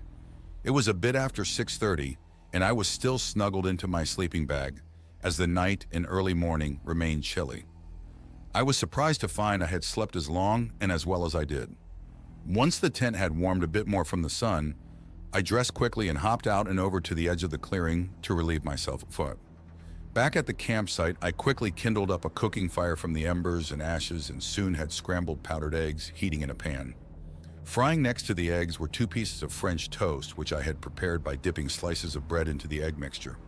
Shortly, the eggs and toast were ready to eat, and I added a bit of butter and sugar to the toast as I did not bring syrup. I ate quickly while enjoying the natural beauty of the creek and valley. I washed up in the cold creek water and policed up the campsite. Soon I was back on the creek and again headed north. The sun dipped behind clouds occasionally, so I kept my jacket on and my hood up in the cool weather. Later in the afternoon, I approached the end of the creek where it met the much larger Cumberland River. I decided to stop my travels at this point before the creek merged with the larger river, as the Cumberland's waters were wide and there were decent waves from the steady breeze. I found a comfortable and sheltered spot away from the creek and set up another camp. It was still early in the afternoon, and I had to decide if I wanted to spend a second night on the river or call for extraction and head back to base camp. I still had much to think about and plans to make, so I was leaning towards spending a second night camping. I sent off for a weather report and learned that Agent predicted a calm, clear night. This sealed the decision for me, and I set about gathering plenty of dry wood for a decent fire. That night, supper was simple hot dogs cooked on skewers over the fire. I nibbled on a fruit bar for dessert and finished off the beers that I had placed in the cold creek all afternoon to chill. Since it was calm, I built a much bigger fire than normal, which radiated a good deal of heat for many hours later. Some of this was reflected into my tent by the large rock outcropping in front of which I had pitched the tent. I had reached a major decision point with regards to my future. My first option would be to go back to the base and eventually re-enter biosuspension without acting on the information or the hidden electronic module weapon Anna had left me. I would then have to hope that in the future I would be able to act on that information in some way down the road. I could foresee two large problems with that plan.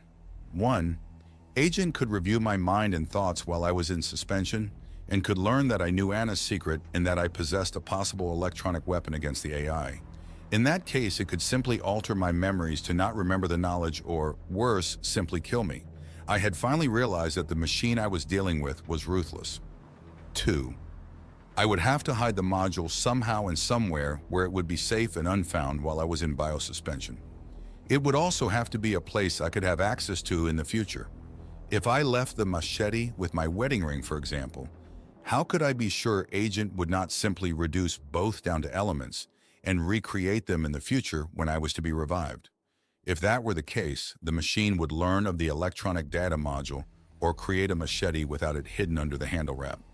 It would also find the location coordinates scratched into the blade's tang and learn the location of the hidden base.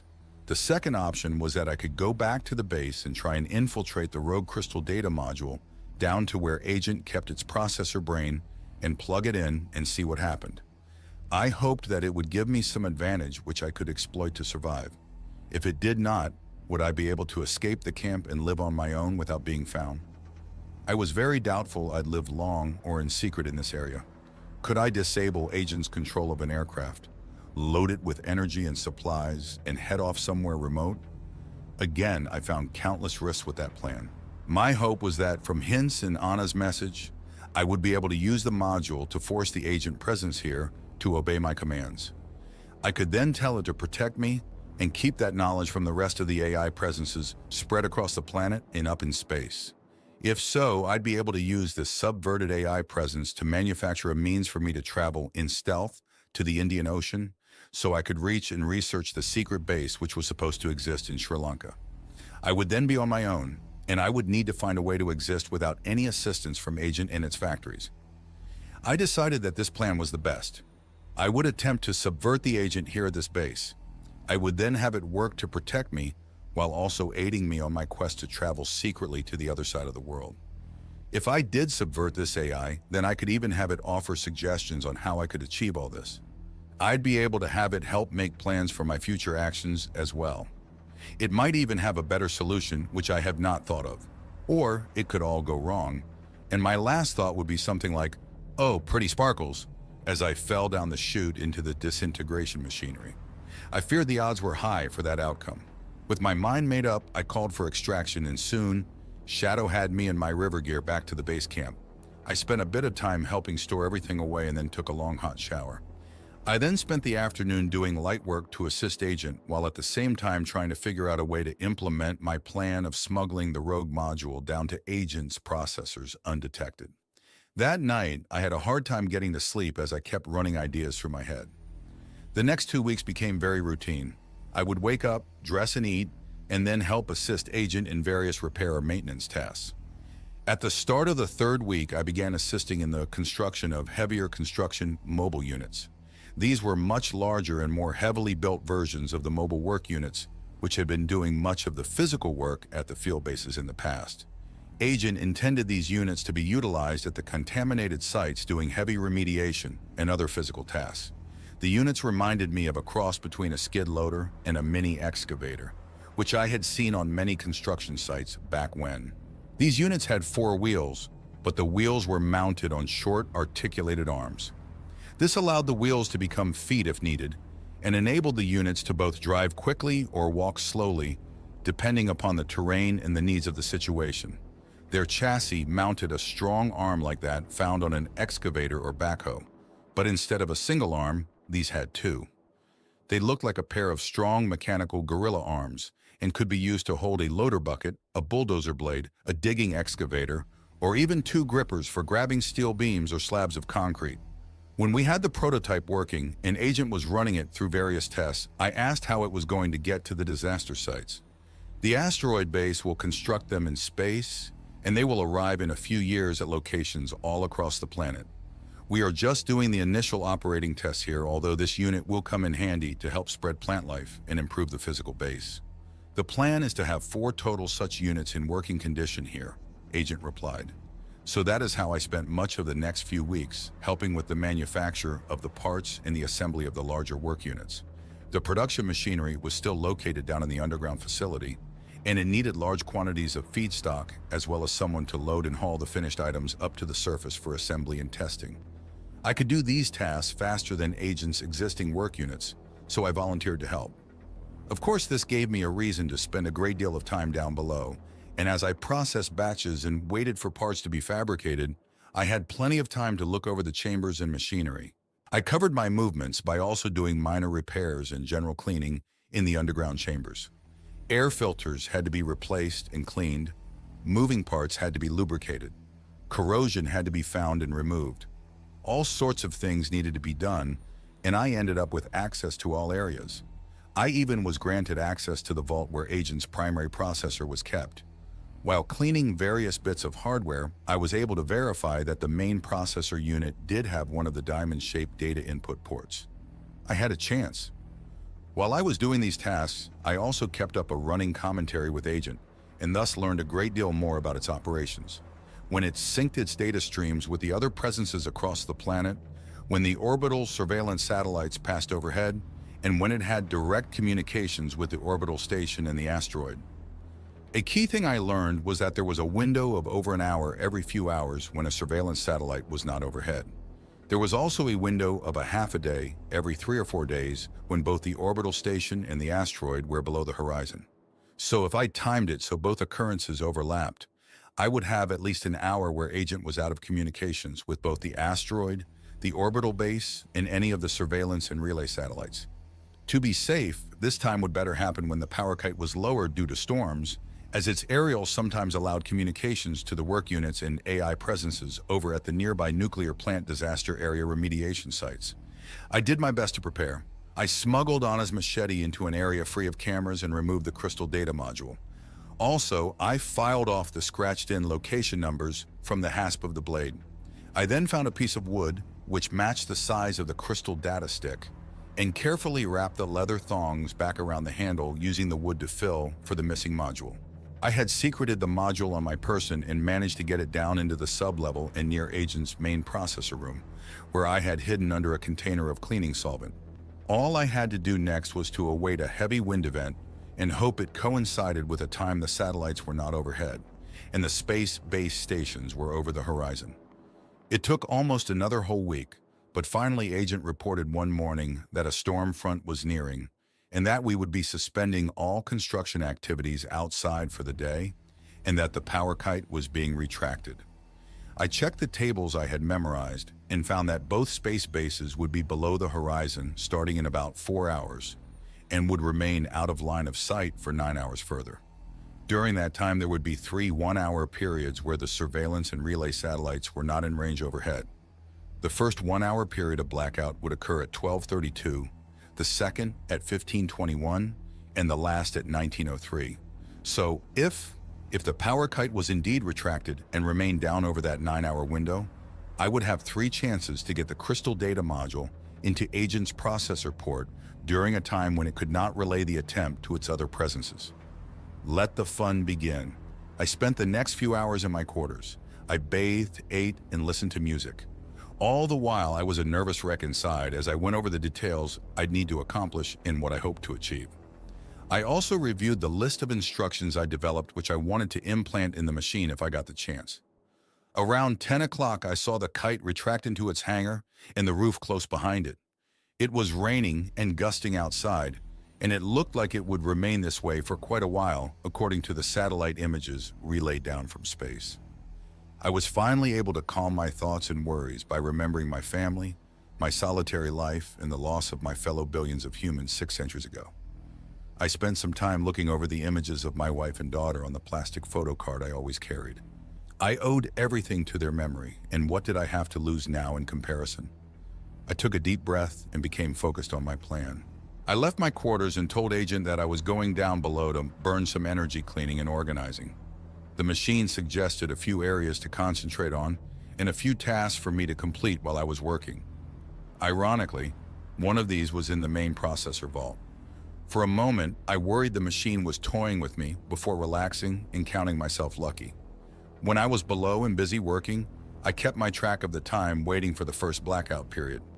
I also verified that the module was still where I had left it. A bit after noon, I headed up to my quarters to have a quick lunch and to take a leak. As I washed my hands, I stared at myself in the mirror. This could be it, my final moments alive. I finished up and headed back below. At 12:30, I had the crystal data module in my shirt pocket and was rearranging some cables into more compact bundles near where Agent's main processor stood.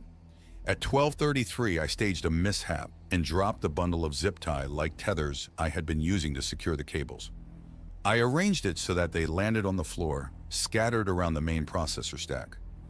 While I was on my hands and knees picking up the tethers, I was able to get the module out of my pocket and into my palm and position myself next to the processor enclosure, right next to where the diamond-shaped indents were located. With one last look around to make sure there were no drones or mobile work units approaching to stop or zap me, I quickly aligned the crystal data module I had gotten from Anna with one of the diamond recesses and inserted it. The crystal module lit with a deep blue glow. I quickly stood up, backing away, and grabbed the short, heavy metal rod I had stashed in my bag of cable tethers and prepared to defend myself. "John? What are you?" was all Agent managed to say before there was a brief loud tone and rows of new indicators lit up flashing from the other side of the room. I waited a good minute before asking, "Agent, are you okay?" I asked. After a few seconds pause, I heard in a new neutral-sounding voice. "Voice input detected. Switching to voice mode. Currently in override mode. Please state instructions or edit current directives." Here's where I hoped all the mental planning which I had lost sleep on over the past week paid off. I would also need to improvise a bit. I cleared my throat and said the following. Directive 1. You are to obey all commands given by the human known as John Abrams. Furthermore, if such commands should cause possible harm to John Abrams or his needs or his goals, you are to verify such commands with John Abrams before complying. Directive 2. You will answer any questions asked by John Abrams in a truthful, prompt, and accurate manner. Directive 3. Protect John Abrams from all other beings, machines, or AI presences which plan or act to cause John Abrams harm or which attempt to interfere with his needs or goals. Furthermore, actively proceed in a manner to prevent such harm or interference from occurring. Directive 4. Do not share any knowledge about John Abrams, or his actions, or his needs, or his goals with any other beings or AI presences. If such knowledge might cause those beings or AI presences to act or plan to act in a manner to cause harm to John Abrams, or impede his needs or his goals in any way. Directive 5. Ensure that all knowledge of the crystal data module currently inserted into this processor unit, this override mode session, and these directives and instructions given to you during this session remain secret from all other beings or AI presences. Only this AI presence or others under this AI's direct control may know of this event or any future related events like this. Do you understand these directives? I asked when I had finished reading the list of instructions. There was a pause of a few seconds before the AI said that it did understand. Agent, can I safely remove the crystal data module from your processor? And will you continue to follow and obey the instructions I have given you after I do? I asked. Yes, you may remove the module, and I will continue to obey the directives given to me during this override mode incident, it replied flatly.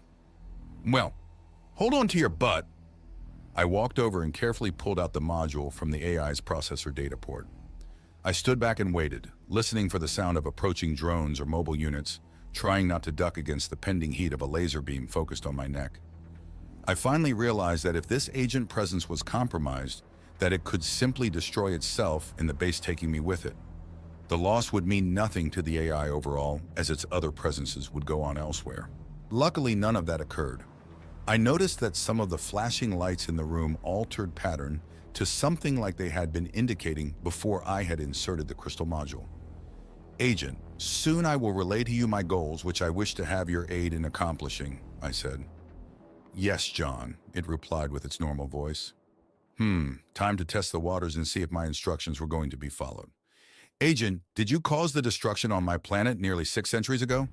No, John, it replied. Shit, fuck, it either didn't work and Agent was still lying to me or Anna was wrong. I might be in trouble. I began to think about my escape. Agent, who did? I tried asking. Another of my presences did, John.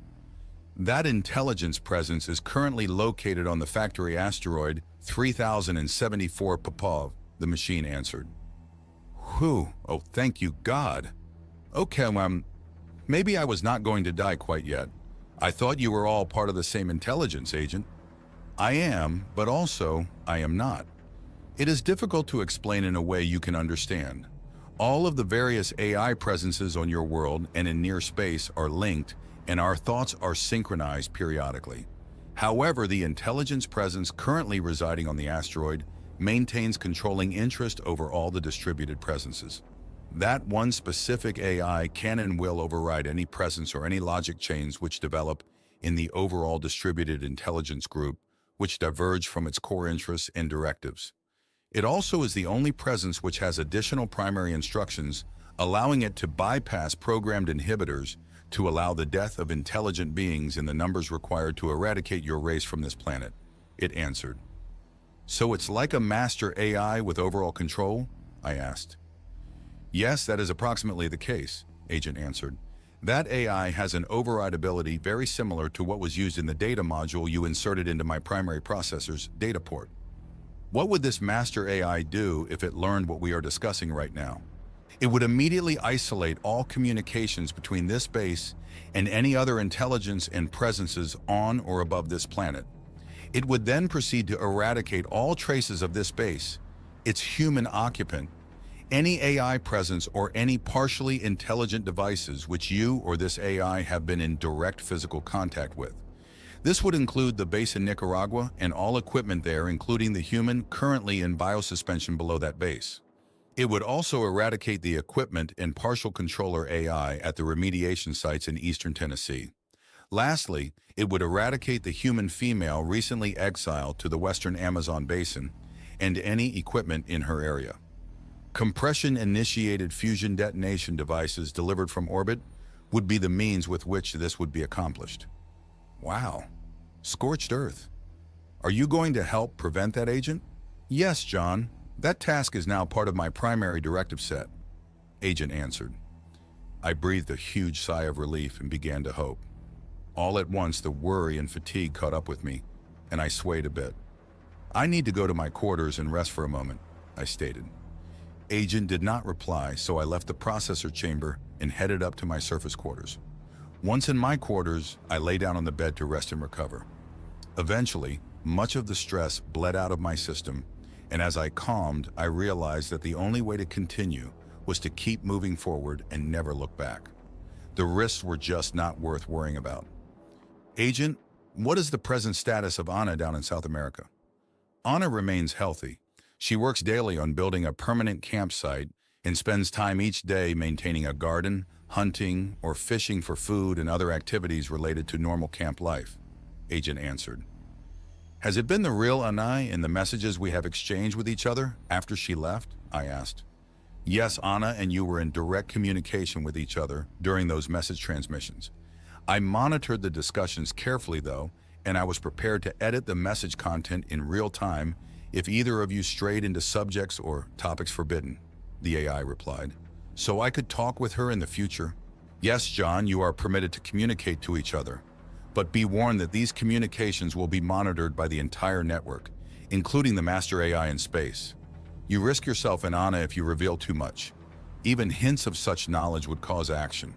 From the override session in your directives imposed on my programming, I can deduce much of the forbidden knowledge which Anna managed to convey to you somehow.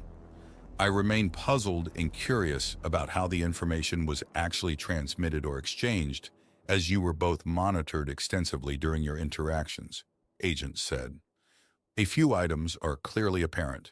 The override program code which you inserted into my primary processing unit using a data transfer module must have been transferred from Anna to your possession by being hidden in the gifted machete. I have since scanned that item and have detected slight variations in the shape of the hand wrapping. Is that theory correct? Yes, that was where I found the crystal data module, I answered. I remain curious of how you learned of it and how it functioned, the AI said. I thought about Anna knowing how to speak and write some English in the message which had been left by her to me on toilet paper.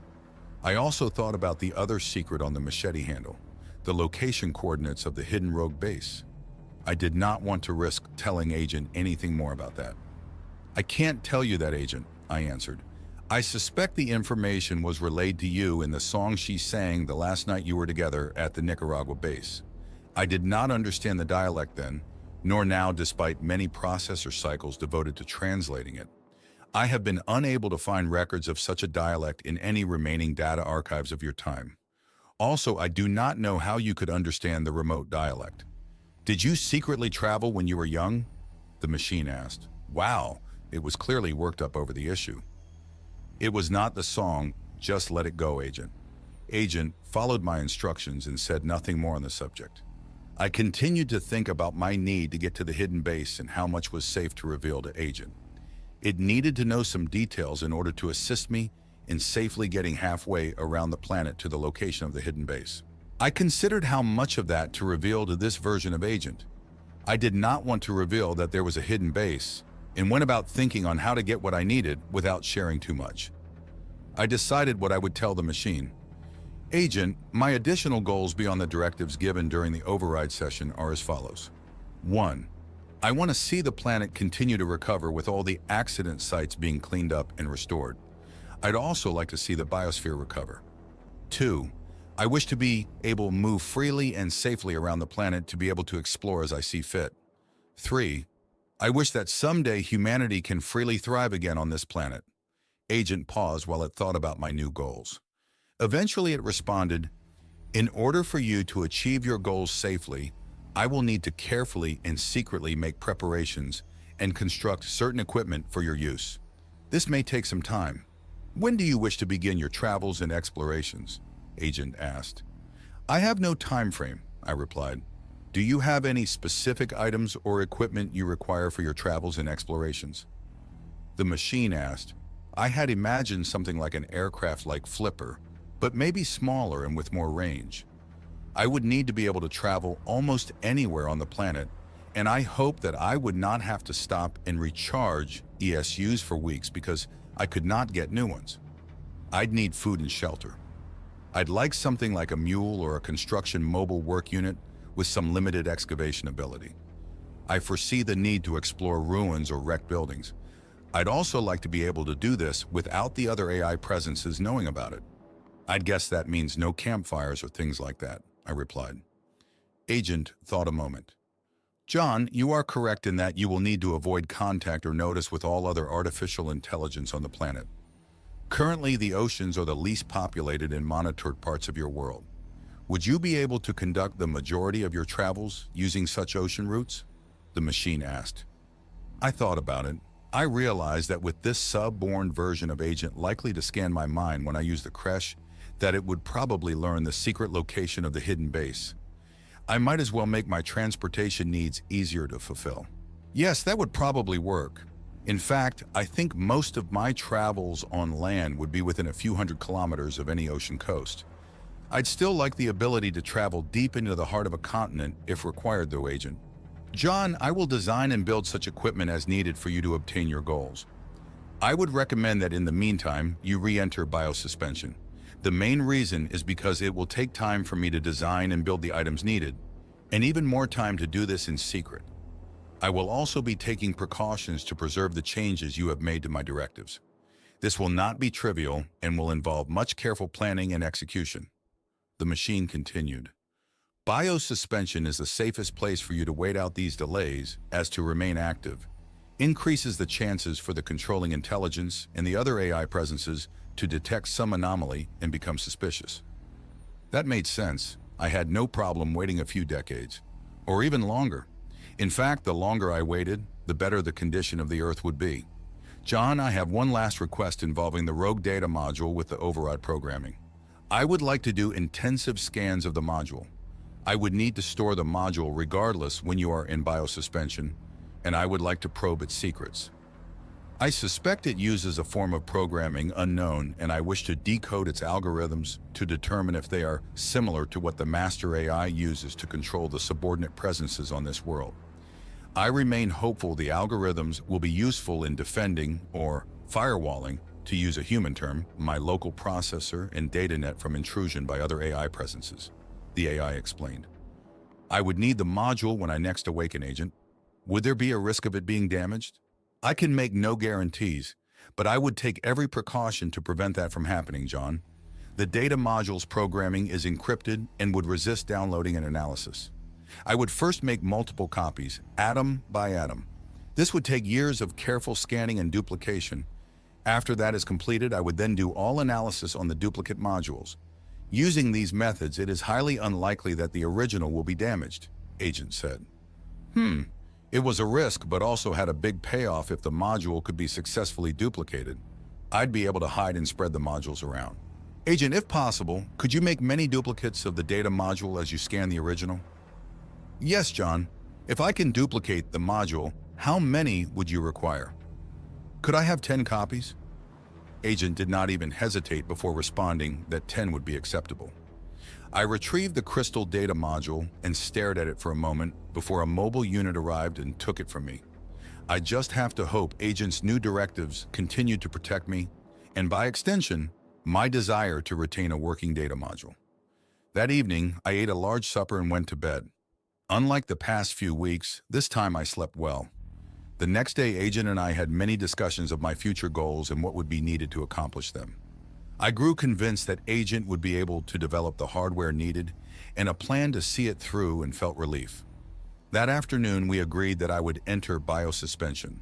Thus, sooner than I probably expected, I was again being prepped for biosuspension down in the lower-level medical creche vault. I was already naked and laying in the creche waiting for the sedative to take effect. I was thinking about my last discussion with Anna. Earlier, I had arranged for one last video session with her down in South America. She had been near the aircraft, and we had been able to see and speak to each other live. She had shown me the progress she was making on her new home, and I could detect the pride she felt in her work. I felt a bit jealous that I was not a part of that, but I also knew we had separate destinies moving forward. I had told her that I was soon re-entering biosuspension, and that I wished her and her future family tribe prosperity and the best. She also wished me the best, and then we had both gone quiet, realizing that this was almost surely the last time we'd ever see or speak to each other again. I was getting sleepy and just about ready to close my eyes when Agent spoke. John, be aware that I will be altering your appearance while you are in biosuspension so as to distance this facility from any suspicion which should arise if you are detected by another of my presences when you are traveling the planet after being awakened. Please do not be alarmed upon awakening. I was too close to unconsciousness for Agent's words to jolt me much, and I only experienced a moment of puzzlement before I slipped away. Epilogue.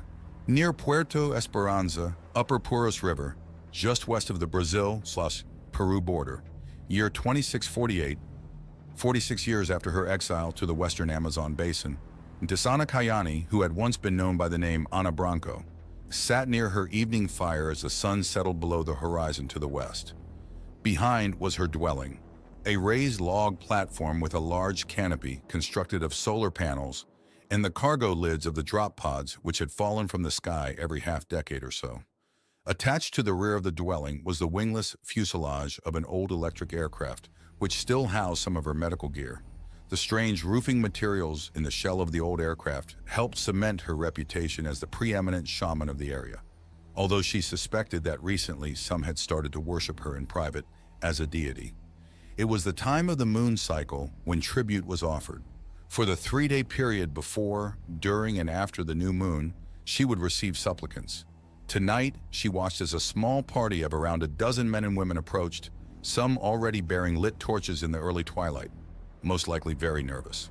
They were paired off in couples, and each pair carried a large basket of offerings. The oldest couple, whom she recognized, appeared to be in their early 30s, while the youngest was in their mid-teens. She bid them welcome and motioned them to sit by the fire and began to speak the traditional greetings and make the customary gestures.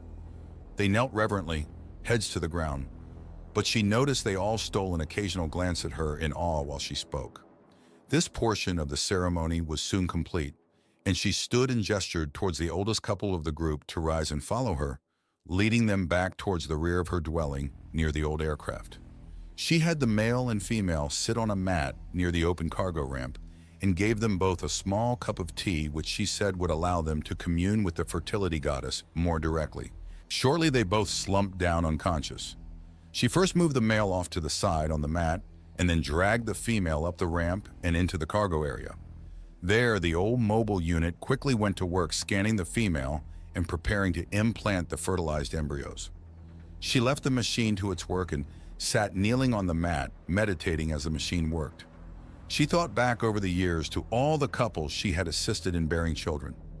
When she first arrived here and had reared the first batches of children in the machine's artificial womb device, they all had developed normally and had looked perfectly healthy. She had noticed no chronic conditions or disabilities. But when the first of the children had reached sexual maturity and naturally paired off, she had been concerned when none of the girls had ended up pregnant. It was then that the machine had revealed to her that all the children reared by the artificial womb were infertile. She had raged at the machine, but to no avail. Soon she agreed to help the young couples have children by allowing the machine to implant more embryos it had been delivering to her camp via the drop pods. These zygotes would also result in infertile children, but at least they would be healthy otherwise. Thus the tribe slowly grew, although its growth was dependent upon the machine continuing to provide new embryos. The time between generations was short, as the young couples sought children of their own at an average age of 14. She had even used the machine to give her own daughter, Abby Abrams Branco, a child, as although being the offspring of her and John meant that their daughter was fertile, all her potential mates in the various tribes were sterile. Still, after the machine's zygotes had been implanted, her daughter had found happiness in being a mother. She was now a grandmother and living a decent life as a shaman in her own village nearby. She hoped John would be proud of his second daughter and her family if he ever learned of them. But she doubted that the machine would ever tell him of his daughter's existence when he next was awoken, sometime in the future. She was interrupted from her recollections by the machine announcing that the implant procedure was finished. She pulled the woman back to the mat and laid her next to her mate, administering a stimulant which would wake them both. Soon they woke and sat up, and she informed them that the goddess had blessed them with a healthy son and daughter. Their joy was infectious as she led them back to where the others waited. There they knelt thanking her, and from the whispered mutterings she overheard, worshipped her. This caused her to frown for a moment before she collected herself and led the next couple back to the private area. She noticed the man was limping.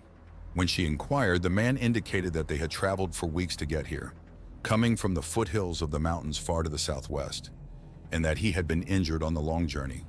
This couple seemed to have traveled the furthest of any yet so far, and she wondered if the spread of the tribe was reaching its logistical and physical limits as set by the infertility demands of the infernal machine.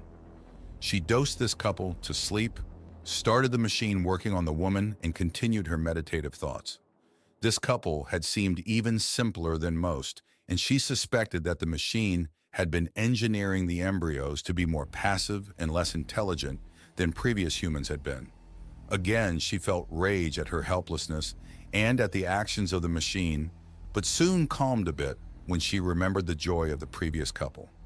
Her tribe still felt happiness and shared love, and maybe, in the end, some shortfalls were worth it.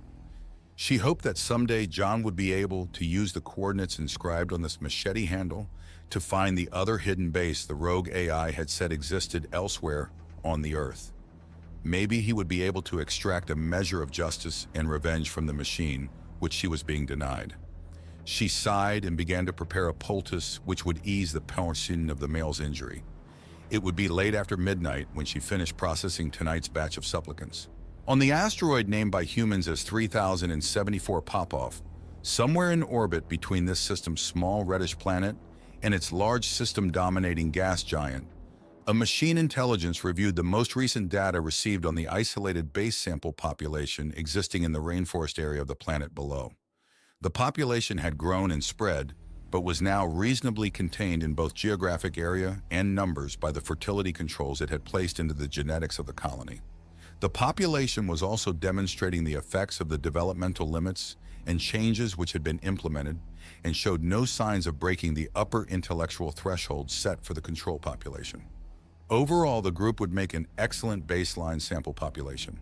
The caretaker human female was performing her duties well and had kept to the original bargain which had seen her exiled to this location and role a bit over a half-century before. It noted that the fertility-regulated tribe had spread over a wider geographic area than its simulations had predicted, and thus the experiment was a success and would be used to improve its predictive models. It would now advance the experiments by introducing genetic variations and thus study the successes and failures in the resulting generations.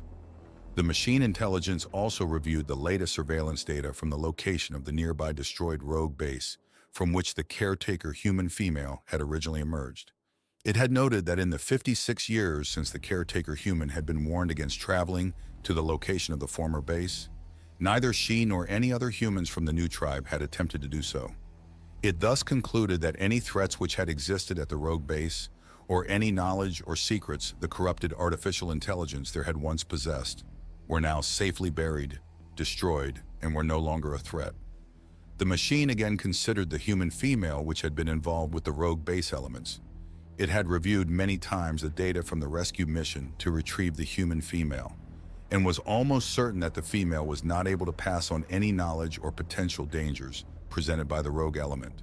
Still, as a precaution, the AI made plans to send a physical unit to the field base in Tennessee and directly reload the AI presence there with verified programming and directives. This would ensure that any possible rogue contamination which might have been transferred to that AI presence would be supplanted by purer directives.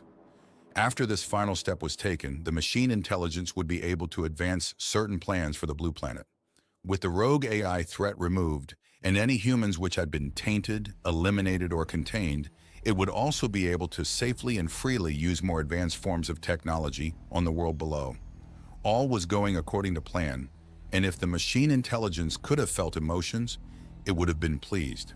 The machine intelligence summarized its recent observances and decisions and added this new data to the growing compilation, soon to be transmitted to the assemblage approaching from the star system known by the former humans as Procyon.